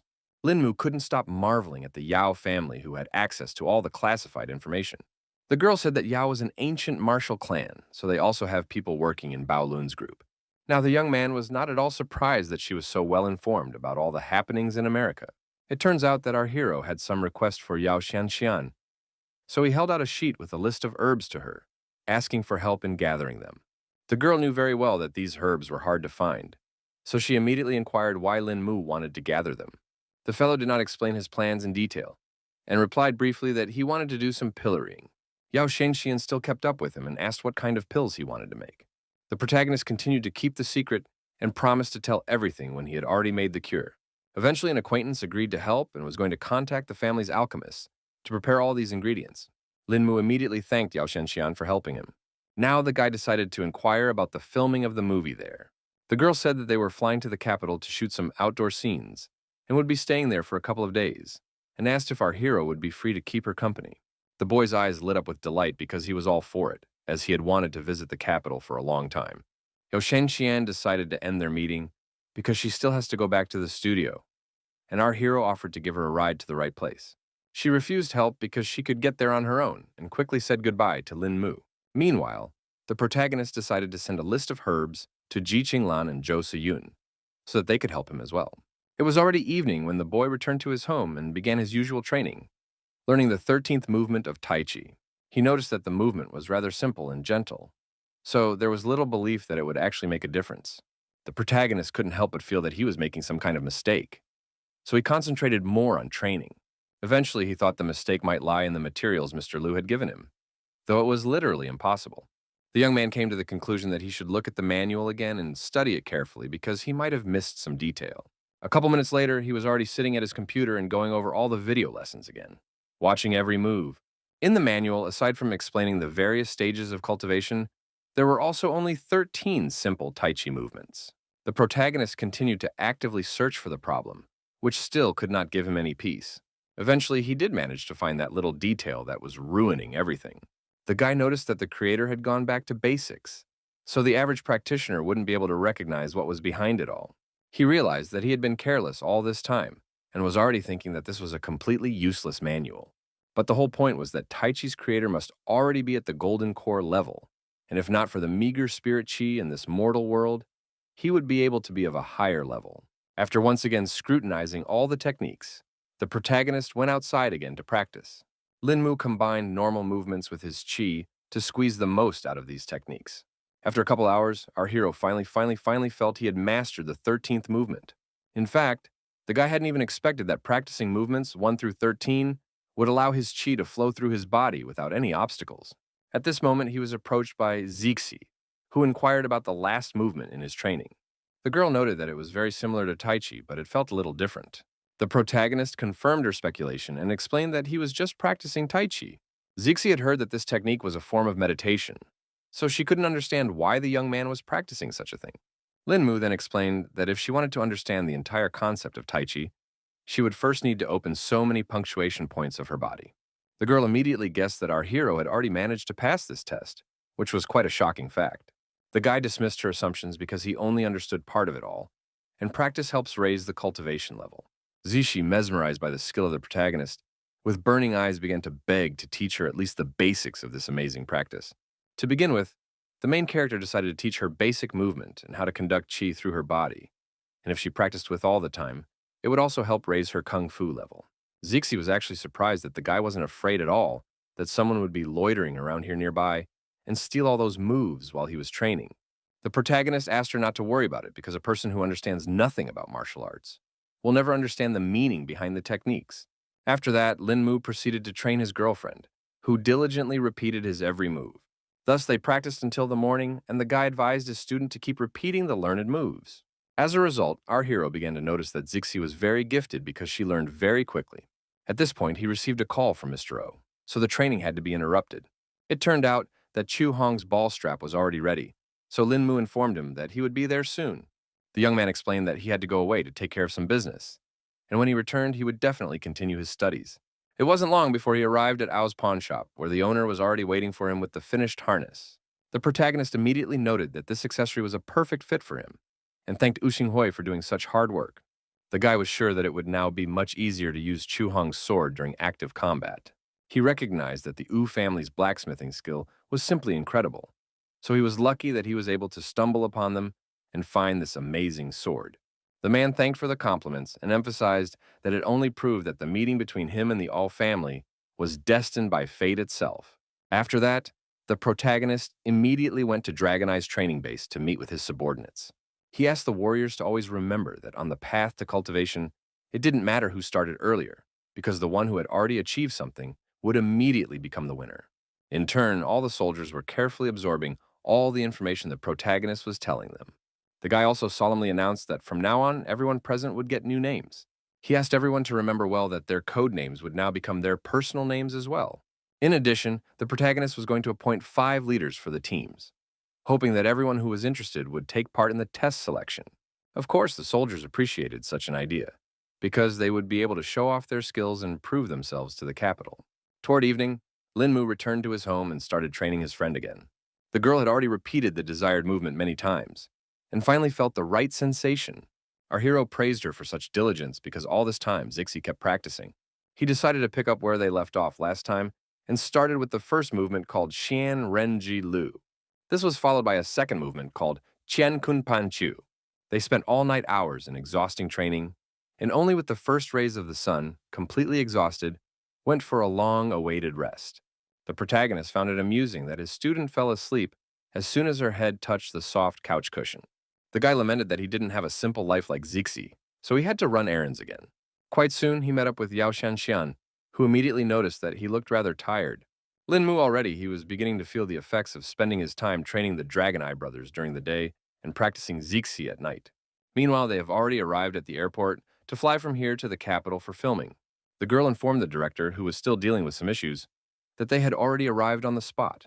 The man got excited when he saw the main actors and suggested we finally head for the plane. As they took their seats on board, Lin Mu decided to talk to Chen Chen. The guy warned that he was going to sleep a little, and his companion was not against it, because she understood that our hero needed a good rest. He was going to savor this beautiful moment when he could finally rest in peace. Suddenly, Lin Mu heard some strange sound that interrupted the small rest. The protagonist was sure that a gunshot had sounded in the cockpit and began to suspect that someone was trying to hijack the plane. Yao Shenxian noticed that the guy tensed up even though he was about to sleep before. So she asked what was the reason for his awakening. The guy asked her to be quiet because someone was probably hijacking the plane. The girl could not understand where such assumptions came from, and the protagonist explained that he had just heard gunshots from the direction of the business class. Lin Mu assumed that the bandits would be here by now, so he asked Yao Shenxian to close her eyes and pretend to be asleep. Eventually, the young man's assumptions came true, and just minutes later, the intruders burst into the first classroom. The masked villain ordered everyone awake and announced that there was an airplane hijacking going on right now. He explained that they had no goal of hurting ordinary people because they were looking for a specific person. The director breathed a sigh of relief because he was sure he would not be touched now. The bandit asked all passengers to remain in their seats until boarding, until the bandits let them go. The men, trembling with fear, obediently complied with every demand of the bandits, their eyes running in terror, but they dared not disobey. Suddenly, the invader pointed the gun at the principal and once again asked if everyone understood how to proceed. The man hesitated for a second, but then quickly answered the armed man's questions. Bandit emphasized that as long as everyone cooperates, everything will be fine. But if anyone wants to play the hero, he asked not to be blamed for being ruthless. Suddenly, the main character appeared behind him and asked if he had a real gun. The intruder turned around sharply and asked how the guy managed to get here so quickly. The entire crew was shocked to see how Lin Mu decided to risk his life so much. The bandit began to shout irritably that it was, of course, a real gun, and suggested that Lin Mu try it out for himself. Our hero pretended that he was just curious to see the real weapons, because they usually use props on set. Yao Shenxian maintained an icy calmness, her lips touched with a slight sneer, because she knew for sure that the criminal had made a fatal mistake by contacting this person.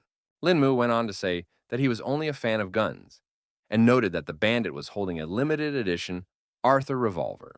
This turned out to be true, and the criminal was glad that some regular guy knew about such things, explaining that it had cost him a lot of trouble to hold that gun. The guy kept playing his part and marveling that it was indeed a limited edition. Eventually, the bandit ordered our hero to return to his seat and stop talking about meaningless things. After this conversation, the main character only laughed off the fact that this bunch of idiots are trying to kidnap an airplane.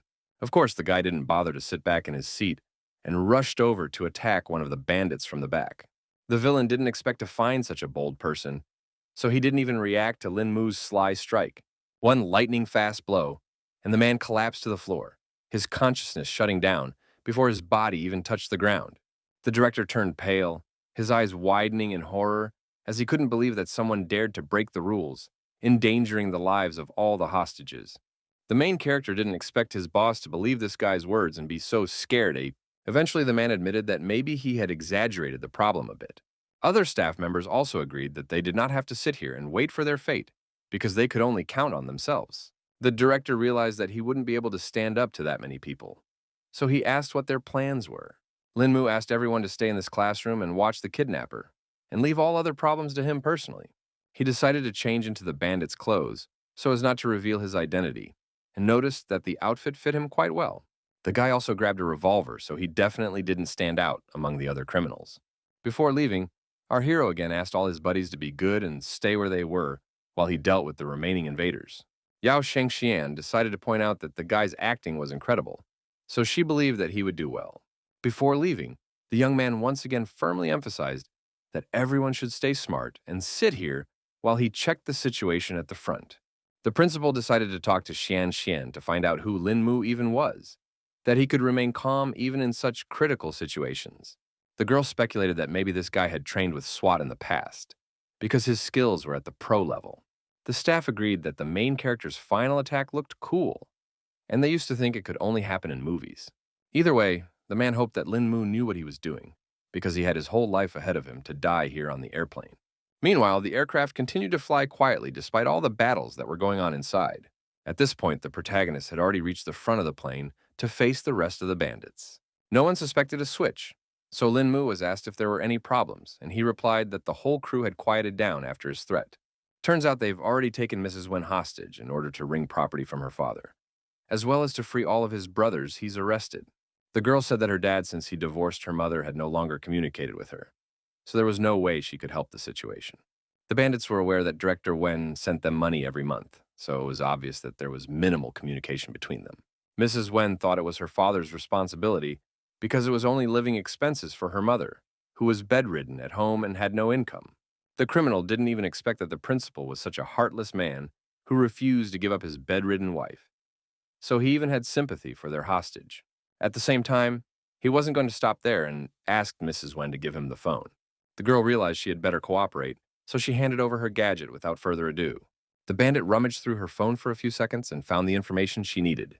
He decided to talk to Director Wen directly, so he found his contact in the hostage's phone. The perpetrator was going to recruit this man and hoped that this plan would still work.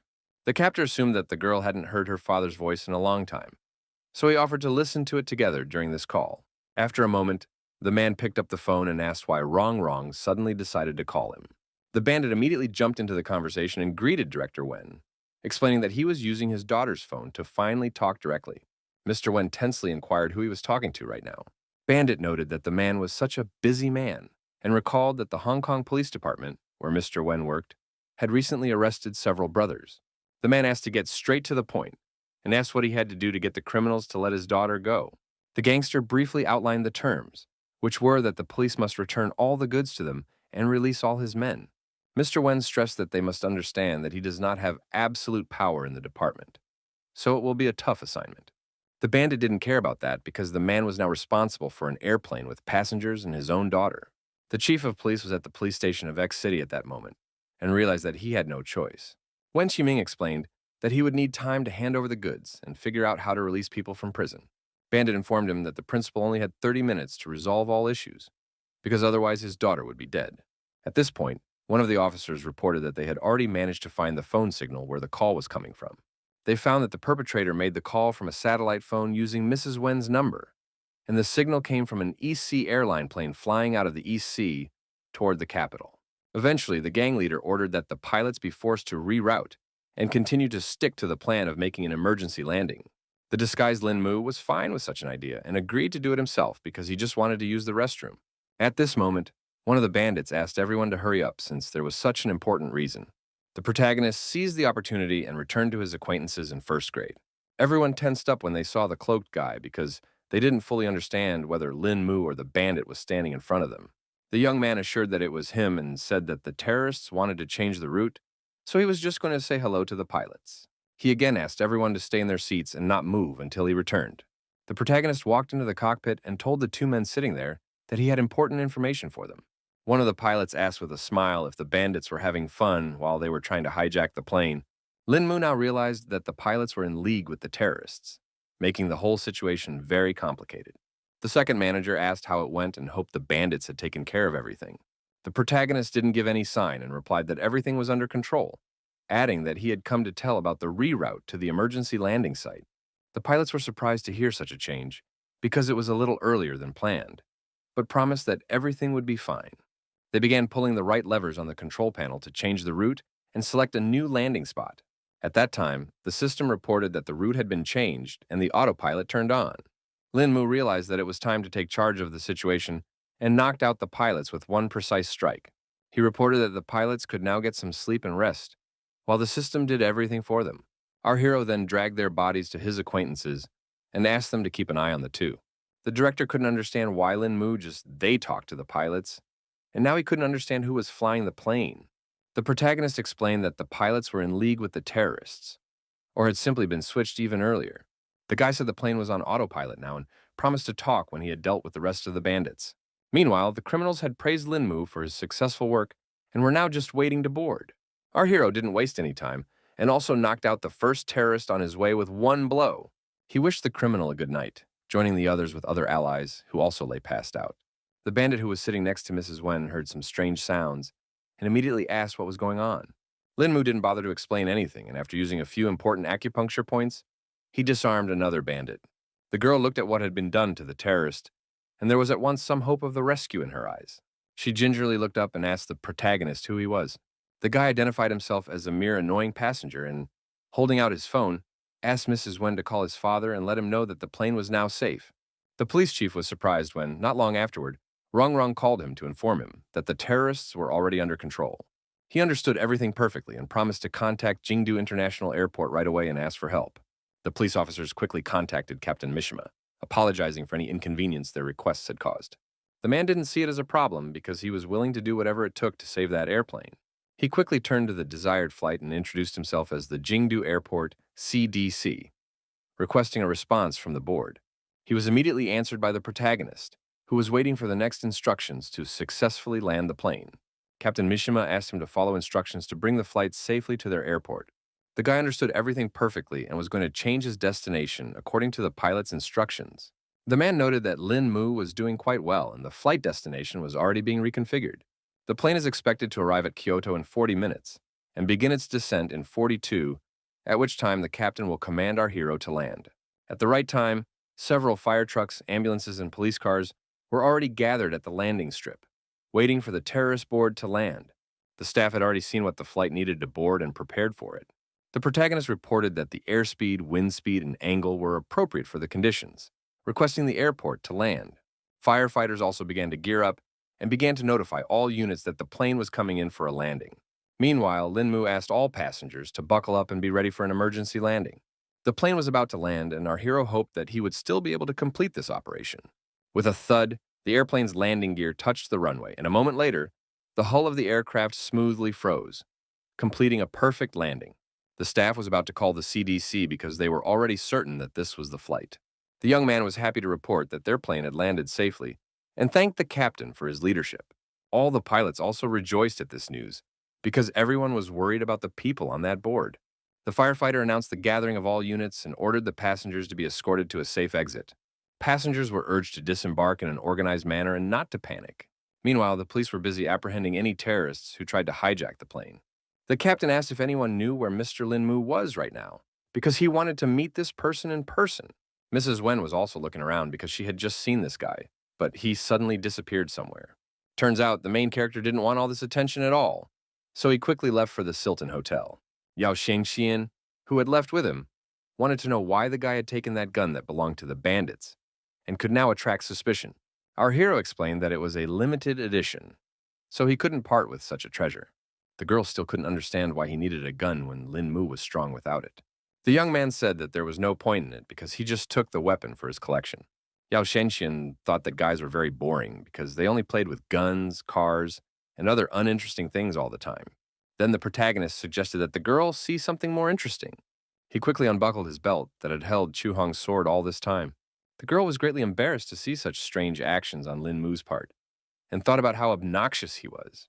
The guy cut off all her naughty thoughts with his sword, which he pulled from his belt. The protagonist looked at Yao Shenxian carefully and asked if she liked this weapon. The girl was confused by the awkwardness, but still replied that the sword was very beautiful and asked to hold it in her hands. Lin Mu revealed that his blade name was Chu Hong Yi, emphasized that it was unique. She was frustrated because suddenly the sword went limp in her hands, and she didn't understand why there was such a change. The protagonist said that a regular longsword would be too conspicuous, while a flexible one could be hidden behind his belt, so such a weapon was convenient for him. For all the girl knew, those who use flexible swords must have a good command of their chi and masterful swordsmanship. Lin Mu then decided to demonstrate his skills to her to prove his skill level. The young man grabbed a block of wood that was lying nearby for his demonstration. The protagonist tossed this piece of wood high and asked the girl not to yawn and watch all his movements. With deft movements, he worked the block of wood on all sides, the blade of the legendary blade easily stripping away the shavings. The girl watched all this action and couldn't believe that an ordinary person could achieve such speed and agility.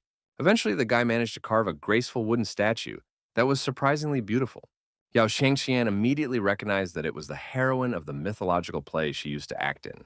The main character confirmed her speculation and explained that the girl played the part so well that he really enjoyed it. The beauty didn't expect that the guy liked her acting so much, and Lin Mu kept talking about how she looked like a beautiful celestial. The young man thought that maybe the stories in the mythological dramas resonated with him in a special way, because, after all, at the time, he was only one step away from ascension to divinity. Suddenly, the girl said about how Li Er's path would be quite difficult, repeating a line from the drama. She hugged her heroine's wooden doll tightly and continued to say her already memorized lines. The protagonist immediately remembered that this was the last thing Yuanli had said to her husband, before the heavenly abyss took her away, and she had to leave the mortal world. At this moment, Lin Mu blinked and saw that they were suddenly in the cultivation realm.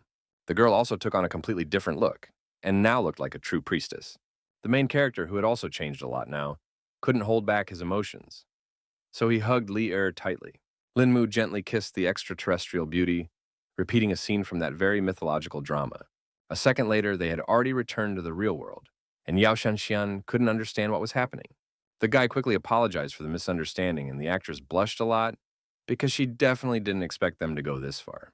The girl couldn't understand what had just happened between them, because she too saw that they were in some strange place and in such strange outfits. Lin Mu thought that it couldn't be a mistake, because at that moment, he had definitely returned to his original cultivation realm. Meanwhile, a group of mutants in America were still trying to save Clove in the same way. The professor explained that their comrade's over-impulsiveness had caused a surge of energy, so now it was only possible to keep him on the borderline between life and death. The captain felt that this garbage was just wasting their strength, so there was no point in keeping it any further. The man asked what were the chances of recovery from the brain injury, and Hamill replied that it was too difficult to determine. It was the old man who had raised this giant all along, so his fate rested on his conscience. He still had one wild idea, for which was to find a powerful mutant with mental powers, and thus control Koev's body. The captain guessed that the professor just wanted to make a puppet of the giant to use in battle. Hamill confirmed that theoretically this plan could be put into action. The military man thought it was just a great idea, so he asked the old man to get to work immediately. The professor had already begun to think through how he would pull this operation off and had taken orders from General Thomas. Events now shift to the capital of the United States of America, where all the major officials have gathered. The meeting hall was completely filled, because many important events have taken place in the country in recent times. General Thomas also entered the meeting room, and his appearance at once attracted all eyes. Everyone was hoping that the military man would explain in detail what had happened during the last operation. Mr. Thomas explained to the congressman that the failure was mainly due to the sudden appearance of a very strong figure on the enemy's side.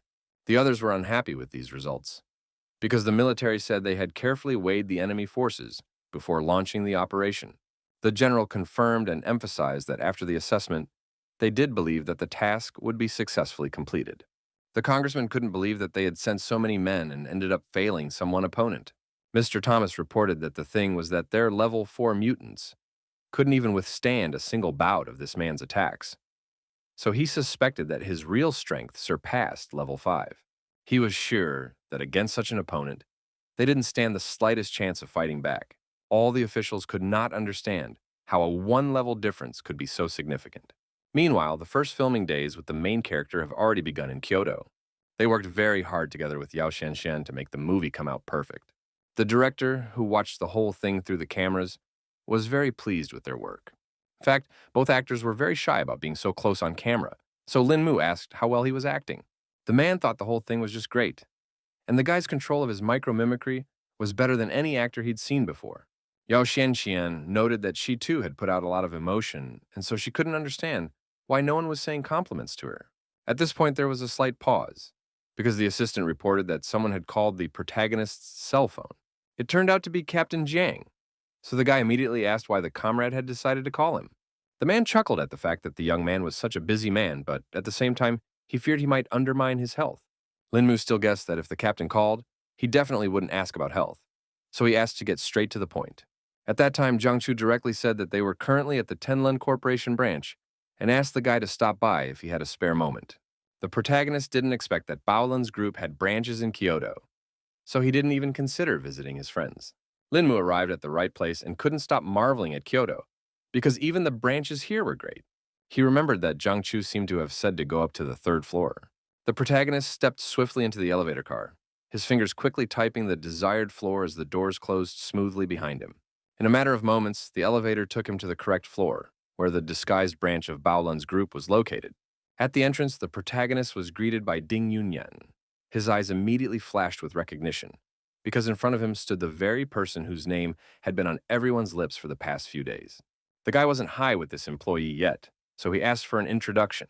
The man then introduced himself as the staff of the Kyoto branch and shook Linmu's hand in honor of their acquaintance. He reported that Captain Zhang was already waiting for our hero inside, so he decided to personally escort him there. The captain was very happy when he saw Linmu because he had already missed him. The young man suspected that something serious had happened, but Zhang Chu couldn't what he meant and just offered to have tea like normal friends. Ding Han immediately noticed that the guy was accompanied by a beautiful girl and asked if she would really want to sit with a bunch of old men. Our hero asked not to be laughed at and explained that he had come to Kyoto for work. In the end, Zhang Chu decided to cut to the chase and introduced Chu Xinsho, the head of the Kyoto branch, and Lu Shouyan, who was a man of the same caliber. The young man immediately heard in his hands in a respectful gesture and said hello to Principal Chu. The man's eyes glistened with curiosity, for rumors of the young hero's exploits had kept him busy for the past few days. The protagonist asked him not to be overpraised, because he thought his advantage was only that he was better at martial arts than anyone else. However, Lin Mu had already sensed that Director Chu was not a cultivator, despite his sturdy physique. Zhang Chu understood that the guy didn't know anything at all about their organization, so he explained that Brother Chu was the only leader from the group who didn't know Kung Fu. The protagonist didn't expect that there were even such interesting individuals in Baolun. Ding Han joined the conversation and said that Bra Q was not known for his strength, but for his wisdom, which was the reason why he was nicknamed the Sleeping Dragon. The man asked our hero to just not listen to all this flattery in his direction. Finally, Zhang Chu confessed that he had called the guy over to help them with one small matter. The protagonist kept waiting for his comrade to speak up and emphasized that he could go to him for any problems. The captain explained that the task was actually quite simple and needed Lin Mu to give them some cultivation tips. The guy thought they were joking because one could immediately tell from Brother Dean's aura that he had already reached a very high level. The man was surprised that Lin Mu had a diamond eye and told him that he was practicing the Shaolin Vajra school skill and had now reached the Jade God level. The director said that Union was the symbol of the Kyoto branch, and initially he was the one they wanted to send to New York to help the Luo family. But Lu Shuyan strongly recommended that our hero be the one to go. Even Master himself agreed that this time it was better for Lin Mu to go specifically because the enemies sent were very strong. Guy believed that the perfection of martial arts lay in constantly pushing the limits of the body and unleashing his potential fight, which helped him face such opponents. It turns out that the protagonist was invited here to have Ding Yunyan fight him and advance to the third level of Vajra. Lin Mu now realized that he had been entrusted with an important mission and replied that he would be honored to help the Kyoto branch. The guy decided not to put off hurting later and start practicing right now, while the rest of the group stood around watching from the sidelines. The headmaster ordered everyone else to watch carefully because it was extremely rare to observe two masters. Ding Yunyan asked the protagonist not to give in, because he still wants to try to fulfill his potential after all. The young man promised that he would not restrain himself, so his opponent decided to start the fight first. In turn, Lin Mu prepared himself to mount the first attack. Now the Kyoto Philia staff wanted to see if he could break that barrier. In turn, the protagonist calculated that if a warrior wants to awaken his powers, he must experience what might is. He was just waiting for his opponent to attack, to demonstrate how easily he would stop that strike. Lin Mu only had enough to put his hand forward for Ding Yunyan's fist to instantly stop. At this, the guy didn't recover and released his spirit dragon because he promised not to hold back in this fight. Director Chu immediately recognized the technique that our hero used, and definitely did not expect that he had already mastered the 18 dragon palms. The rest of the staff were also shocked by such ferocious power and thought it was a long forgotten technique. The man explained that this technique was not lost, it was just that no one could master it. But now Lin Mu had proven that he was a true martial arts master. Meanwhile, Ding Yunyan had already admitted that the young man was quite good at fighting, but the latter asked him not to stop and attack further. The problem was that now the Philly employee couldn't even move a finger, so the next strike was in doubt. At that time, the guy advised Brother Dean to try to use the Shaolin School's Vajra skill to counter his attack. The man immediately listened to our hero and quickly used Lotus Block to defend himself from the powerful attacks. Before striking, Lin Mu warned that he was about to use more than half of his strength right now. Ding Yunyan had managed to defend himself enough, so now he was only waiting for his opponent to attack him. Finally, they made contact with their palms, and a powerful shockwave rippled through the hall. The employees began to feel that their energy was too powerful, so even they themselves needed to hide. Director Q had not expected at all that the young man would be able to pass through Yunyang's finest primes so quickly, and this level of strength was beginning to terrify him. Meanwhile, Lin Mu himself reflected on the fact that his opponent's power was much less than him, but Ding Yunyan was still able to block the flow of his power. The man even started to feel a little nervous, because the Lotus Fist was the most powerful technique in his arsenal, and it had always led to victory before, but that wasn't the case now. In the end, it no longer mattered to him whether he would win or not, because all that was already left was the desire to have a glorious fight. Ding Yunyan quickly made the decision to use the 8th Lotus style to attack Lin Mu again. He rejoiced that he was finally lucky enough to meet a master with whom he could unleash all his power to break through the limit. The young man also recognized that the Shaolin Vajra school was something really special, because his opponent's strength grew with every strike. Unlike Ding Han's secret technique, Ding Yunyan's battle technique seemed to contain some unpredictable power. The man began to feel that our hero was testing his movements, and the Lotus Fist was just calculated to awaken every cell in his body and achieve an increase in strength. Lin Mu was becoming more and more interested in his opponent's technique, so he wanted to take a closer look at his opponent's abilities. Ding Han began to feel that his aura had intensified, and Jiang Chu suspected that our hero just wanted to tussle with the Moto's fist. It was getting fiercer by the second, but Lin Mu continued to dodge all the attacks with ease. The young man once again began to feel that Ding Yunyan's strength had increased significantly in just a few seconds, which was simply an astonishing phenomenon. The man was about to attack our hero again, but before he did, he asked how he felt about the Lotus Fist technique. Lin Mu recognized that his opponent's technique was indeed getting stronger and more ferocious, so he had better try out the recently mastered 13 forms of Tai Chi. He decided to parry this blow quickly, assuming it might cool his ardor. Ding Yunyan didn't immediately realize what the protagonist was about to do, so he didn't have time to react to his parry. The man couldn't believe that just now, Lin Mu really had completely neutralized his technique. Even Jiang Chu couldn't understand what was going on because the main character seems to see through Ding Yunyan's actions. Eventually, the Filia employee was able to react to the change of scenery in time and ended up attacking the guy several times with the Lotus Strike. The protagonist was able to place a solid shield in front of him with the help of the 13 Tai Chi forms, so all of the opponent's attacks were useless. In fact, even Lin Mu was starting to feel the pressure, so the defense was becoming harder and harder to hold on to. Despite this, the guy still managed to neutralize Yunyan's technique with simple Tai Chi movements.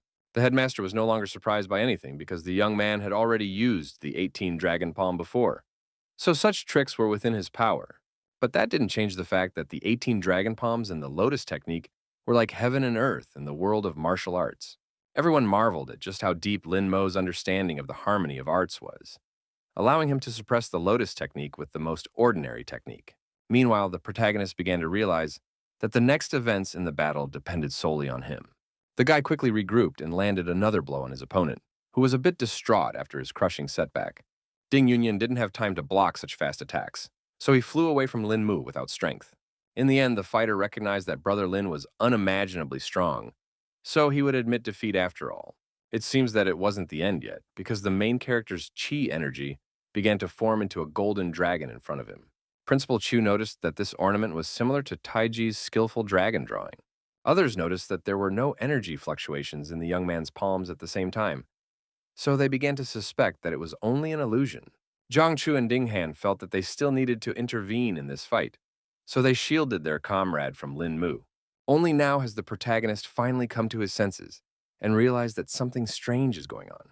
The young man, who had only recently mastered this complex technique, had not yet had time to learn how to fully control it, and now his consciousness suddenly shut down, plunging him into darkness for a while. He warned everyone to disperse to the sides and release the golden dragon formed. Eventually, a small explosion sounded nearby, but the guy was able to steer it away so much that no one was hurt by it.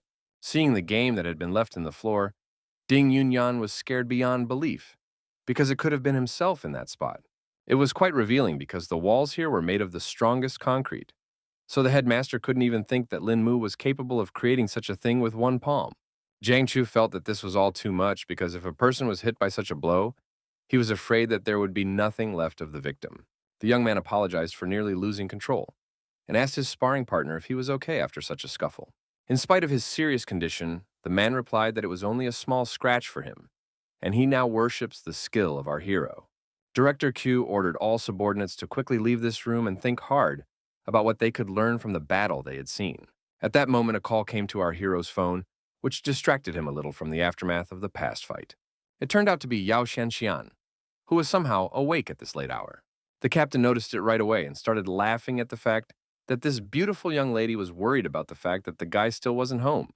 It seemed that something serious had happened after all, because the girl had fallen down in the middle of the bathroom and was now asking Lin Mu to hurry back to her. With a trembling voice, she literally begged to be saved. But the explanation came with great difficulty. The protagonist tried to shout to the girl, but she had already hung up the phone and did not answer his questions. Zhangxian plopped down on the bathroom floor and tried to say that she wouldn't last long, but Lin Mu couldn't hear it anymore. Jiang Shu heard that the guy had something going on and excitedly asked why his girlfriend was calling. The protagonist immediately handed the phone to his comrade and asked him to track the girl's location as quickly as possible. The captain quickly ran into Xiaoke, who could help them with this matter. He explained to his subordinate that he urgently needed to know the exact location of a particular number. The guy quickly connected his phone to the computer and started searching for Yao Xianxian. In just a couple of seconds, Xiaoke had already received a map that marked the location of the phone. The captain asked Lin Mu to go first, while he stayed at the base to relay the refined coordinates over the phone. The protagonist quickly jumped into his car, and now with all the speed, he was going to help his friend who was in trouble. Mentally, the young man asked Xianxian to hold out to give him time to get to the right place. Lin Mu finally reached the Grand Hotel where his colleague was staying. The guy started running to the upper floors with all his legs to get to Xianxian's aid in time. Out of breath, it took him a couple seconds to run to the right floor, where the girl's room was, presumably. According to Baolan's group, the victim was in a room that was guarded by a large number of bodyguards. The protagonist thought that these were the Qianxian kidnappers and was about to finish off anyone who got in his way. The guards immediately stopped Lin Mu and warned him that he had no right to be here. The guy didn't hesitate and immediately used his skills to knock out the enemies. The rest of the bodyguards immediately ran up to their defeated comrade and began to ask the strange young man what he was allowing himself. The protagonist stated that he was their forefather, and in the name of heaven, he would now finish everyone off. The bandits immediately reached for their guns because they realized that talking alone wasn't going to stop this guy. But it was already too late because Lin Mu jumped high to attack his enemies. Meanwhile, the boss who was inside with Yao Shanxian tried to sneak into her bathroom, but the door was too strong, so he failed.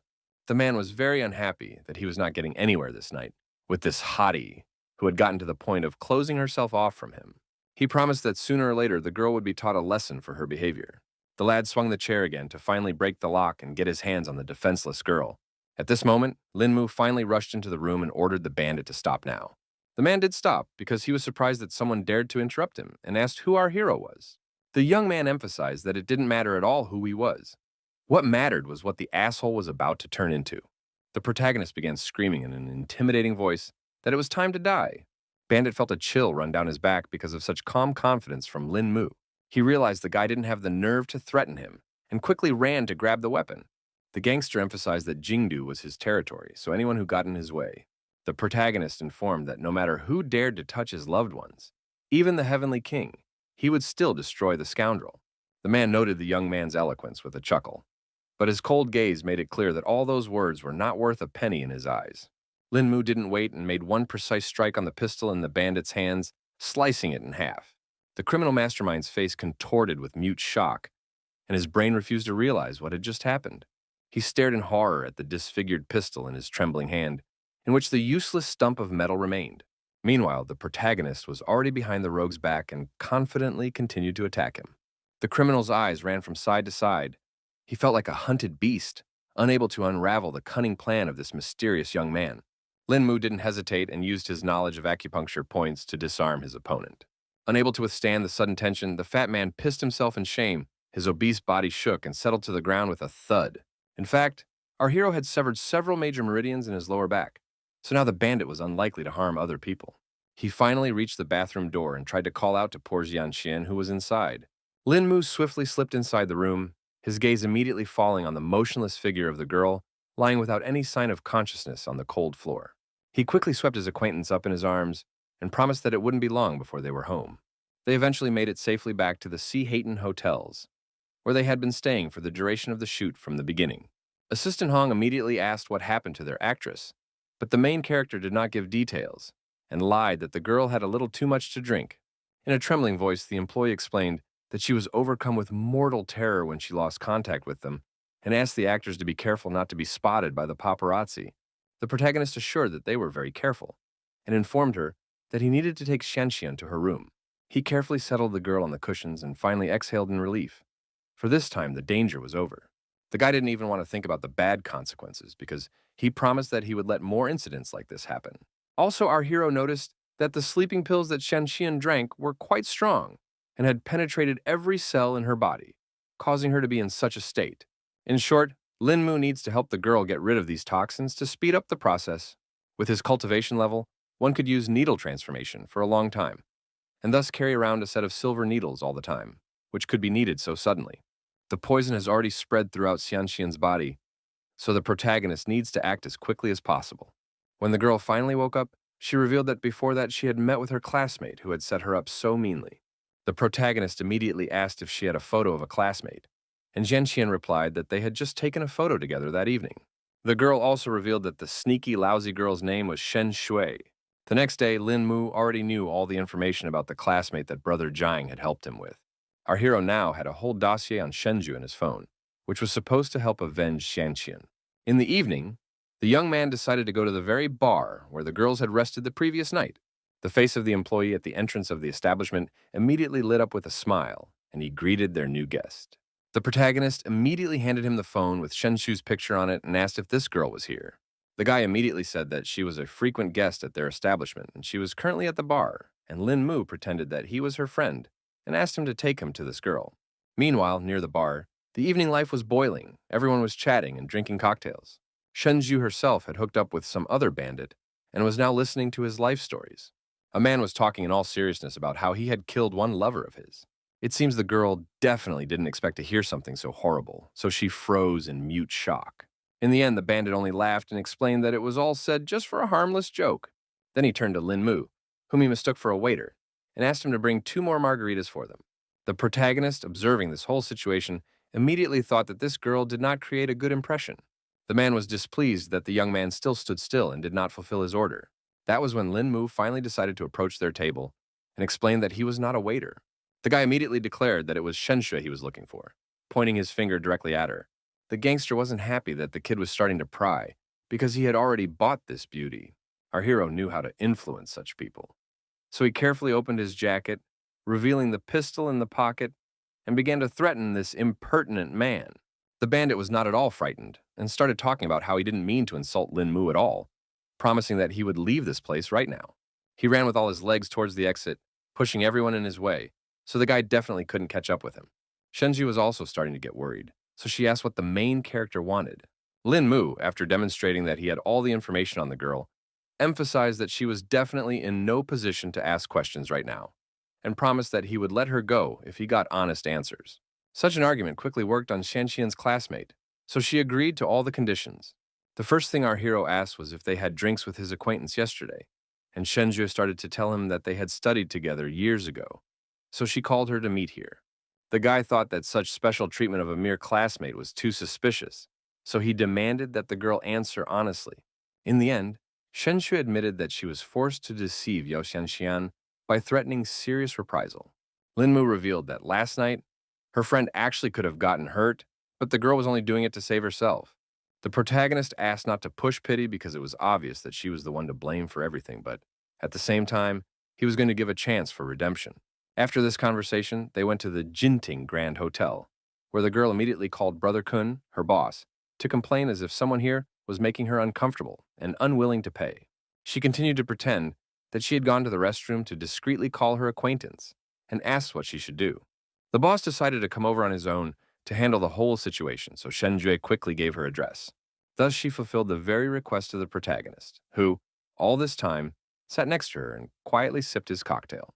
In fact, Lin Mu was in no hurry to let her go so quickly because he was well aware that it could all turn out to be a deception. At the same time, Shenjue was worried about our hero because she realized that Brother Kun was definitely no match for him. 10 minutes later, the boss was already here and pretending to check out the room.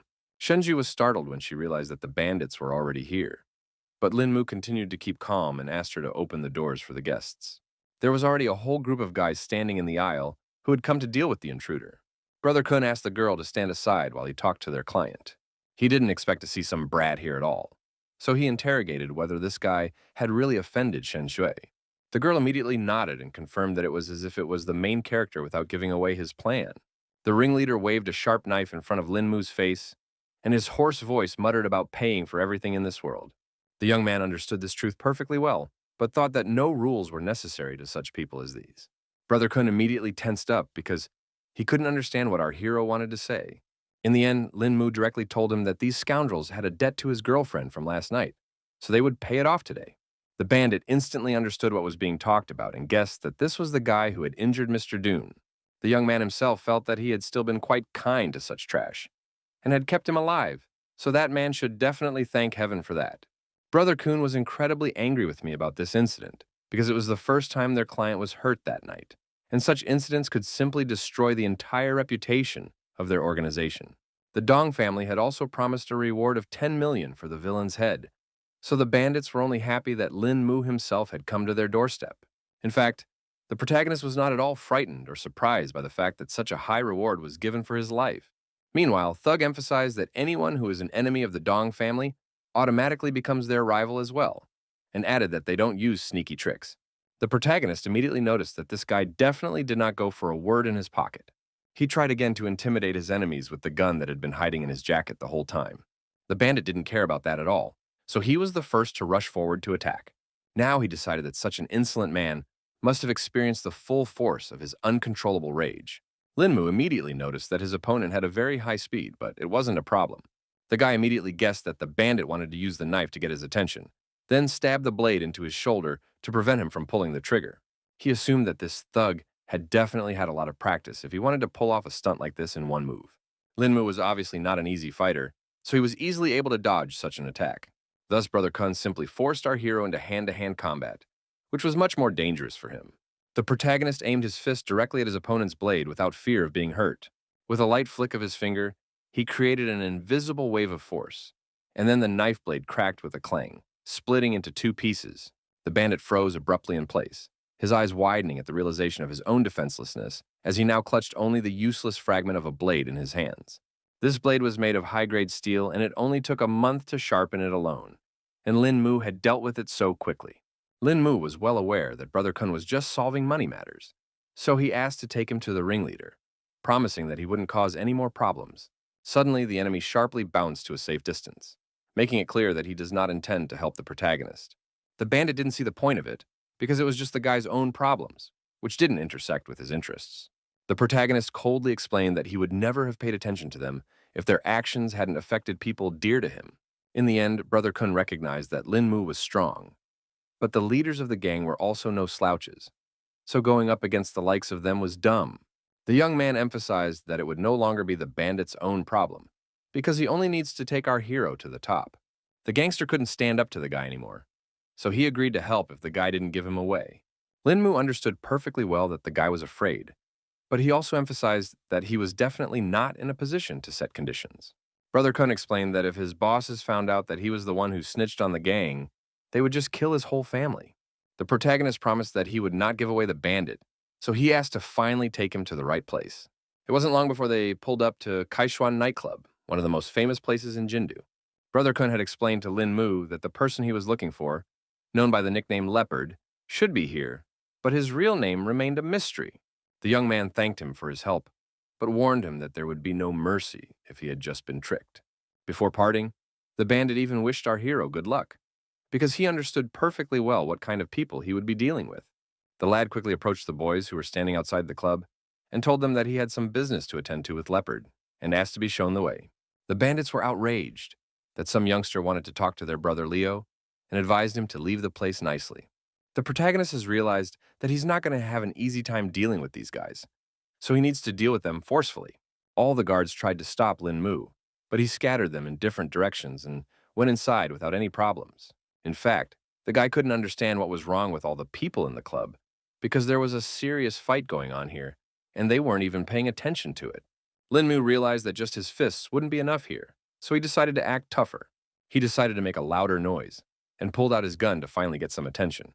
Just then, the DJ finally heard some rumbling and stopped the music. The protagonist didn't wait and fired another shot, assuming that now everyone would finally scatter. The clubgoers finally realized it was gunshots and stopped dancing. Lin Mu said that his bullets didn't care who they shot at and gave 10 seconds for everyone to leave the publication. Chaos reigned in the room at the sight of the battle weapons, and the crowd rushed in terror towards the exit, knocking over everything in their path.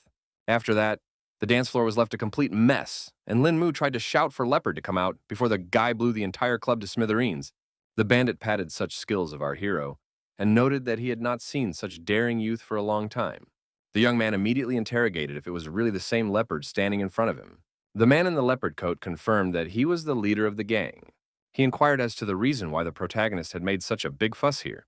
Guy inquired whether Leopard had received a guest with the surname Dunn last night. The bandit immediately realized that the man who had crippled his client stood before him, not expecting him to come to her lessons himself. Lin Mu explained that he had decided to save a little time and advised the leader to let his men go if he didn't want the same fate for them. The leopard thought it was all just bragging and suggested that the young man go through his fighters first. He had already had to face death many times to achieve his position, so he wasn't afraid of some kid.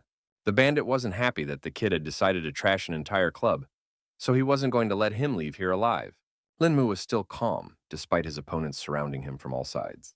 The protagonist quickly glanced around the room, noting at once that this was a very dubious contingent. Lin Mu had already attacked the first opponent and said that it was still unclear who would die today.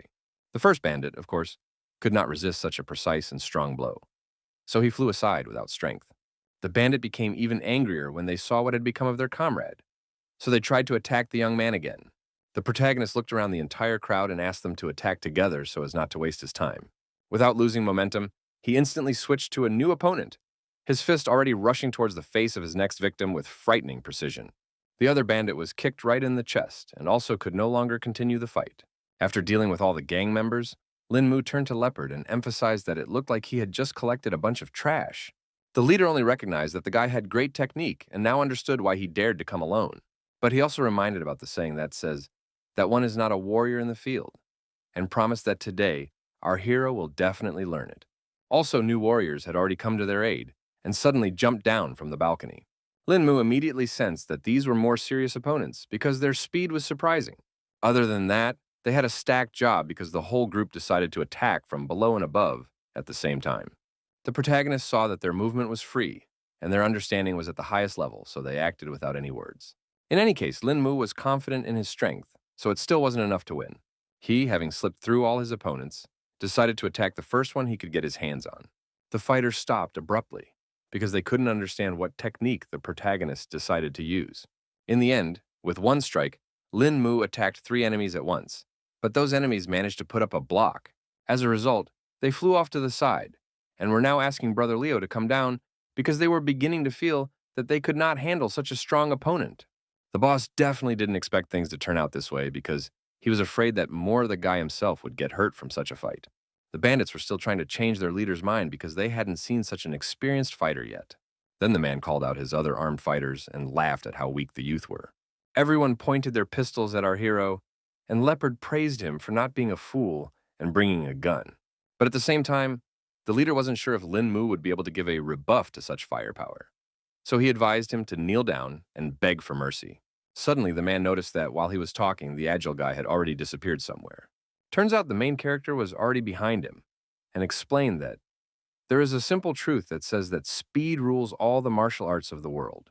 The gang leader couldn't understand at all how such a thing was even possible and couldn't believe that there were people who could dodge bullets.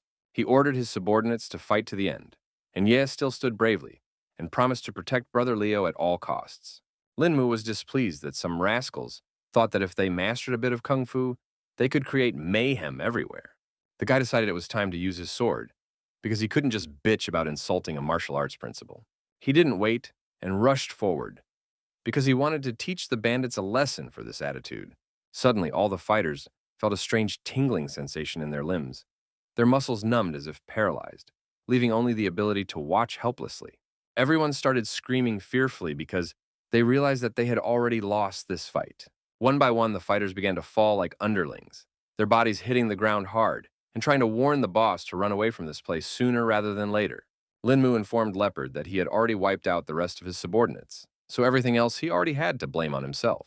In the end, the bandit asked the young man to take his time like this, because he would definitely not dare to cross the path of the organization behind him. Our hero was, of course, interested in this information, so he asked the man to elaborate on what kind of power was behind his back. The leopard explained that the Yan family was behind him, and anyone in Jingdu who dared to insult any of them would turn into a walking corpse. Lin Mu was shocked when he heard who was actually behind the whole incident. The man realized that the kid was also familiar with the ruthlessness of this family, so he asked him to just let him go and forget about everything that had happened today.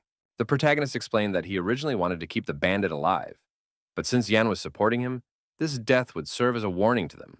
The leopard started to stagger back in horror because he realized that the young man was not joking at all.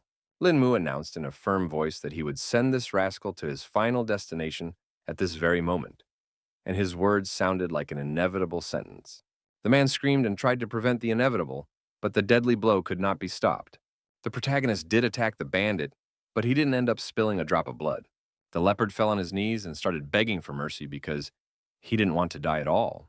Suddenly, he looked at his hands and realized he wasn't bleeding at all. Kyohong had actually struck the man's internal organs. But since the nerves were hardly hit, he wouldn't be able to feel all the pain at once. The bandit himself was confused because he was also sure that the blows had hit him. But in the end, he didn't feel any pain.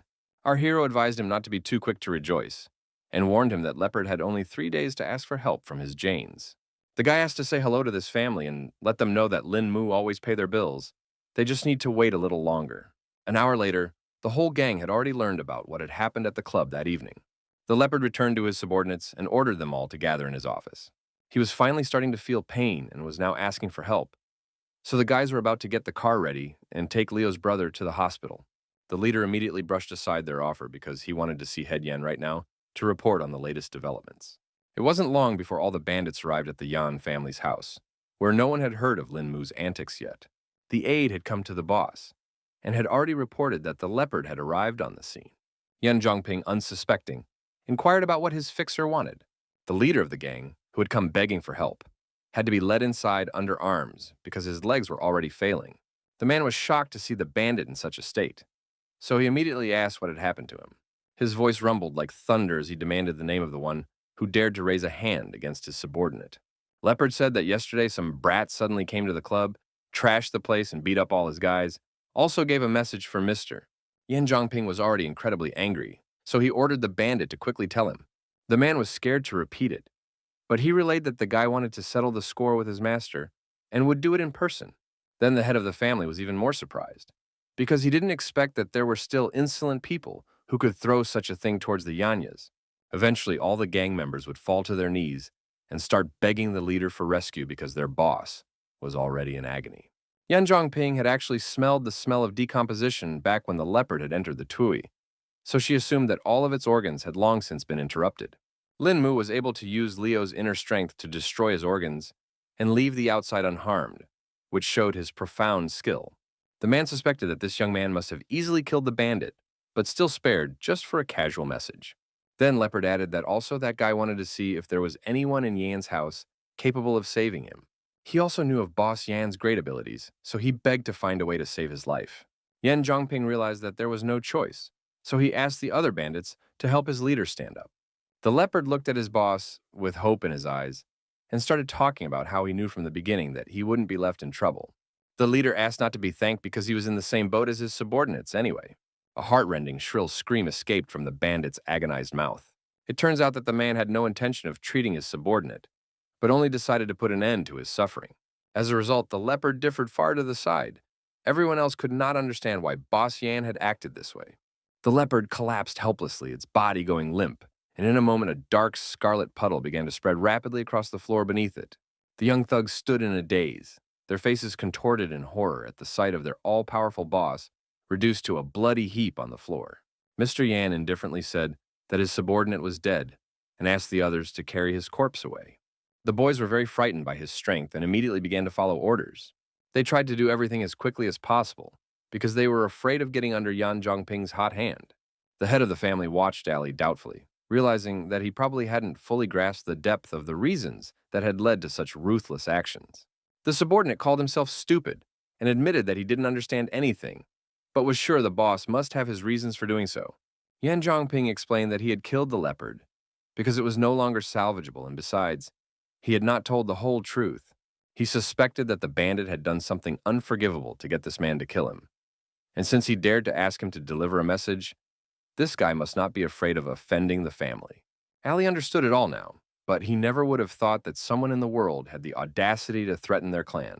The man explained that the world is full of people like that, but they just wouldn't dare cross them. The head of the family still understood that it was unlikely that this brash man really had the claimed power, because their dialogue would no longer have to take place. Meanwhile, police officers who wanted to see the girl arrived at Yao Shanxian's hotel. The girl asked the employee why these people would be looking for her, but he also didn't know anything. Assistant Hong immediately appeared beside her and said that she would go along with her to monitor the situation. All this time, Officer Fu had been in the hall, looking out the window, waiting for the girl he needed. The police officer escorted the girl to the correct location and informed her that a police officer was waiting for her in the break room. The man would be happy to see Yao Shanxian and friendly extended his hand to say hello to her. The first to enter the conversation was the assistant, who stated that she was the lady's confidant, and for security reasons, they needed to look at the officer's ID.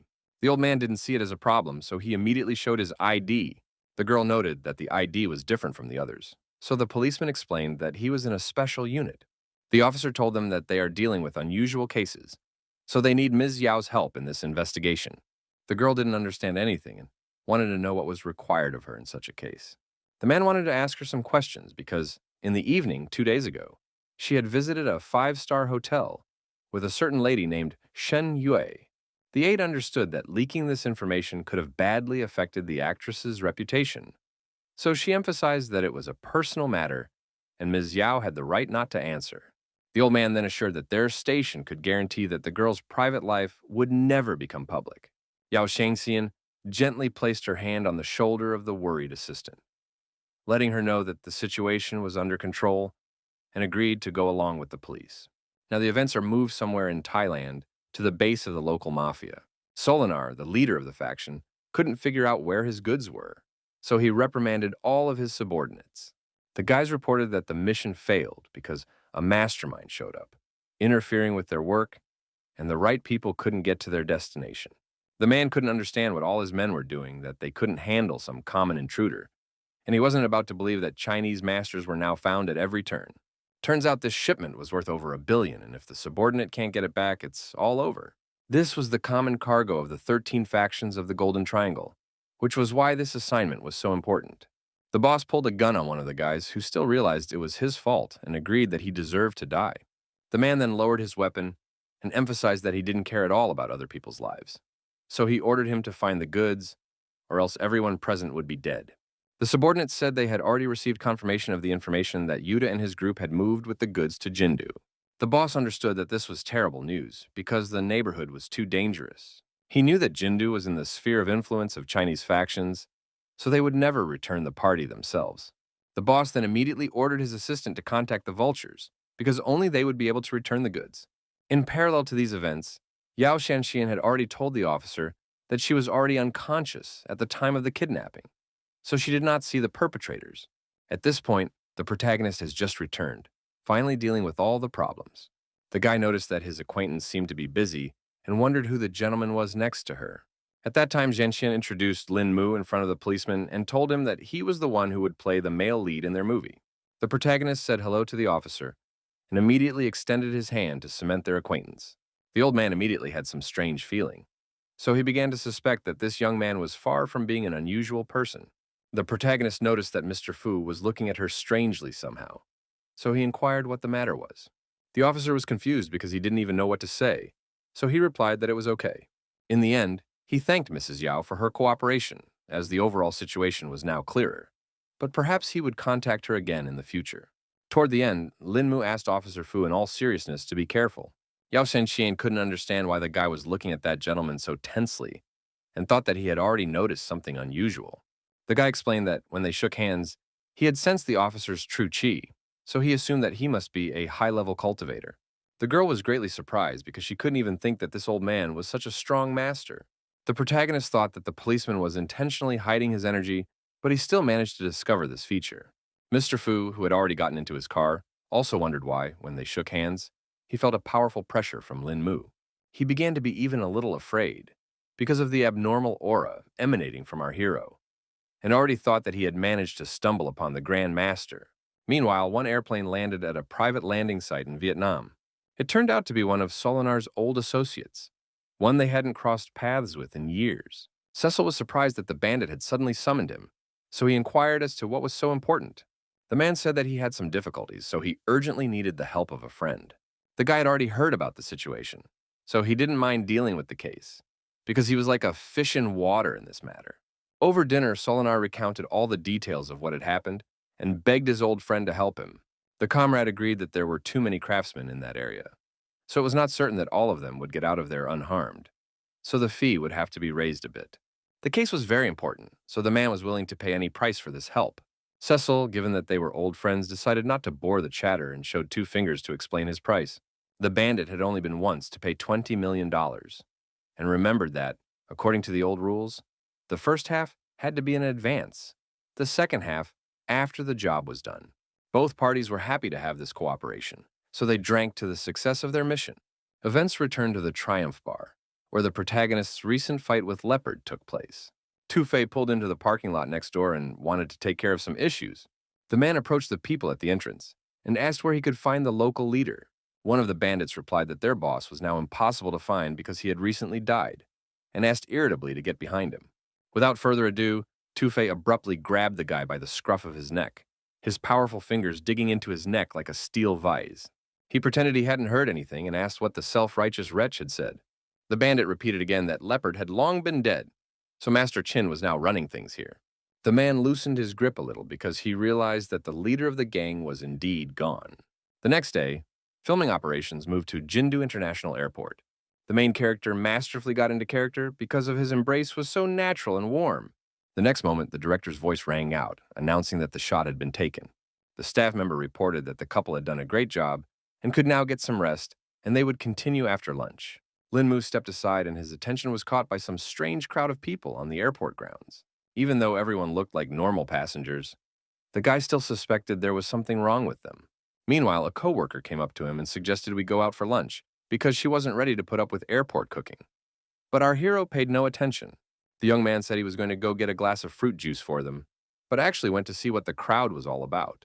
Yao Shenxian couldn't understand why the guy went to get the juice again if it was literally in his hands. In fact, the protagonist wanted to find out the key nuances of this mysterious situation. In a few seconds, Lin Mu thought out a small plan for himself and crashed into one man in the crowd. It was as if he had accidentally spilled his juice on the stranger, so he was now apologizing for his soiled clothes. The man replied that there was no problem with that because he could just change his clothes. The protagonist once again asked if it really didn't bother him because he was ready to take the jacket to the wash.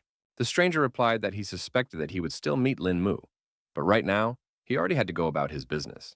After that, the young man returned to Yao Shanxian, who was waiting for him to grab something to eat for them.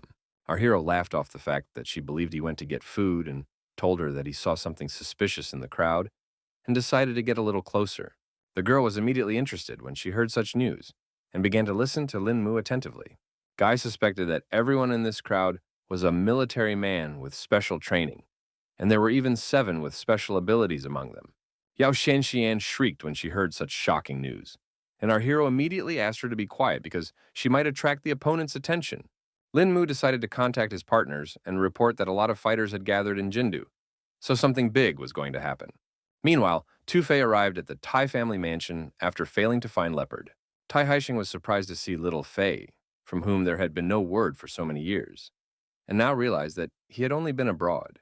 The guy said that he had too many enemies at the time, and if he hadn't run away, they might never have seen each other again. Dawson noted that at least he could have contacted them from across the border during all this time, because he himself thought his comrade had been badly injured when he covered him from the knife. Two-Face sighed heavily and explained that some things couldn't be explained quickly. It took time and details to get the full picture. The old man decided not to rake up the past and asked little Fei why he had come to him in the first place. The guy decided not to hide anything and stated that he wanted to make a big deal with the Tai family. Tai Haisheng remarked that he had succeeded overseas over the years, since he could talk to him about big deals, and wondered what it was all about. Two-Face said that after this deal, the old man would be able to get more than 70% of the mainland's supply, and speculated that such a thing might have interested his future partner. The head of the family did show interest, so he asked for more details, but he was also afraid that he wouldn't be able to absorb such a big chunk by himself. Turns out this guy was representing Solinar, and had approached the old man for that very reason. Meanwhile, Captain Zhang and his men had already arrived at one of the ports in the city to monitor the whole situation, but no one had discovered anything unusual. The man, betraying his excitement, asked where the protagonist had been all this time. Lin Mu already suspected that something serious had happened in his absence, so Brother Zhang told him that 2 tons of cargo had fallen through the ground. The captain decided not to delay and take the young man to the scene at once. Our hero asked what the guards had to say about it, but even they didn't notice anything unusual. The warehouse was searched up and down, but in the end nothing was found, and moreover, the rest of the goods were left untouched, indicating that the cargo had been taken out through the main gate. At the same time, those who had a shift today assure that they did not step down, which only adds to the mystery of the incident. Lin Mu then inquired when they had determined the disappearance, and the partner said that it had happened last night when the police were inspecting the goods. The lad immediately concluded that, in any case, they did not yet know the exact time of the theft.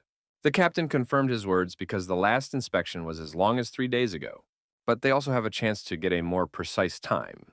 So he's already sent his men to get the footage from the cameras, and then at least they'll be able to find out some details. One staff member reported that he did receive the tape, but he wasn't sure if it would help in their investigation.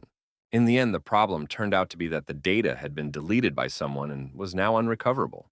The protagonist inquired about the cargo that caused such a strange occurrence. Jiangchu said that the goods were seized not long ago from an international terrorist group that is now in intensive care. Suddenly, the capital noticed that his subordinate had already managed to contact his superiors. Meanwhile, as it turned out, someone was lodged in a skyscraper that was not far from the port and was watching the actions of our heroes. They watched all the group's activities intently from the window through the blinds. The man behind the spyglass informed his allies that so far the harbor was empty. It turned out to be Officer Fu, and in the meantime, his subordinate reported their target out. Even this policeman agreed that this Lin Mu was not as pro as it seemed at first glance. The old man immediately inquired what was so interesting that his employee had noticed. It was so serious that the policeman asked his supervisor to come over and see for himself. In the next instant, Officer Fu's pupils dilated dramatically, his eyebrows flying up at such an unexpected revelation. It turns out that such a strong reaction was because the main character was next to Jiang Chu. The police officer immediately remembered that, in a case 2 years ago, the captain had tried to delete everything and asked the officer what the man was all about. The old man said that he too became aware of Jiang Chu from Baolan's group after the same case. The officer was even more surprised when he heard that the man was connected to the very same mysterious organization.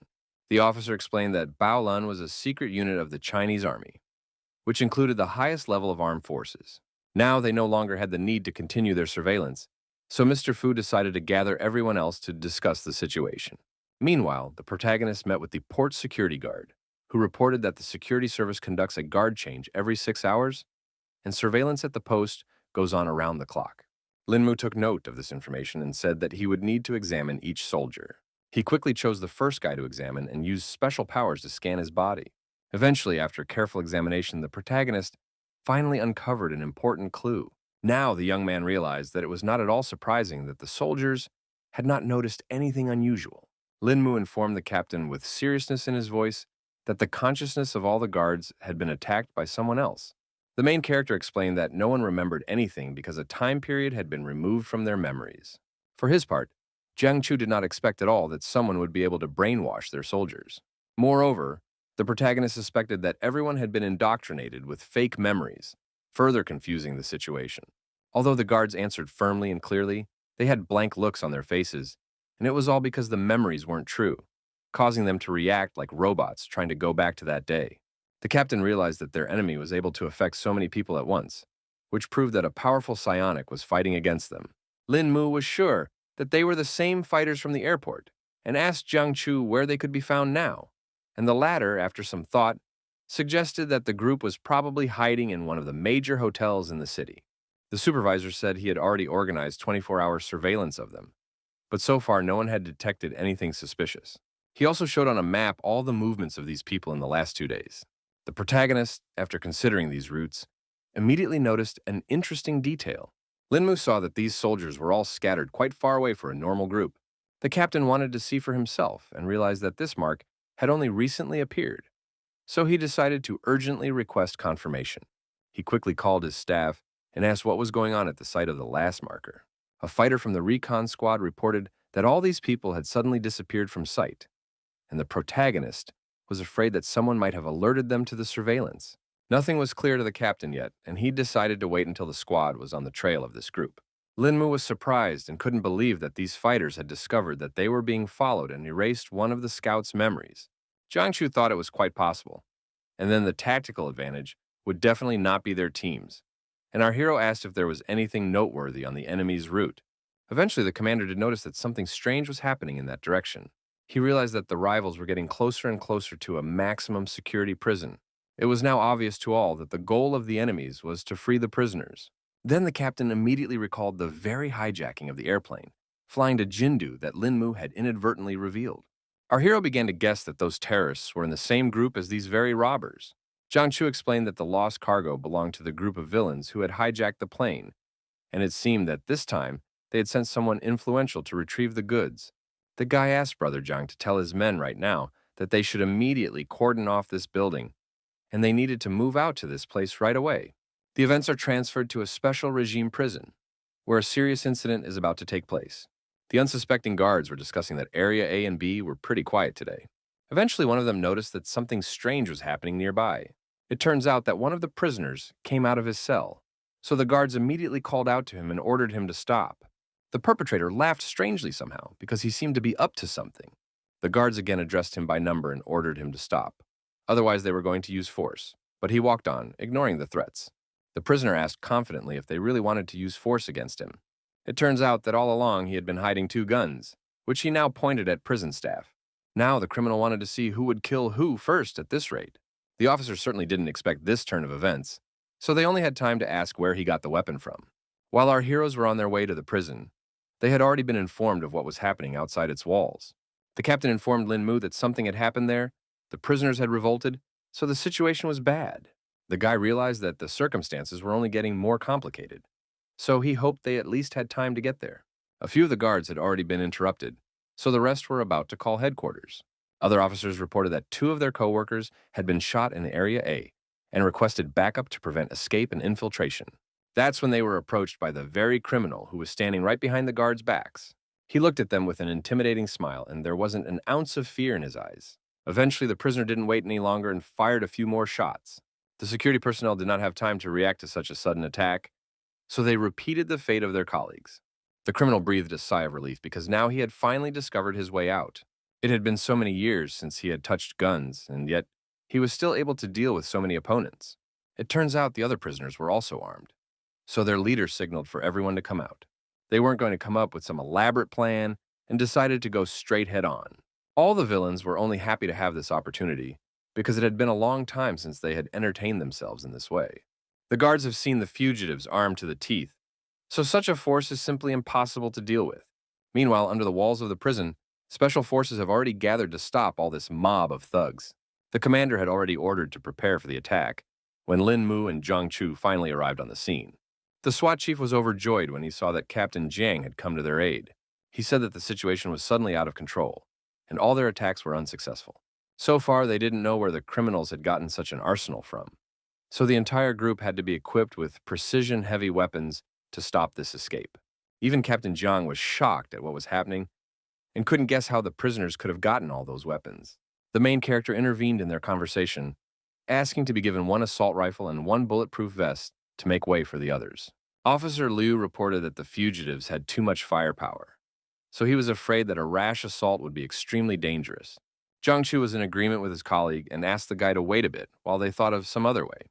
Lin Mu tried to reassure his comrades and promised that nothing would happen to him, and he would signal them after the breakthrough. The SWAT team did honor our hero's request and also asked him to be careful during this operation. Before he left, the captain asked the lad to never lose contact with them and to always be on the lookout. Over the comms, the partners relayed to the protagonist that there were 2 targets near him for 10 hours. They warned that the fugitives were armed with assault rifles, so Lin Mu should deal with them quickly. The protagonist took this information to heart and prepared for the first encounter with the enemy. The criminals, who were on duty, heard some rustling behind them and behind their backs, but did not pay much attention to it. The young man masterfully used the element of surprise. His first 2 attacks were so swift that the victims didn't even have time to realize what had happened. Lin Mu decided to immobilize them first and save the fugitives' worthless lives so that someone could assist in the investigation. Our hero now reported that the threat in the outer zone had already been eliminated. The leader of this coup immediately thought the guy would be the new cannon fodder. The criminal slowly raised his weapon, his scope clearly catching Lin Mu's figure, his finger already starting to smoothly squeeze the trigger. The next instant, the deafening rumble of gunfire broke the silence. Now the guy was glad he was wearing body armor, because just now that shot had almost caught him off guard. The criminal looked at the protagonist with mute shock, realizing that all of his shots had somehow missed their target. Lin Mu quickly decided to use the acupuncture point technique, and his opponent immediately let the pistols out of his hands because his hands were paralyzed. The other fugitives at the entrance couldn't understand why Kay wouldn't already order them to get the hell out of here, not realizing he had already fallen. Meanwhile, the protagonist reported to Brother Zhang that he had already reached the right point. At this moment, Lin Mu rushed forward to clear the way for his allies, so he asked them to prepare to attack.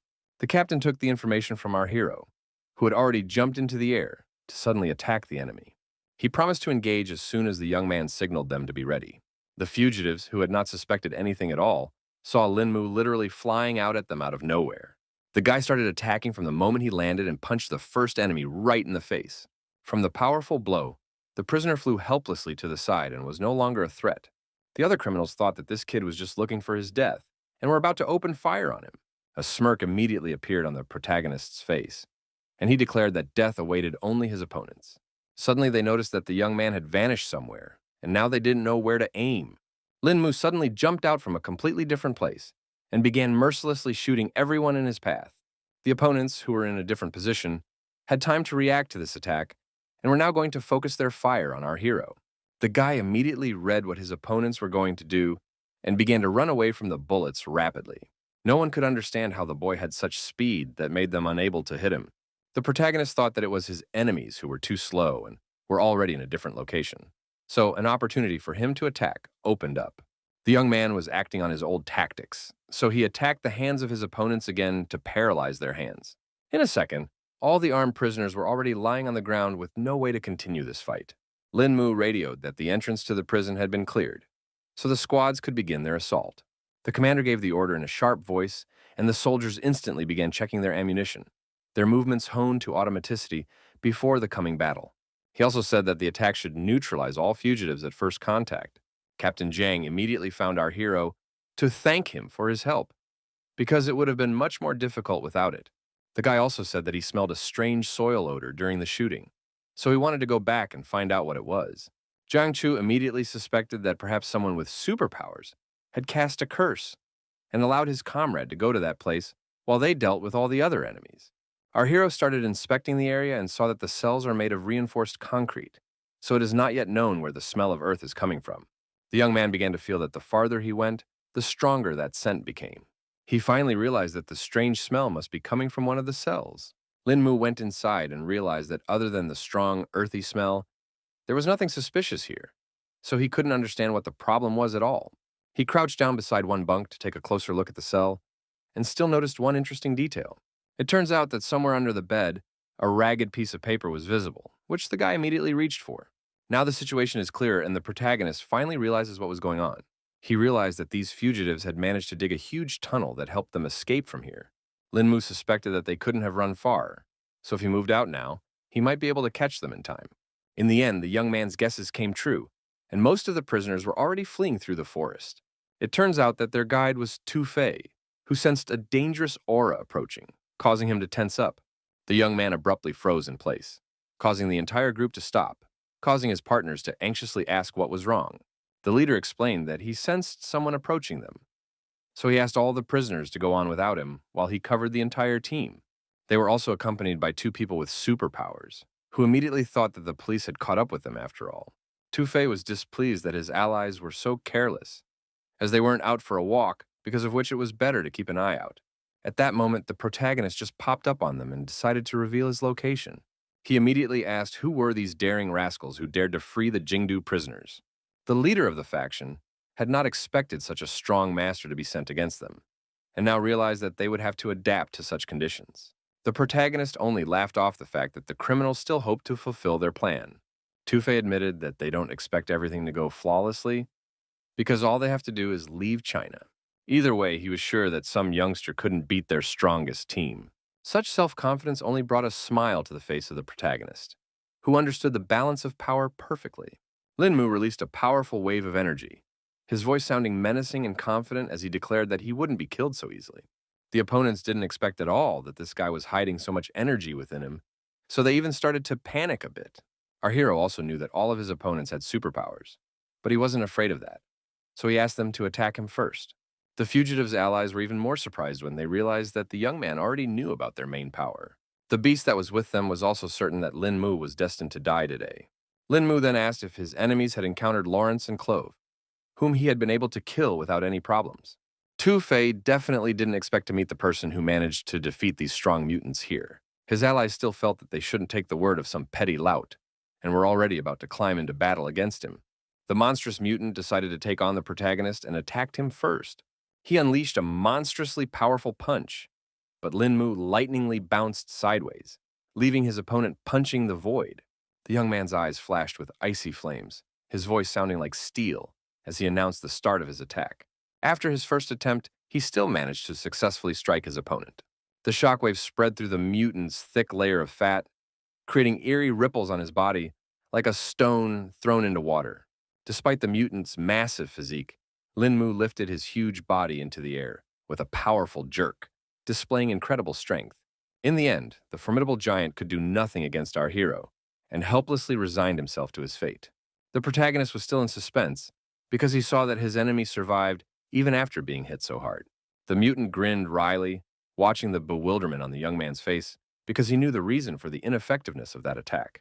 In reality, it wasn't like that at all, because Lin Mu believed that his opponent had mastered a skill that allowed him to distill power from the earth and adopt its properties. His opponent confirmed his speculation and emphasized that the guy's punches were useless against the power of the ground. He tried to attack the protagonist, who continued to stand still calmly and confidently. The young man waited for the moment of impact and at the last moment bounced off the mutant's massive fast fist. Lin Mu understood that this enemy had a solid defense, but at the same time, it was impossible to fight deftly with a clumsy body. Suddenly, he saw with his peripheral vision that the other opponents had decided to attack him from the other side. The protagonist abruptly turned around and saw two deadly spheres coming towards him, one of which was burning with hellish flames, and the other exuding freezing cold. The guy hadn't counted on such a combined attack, but still managed to dodge in time. The mutants were shocked that Lin Mu was able to bounce back from the deadly strike at the last moment. Meanwhile, our hero was already near his opponents and warned them that their skills were nowhere near their abilities. He quickly grouped up and used the descending dragon palm against the enemies. Only Tu Fei realized that they wouldn't be able to face such an opponent, so he ordered the entire team to retreat back. The leader of the group decides to take on the protagonist to give them time to escape. Lin Mu felt waves of powerful energy emanating from the guy, emitting a good amount of power. Throwing his fist forward, the mutant suddenly tore forward at the young man, who didn't even have time to raise his hands to defend himself. The main character was first hit pretty hard right in the head, despite his attempts at a block. From such a force, the guy flew a few meters away, but still managed to stay on his feet. Lin Mu was interested in this turn of events because he now felt that his opponent possessed the ancient Wushu Kuidong, which was truly a unique case. Tu Fei didn't want to waste time on this idle talk, so he quickly moved on to his main objective, concentrating energy in his fist. Our hero responded in kind because he wanted to see Kung Fu with superpowers. Both wars were pretty strong, so they just collided palms down. After such a powerful collision, there was a violent explosion that threw the guys off in different directions. The young man was not afraid at all and only laughed as their fight gained new momentum. Tu Fei abruptly changed his stance, his body moving forward like a deflated spring, trying to take the initiative. The protagonist noticed that his opponent's body was covered in pure yang, making the confrontation rather difficult. In a second, the opponent literally vanished into thin air, and even Lin Mu himself recognized that he had incredible speed. The guy immediately sensed that the enemy was behind his back, so he managed to react in time. The protagonist sharply threw his palm forward, creating a barrier that the fierce attack of the enemy crashed against with a thud. Lin Mu instantly recognized the familiar maneuver, which meant that Tu Fei had already started moving to escape. He finally realized that it wasn't camouflage, but mind-boggling speed, allowing the enemy to instantly move into blind spots for surprise attacks. Tu Fei was sure that our hero would experience the full power of Kung Fu with superpowers right now. The young man had already begun to understand his opponent's tactics, so he prepared himself for his attacks. In the blink of an eye, their fists came together again in a furious duel, each blow accompanied by a flash of energy. After the powerful blow, both fighters flew off in opposite directions, instantly assessing their new positions. Now Tu-Fei felt that he had underestimated his opponent's skill after all. The protagonist admitted that he too had initially underestimated the strength and skills of his opponent. But at the same time, he asked his opponent not to think he could win this fight with just a couple punches. Meanwhile, the other mutants began to realize that Tu-Fei and Jiangchu were equal in strength. The allies realized that their leader wouldn't last long, so it looked like they would have to intervene. The protagonist took the opportunity to use the descending dragon palm once again. The hand was rapidly approaching Tu-Fei, who realized that he wouldn't have time to dodge. Eventually, Mutant had to block all of these attacks, but it didn't help much. He now realized that the 18 palms of the descending dragon was being used against him, and he couldn't believe that someone had mastered this forgotten teaching. In turn, our hero was surprised that he would have to use this technique against his opponent, because it only happens in extreme cases. Tu-Fei said that he had been cultivating in China since he was little, so he was like a fish in water in the field of ancient martial arts. It was for this reason that he was also certain that one ancient technique was not enough to defeat him. For his part, Linmu stated that this was just the beginning, and now he was going to show another trick. Suddenly, the guy didn't stop because he felt the aura around him start to actively fluctuate. Ice-cold goosebumps ran down the hero's back as he physically felt the deadly energy of the enemy focused solely on him. Eventually, our hero looked around and realized that it was the work of another mutant, who was secretly watching from behind a tree. The guy was beginning to suspect that this had to be the same psionicist who had erased the guard's memory. The enemy began to feel that there was still a little bit left to penetrate Linmu's mental barrier, after which he would become defenseless. The next moment, his confidence shook because he sensed something amiss. The fighter couldn't understand why his consciousness was reflected and tried to realize what had just happened. The mutant looked around confused, his eyes widening at the realization that the area around him was completely unfamiliar, as if he had been transported instantly. He raised his charge and saw Linmu's eyes in the sky, causing him to suspect that he had hit the guy's mental projection. The protagonist was pissed off by a trick the enemy was trying to use, so he wanted him to experience all the madness on his own skin. The guy began to feel incredible pain and begged Brother Fei in agony to save him. The mutant thrashed convulsively on the ground, its fingers digging into its own skull as if trying to keep it from exploding. His allies watched in horror at their comrade's condition, unable to understand what had happened to Neil. They began to suspect that the guy's abilities were out of control, causing such a terrible condition. Meanwhile, Tu-Fei and Linmu continued to exchange strong blows, but neither of them hit their opponent. The mutant was getting to push our hero away from himself and stepped back to check on Neil. Brother Fei quickly ran up to the guy who was still rolling on the floor in agony and asked him to hold still to allow him to be examined. He probed with chi energy at Neil's head, who couldn't stop screaming that he was in a lot of pain. Eventually, Tu-Fei realized that things would be too bad because their ally was seriously injured. He explained that their comrade had just been subjected to a powerful mental attack, causing his spinal cord to be paralyzed. The mutant guessed that it was the main character's doing and asked him how he was able to pull off this stunt. Guy emphasized that he didn't have time to babysit his enemy and suggested that Neil might have caught up with some heavenly punishment. Tu-Fei chose to believe his words because he had seen with his own eyes that Linmu didn't have the ability to be distracted by others. In fact, our hero's soul was at a high level even though he had lost his former cultivation, which helped him deal with the psionicist. It was for this reason that for such a weak soul, an encounter with a young man turned into a shortcut to the other world. The mutant realized that the guy had decent strength because he was the first equal opponent. But also Tu-Fei regretted that our hero was a leaguer, because with his abilities, you could bring the whole world under him. Linmu emphasized that a true cultivator should follow the righteous path and do good, not gain wealth through iniquity. He was certain that only the noble ones could absorb the boundless energy of heaven and earth, so one must discard the source of all evil to attain greater power. In turn, Tu-Fei thought that this was just some nonsense, because everything done today was just for the sake of gaining power. Meanwhile, the protagonist has decided to change his tactics and try to win the enemy over to his side, because he can still get on the right track and help China.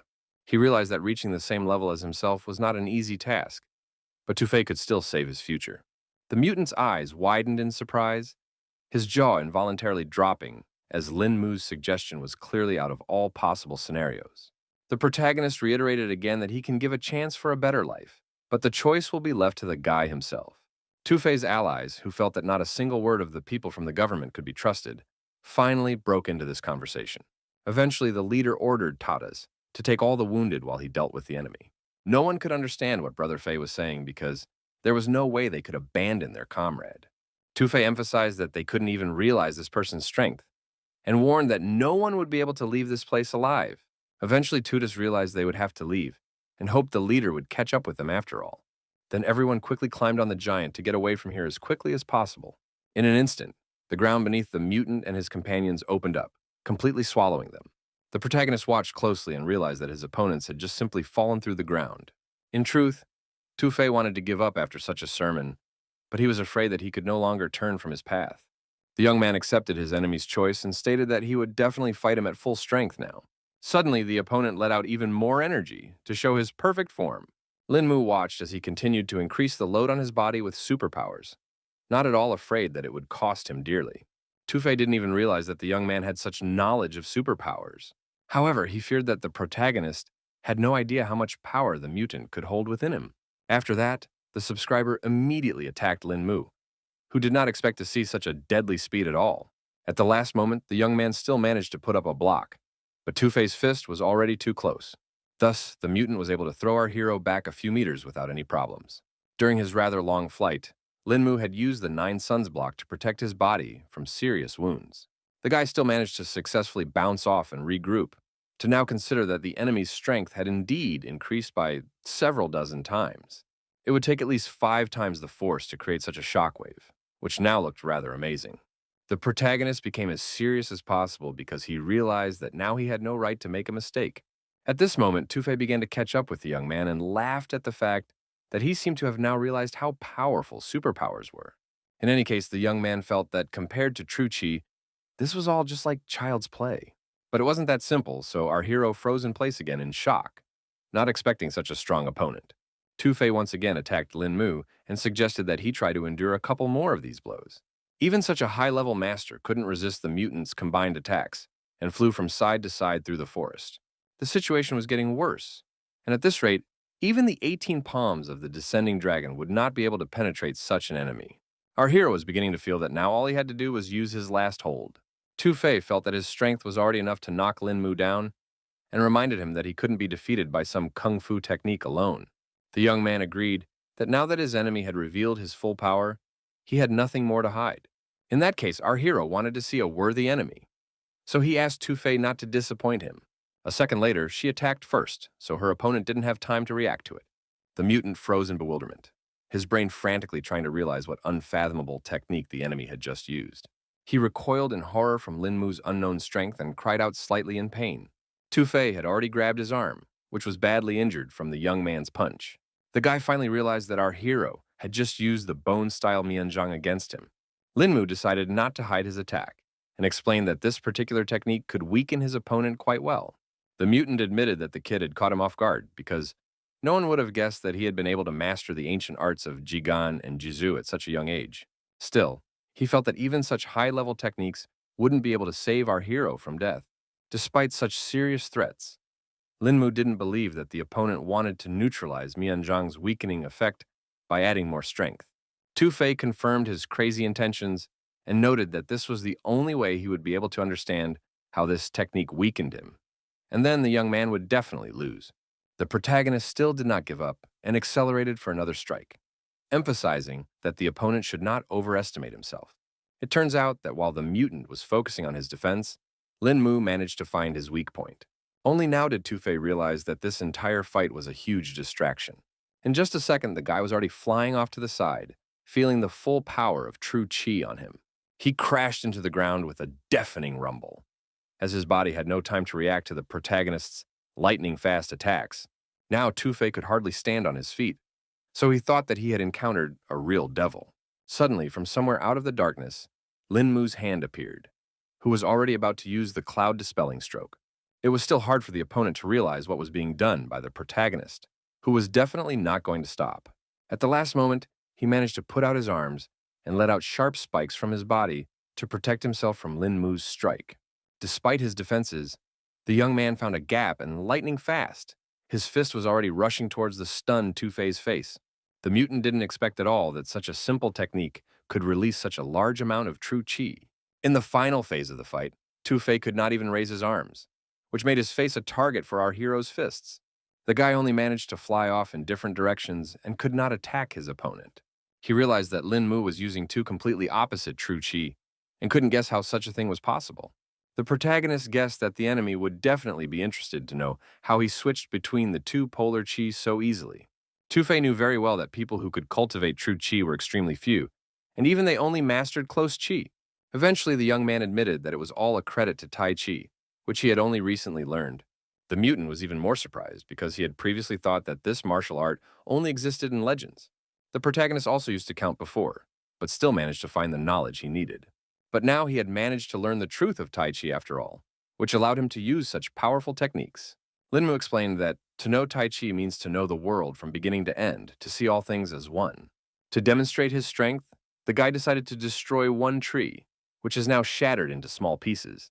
Although our hero had only mastered the first stage, it was already enough to demonstrate the full power of Tai Chi. Tu-Fei could now only think of this power instilling terror in anyone who saw its effects.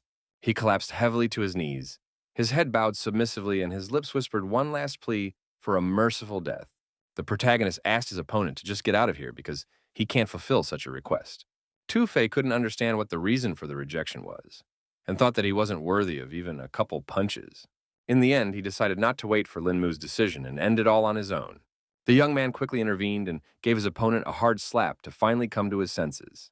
The main character thought it was all nonsense because Tu-Fei had gone through so much hardship to train this body for cultivation and ended up getting rid of it so quickly. Lin Mu emphasized that a large number of people in this world cultivated tirelessly to reach the level of this mutant. At that time, the guy revealed that he had been hanging around with local bullies since he was a little kid to get a chance to practice martial arts, all for a chance to cultivate true chi. But after that, those superpowers appeared, causing him to go off the path of cultivation. There was nothing in common between the ability to cultivate and the gradual development of true chi, so Tu-Fei was afraid that it was already too late for him to do the right thing. Our hero reported that he was deeply mistaken because it doesn't matter when the heart is on the right path. It was only now that Tu-Fei realized that he actually had a chance at a normal life. Lin Mu decided to end this conversation because the police would soon arrive on the scene and let the mutant go if he didn't want to be caught. In the end, the lad thanked the master for all these instructions, and before parting, they exchanged their names. After that, the protagonist went to the police station, where everyone thanked him for the successful completion of the operation. The young man felt that he didn't need so many thanks for him, and informed him that there was someone he wanted Zhang Chu to meet. There was a bound mutant lying on the bunk, but the captain had no idea what Lin Mu was up to. Our hero explained that it was the psionic Neil who was behind all of their organization's troubles. The man asked what had happened to the guy, and Lin Mu told him that the guy had tried to get into his head during the battle, but had failed for some unknown reason. The young man assumed that Neil couldn't handle his power and ruined his nervous system, so he became an ordinary vegetable. He also added that there were 4 other fighters with abilities with this mutant, and one of them let them hide underground. But still, they couldn't get their psionic. Zhang Chu realized that this gang posed a great danger since they were able to escape right out of the hands of the protagonist. The guy also hadn't forgotten that one of the fighters appeared to be almost equal in strength to him. The captain was surprised when he heard that Lin Mu had met a worthy opponent, and immediately asked what ability the enemy had used. The protagonist revealed that he used an unconventional method, and combined superpowers to advance in ancient martial arts.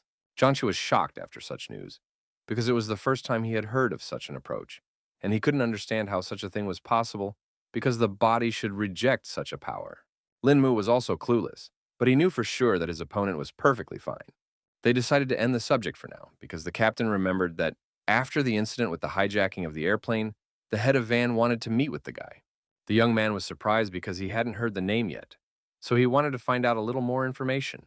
The man explained that the gentleman wanted to reward our hero for freeing the hostages and thank him for saving his daughter. Lin Mu had learned back on the plane that things weren't going well with Mr. Wen with her daughter, so he was surprised at such a reason for the meeting. Jiangchu only laughed and explained that our hero had a completely wrong idea about the chapter, so he would personally understand everything after the meeting.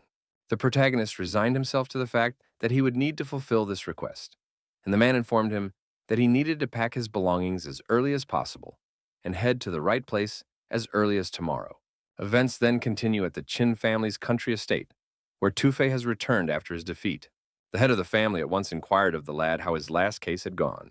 The guy said that thanks to mutual aid, he was able to avoid a lot of difficulties. So the goods and people of Solinar have already been delivered. The old man was happy about the news because the deal was a big one after all, and offered to talk it over in private. In addition to that, Two-Face said that he would have another small request. He handed him some piece of paper and asked the old man to look at this. It turned out to be a photo of the main character, so Mr. Chin inquired as to what kind of business he had with this young man. The guy said that this man's name was Lin Mu, and they had encountered him in a fight on this case when Tu-Fei had almost gone to the other world. The head of the family didn't expect the Chinese government to have such masters, because on the surface, Lin Mu was just a 20-year-old brat. Tu-Fei continued to say that this young man had overpowered him, but then allowed him to leave. So he suspected that this was not just an employee, because of which it was better to find information on such a person. Mr. Chin felt that no matter which way one looked at it, this young man was still helping the government, and looking for information on him would be difficult. In any case, the guy was trying to change Chin's father's mind because consider that he would be doing it for his own business. The next day, the protagonist went to Guangdong with his girlfriend and were now trying to find a cab for themselves. It only took them a few minutes to find a car, and the guy immediately asked the driver to take them to Yilin residence. Yao Shenxian wanted to know who this Principal Wen was, but the problem was that even the guy himself wasn't sure of this information.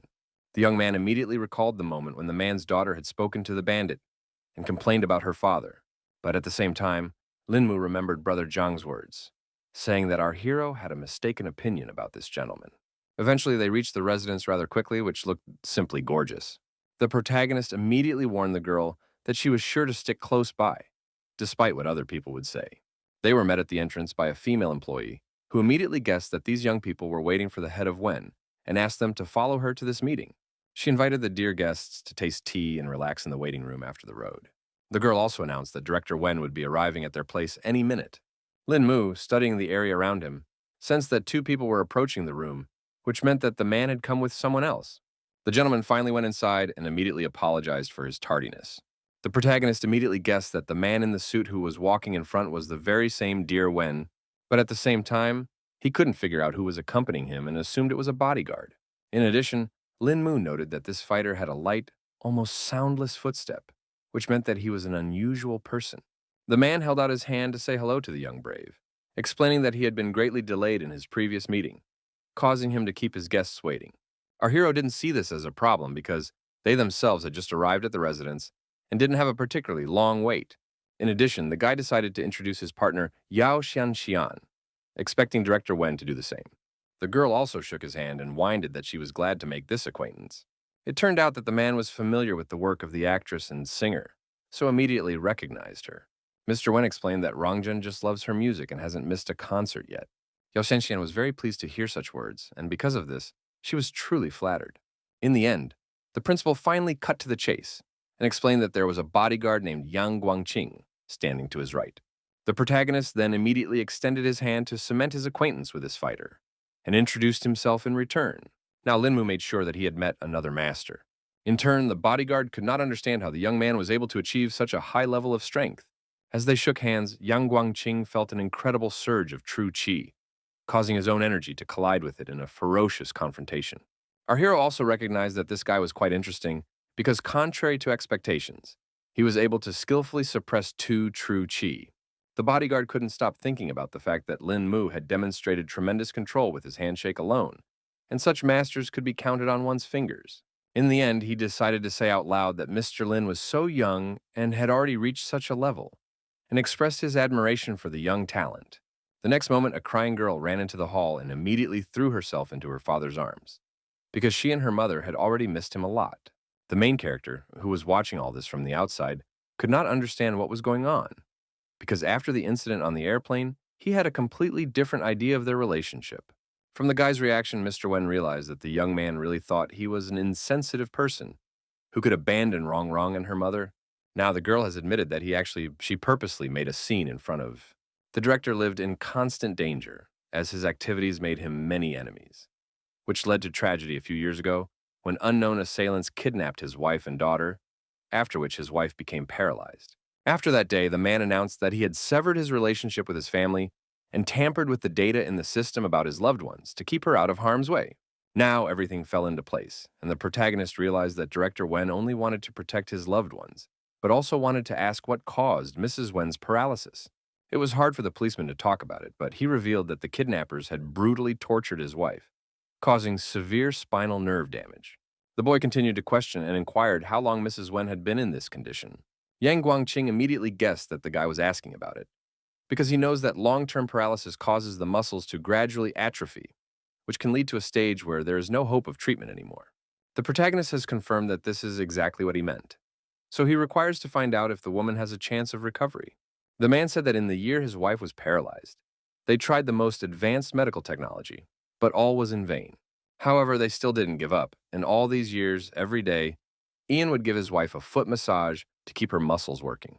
The bodyguard assumed that Mr. Lin knew a famous healer who could help them with this problem. Lin Mu then explained that he himself was somewhat proficient in healing, so if Mrs. Wen's legs were in really good condition, he could try to help. Mr. Wen hopefully grabbed the guy's shoulders and asked if he really had a way to heal his beloved. The protagonist admitted that there is a way, but everyone better prepare for the worst because, after all, the woman has been immobilized for quite a long time, so the treatment will not be easy. The headmaster immediately apologized for his behavior because he realized that he had lost his temper for a second because the young man's words had ignited hope in him. The man asked Lin Mu not to worry and just do his best, and the outcome was not important to him, so he would be grateful for the effort anyway. At this moment, Yao Xianxian had just retreated to the restroom and now didn't understand what she had managed to miss in just a couple of minutes. Upon seeing her idol, Rong couldn't contain her emotions and shouted with joy at the top of her voice. The girl also immediately recognized the principal's daughter and immediately extended her hand to say hello to her. Rongjun still couldn't believe her eyes and realized that her idol was so suddenly right in front of her. She happily revealed that she went to all of the singers' performances because she simply adored her work. Yao Xianxian did not expect that the girl would turn out to be such a loyal fan, and also replied that she was happy to make this acquaintance. Principal Wen decided to intervene a little in their conversation, and now that everyone had gotten to know each other, he suggested that they have lunch together. He turned to Sister He, who had already appeared in the hall in a second, and asked for lunch to be served. The protagonist immediately noticed that from the cauldron came a mixed aroma of many kinds of medicinal and kitchen herbs, but they did not interfere with each other at all, and brought a kind of feeling of lightness. Meanwhile, the servant opened the lid, from under which came an incredibly appetizing smell, and asked all the guests to sit down at the table. Shangxian also immediately noticed the flavor that made her mouth fill with saliva, and wondered what kind of soup it was. She too saw that there were a large number of ingredients in the dish, which only made it more appetizing. Mr. Wen said that it was the pride of Yilin Residency, a tonic soup made of 10 herbs, and suggested that Lin Mu be the first to taste it. The protagonist considered this opportunity an honor and picked up the first bowl of soup. The boy's eyes widened in surprise as the first sip of the delicious broth unfolded on his tongue. He pointed out that there was a perfect combination of herbs and spices in this dish, and drinking the soup regularly would definitely help one meet old age and health. The man immediately noticed that Lin Mu was well informed, and regretted that there were almost no people left in China who could make this dish. The guy also realized that to make one kitten of such a soup, it was not enough just to be a good cook, because it required a deep understanding of the properties of medicinal herbs. Director Wen was now happy that they seemed to have finally found someone who could appreciate Master Wang's work. Then our hero asked to be introduced to this distinguished gentleman, because he had some questions about herbalism. The guy actually lacked many of the ingredients for the incense decoction.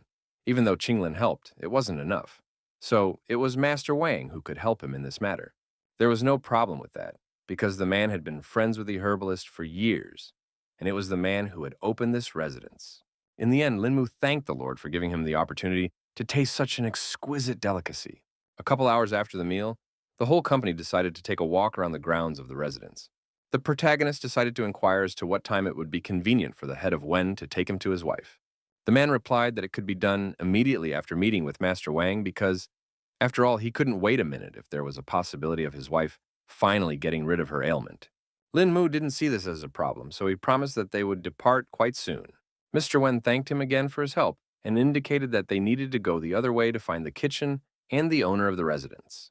At this time, the old man, who was definitely not expecting guests, was already preparing his next culinary masterpiece.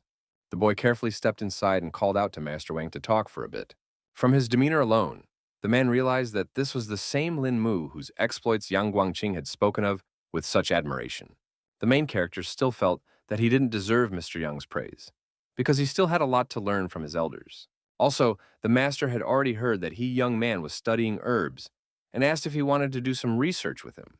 Lin Mu didn't even dare to ask such a thing, and explained that he only needed to clarify a couple of questions regarding herbalism. The guy said he had one ancient recipe, but for a long time, he couldn't find most of the ingredients, so he wanted to find analogs and see what would come of it. The old man immediately agreed that it was quite a tricky recipe, and even Mr. Wang, who had overlaid the apothecary business, had not heard most of the ingredients on the list. This question also stumped our hero, because of which he did not know if it was even possible to find suitable herbs in this world. Still, the master knew one way if a guy wanted to get all the right ingredients so badly. Lin Mu was very interested in this, so he eagerly asked what the old man meant. Mr. Wang then inquired if the young man had tasted his tent grass, and the latter replied that it was the best soup he had ever tasted. The old man said that there were even several dozen ingredients in this dish, and asked how many of them our hero was able to taste. The young man stood at a complete loss, his eyebrows drawn together in an agonizing attempt to unravel the hidden meaning of the master's words. In the end, Lin Mu guessed that the person was talking about obtaining a new ingredient by mixing. Mr. Wang said that a book called Shen Nun's Treatise on Medicinal Herbs had been passed down in their lineage, which talked about synthesizing ingredients from suitable components. Hearing this, our hero and immediately remembered that in the cultivation world, the issue of drug synthesis was still unsolved, so small error could be fatal. It is for this reason that so few people in alchemy dare to do blind testing, and most rely on long-standing practices. Such knowledge interested Lin Mu, so he asked the old man for permission to familiarize himself with Shen Nung's treatise, and the latter certainly did not refuse, because Guan Qing's friend was also his friend. But Mr. Wang in return asked for help with one problem, because it was a matter of some difficulty. The protagonist began to listen to him carefully, and asked him to elaborate on the situation. The man inquired if Lin Mu had ever heard of the peacock stone. The young man immediately guessed that he must be talking about a special mineral that, when added to the elixir, could enhance the effects of the other components. The master confirmed his hunch and hoped that the protagonist would now help him in his search at a chance, even if the odds of stumbling upon him were slim. Lin Mu didn't mind helping in such a matter, so he promised to definitely find the peacock stone for Mr. Wang. Then the old man asked to follow him to find the Shen Nun treatise for the young man. After that, they went to the bamboo garden, but our hero couldn't understand why the master had chosen that particular place. The master explained that everything was correct because the text they needed was tucked away in the bamboo stalks of this garden. It turns out that the restorative effect of bamboo is extremely powerful, so you can leave a rare book in it and not worry about anyone paying attention. The old man already knew the text of the treatise by heart, so there was no point in keeping it to himself now, and handed it to Lin Mu.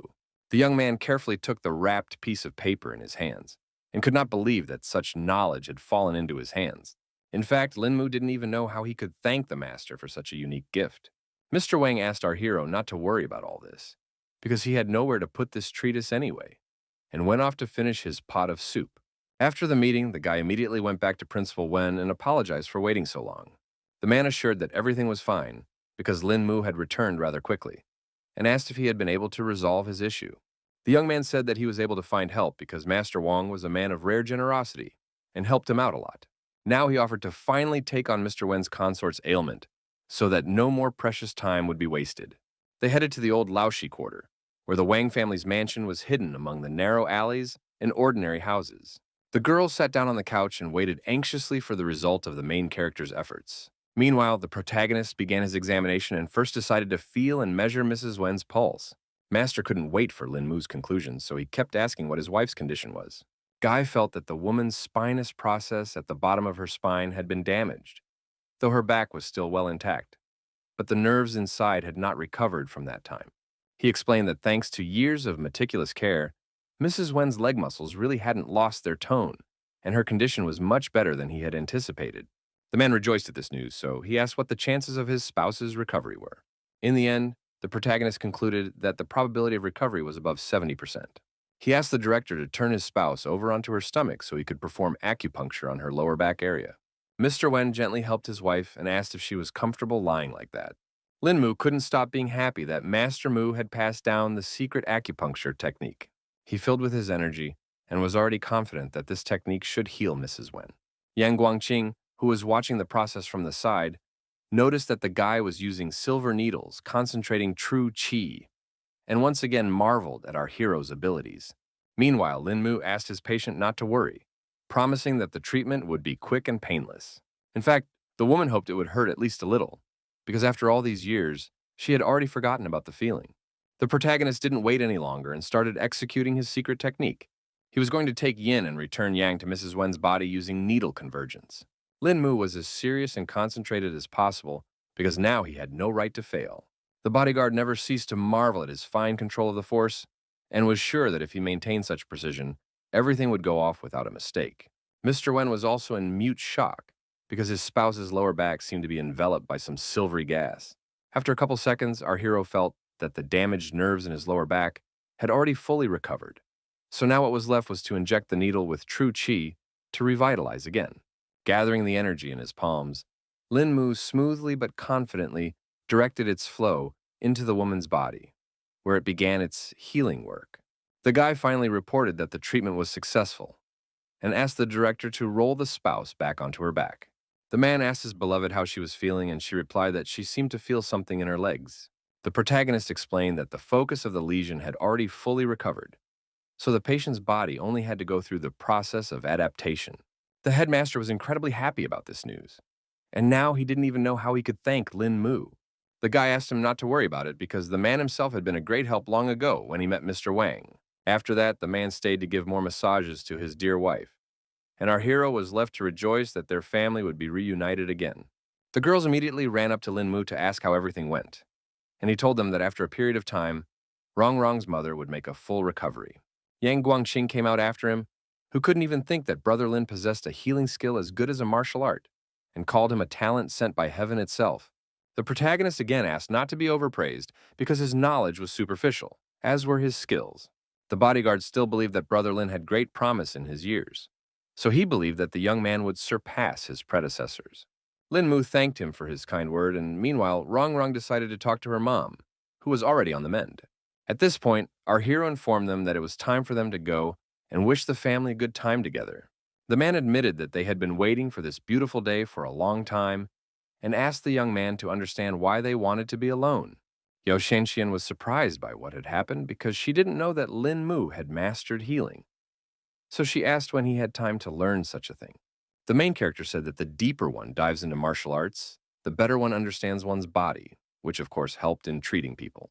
2 days later, the filming was finally over and Lin Mu arrived at his home, where a long-awaited vacation awaited him. The girlfriends immediately rounded on the guy and wanted to know how the events had turned out during the guy's departure. The young man said that filming is certainly going well. Only in the middle of the movie there were a few musical numbers, which was another challenge for him.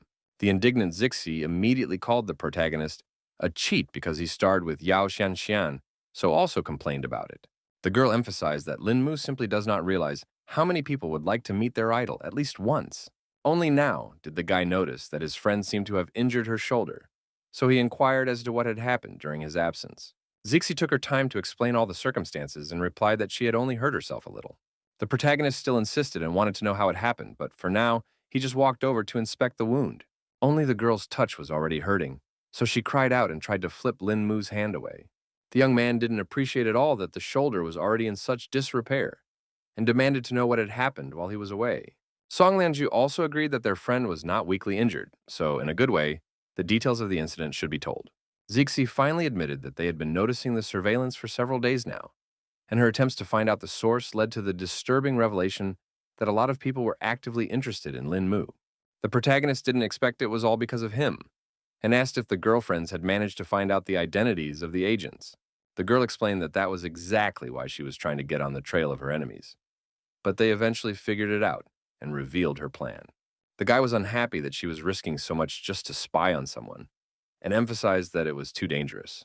Zixi thought it was okay because she had managed to escape after all. But Lin Mu immediately reminded her of her severe injury.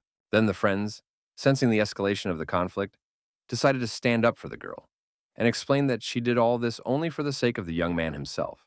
The protagonist asked them not to do such things again, because if something happened, he wouldn't forgive himself until the day he died. He finally decided to discuss it all later, and asked the girl right now to personally couch so he could help her with her shoulder.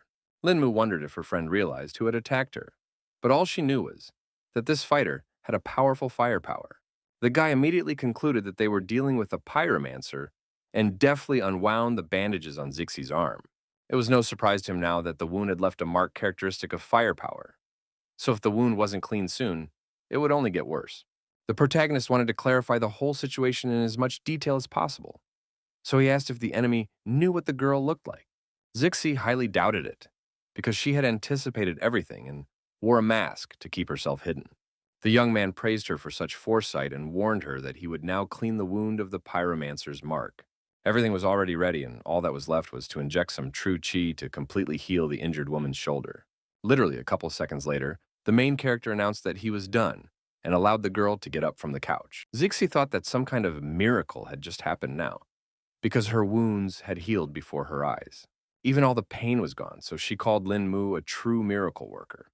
But he blamed himself because he didn't train the girl enough, causing her to get hurt. Her friend immediately tried to lie because she really didn't put much time into training and wasn't really in a hurry with her improvement. Lin Mu quickly recognized this lie because he already knew the girl very well, and suspected that she had already completely forgotten Taiji Quan as well. He finally recommended that she get a good night's rest while he took care of a few important matters. The girls were actually hurt because the main character spends so little time with them and has now become such a busy man. After meeting with his girlfriends, Lin Mu went to a certain mansion in Huaiwan. The owner said that he bought the house not more than a year ago, and if their family wasn't leaving the country in such a hurry, he wouldn't have sold the mansion so cheap. The man frankly admitted that he was accustomed to speaking plainly and, looking intently at the hero, asked if he would accept the bargain if he lowered the price a little more. Lin Mu replied that he was fine with everything, so he was willing to pay at any time, as the most important thing for him was for them to make a deal as soon as possible. The master was glad to have found someone as straightforward as he was, and decided to tell his men right away to take care of all the formalities. Eventually, they shook hands to seal the deal and exchanged thanks. Having dealt with the issue at home, our hero went to the base of his team, Dragon Eyes. He decided it was best for his allies to move closer here to react quickly if something unforeseen happened. At this moment, all the fears were just actively practicing their kung fu without waiting for the commander to return. Everyone was very excited when they saw Lin Mu come to them and stop their training. The protagonist explained that he had just completed a mission and inquired about the soldiers' training. Dragon 3 reported that in addition to daily cultivation training, they also organized sparring sessions on their own to help raise their actual combat experience. Lin Mu immediately noted that martial practice was one of the best ways to advance in cultivation, and now asked if they were able to choose a squad leader. All the fighters immediately lined up and reported that they nominated Dragon 3, Dragon 5, Dragon 14, Dragon 19, and Dragon 23 for the role of commander. The protagonist has announced that the strength of all these soldiers has earned them all recognition, so he is now officially appointing them as squad leaders. Next, he wanted to convey the plan to his subordinates and explain that their new task was to all raise their level to true chi within a year. Everyone rejoiced at this prospect and asked if they could really make a leap and overcome the threshold of true chi in such a short period of time. Lin Mu noted that it was a pretty good question and asked one of her subordinates to step out of line. He clearly stated the rules, which were that the fighter must attack him without restraint, and even a single successful hit would be considered a victory in this challenge. The protagonist didn't wait for the soldier's response and stated that they were starting right away. The subordinate immediately apologized to Captain Lin and tried to attack him.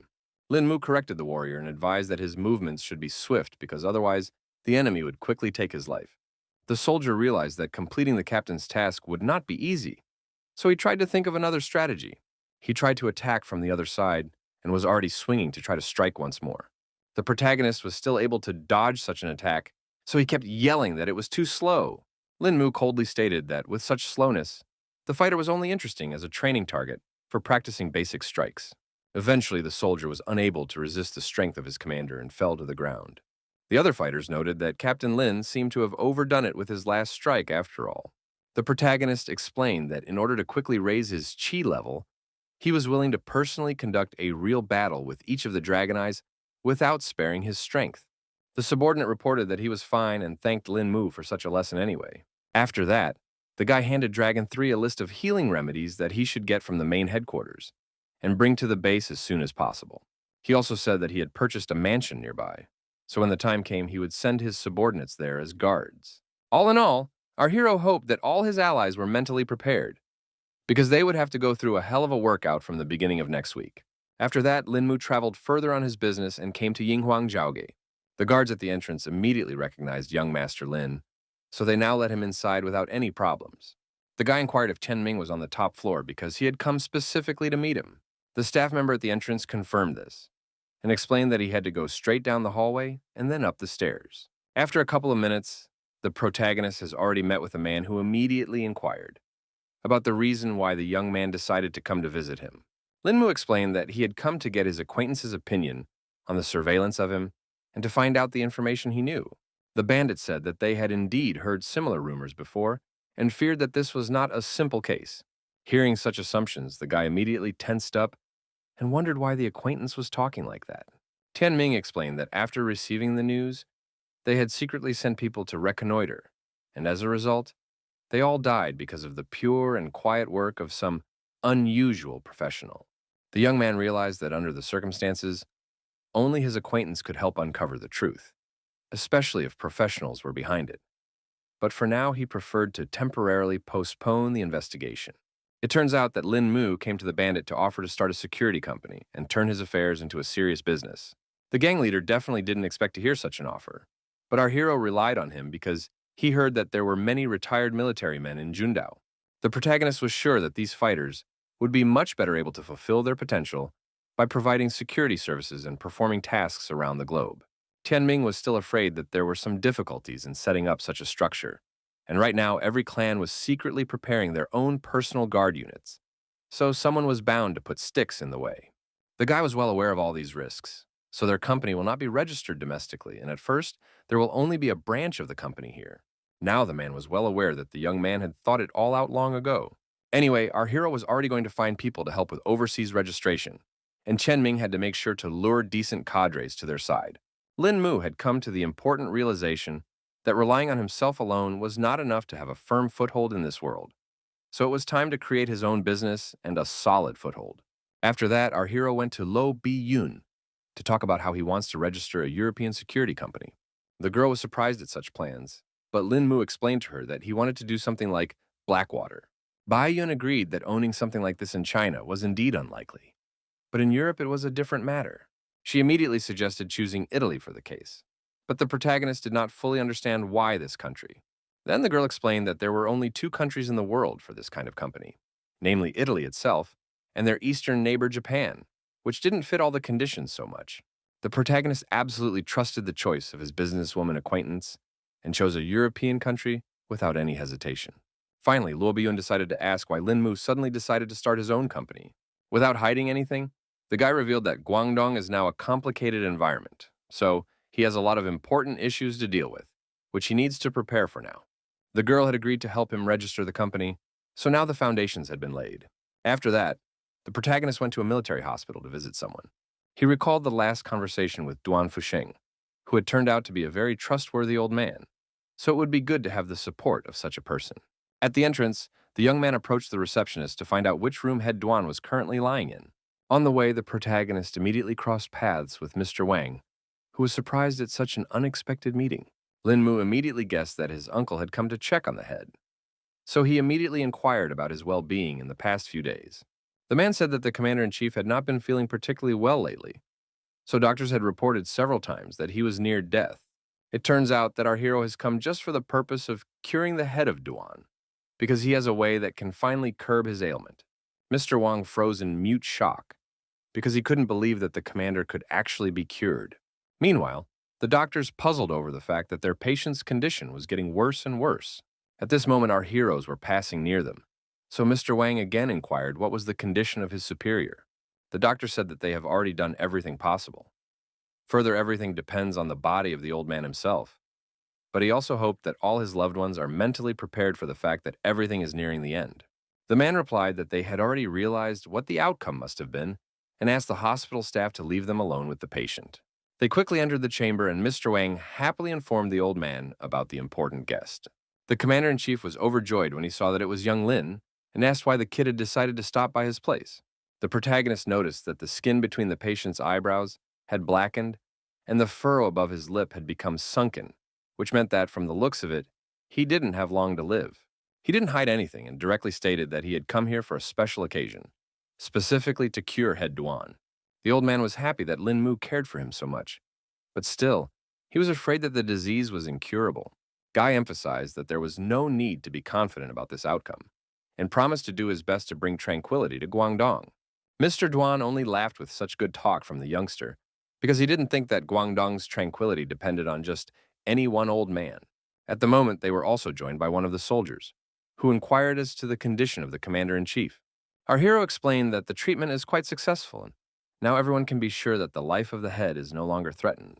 The old man slowly came to his senses, his cloudy gaze sliding helplessly around the room as if trying to figure out where he was and how he had gotten here.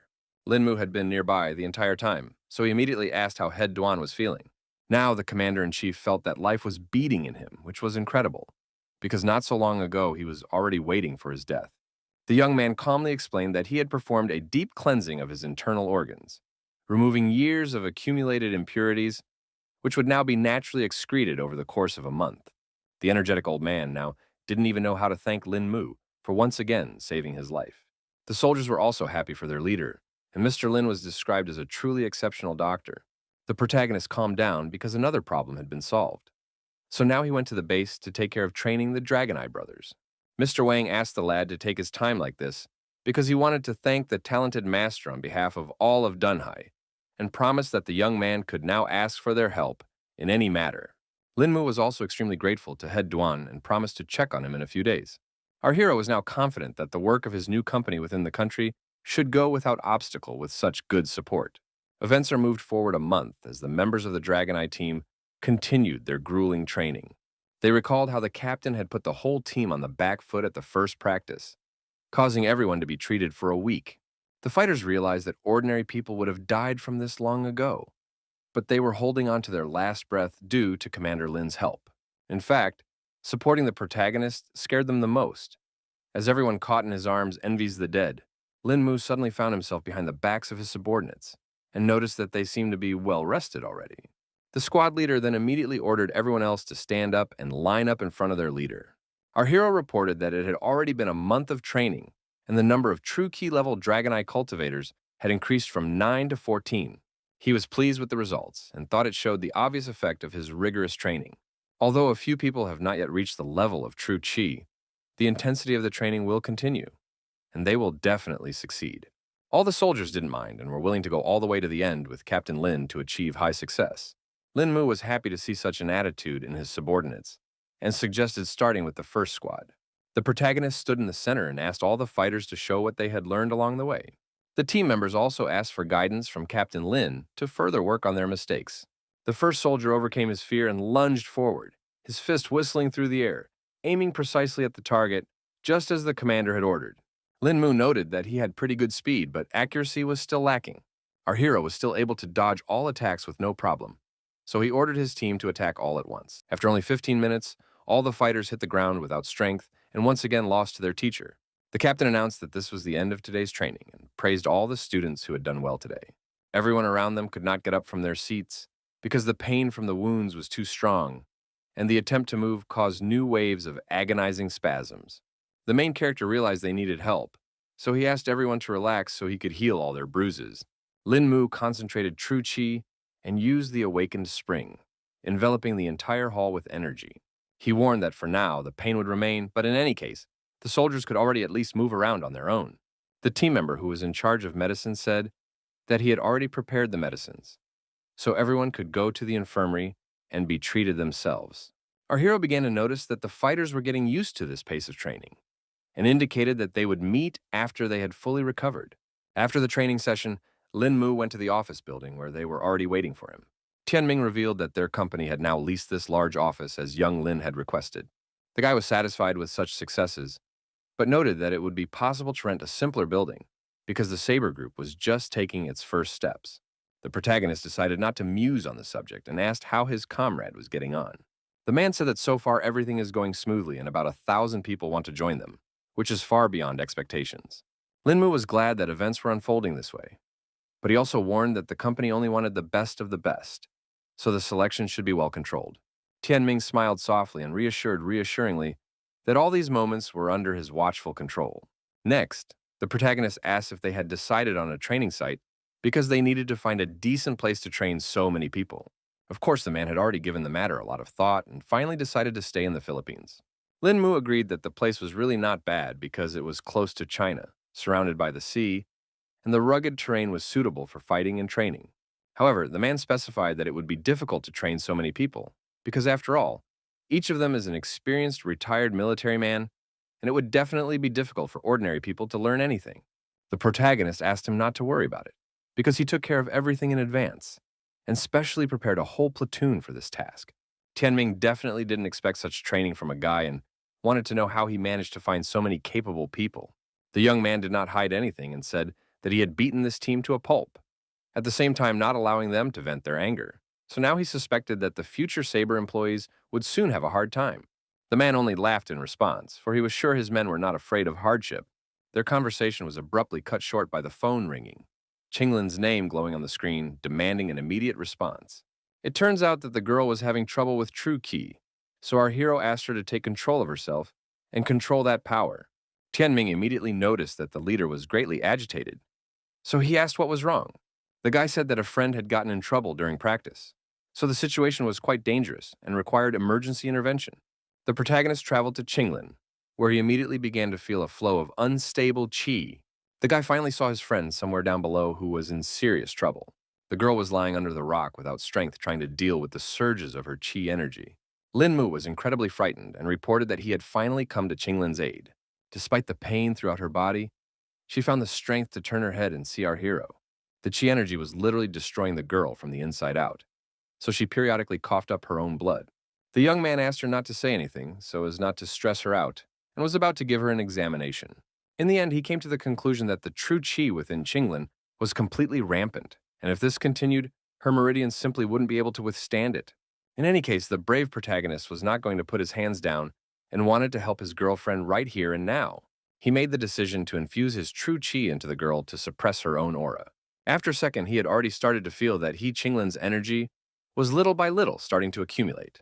At the right moment, the protagonist asked her friend to focus her attention and take control of her qi. The girl, despite all the unpleasant sensations, obeyed Lin Mu and did everything according to his instructions. Now, the young man felt that her qi was beginning to return to normal, so he asked her to continue in the same manner. Very soon, the true qi had already returned to its place, so this whole nightmare was finally over. The protagonist asked how Qinglin was feeling, hoping she was feeling better by now. The girl did come to normal because at the very least her qi was already under control. Lin Mu immediately asked her to tell him how come she had fallen into a trance, because from what he remembered, her cultivation technique was purifying the mind and spirit, so she couldn't allow such a thing to happen.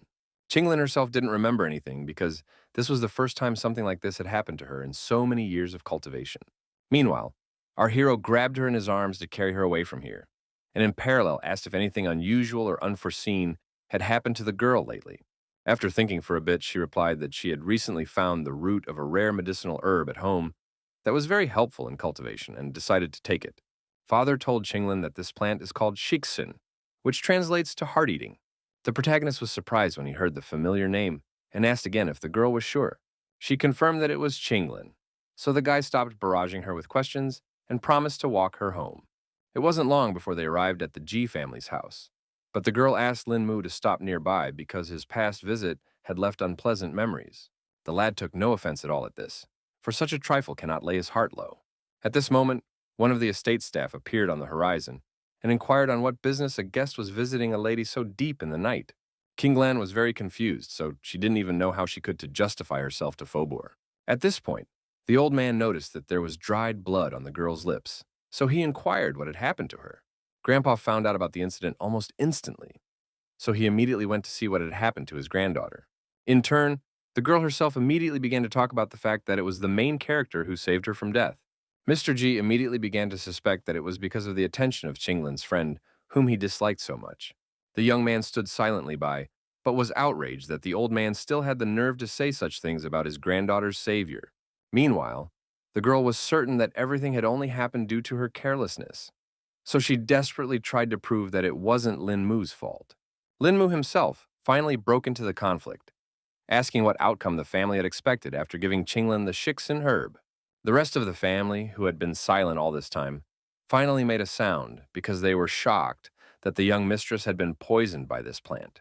Our hero briefly confirmed their speculation and emphasized that one should not get into healing if one doesn't know much about it.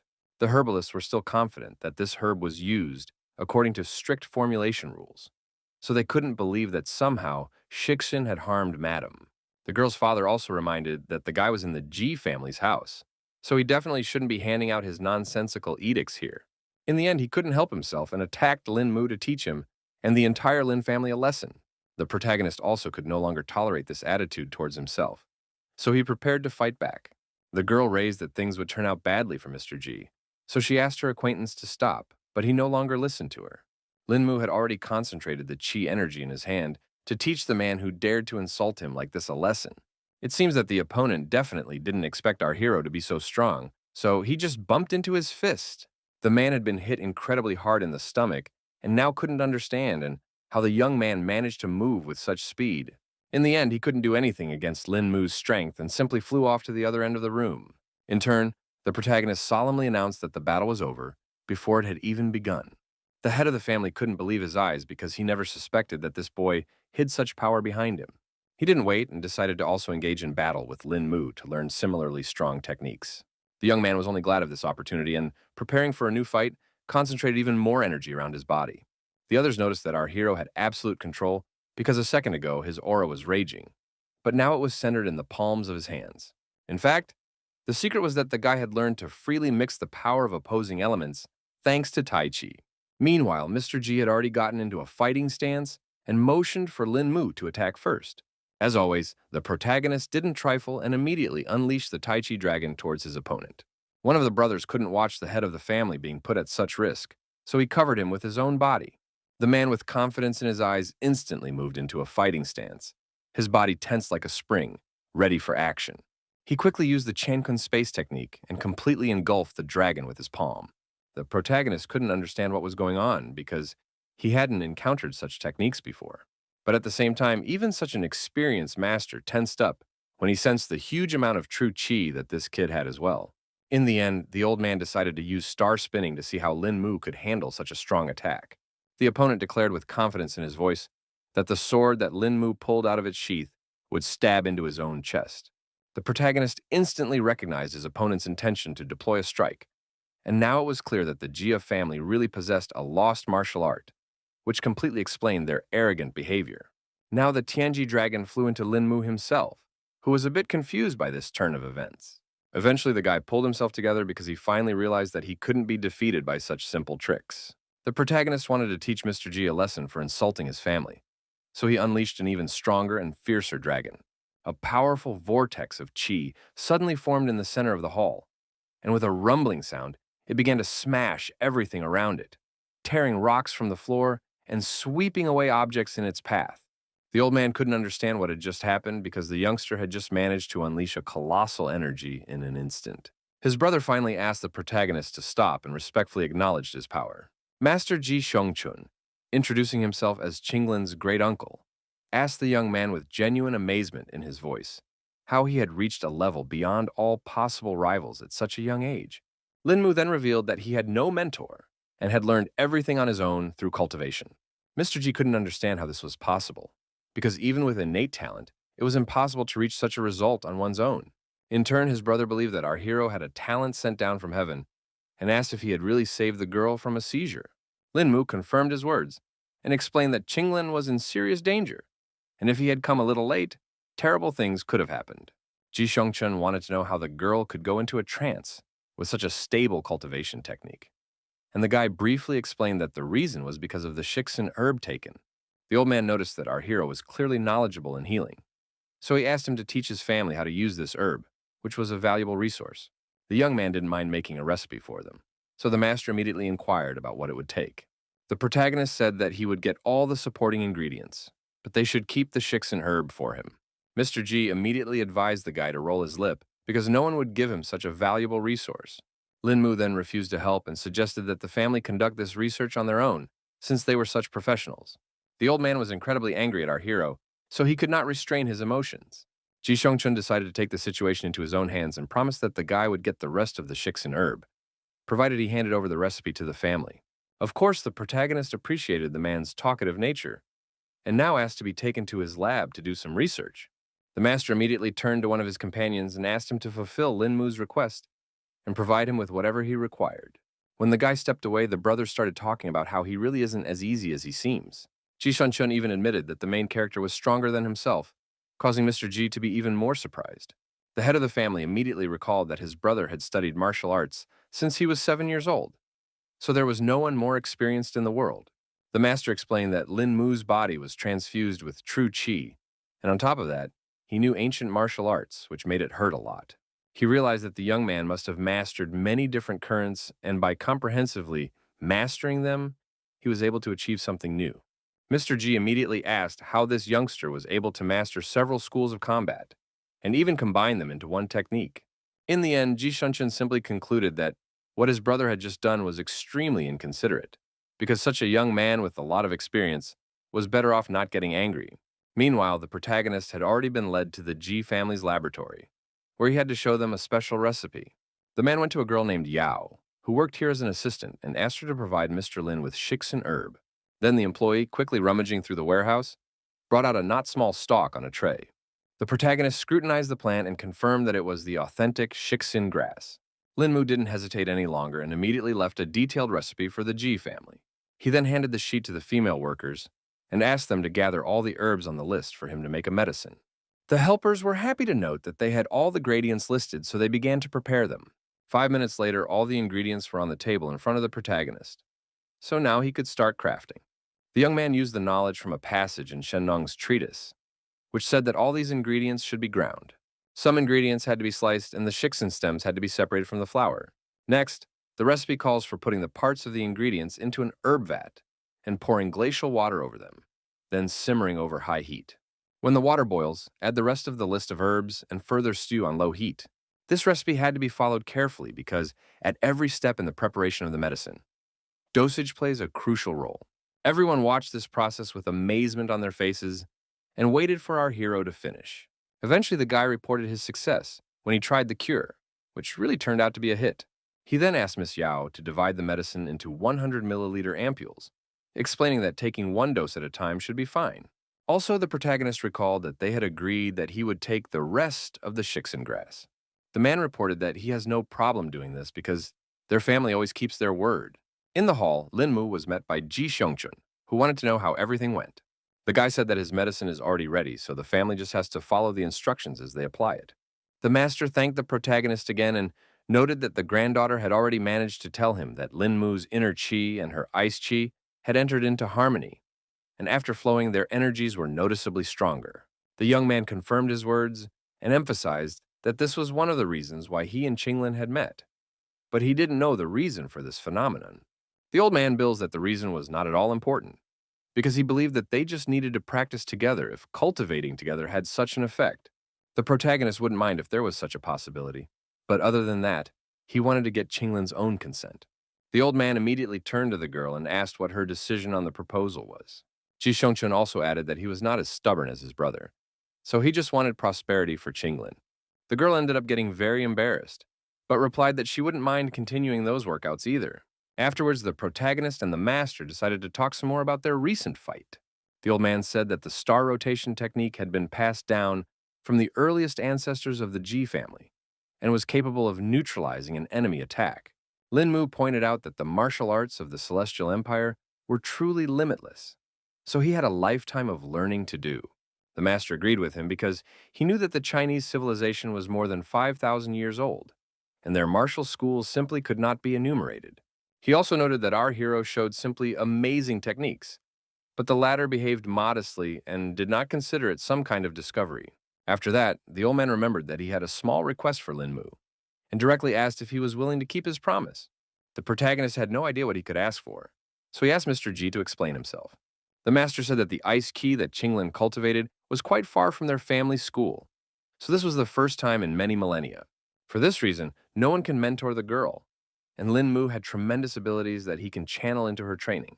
The young man realized that the old man's anxiety stemmed from fear for Qinglin's safety, as today's events could happen again at any moment, putting her in danger. Ji Shongchun also emphasized that he would not ask our hero to work for nothing, and promised to give him a book of the star rotation technique for one day. Lin Mu was immediately interested when he realized that he could have such a great opportunity to improve his skills.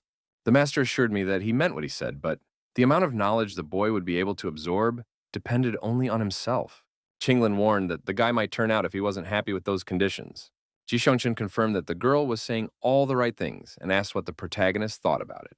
In the end, the boy firmly replied that he would help Lady Ji and learn a new technique in return.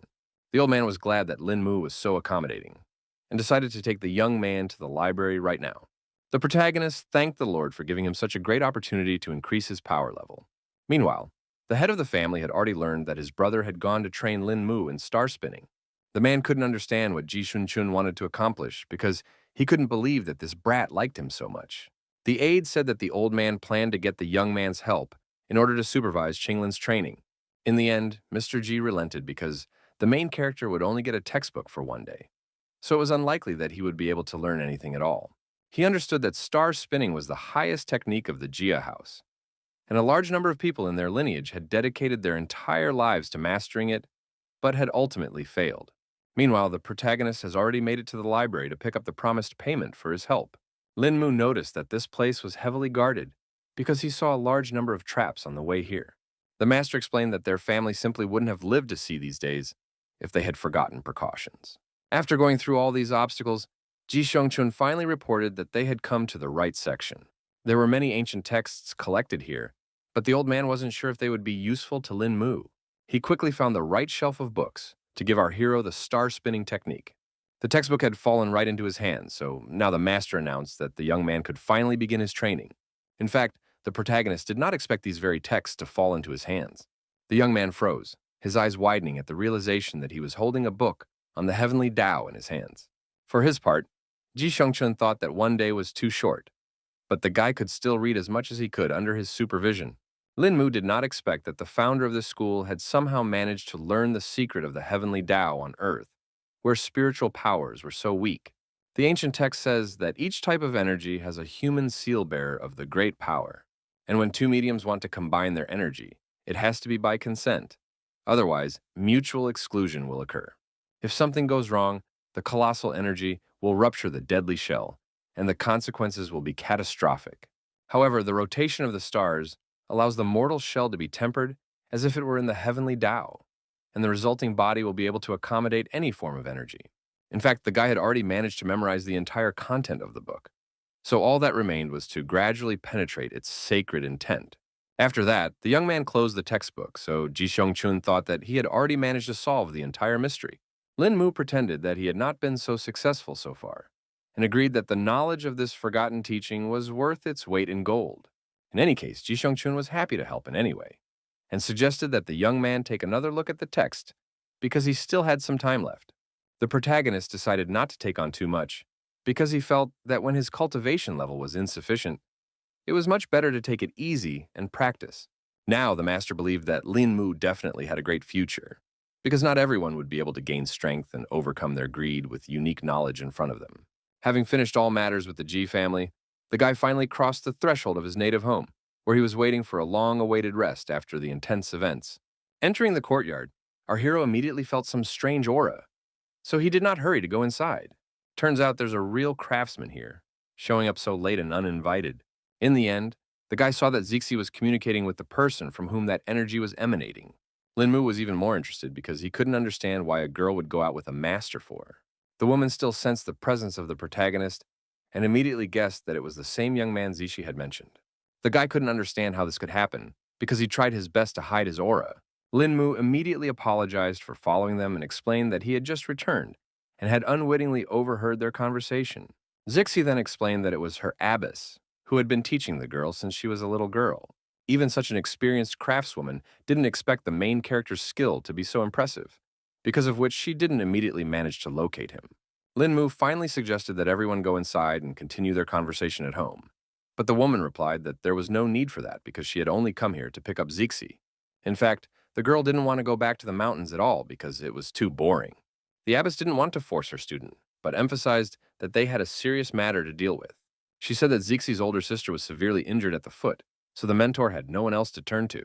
The girl didn't expect it was that serious. So thankful how something like this could happen. The woman then said that one of her students was still in a coma, and even she herself had no idea what had happened that day.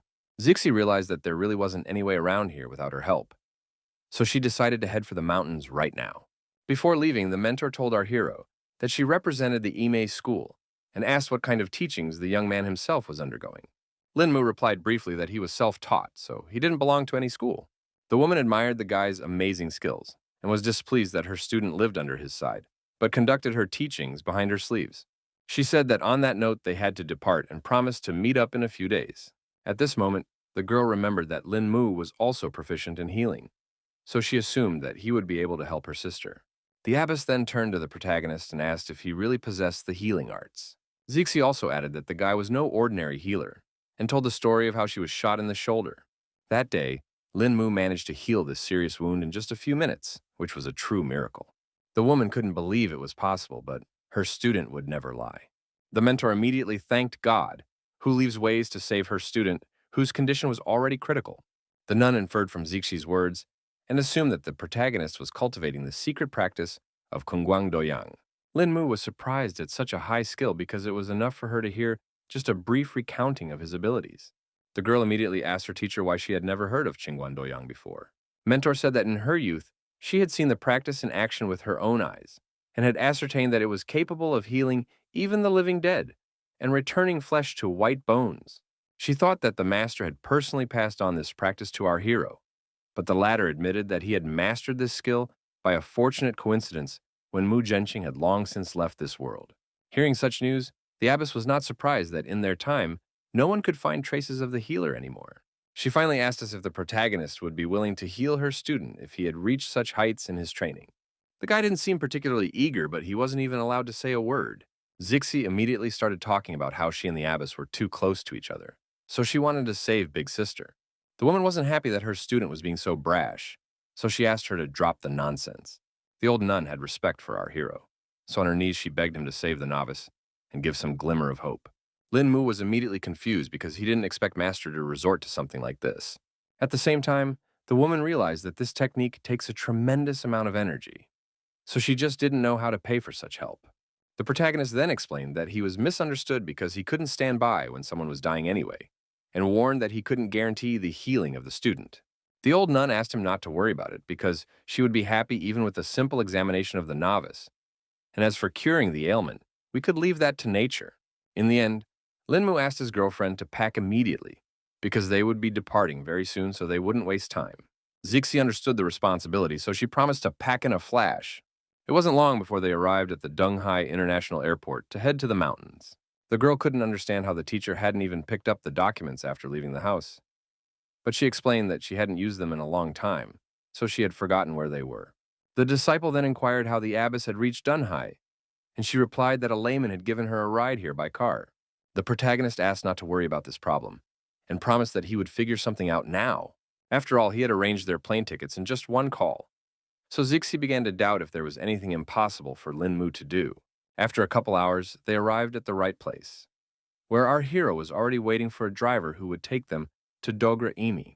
The girl was even more surprised when she saw that the young man was even able to get the car ready. The driver stopped at the foot of the mountain and informed Mr. Lin that they would go no further.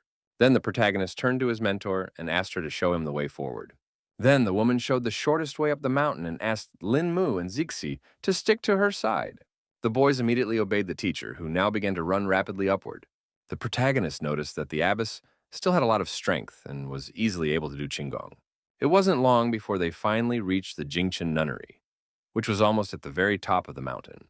The nun hoped that Lin Mu wouldn't experience much discomfort because everyone here lived in simplicity and detached from the outside world.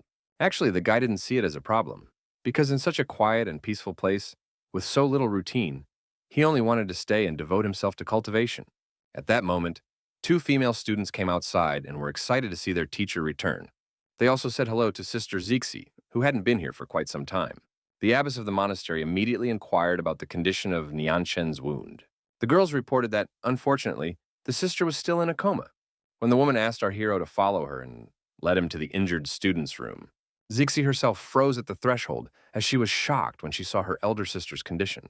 She still couldn't fathom that something like this could have happened to a girl. Meanwhile, the nun asked Lin Mu to come over and examine Niancheng's wound.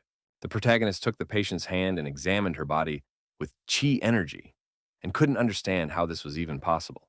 The young man realized with horror that he had assessed the damage too superficially, as the girl's actual injuries were far worse than he had originally thought. The organs have already almost stopped working, and the soul of the victim is barely held in the body. So if such a thing happened to an ordinary person, death would have come long ago.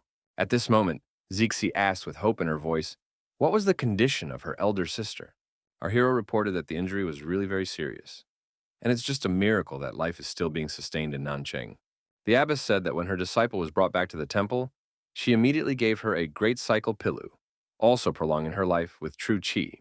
The young man immediately guessed that it was about the pill from the Shaolin temple, and the woman said that at one time she knew a Buddhist mentor from there. In fact, Lin Mu didn't even think that he would encounter the real version of the bone-hardening pill that he used in his practices. The guy noted that without this Shaolin miracle cure, the victim would definitely not last long. Zixi still looked at our hero with hope and asked if Qingguan Doyang could save her sister's life. Lin Mu explained that he only had one way to save the patient's life. But even if he succeeded, it was unlikely that she would be able to cultivate. It was hard for the girl to believe something like this because just recently, Niancheng was fine. In the young man's estimation, the enemy the nun faced had no intention of leaving her alive, but still she returned home on her last strength to deliver something important. In the end, the mentor only now realized that she had completely overlooked this so important detail. The protagonist calmed her down and reminded her that if the abbess hadn't taken up the healing, there was no way they would have saved Nancheng by now. Putting all talk aside, the young man declared that this matter could not be delayed. So he proposed to proceed right now to the rescue of the girl. He asked if the monastery had medicinal raw materials, and the nun replied that there were some ingredients, but it was not proper for them to keep many healing herbs. Lin Mu then asked Zixi to bring a pen and pencil so he could write down all the herbs he would need for the medicine. The protagonist explained that their sister's injury required treatment with medication and external exposure, so they would proceed in two ways. After a couple minutes, he handed the mentor the recipe and asked her to combine the ingredients as per the described requirements as soon as possible. The woman was happy to report that they had all the herbs on the list. So right now she was going to tell her sisters to get it all ready. Half an hour later, the two girls had already brought Lin Mu all the ingredients he had asked for. For starters, the guy asked for help setting up a roaster to distill the medicine. It wasn't long before the helpers reported that the roaster and cooking pot were ready. After only an hour, the protagonist was carefully pouring the finished potion into a porcelain bowl. After that, he handed the bowl into Zixi's hands and asked her to give the patient 1/3 of this decoction to drink. Meanwhile, Lin Mu turned to the nuns and asked them to bring a piece of black cloth. A couple minutes passed, and the girl handed the main character the piece of cloth he needed. The boy was already ready for acupuncture and asked his friend if Master Qinghe should be called here. But the teacher said that the girl would also be able to handle the task. Then the protagonist, blindfolded, declared that they were coming right now. First, he asked Zixi to completely remove Niancheng's clothes to prepare the patient for the procedure. The aide quickly complied with the guy's request, hoping that the older sister would be able to make it through the ordeal. Lin Mu now asked the girl to guide him to the needlepoint called Shen Qiue. It turns out that our hero only needed to find this point on the patient's body to determine the position of all the others. He calculated that in order to heal such a serious wound, all 49 needles would have to be used. Before starting the technique, Lin Mu carefully enveloped the girl's body in a dense cocoon of purest true qi. This will make it easier for him to not only insert the needles, but also to control the needle points. The protagonist concentrated as much as possible and warned Zixi that he was starting to inject the needles, asking her to move to a safe distance. The girl only wished Lin Mu good luck because he was the one everyone was counting on right now. In fact, keeping 49 meridians under control at the same time was a challenge even for such an experienced master. In any case, the guy wasn't going to give up so easily, so he did his best not to make a mistake. Zixi, who was watching from the side, noticed that her sister was enveloped from head to toe in a silver haze. It all looked as if the girl, A, was now in a cocoon of silver. This method of acupuncture is called huade, and the patient is given a second life by coming out of this cocoon. In the art of acupuncture, this technique is one of the most sophisticated in the world. Although the protagonist's true qi can't run out in such a short period of time, his concentration won't last long. The young man didn't even know if he could save Niancheng because it was all too complicated. Because of his worries, Lin Mu was a bit distracted from the process and almost made a fatal mistake. At the last moment, he almost made a fatal mistake, accidentally blocking the flow of true qi, which would have completely ruined the entire effect. The girl also began to notice that the protagonist had almost reached her limit, and now she didn't know how to help her in such a case. Lin Mu himself was well aware that now was the most important moment. So he tried to gather himself and concentrate on the main task at hand. The next moment, he sensed that Huadi had already reached the final stage, because Shi's silver cocoon showed cracks. The last moment of leaving the cocoon was to release the maximum of true qi to fan the fire of a new life. And only in this way would the guy be able to fully open the barrier. The silvery glow around the body intensified to a dazzling glow, signaling that the treatment process was nearing its final stage. It turns out that the protagonist miscalculated after all, and the cocoon can't open in any way. Linmu realized that he couldn't give up on this, and tried once more to break the silver barrier. He had failed again and was now beginning to guess that true qi only penetrated his hands, and that was only for a single moment, which would not be enough to open the cocoon. The young man realized that he had no more time because, if it went on like this, there would be a complete failure, and in such a situation, the only thing left was to break the road by force. The protagonist remembered that he needed to open up the paired meridians if he wanted to utilize all of his body's true qi at once. If you start at the Huoyan acupoint and go up the center, straight up to Chengjiang, this is the right meridian. If you go up the back along the spine and reach the top of the head, this is the main meridian in the body. In turn, the first meridian is responsible for blood circulation, and the second for the circulation of qi. So together they form a single stream that runs along 8 meridians that cross 100 veins. True qi will flow through the entire body along these 100 veins, and then it will be possible to break through the cocoon. The girl noticed that there were some strong changes happening inside Lin Mu's body, so she couldn't even guess what was about to happen. The protagonist still also realized that all his attempts to get through were to no avail, and the meridians were already at their limit. A scarlet drop protruded from the corner of Lin Mu's mouth, a clear sign that his energy channels were working at their limit and were about to fail. In any case, the guy thought that the consequences would not be critical for him, but at the same time, Nian Cheng, whose life was held by his flow of true qi, was lying in front of him. The girl began to worry about the protagonist himself, because she could see perfectly well that he was maxed out. Meanwhile, the young man was still thinking that he couldn't interrupt the flow of qi in the paired meridians, because then his patient wouldn't be able to be reborn. Despite all this, Lin Mu didn't lose faith and continued to stand his ground for the injured girl. Despite the obvious hopelessness of the situation, he clenched his teeth and gathered his last strength for one more attempt, refusing to admit defeat. The cocoon once again flashed with an incredibly bright light that gave a small ray of hope, piercing this darkness of despair. Zixi watched this without taking her gaze away, and at him that our hero had managed to complete the technique after all. The young man's plan worked after all, so the paired meridians in Nian Cheng's body finally came into harmony. Lin Mu began to feel countless meridians opening up all over her body, as if all the pathways had merged into a single stream, open in front of him as if in the palm of his hand. A clear path to completing the Huade ritual now lay before him. All that remained was to take the final step. The girl covered her face with her hands in confusion as the blinding flash that accompanied the opening of the silver cocoon was so bright that it cut her eyes. Meanwhile, the other nuns stood in front of the entrance and waited for the protagonist to finish his technique. Suddenly, the abbess felt a burst of true qi inside. Things finally calmed down, and Zixi asked if the guide managed to save his older sister. She ran closer and asked how the sister was, but Lin Mu didn't bother to answer the question and asked her to hurry up and dress the patient. The young man explained that Nian Cheng's wound had healed for the most part, but whether or not she would be able to cultivate afterward would only be decided by luck. Our hero asked his girlfriend to keep an eye on his older sister, while he himself left the room for the time being. The abbess of the temple immediately ran up to him to ask about his condition, but the lad replied briefly that he was fine. But Lin Mu also honestly admitted his exhaustion and politely asked the nun for permission to linger in the temple for a brief rest. The woman immediately turned to Wenchen and asked her to prepare quarters for Lin Mu. Afterwards, she immediately went to her student's room to see how it went. Zixi excitedly asked what condition her sister was in, while the abbess was giving her an examination. In the end, the nun was greatly surprised when she saw the results the protagonist had achieved. She saw that Nian Cheng still had tangled meridians, but all the other organs were perfectly fine, which was a true miracle. Other than that, the nun decided to guide some true qi into her body, because she was about to wake up. Opening her eyes, the confused girl immediately saw the familiar face of her mentor in front of her. The teacher was overjoyed that her student was awake after all after such a long coma. Nian Cheng couldn't endure this wave of emotions, so she immediately threw herself into her mentor's embrace. The girl also looked around and saw that even Zixi, whom they hadn't seen in a long time, had arrived here. The nun wanted badly to know how this incident had happened to her student, and asked for a quick account of the events of the evening. Without wasting a second, Nian Cheng revealed that during her wandering, she had found a scarlet fruit that was over 300 years old, after which she had been attacked by a robber. She immediately realized that she couldn't defeat such an enemy. But then her opponent came out of nowhere and inflicted this serious injury on her.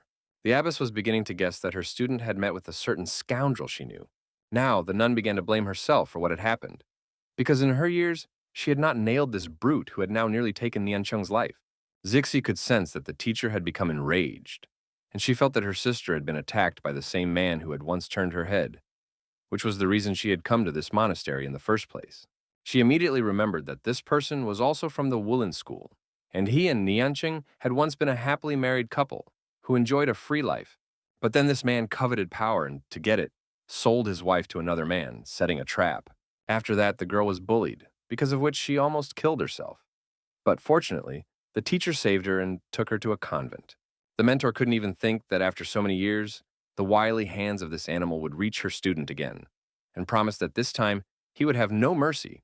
Meanwhile, Linmu stayed in the commuter room and meditated to recover his strength. He immediately sensed that someone had entered the building, so he stopped his practice. Turns out it was Zixi, who came to inquire if our hero was able to recover from such a strain. He replied that he was already fine, so the girl promised to bring something to eat because she was sure Linmu was exhausted for such a hard day.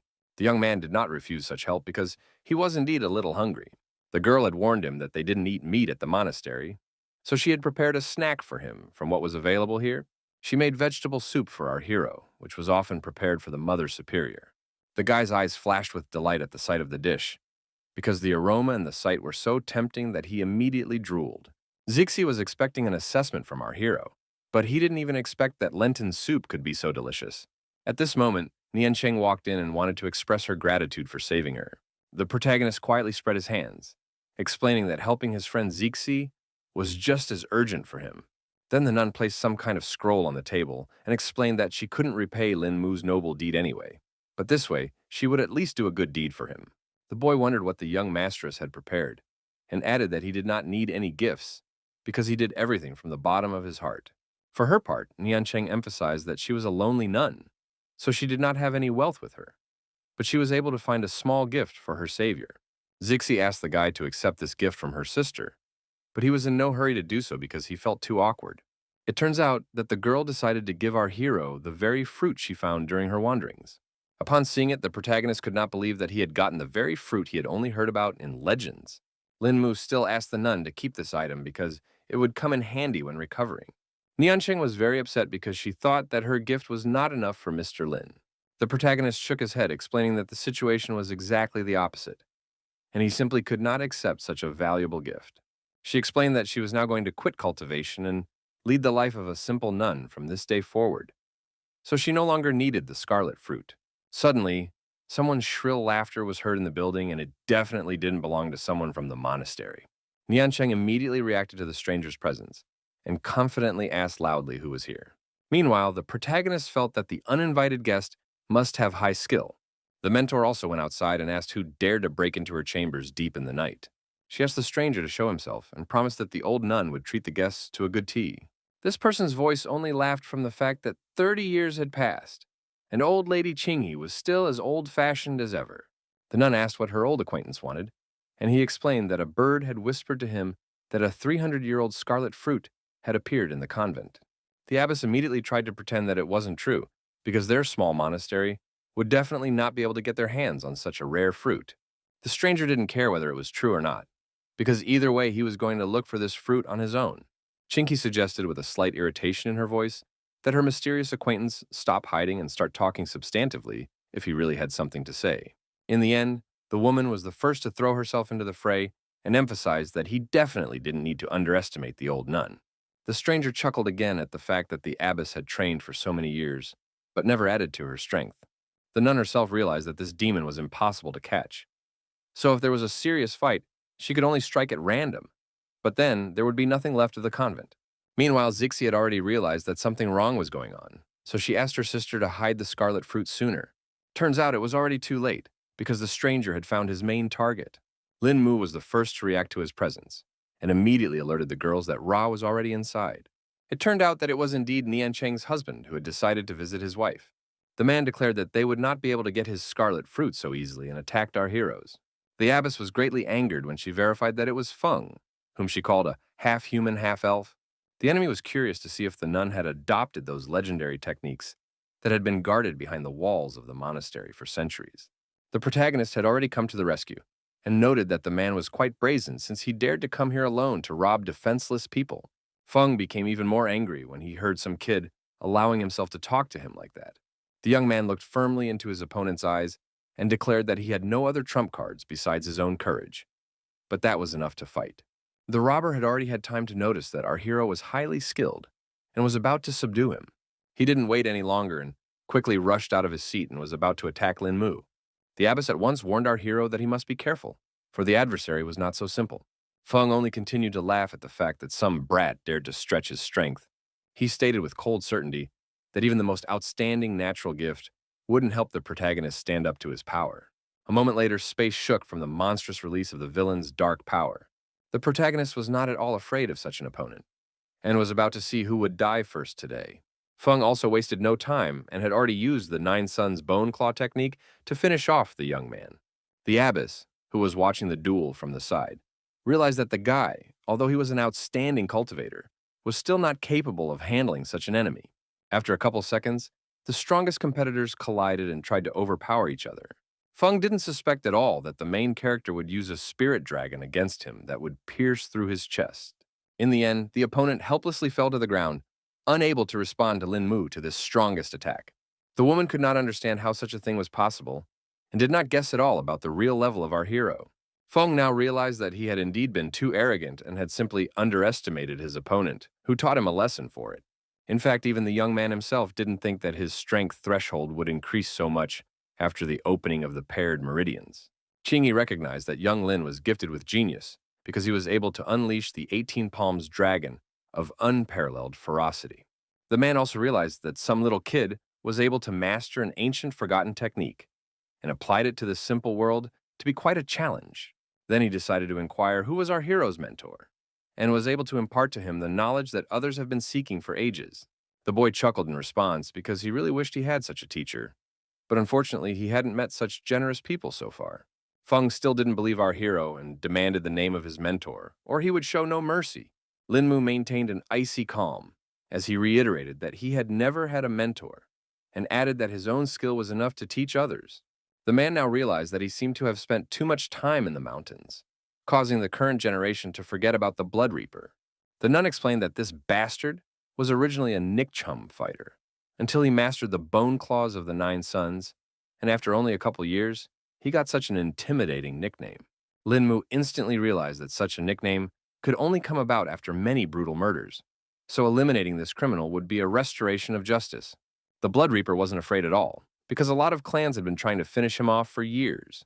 But until now, no one had ever found out where he was. In the end, he simply suggested that our hero compare the Descending Dragon's 18 Palms technique and his bone claws of the Nine Suns. The guy immediately remembered that his opponent had almost hit him with poison claws during his last strike, so he would have to fight seriously after all. He, pulling a hidden sword from his belt, declared that he could kill his enemy without secret techniques. Feng thought that the kid had already gone completely insane with his insolence, since he dared to go against the Reaper himself. Our hero decided not to waste time on idle talk, and made several accurate and strong blows. The villain had no idea about Lin Mu's flexible sword, so he was at a loss to understand why the attacks were so strange. The young man who was about to mercilessly massacre the scoundrel had swept his claws of the Nine Suns definitely didn't know how to do that. In the end, Feng was unable to resist this whirlwind and snapped off all of his poisonous claws. Still, he managed to group up and re-attack with his extra huge arms. The protagonist stood frozen in amazement for a moment, feeling a cold sweat on his back as a sight so sinister and unnatural appeared before him, as if the darkness itself had come to life. He was sure that such a man was a real nuisance to the locals. After a couple of attacks, the man realized that Lin Mu wasn't being taken by his usual attacks, so he decided to try a new method. In fact, Feng realized that the youngster's strength was immeasurable, and he might not be able to bear his second blow. He realized it was better to back off now, because Scarlet Fruit already belonged to him. Our hero had time to see that the dastardly coward had decided to hide behind a poisonous cloud. Lin Mu declared that it was not easy to escape from him and prepared to chase after his opponent. He wasted no time and concentrated the energy in his hand to form a dragon splitting the field. Very soon, the kid managed to catch up with the enemy, who didn't expect that the little guy had already brought the nether dragon technique to such a high level. The protagonist was going to see how Feng would dodge such a thing. The man tried to dodge at the last moment, but the powerful blow still caught up with him, sending his body into an agonizing flight, and he screamed loudly in unbearable pain. Still, the guy suspected he had miscalculated his strength a bit and let his enemy get away. It turned out to be true, so Feng had the opportunity to come back after a time and take revenge on the damn brat who had humiliated him so much. Lin Mu didn't waste any time and went in pursuit of his rival, because he was sure that the old man was living his last day today. The young man stopped abruptly and felt that there was someone in the bushes near the monastery. The protagonist stopped where he was and tried to figure out where Feng had gone. Now he began to guess that the blow was so powerful that it not only knocked the fugitive off his feet, but gave his body an additional acceleration, hurling him forward with unexpected force. Meanwhile, the insistents pondered that, during the last battle with the old demon, their strengths were equal. But now Lin Mu appeared. It was still hard for the woman to believe that the young man could defeat his opponent with such ease.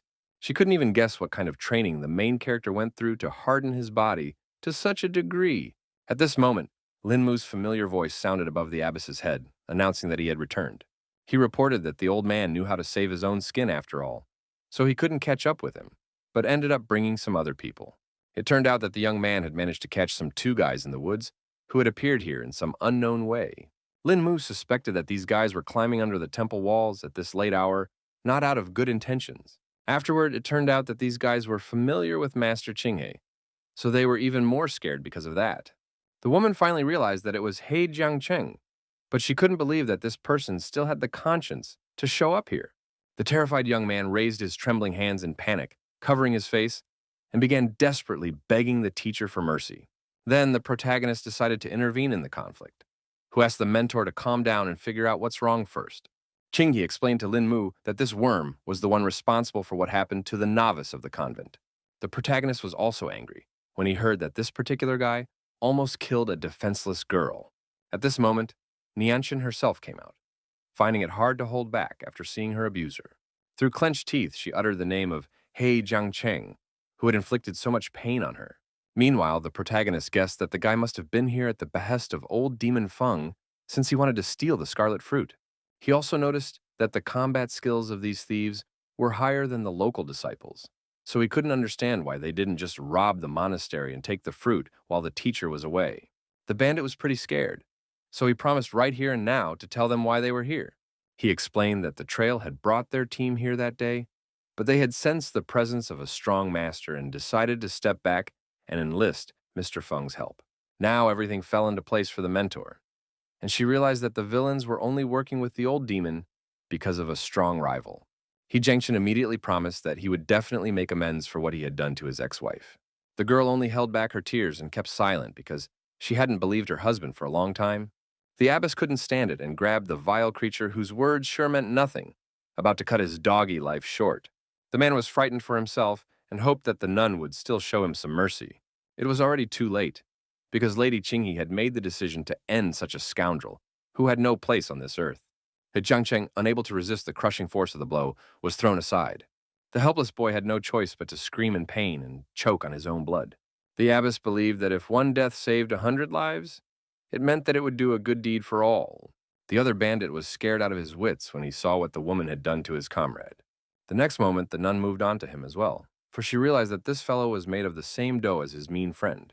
The robber's wide-open eyes expressed animal terror, their gleam and trembling pupils eloquently begging for mercy. The abbess had no pity for this insolent man and hit him on the head with all her might. The bandit obviously couldn't take the blow, so a thick scarlet veil began to cover his eyes.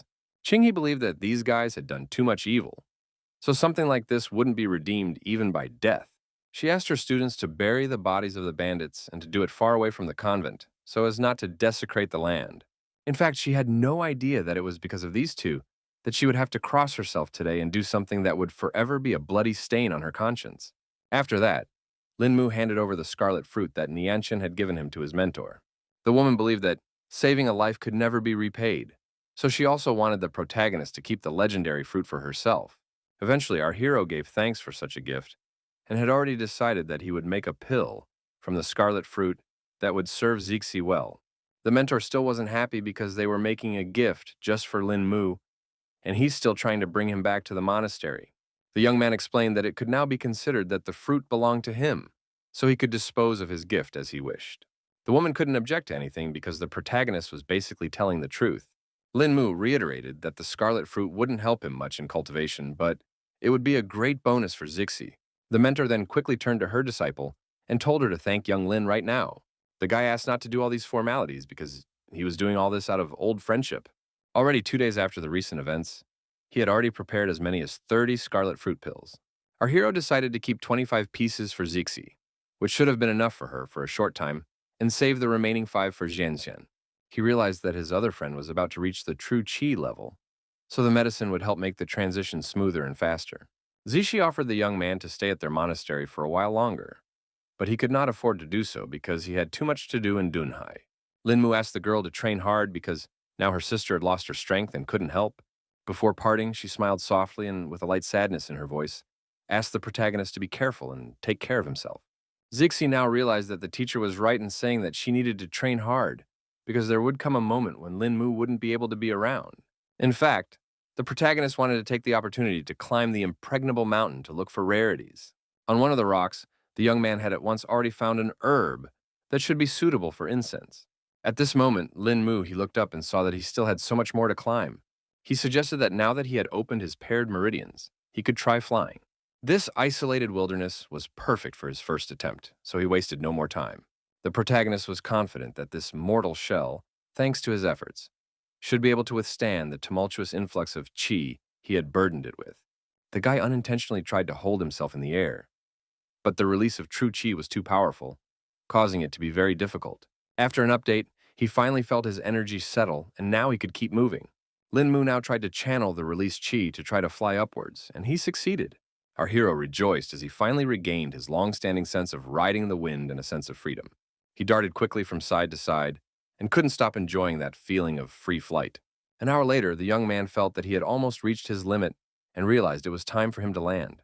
This time the flight was stable, so the protagonist couldn't wait for the next opportunity to practice. Suddenly, Linmu heard some strange movements ahead and realized that it was the sounds of battle. He finally realized that it was little Tang's voice, who seemed to be chasing after someone. The guy couldn't figure out how his acquaintance had ended up here, but that didn't matter for now because he needed to get close to her first. The protagonist got closer and saw that unknown masked people surrounded some man. This gentleman was already quite battered, but he kept talking about how the great and glorious Bashu Tang family would descend to minions. The leader of the group believed that sooner or later that day was going to come because of the way the case was handled by this man.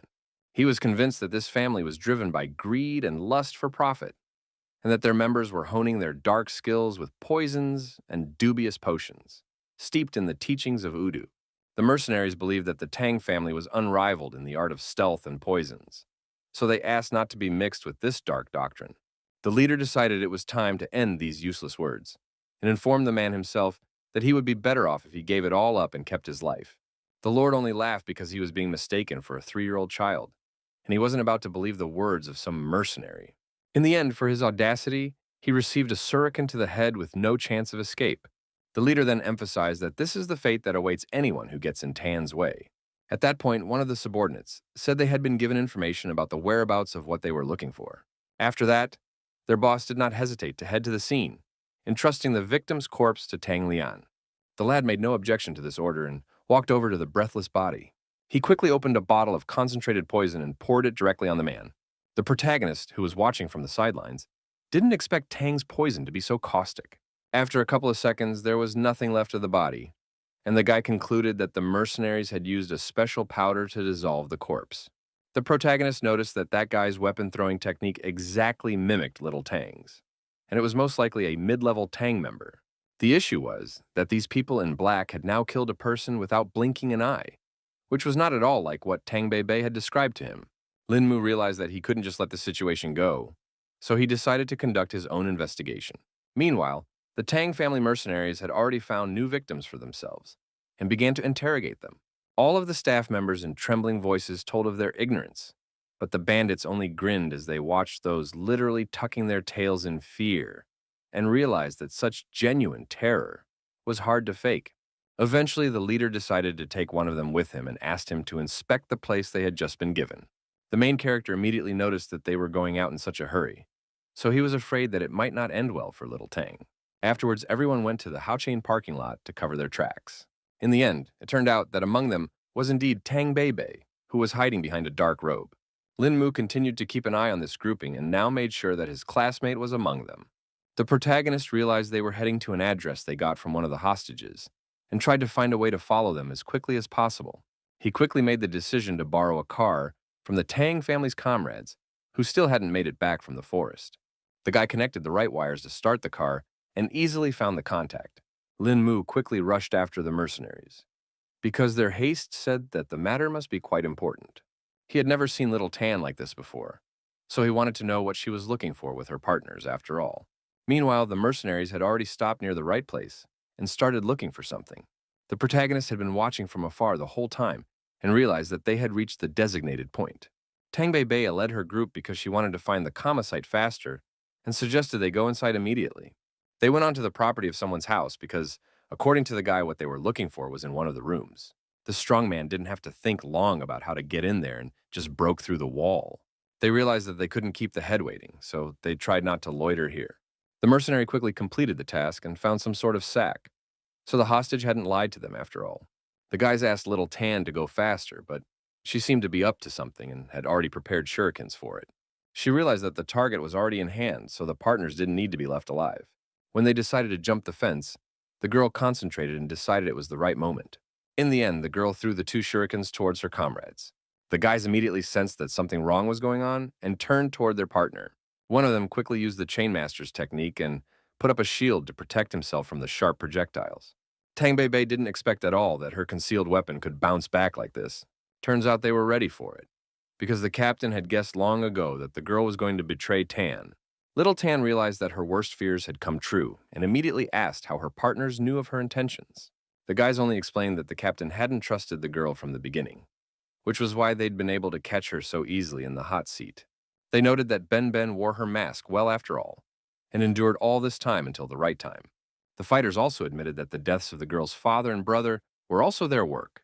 That time, his brother had briefly returned to check on little Tang, but his carelessness had given away his location, and that was enough to put him on the trail. Because of this, the girl couldn't hold back her tears, and now wished her former partners dead even more.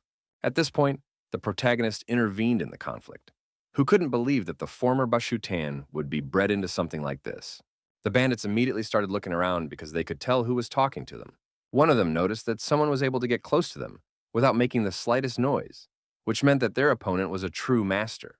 Because of this, the guy turned to his comrade and suggested that he finish off little Tan first, so he could chit-chat with some strangers later. The mercenaries quickly rushed towards Tang Bei with a cry that she would definitely die today. Suddenly, rocks came whistling down, hitting the brigands in the backs, and under the hail of rubble and dust, they stumbled, losing their balance. The girl felt a master coming to her rescue and asked him to show himself right away. In the end, she saw that it was in the Lin Mu she knew. She couldn't believe that things had worked out like this. She was utterly perplexed and inquired how our hero had come to be here. The guy said that he was minding his own business on Mount Amma, and suddenly heard a familiar voice at the foot, whereupon he followed his acquaintance. He immediately asked Tang Bei to cry and hold nothing back to make her feel better. The girl immediately remembered that Lin Mu had always said that her parents were good, so now she couldn't understand why they had been attacked. At this moment, one of the mercenaries woke up and now couldn't understand who the young man who dared to meddle in the Tang family's affairs was. Bei thought that there was no point in listening to these guys because they were going to die soon anyway. Meanwhile, she herself decided to see what was in the bag, for which they had come to this house. The partner had laughed at the fact that the girl had been wondering all along what they were going for, and now wondered if she was satisfied. Because of this, Tang Bei became incredibly angry and decided to finish off this insolent man right now. She had caught fire with the fire of revenge, and now wanted to take this bandit's life after her father's. The protagonist immediately stopped the girl and warned that the blow had already ruptured the internal organs of these guys, so they would soon be able to ask for forgiveness from her father themselves. After that, they went to a restaurant, where the young man decided to talk about what he felt was a disturbance in the harmony on Tang Tang's body, and offered to help her. The girl then showed off the purple stain on her body and noted that she might not have long to live. The protagonist is not on a joke frightened when he guessed that his acquaintance was poisoned by someone. Little Tan explained that it wasn't just poison, but something scarier. To gain the group's trust, she began to comprehend their dark practices, using venomous creatures to cultivate. But without the secret recipe for the pill, her training came to a standstill, and her progress stopped. Also, at the same time, these people are using the pills to manipulate the younger Link, and if someone turns their back on them, they will simply lose access to the medicine. Bei added that they combine many kinds of toxins and then use an extremely dangerous method to release their potential energy for cultivation. After going through this training, she had almost opened the Dantian points, so the level of true chi was quite close. The main character rejoiced at the fact that the girl still hadn't released her true chi and decided to watch her right away. He began to guess that the toxins in Bei's body were balancing each other in a mysterious way, creating a balance, and they would soon cease to be dangerous. In the end, the young man reported that his acquaintance could still be saved because she still hadn't reached the highest level. At this moment, Boss Tang had already arrived at a private house in Ime City and saw that his subordinates had died 3 or 4 hours ago. In addition to that, the man saw that the guy's true chi connections and all of their internal organs had been severed.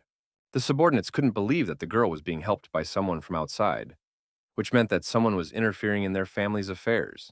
The boss also concluded that the bag had indeed once been here, but it was now in the hands of little Tang and a certain craftsman. At this time, the protagonist had already proceeded to cure Tang Bei with his pricking technique. The girl was already lying on the table and waiting for Lin Mu to finish his preparations. It wasn't long before Lin Mu commanded her to freeze and warned her that he was about to inject needles into her body. At the same time, the young man was well aware that neutralizing toxins was not comparable to the usual treatment of an injury, so there was no way to fix everything in one fell swoop. You have to go through a lot of steps of pricking it to gradually reduce the toxicity, but that takes a lot of your own energy. During the process, our hero noticed that I was also too deeply entrenched in little Tang's body, so he needs to increase the flow of energy. Then he used snow-crumbling winter plums, which was so named because during this method, many impurities of white color come out. 15 minutes later, the protagonist continued the treatment and asked his acquaintance to hold on until the end, because it was very unpleasant. Eventually, almost all of the poison finally came out of the body, which had concentrated into one large drop. The toxins removed were already out of balance, and if they penetrated deeper into the skin, the effects would be irreversible. After that, the guy immediately felt that his body was quite drained, and he didn't expect it to take much more strength than Huade. At this moment, Tang Bei noticed that Lin Mu wasn't feeling well because he was too pale. The protagonist replied that he was just a little tired and promised that it would all go away when he got some rest. Also, the guy did not remember that he wanted to give some item for his acquaintance. He pulled a small envelope from his jacket, but ended up not being able to hand it over because he just fainted. At the decisive moment, the girl rushed forward and managed to catch the falling Lin Mu, his exhausted body unconsciously collapsing in her trembling hands. After that, she decided to see what the main character was going to pass on. Tang Bei couldn't believe her eyes when she saw what the young man clutched in his hands. After the events of last night, our heroes found themselves at Dunghai International Airport. Tang Bei admitted that the guy had scared her out of her mind yesterday, but he calmly explained that the poison treatment had taken a lot of energy. It turned out that before passing out, our hero was trying to give his acquaintance her baby photo, so she asked where he got it. The young man didn't understand at first what it was about, but then he realized that he hadn't had time to do all of this because he had just blacked out. He admitted that he actually passed on the photo at the request of a man. Lin Mu also added that he had a box for Little Tan, but he wanted to give it to her after they got home. Quite soon, they arrived was the country house of the protagonist, so now he was trying to find the very box. The guy hid it pretty well, but in the end, he still managed to find this gift for Bei. He explained that the person who had handed over the box had apparently gotten to know their relationship well and had asked him to give it to the girl. Little Tan accepted the gift, but couldn't understand at all what was inside. The protagonist himself also had no idea about the contents, so he asked the girl to hurry up and open this mysterious box. Tang Bei was greatly surprised when she realized that this was where her photos from high school were located. There was also a savings book and some kind of bank card lying next to the photos. On the very same box, the girl found an ancient book called Heavenly Rain Watering Flowers. The guy hadn't heard of such a tutorial, but he immediately noted that it looked like some sort of rare battle drill. With tears in her eyes, Bei explained that it was a lost relic of the Tang family lost over 2 centuries ago, hiding the incredible secrets of learning to wield hidden weapons. All these years, their family had been searching for these texts, and now they were suddenly in the girl's own hands. She was immediately reminded of how much she missed her parents, but at the same time, she was a little relieved because she could at least find the lost manuscript. Lin Mu was already doubting whether his acquaintance needed all this truth, because she had already gone through so many difficult events. Through her tears, Tang Bebe asked if that person had said anything else. The main character relayed that he wanted to tell the girl that they would always be one family, no matter what happened. You girl couldn't understand why this mysterious, generous man was talking about family. The young man looked intently at little Tang and asked if she had even the slightest suspicion about who might have been behind the gift. Bebe cried even more because she realized that it was probably her older brother who had run away from the family many years ago. At that time, everyone said that he was a scoundrel, that he stole from the family, because of which the girl almost killed him with her own hands, but now realized that she was very wrong. After a conversation with his acquaintance, the protagonist went to the office of his security company to settle business matters. It turns out that Chen Ming was the one who decided to suddenly summon the young man for some reason. The company director explained that the people they sent had passed on new information and said that something had recently happened in the Lin family. The man pulled out a small flash drive and explained that the case was quite serious, so our hero had better see it. From the very first seconds of the video, you could hear that there was some kind of conflict between the family members. It turned out that they were whispering about the fact that the old man-father had stopped participating in the family's affairs for many years, and one of the brothers was obviously hatching dark plans for the helpless old man. The man was worried that the will had gone missing and was afraid they would just be cut out of it. Eventually, one of the brothers pretended that such nonsense could not be spoken right in the house. The other man immediately laughed at the fact that he was so frightened and emphasized that there was no need to feign innocence here. He was even certain that it was his brother who had killed Laos's consort and deliberately let Lin Mu off their hook. The second brother immediately replied that before our hero, then something was wrong with him, because even the assassins could not cope with him. The man was immediately angry when he heard such news, because in the matter of inheritance, not the slightest chance should be left to chance. In the end, they ended this conversation on the fact that the old man is already taking poison under the guise of medicine and will definitely not live long, and it remains for them to prepare people to find the will as soon as possible. Lin Mu immediately asked how many people knew about it now, and the assistant replied that there were only 3, considering the scout. Our hero asked to hand over the money to their employee and decided to call it a day. Immediately after this meeting, the guy decided to go to his family's mansion. The butler was overjoyed when he saw the young gentleman who had finally returned to visit his grandfather. Lin Mu continued to pretend that he didn't know anything at all, and asked what the old man's condition had been recently. The aide said that the gentleman has really not been on the mend lately, but his mind is relatively clear right now. When they entered the room, Senior Lin, helpless as a baby, obediently opened his mouth as the maid brought him a spoonful of food. At this, Lin Mu asked for them to be left alone so that they could talk in peace. Mr. Lin, despite the presence of his beloved grandson, continued to remain silent. The protagonist immediately guessed that there was a camera in the room, causing the grandfather to keep pretending that he was incapable of normal conversation. The guy finally tried to wiggle it with true chi and saw a red light come on, which showed his success. Lin Mu informed his grandfather that they were now safe because no one would hear them, and they could finally talk. The young man immediately asked if the old man ate this porridge every day, as he realized that there was probably poison in it. Grandpa confirmed this and explained that his appetite had completely disappeared by old age, so he could only eat this kind of food all the time. Lin Mu then spoke directly about the danger that lurked in this harmless porridge, but the old man couldn't understand where he got the information about the slow poison from. Just then, the protagonist showed off a flash drive that held something that might disappoint his father, but he definitely needs to know the whole truth. Meanwhile, the cleaning lady in the courtyard noticed that the other servant had somehow fed the gentleman too quickly. A colleague immediately reminded me to remember to add more ingredients to the gentleman's porridge. The woman was surprised to hear this and immediately inquired who had given such an order and why so suddenly.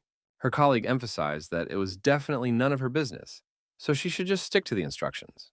Meanwhile, the head of the family could not contain his emotions after seeing that he had raised such scumbags who wanted to kill his own father.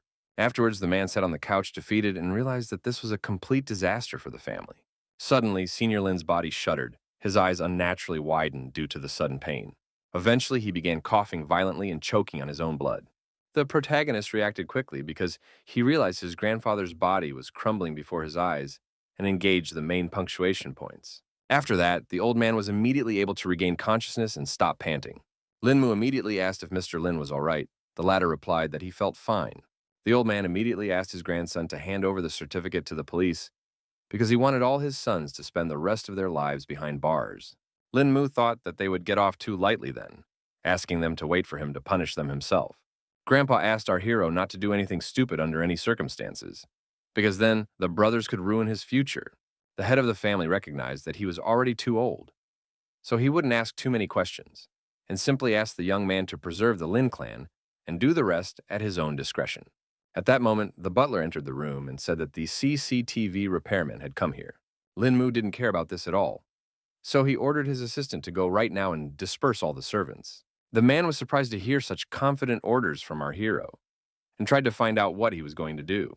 Then his voice fell the head of the family, who was informed that from this day forward, they all obeyed Lin Mu Kama, in whose hands was the future of the House of Lin. The butler was only glad that the gentleman had come to his senses and agreed to fulfill the request of the protagonist. The servant was very displeased that he had been given such an order, and could not understand what the reason was. Just at this moment, the protagonist and Mr. Lin entered the courtyard to deal with all the subordinates who were not as loyal as expected. The guy asked to listen to him carefully and firmly stated that from this day forward, everything in the Lin house would only happen on his word. One woman thought that according to conscience and logic, their dismissal should be by Mr. Lin's free decision, so the young man couldn't just chase them away. Meanwhile, the protagonist didn't hesitate and directly told the servants that they already knew that the workers dared to take advantage of Lin Yitai's kindness and secretly spy on him. The subordinates continued to stand their ground and say that the young master was just throwing mud on them, even though everyone here was an honest person. The woman who had been feeding the old man all this time stepped forward and decided to confess that she was the one who had been cooking the porridge. Then the guy asked her to bring one serving of this poisoned food as soon as possible. A couple minutes later, the maid had already carried out the instructions and returned with a full plate of porridge. Turns out our hero's plan was that everyone had to eat a bowl from here, and whoever sheds a drop has to get the hell out of here. The entire servants were shocked at such a cruel decision by Lin Mu, and couldn't believe that he was actually making them up to do such a thing. Lin Mu thus only confirmed that there was something wrong with the porridge, and wondered if the police would have any questions if he gave all this information to them. In the end, the guy started to concentrate chi energy around him, in order to teach everyone around him a lesson for ruining Lin Yitai for so many days. Within a second, all the workers were on the ground and screaming because their heads were literally splitting.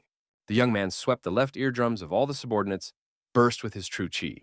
The old man asked what his grandson had done to these people, but Lin Mu replied that he had only taught them a lesson so that they would not harm others in the future. The next moment, the protagonist grudgingly noted that he still couldn't see the glistening heels of the servants. All the employees realized that this guy was no joke, so they immediately started running away from the mansion grounds. Thus, they had completed the purification in the house, and now Lin Mu decided to neutralize the effects of the poison in the old man's body.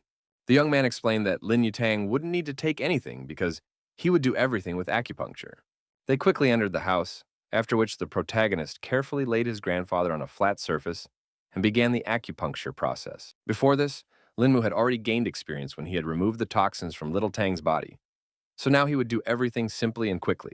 The protagonist realized that a technique called Snow Sprinkles Winter Plums could also help Grandpa go on the mend. After a few minutes, he pulled all the toxins from the old man's body and transferred them to a small bowl. Lin Yutan asked at what point his grandson mastered acupuncture after the operation was completed. The guy said that it was as if he got interested in it when he was discharged from the hospital, and then at the right time, he met an experienced fellow student who imparted the right knowledge to him. He also emphasized that he was doing it from his heart. So people praised him and said he had an unearthly talent, which only made his grandfather happy. After dealing with Mr. Lin, our hero decided to leave the manor, but in return, he sent his men here for protection.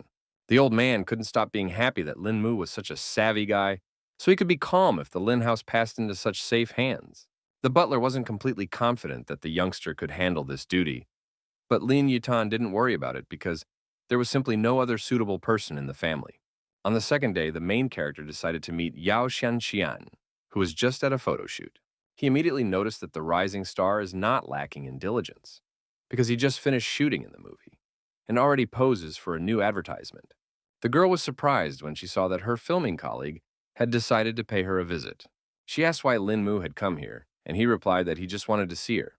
To talk privately, they went to a cafe nearby, and our hero explained his absence by saying that he was helping Sister Zixi at the Ime Monastery. Also, the guy mentioned that he was told that for the past few years, they have all been preparing for some big gathering. Yao Shengxian was surprised and froze, when she heard about this unexpected news. Turns out she guessed right away that this was the House of a Thousand Swords, a heroes' reunion that takes place every 30 years. The girl explained that this was the Lu clan from Fengman Village, whose masters were countless, and no one could compare to them in the teachings of stealth.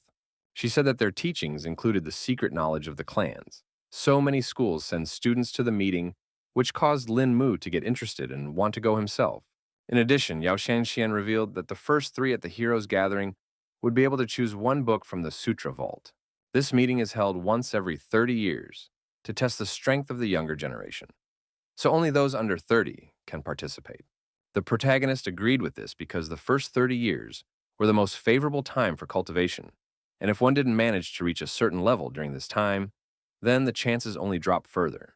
The girl herself had heard that in her years, her grandfather had been fortunate enough to participate, but had lost to some 19-year-old young man from the Lu house.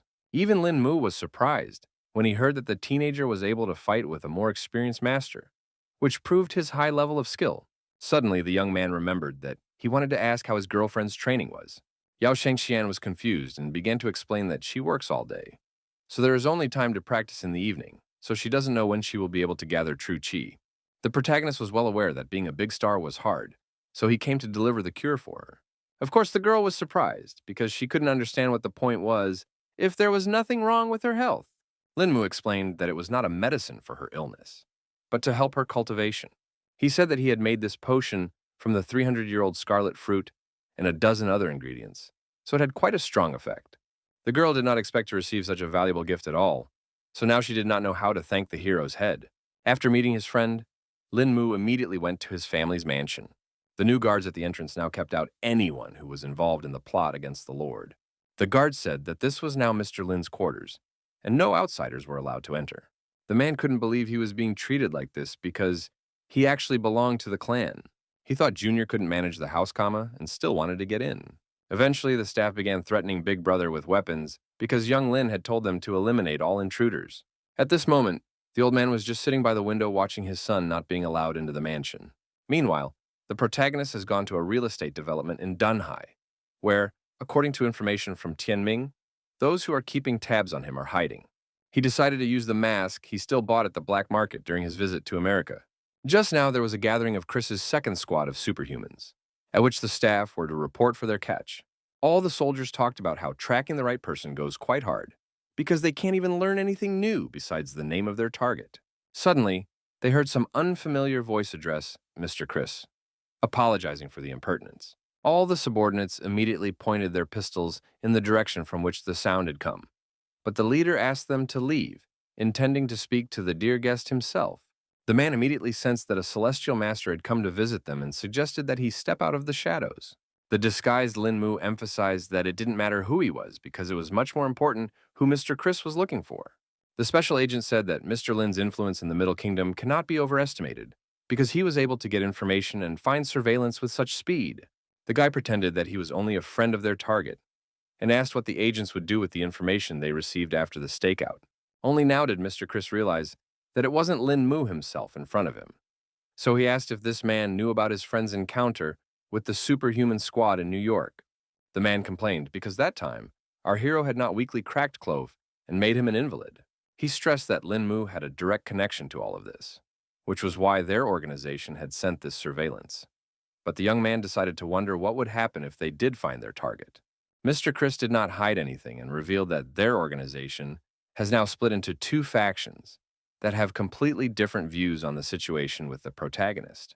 In turn, the man himself believed he was in the resistance faction. The guy immediately decided to wonder what their resistance's plans were.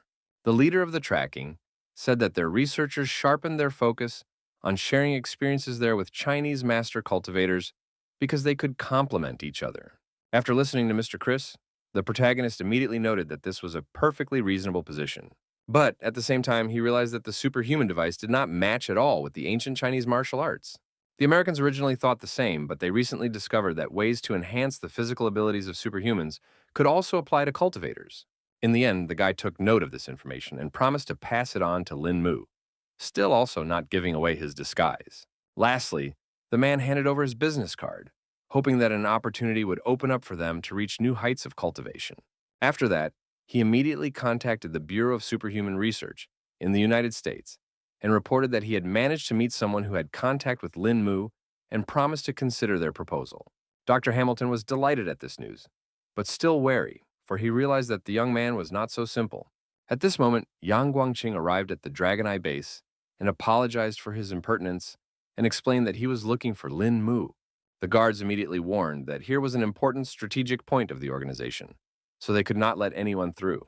The bodyguard realized he wouldn't be able to get through here that easily, but continued to stand his ground.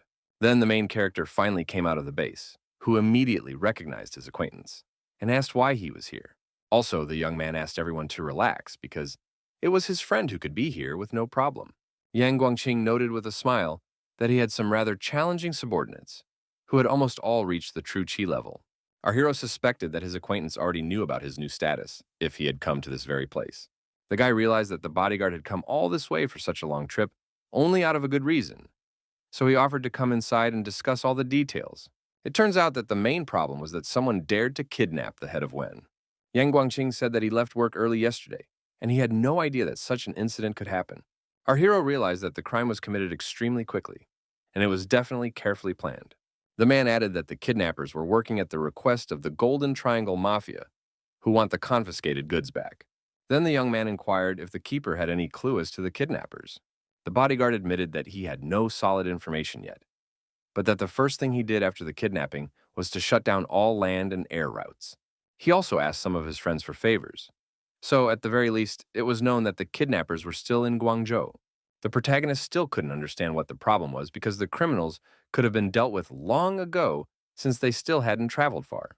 Yang Guangqing explained that there was also a master among them who knew an ancient, unfathomable martial art that greatly helps them. In the end, he asked Brother Lin to follow him to Guangzhou and rescue Mr. Wen. Lin Mu, as always, refused all formalities because he couldn't refuse such an important mission. After that, he immediately went to the hall to meet the entire Dragon Eye team. He informed the soldiers that they must now rescue the man from captivity, which was a rare opportunity to test his true strength. To begin with, the captain ordered the 2nd and 4th squad, after manning up, to leave immediately for Guangzhou, and then report their arrival. Our hero also decides to stop by Donghai University to meet up with little Tang, whom he recently saved from poison. The girl immediately inquired why Lin Mu had decided to appear at the university and asked who was beside him. The young man introduced Yang Guangqing as an old acquaintance and said that they were planning to take Beibei to Guangzhou for a while. The girl did not even have time to agree to this adventure, but the protagonist has already pulled her along and informed her that he had already packed all the things. That same night, some strangers tried to sneak into the grounds of Lin Mu's new mansion. They hoped that there were only 2 girls left in the house now, who they could easily take hostage and do all their bad deeds. They then tried to hide in the shadows, and their leader asked them to act quickly and not make a mess. It turns out that the enemies didn't miscalculate at all, that the protagonist had a good security system. Only now did the bandits realize that they had been given inaccurate information. But it was too late because the guards had surrounded them on all sides. The trained fighters of the protagonist were the first to rush into battle, because under no circumstances were they going to let the outsiders escape from this place. Eventually, the enemies decided to engage after all, and see what these guys were capable of. After a second, the bandit created that he didn't manage to hit his target at all, because he was fighting against a nimble kid. In just a second, the guard was behind the intruder's back and disarmed him with one precise blow. In this way, they spent another long time beating up all the strangers who dared to so boldly break into the mansion's territory. In the meantime, the guards were trying to act as quietly as possible so as not to disturb the girls who were relaxing inside. They were quite successful in doing so because Song Liangru didn't pay attention to some quiet noise outside the window.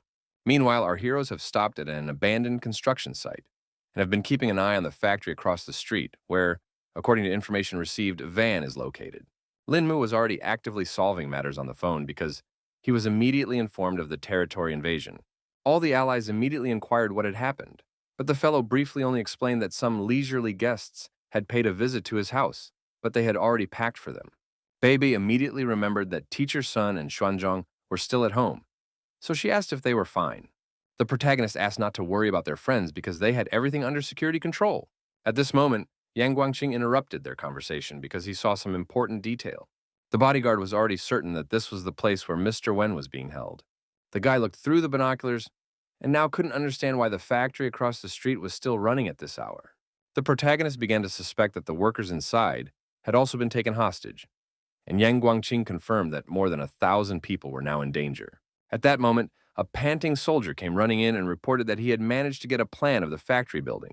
He said that there were too many hostages, so they could not afford to storm the factory, and now no one knows what is going on inside. Yang Guangqing, after comparing all these facts, came to the conclusion that the special forces should wait for the order at the starting position and would only receive the command when the situation was clear. In turn, the protagonist suggested to start by penetrating deep into the territory of the factory to reconnoiter the situation. The bodyguard has also agreed to this adventure because the two of them can definitely figure out what's going on inside. Very soon, our heroes have already found themselves on the territory of the factory, where everything is swarming with enemies. Yang Guangqing, who was walking in front, emphasized that time was of the essence, so they should get into the deepest depths as quickly as possible. The young man asked his companion not to rush so forward, for there was surveillance posted everywhere. Our hero emphasized that they would have to be more cautious, and the bodyguard agreed because things would go badly if they were spotted. Meanwhile, the workers inside the factory were actively engaged in some kind of work. Yang Guangqing assumed that the kidnappers were dressed as employees, so it was no wonder no one suspected anything.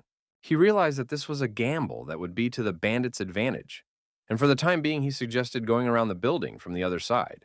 The protagonist immediately calculated that there were 54 kidnappers, disguised as workers along the road, and memorized the position of each of them. Yang Guangqing said that there was only one warehouse left that they hadn't looked at, and that was most likely where Wen was being held. The young man was about to go there, but for some reason he asked his partner to wait a bit. It appeared that Lin Mu had sensed the fierce qi energy emanating from there, so there must have been two masters there at once. In the end, our hero sensed that there was someone else there whose qi was very secretive, so he missed him. The bodyguard also sensed that there were as many as 3 masters there, and our hero began to fear that their actual power might have been far greater than his own. He thought it all seemed too strange, because they were using 3 such strong fighters to protect some ordinary principle. Anyway, the situation was that they had learned the kidnapper's location around the factory, so now it was better to go back and think about the whole plan of action. They quickly returned to the observation point and, opening the map, began pointing out the areas that needed special attention, because there was a large group of bandits concentrated there, hiding among the workers. Eventually, our heroes laid out everything they'd managed to scout and began to plot the course of the operation. Bebe wasn't standing idly by, so she asked if she could borrow a sniper rifle from one of the SWAT team. The bodyguard was surprised to hear such a request and wondered why the girl needed such a serious weapon. She replied that she was only doing it to help and said that in conditions without wind, she could hit a coin-sized target from 5 kilometers away. The soldiers were shocked by such a statement and thought that little Tan had decided to play a joke on them.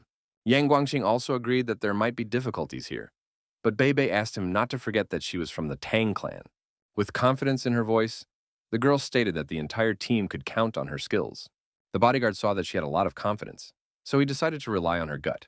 Before the operation began, the main character filled that their goal was to save the head of Wen, so all the soldiers must carry out the capture in the shortest possible time and avoid casualties among ordinary workers. He emphasized that they cannot give the enemy the slightest chance, because then the whole operation would fail. Yang Guangqing lastly said that the code name of their operation would be Pull the Piles.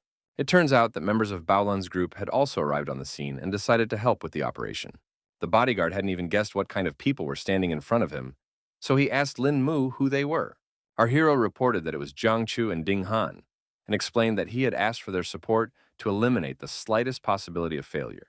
The man had heard of these heroes Chu and Han before, but the two had asked not to overpraise them because they thought they were just minor sleuths in this city. Eventually, the guy offered to put all pleasantries aside and save Wen for starters. Lin Mu quickly established communication with the Dragon Eye squad, giving a brief command. Check his watch, as the operation would begin in exactly 5 minutes. Meanwhile, the bodyguard contacted the special unit and also informed them of the start of their mission and warned of radio silence. The protagonist before starting also contacted little Tan, who was now in a sniper position. The girl took up a position on a lighthouse nearby the plant and reported that she was ready. She had already assumed a fighting position so she could open fire on the enemy at any moment. Meanwhile, the workers couldn't understand why they had left them to recycle all night out of the blue. Suddenly, one of the men froze abruptly when he heard a suspicious creaking sound in the far corner of the shop. He thought it was some kind of bottle that had broken, so he went to check it out for himself. The employee didn't understand why he had to do all this anymore, but he still went downstairs to check it out. His hunch proved to be true, so he saw in the middle of the room only a pile of broken glass. The plant employee noticed that no one was around, but a bottle had come from somewhere, which looked rather strange. It turned out to be an ambush from the main character's team, so that's when one of the special agents jumped out of the shadows. The cloaked bandit only had time to raise his head to see the figure that would fly straight at him. His companions immediately noticed the disappearance, but thought the man had done it to slyly shirk work. Meanwhile, the soldier had already reported to the captain that he had managed to neutralize the first target. He then reported that he was already preparing to attack the second target and proceeded to execute the plan. At this point, the masked workers began to suspect that something fishy was going on, so they noticed the fighter. The young man froze like a hunted animal for a moment, feeling the heavy glares of his enemies. The employee attempted to radio that an intruder had broken in, but it was too late.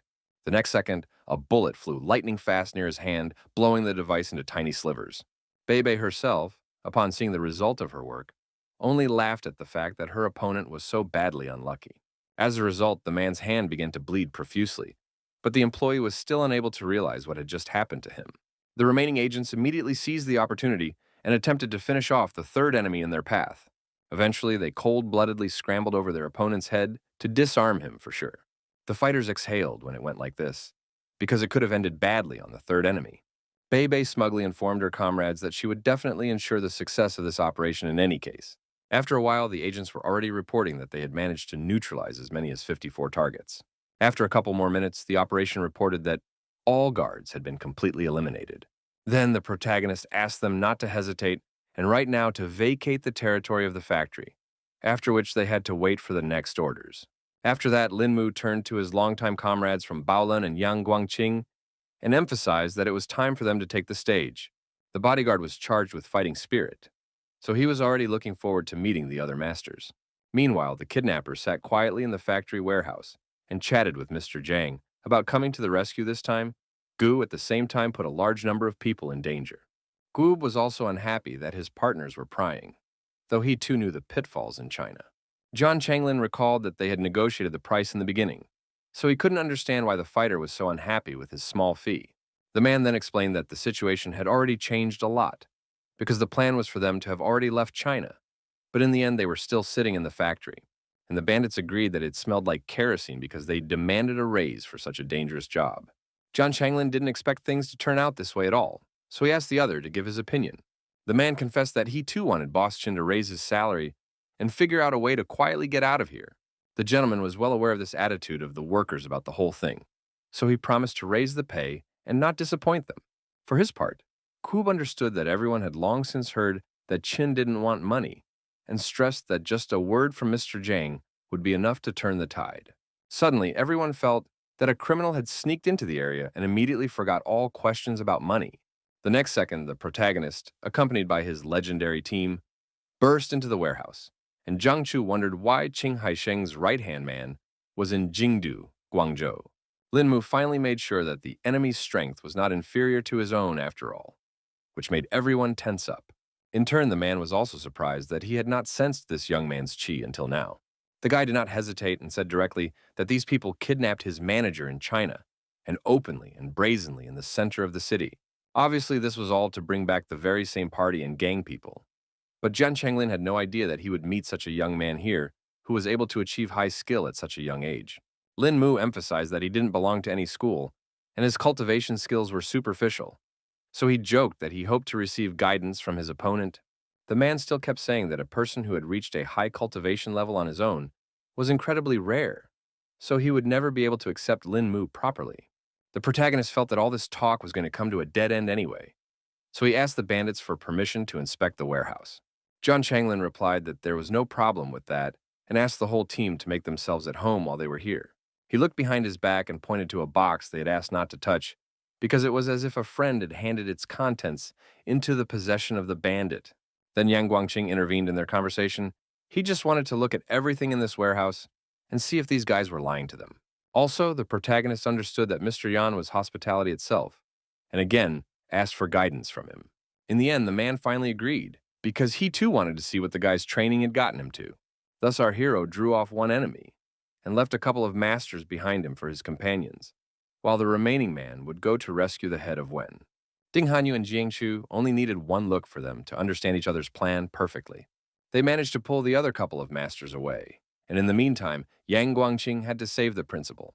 A furious battle had already broken out in the confined space of the warehouse, so the air was filled with the muffled sounds of blows and the sharp exhalations of warriors. The protagonist had emphasized from the beginning that he was asking courtesy of Mr. Yang, so now he had decided to use dragon appeasement. The man immediately felt this power because he was also aware that it was the lost 18 dragon palms. The young man noted that his opponent was very observant, but was no longer going to stop and attacked him. Zhang Changlin was also of the uneasy kind, so he used the Tianshan plum fracture to protect himself from being hit hard. The protagonist was immediately interested when he saw his opponent using such a rare technique. He immediately remembered that he had seen this technique on a flash drive that Liu had handed over, and under that name, all the martial art techniques were broken down. In turn, the bandit leader himself could not even think that such a young man would be able to oppose him in any way. Now that the man knew that Lin Mu was familiar with his techniques, he decided to make him feel the power of the Tianshan plum fracture. Meanwhile, Yang Guangqing confidently advanced through the warehouse. While everyone was busy fighting, the bandit noticed that the bodyguard was trying to seize the moment and wasn't about to let him finish the job. The bodyguard didn't see at all that he had already been spotted, so he ran with all his legs to the cherished box with the principal. In the next instant, a dazzling flash appeared right in front of Yang Guangqing, and the shockwave hurled him to the side. Suddenly, the man saw that it was definitely unusual pyrotechnics, which surprised him even more. Everything around him began to ice up rapidly, and the bodyguard was a couple of steps away from being hit by the wave as well. Next, someone used the vortex against the guard, but the guard thought it was just child's play. Regardless, he still wasn't able to dodge another attack from his side so easily. In the end, Yang Guangqing only now realized that all this time, the other masters had been hiding in the box. These two strong fighters said that Lin Mu's team had to go through them first if they still wanted to save at least someone. The protagonist could not even think that the most real superhumans would be present here, and realized that until this moment, the power of these enemies was insensible to him. A mutant named Ross, who was skilled in the ice arts, noted that the Chinese master was not at all impressed with his appearance. That was why he aimed all of his ice spikes at him, so that Yang Guangqing would definitely experience his full power. For his part, the bodyguard wasn't afraid at all, because he wasn't impressed by some superhuman who allowed himself to talk so smugly. He promised that the foreigner would learn what the Chinese school taught today, and immediately used the golden dome for protection. Roz was not in the least startled when he saw that his ice had ricocheted off to the side after all. Meanwhile, on the other side, he was attacked by Weber with a hurricane shaft that seemed to demolish everything in its path. Our hero desperately tried to shout to his comrade and warn him about this superhuman with a whirlwind not so easy. The bodyguard was not at all afraid of his rivals, and asked the leader not to be afraid, promising that he could take on these two enemies. The man used the golden dome again, causing that energy tornado to scatter in different directions. After a second, the vortex had gathered itself together, and now descended upon Brother Ian with renewed vigor. Mutan still believed that Chinese kung fu was not cool at all, and that all this praise was just empty words. Meanwhile, the protagonist had already moved into close combat with Zhang Changlin, who was also obviously not going to give up. At this moment, Yang Guangqing noticed a whirlwind that was somehow different from all the previous ones. The man thought he had already been mistaken for a weakling, and then declared that an old tiger never shows its true strength. Lin Mu even had to distract himself from his fight because he couldn't understand what his comrade was up to. After observing the bodyguard's technique, the guy finally concluded that he had decided to use the palm behind the clouds. The man did not stand still and immediately entered the vortex to destroy it from within with his own hands. Eventually, the bodyguard realized he was failing and couldn't believe that nothing worked against the superpower. All the while, Mutant kept laughing off the fact that it turns out Chinese kung fu is worthless. Yang Guangqing was already at his limit because the tornado ring suddenly engulfed his palm behind the clouds. Gradually, the man began to feel that he would now completely lose control of his true qi, which would be a complete failure in this battle. Yaroi clenched his teeth, realizing that it was only going to get worse as the tornado ring gradually consumed his partner. The guy decided to intervene in this confrontation and asked his comrade to stop the true qi and just trust him. The bodyguards himself knew how to act in such situations, but now it was several times more difficult to control everything. The superhumans were already beginning to suspect that this guy was going to be in trouble soon, because he had simply underestimated the power of the devouring tornado. Weber himself rejoiced that his technique had never yet failed him in battle. At this time, the protagonist had already had to return to his rival who was keeping him from their battle. John Changlin's movements sped up because he must have noticed that the young man wanted to help his friend, so he was in no way willing to let him do so. But Linmu was not going to give up so easily and decided to use his strongest techniques to show that he was no match for this mutant. The guy let out so much energy that it sent fiery sparks throughout the warehouse. The opponent had only to cover his hands from such bright flashes and marvel at the incredible strength of our hero. Jian Chenglin couldn't believe that the boy had actually managed to escape from his strongest control. Meanwhile, the protagonist turned to his brother Ian and asked him to stop his admission now. The bodyguard didn't hesitate and immediately complied with Lin Mu's request, who must have known what he was doing. After exerting himself so hard, he coughed up blood and almost fell back into the vortex again. The young man had already concentrated as much as possible to continue this fight and asked his comrade to take a break on the sidelines for now. Without wasting a second, our hero quickly threw himself at the devouring vortex and announced that he would now take this enemy on. Lin Mu quickly ran up close to this green tornado and used the Great Flying Dragon technique. Everyone around him immediately realized that this was another long-lost and at the same time most powerful technique. Strong chi energy enveloped the vortex from all sides, so it began to rapidly shrink. Weber had a hard time believing what was happening because all he could see was that some strange gimmick had ripped his engulfing tornado to shreds. The protagonist did not stop there, so he once again concentrated energy in his hands. In the end, he unleashed 3 more huge dragons to finally finish off all the opponents. The ferocious dragons that were the embodiment of Lin Mu's aura were already flying forward, ready to sweep away everything in their path. The young man decided to use the strongest dragon pearl technique, so he definitely wouldn't fail. Bebe was watching everything through the scope of her sniper rifle and was shocked when she saw the technique the main character used. There was another huge explosion in the warehouse, as if someone had decided to detonate several dozen bombs at once. The SWAT team, who had been standing guard the whole time, couldn't understand what was happening in the opposite part of the factory. The commander still asked them to remain calm and stand in their original positions until new orders. Meanwhile, all the comrades were once again convinced that Brother Lin possessed immeasurable fighting strength. The mutants watched the consequences of our hero's attack in bewilderment, unable to understand how such a thing was even possible. Even his enemies recognized that this young man had simply terrifying power. Jian Chenglin silently watched his opponent and seemed to be just glad that he wasn't at the scene of this explosion. In the end, he admitted that he just didn't expect the kid's kung fu to reach a whole new level. The protagonist still thought that everyone was just flattering him, because he was only adding his hunches to the ancient martial knowledge. Bandit had been sure that such a young man could not possess such tremendous strength and skill, but now realized that he truly had a talent not of the world to be envied.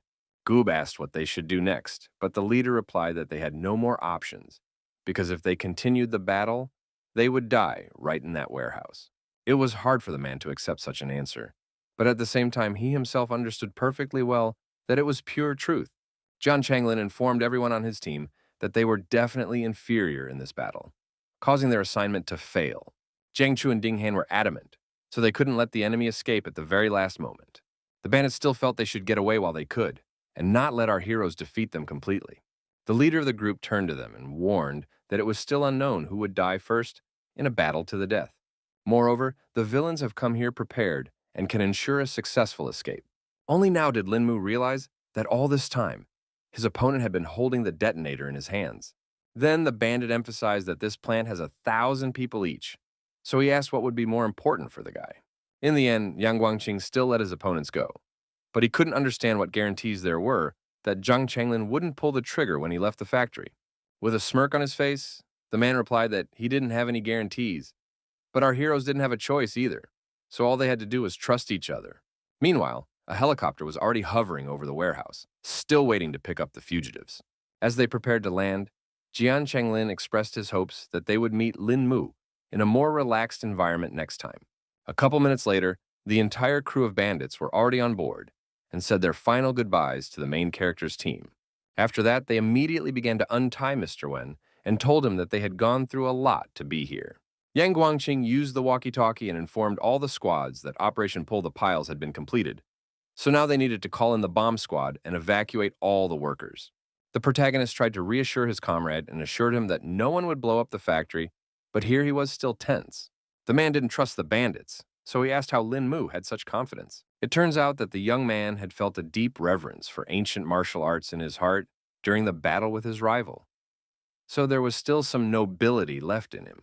At the same time, the helicopter was flying calmly over the city, saving all the criminals from justice. During the flight, John Changlin thought about the fact that there was finally someone with the power to unite ancient martial arts, and speculated that Lin Mu might have been that heaven's chosen warrior from the legends.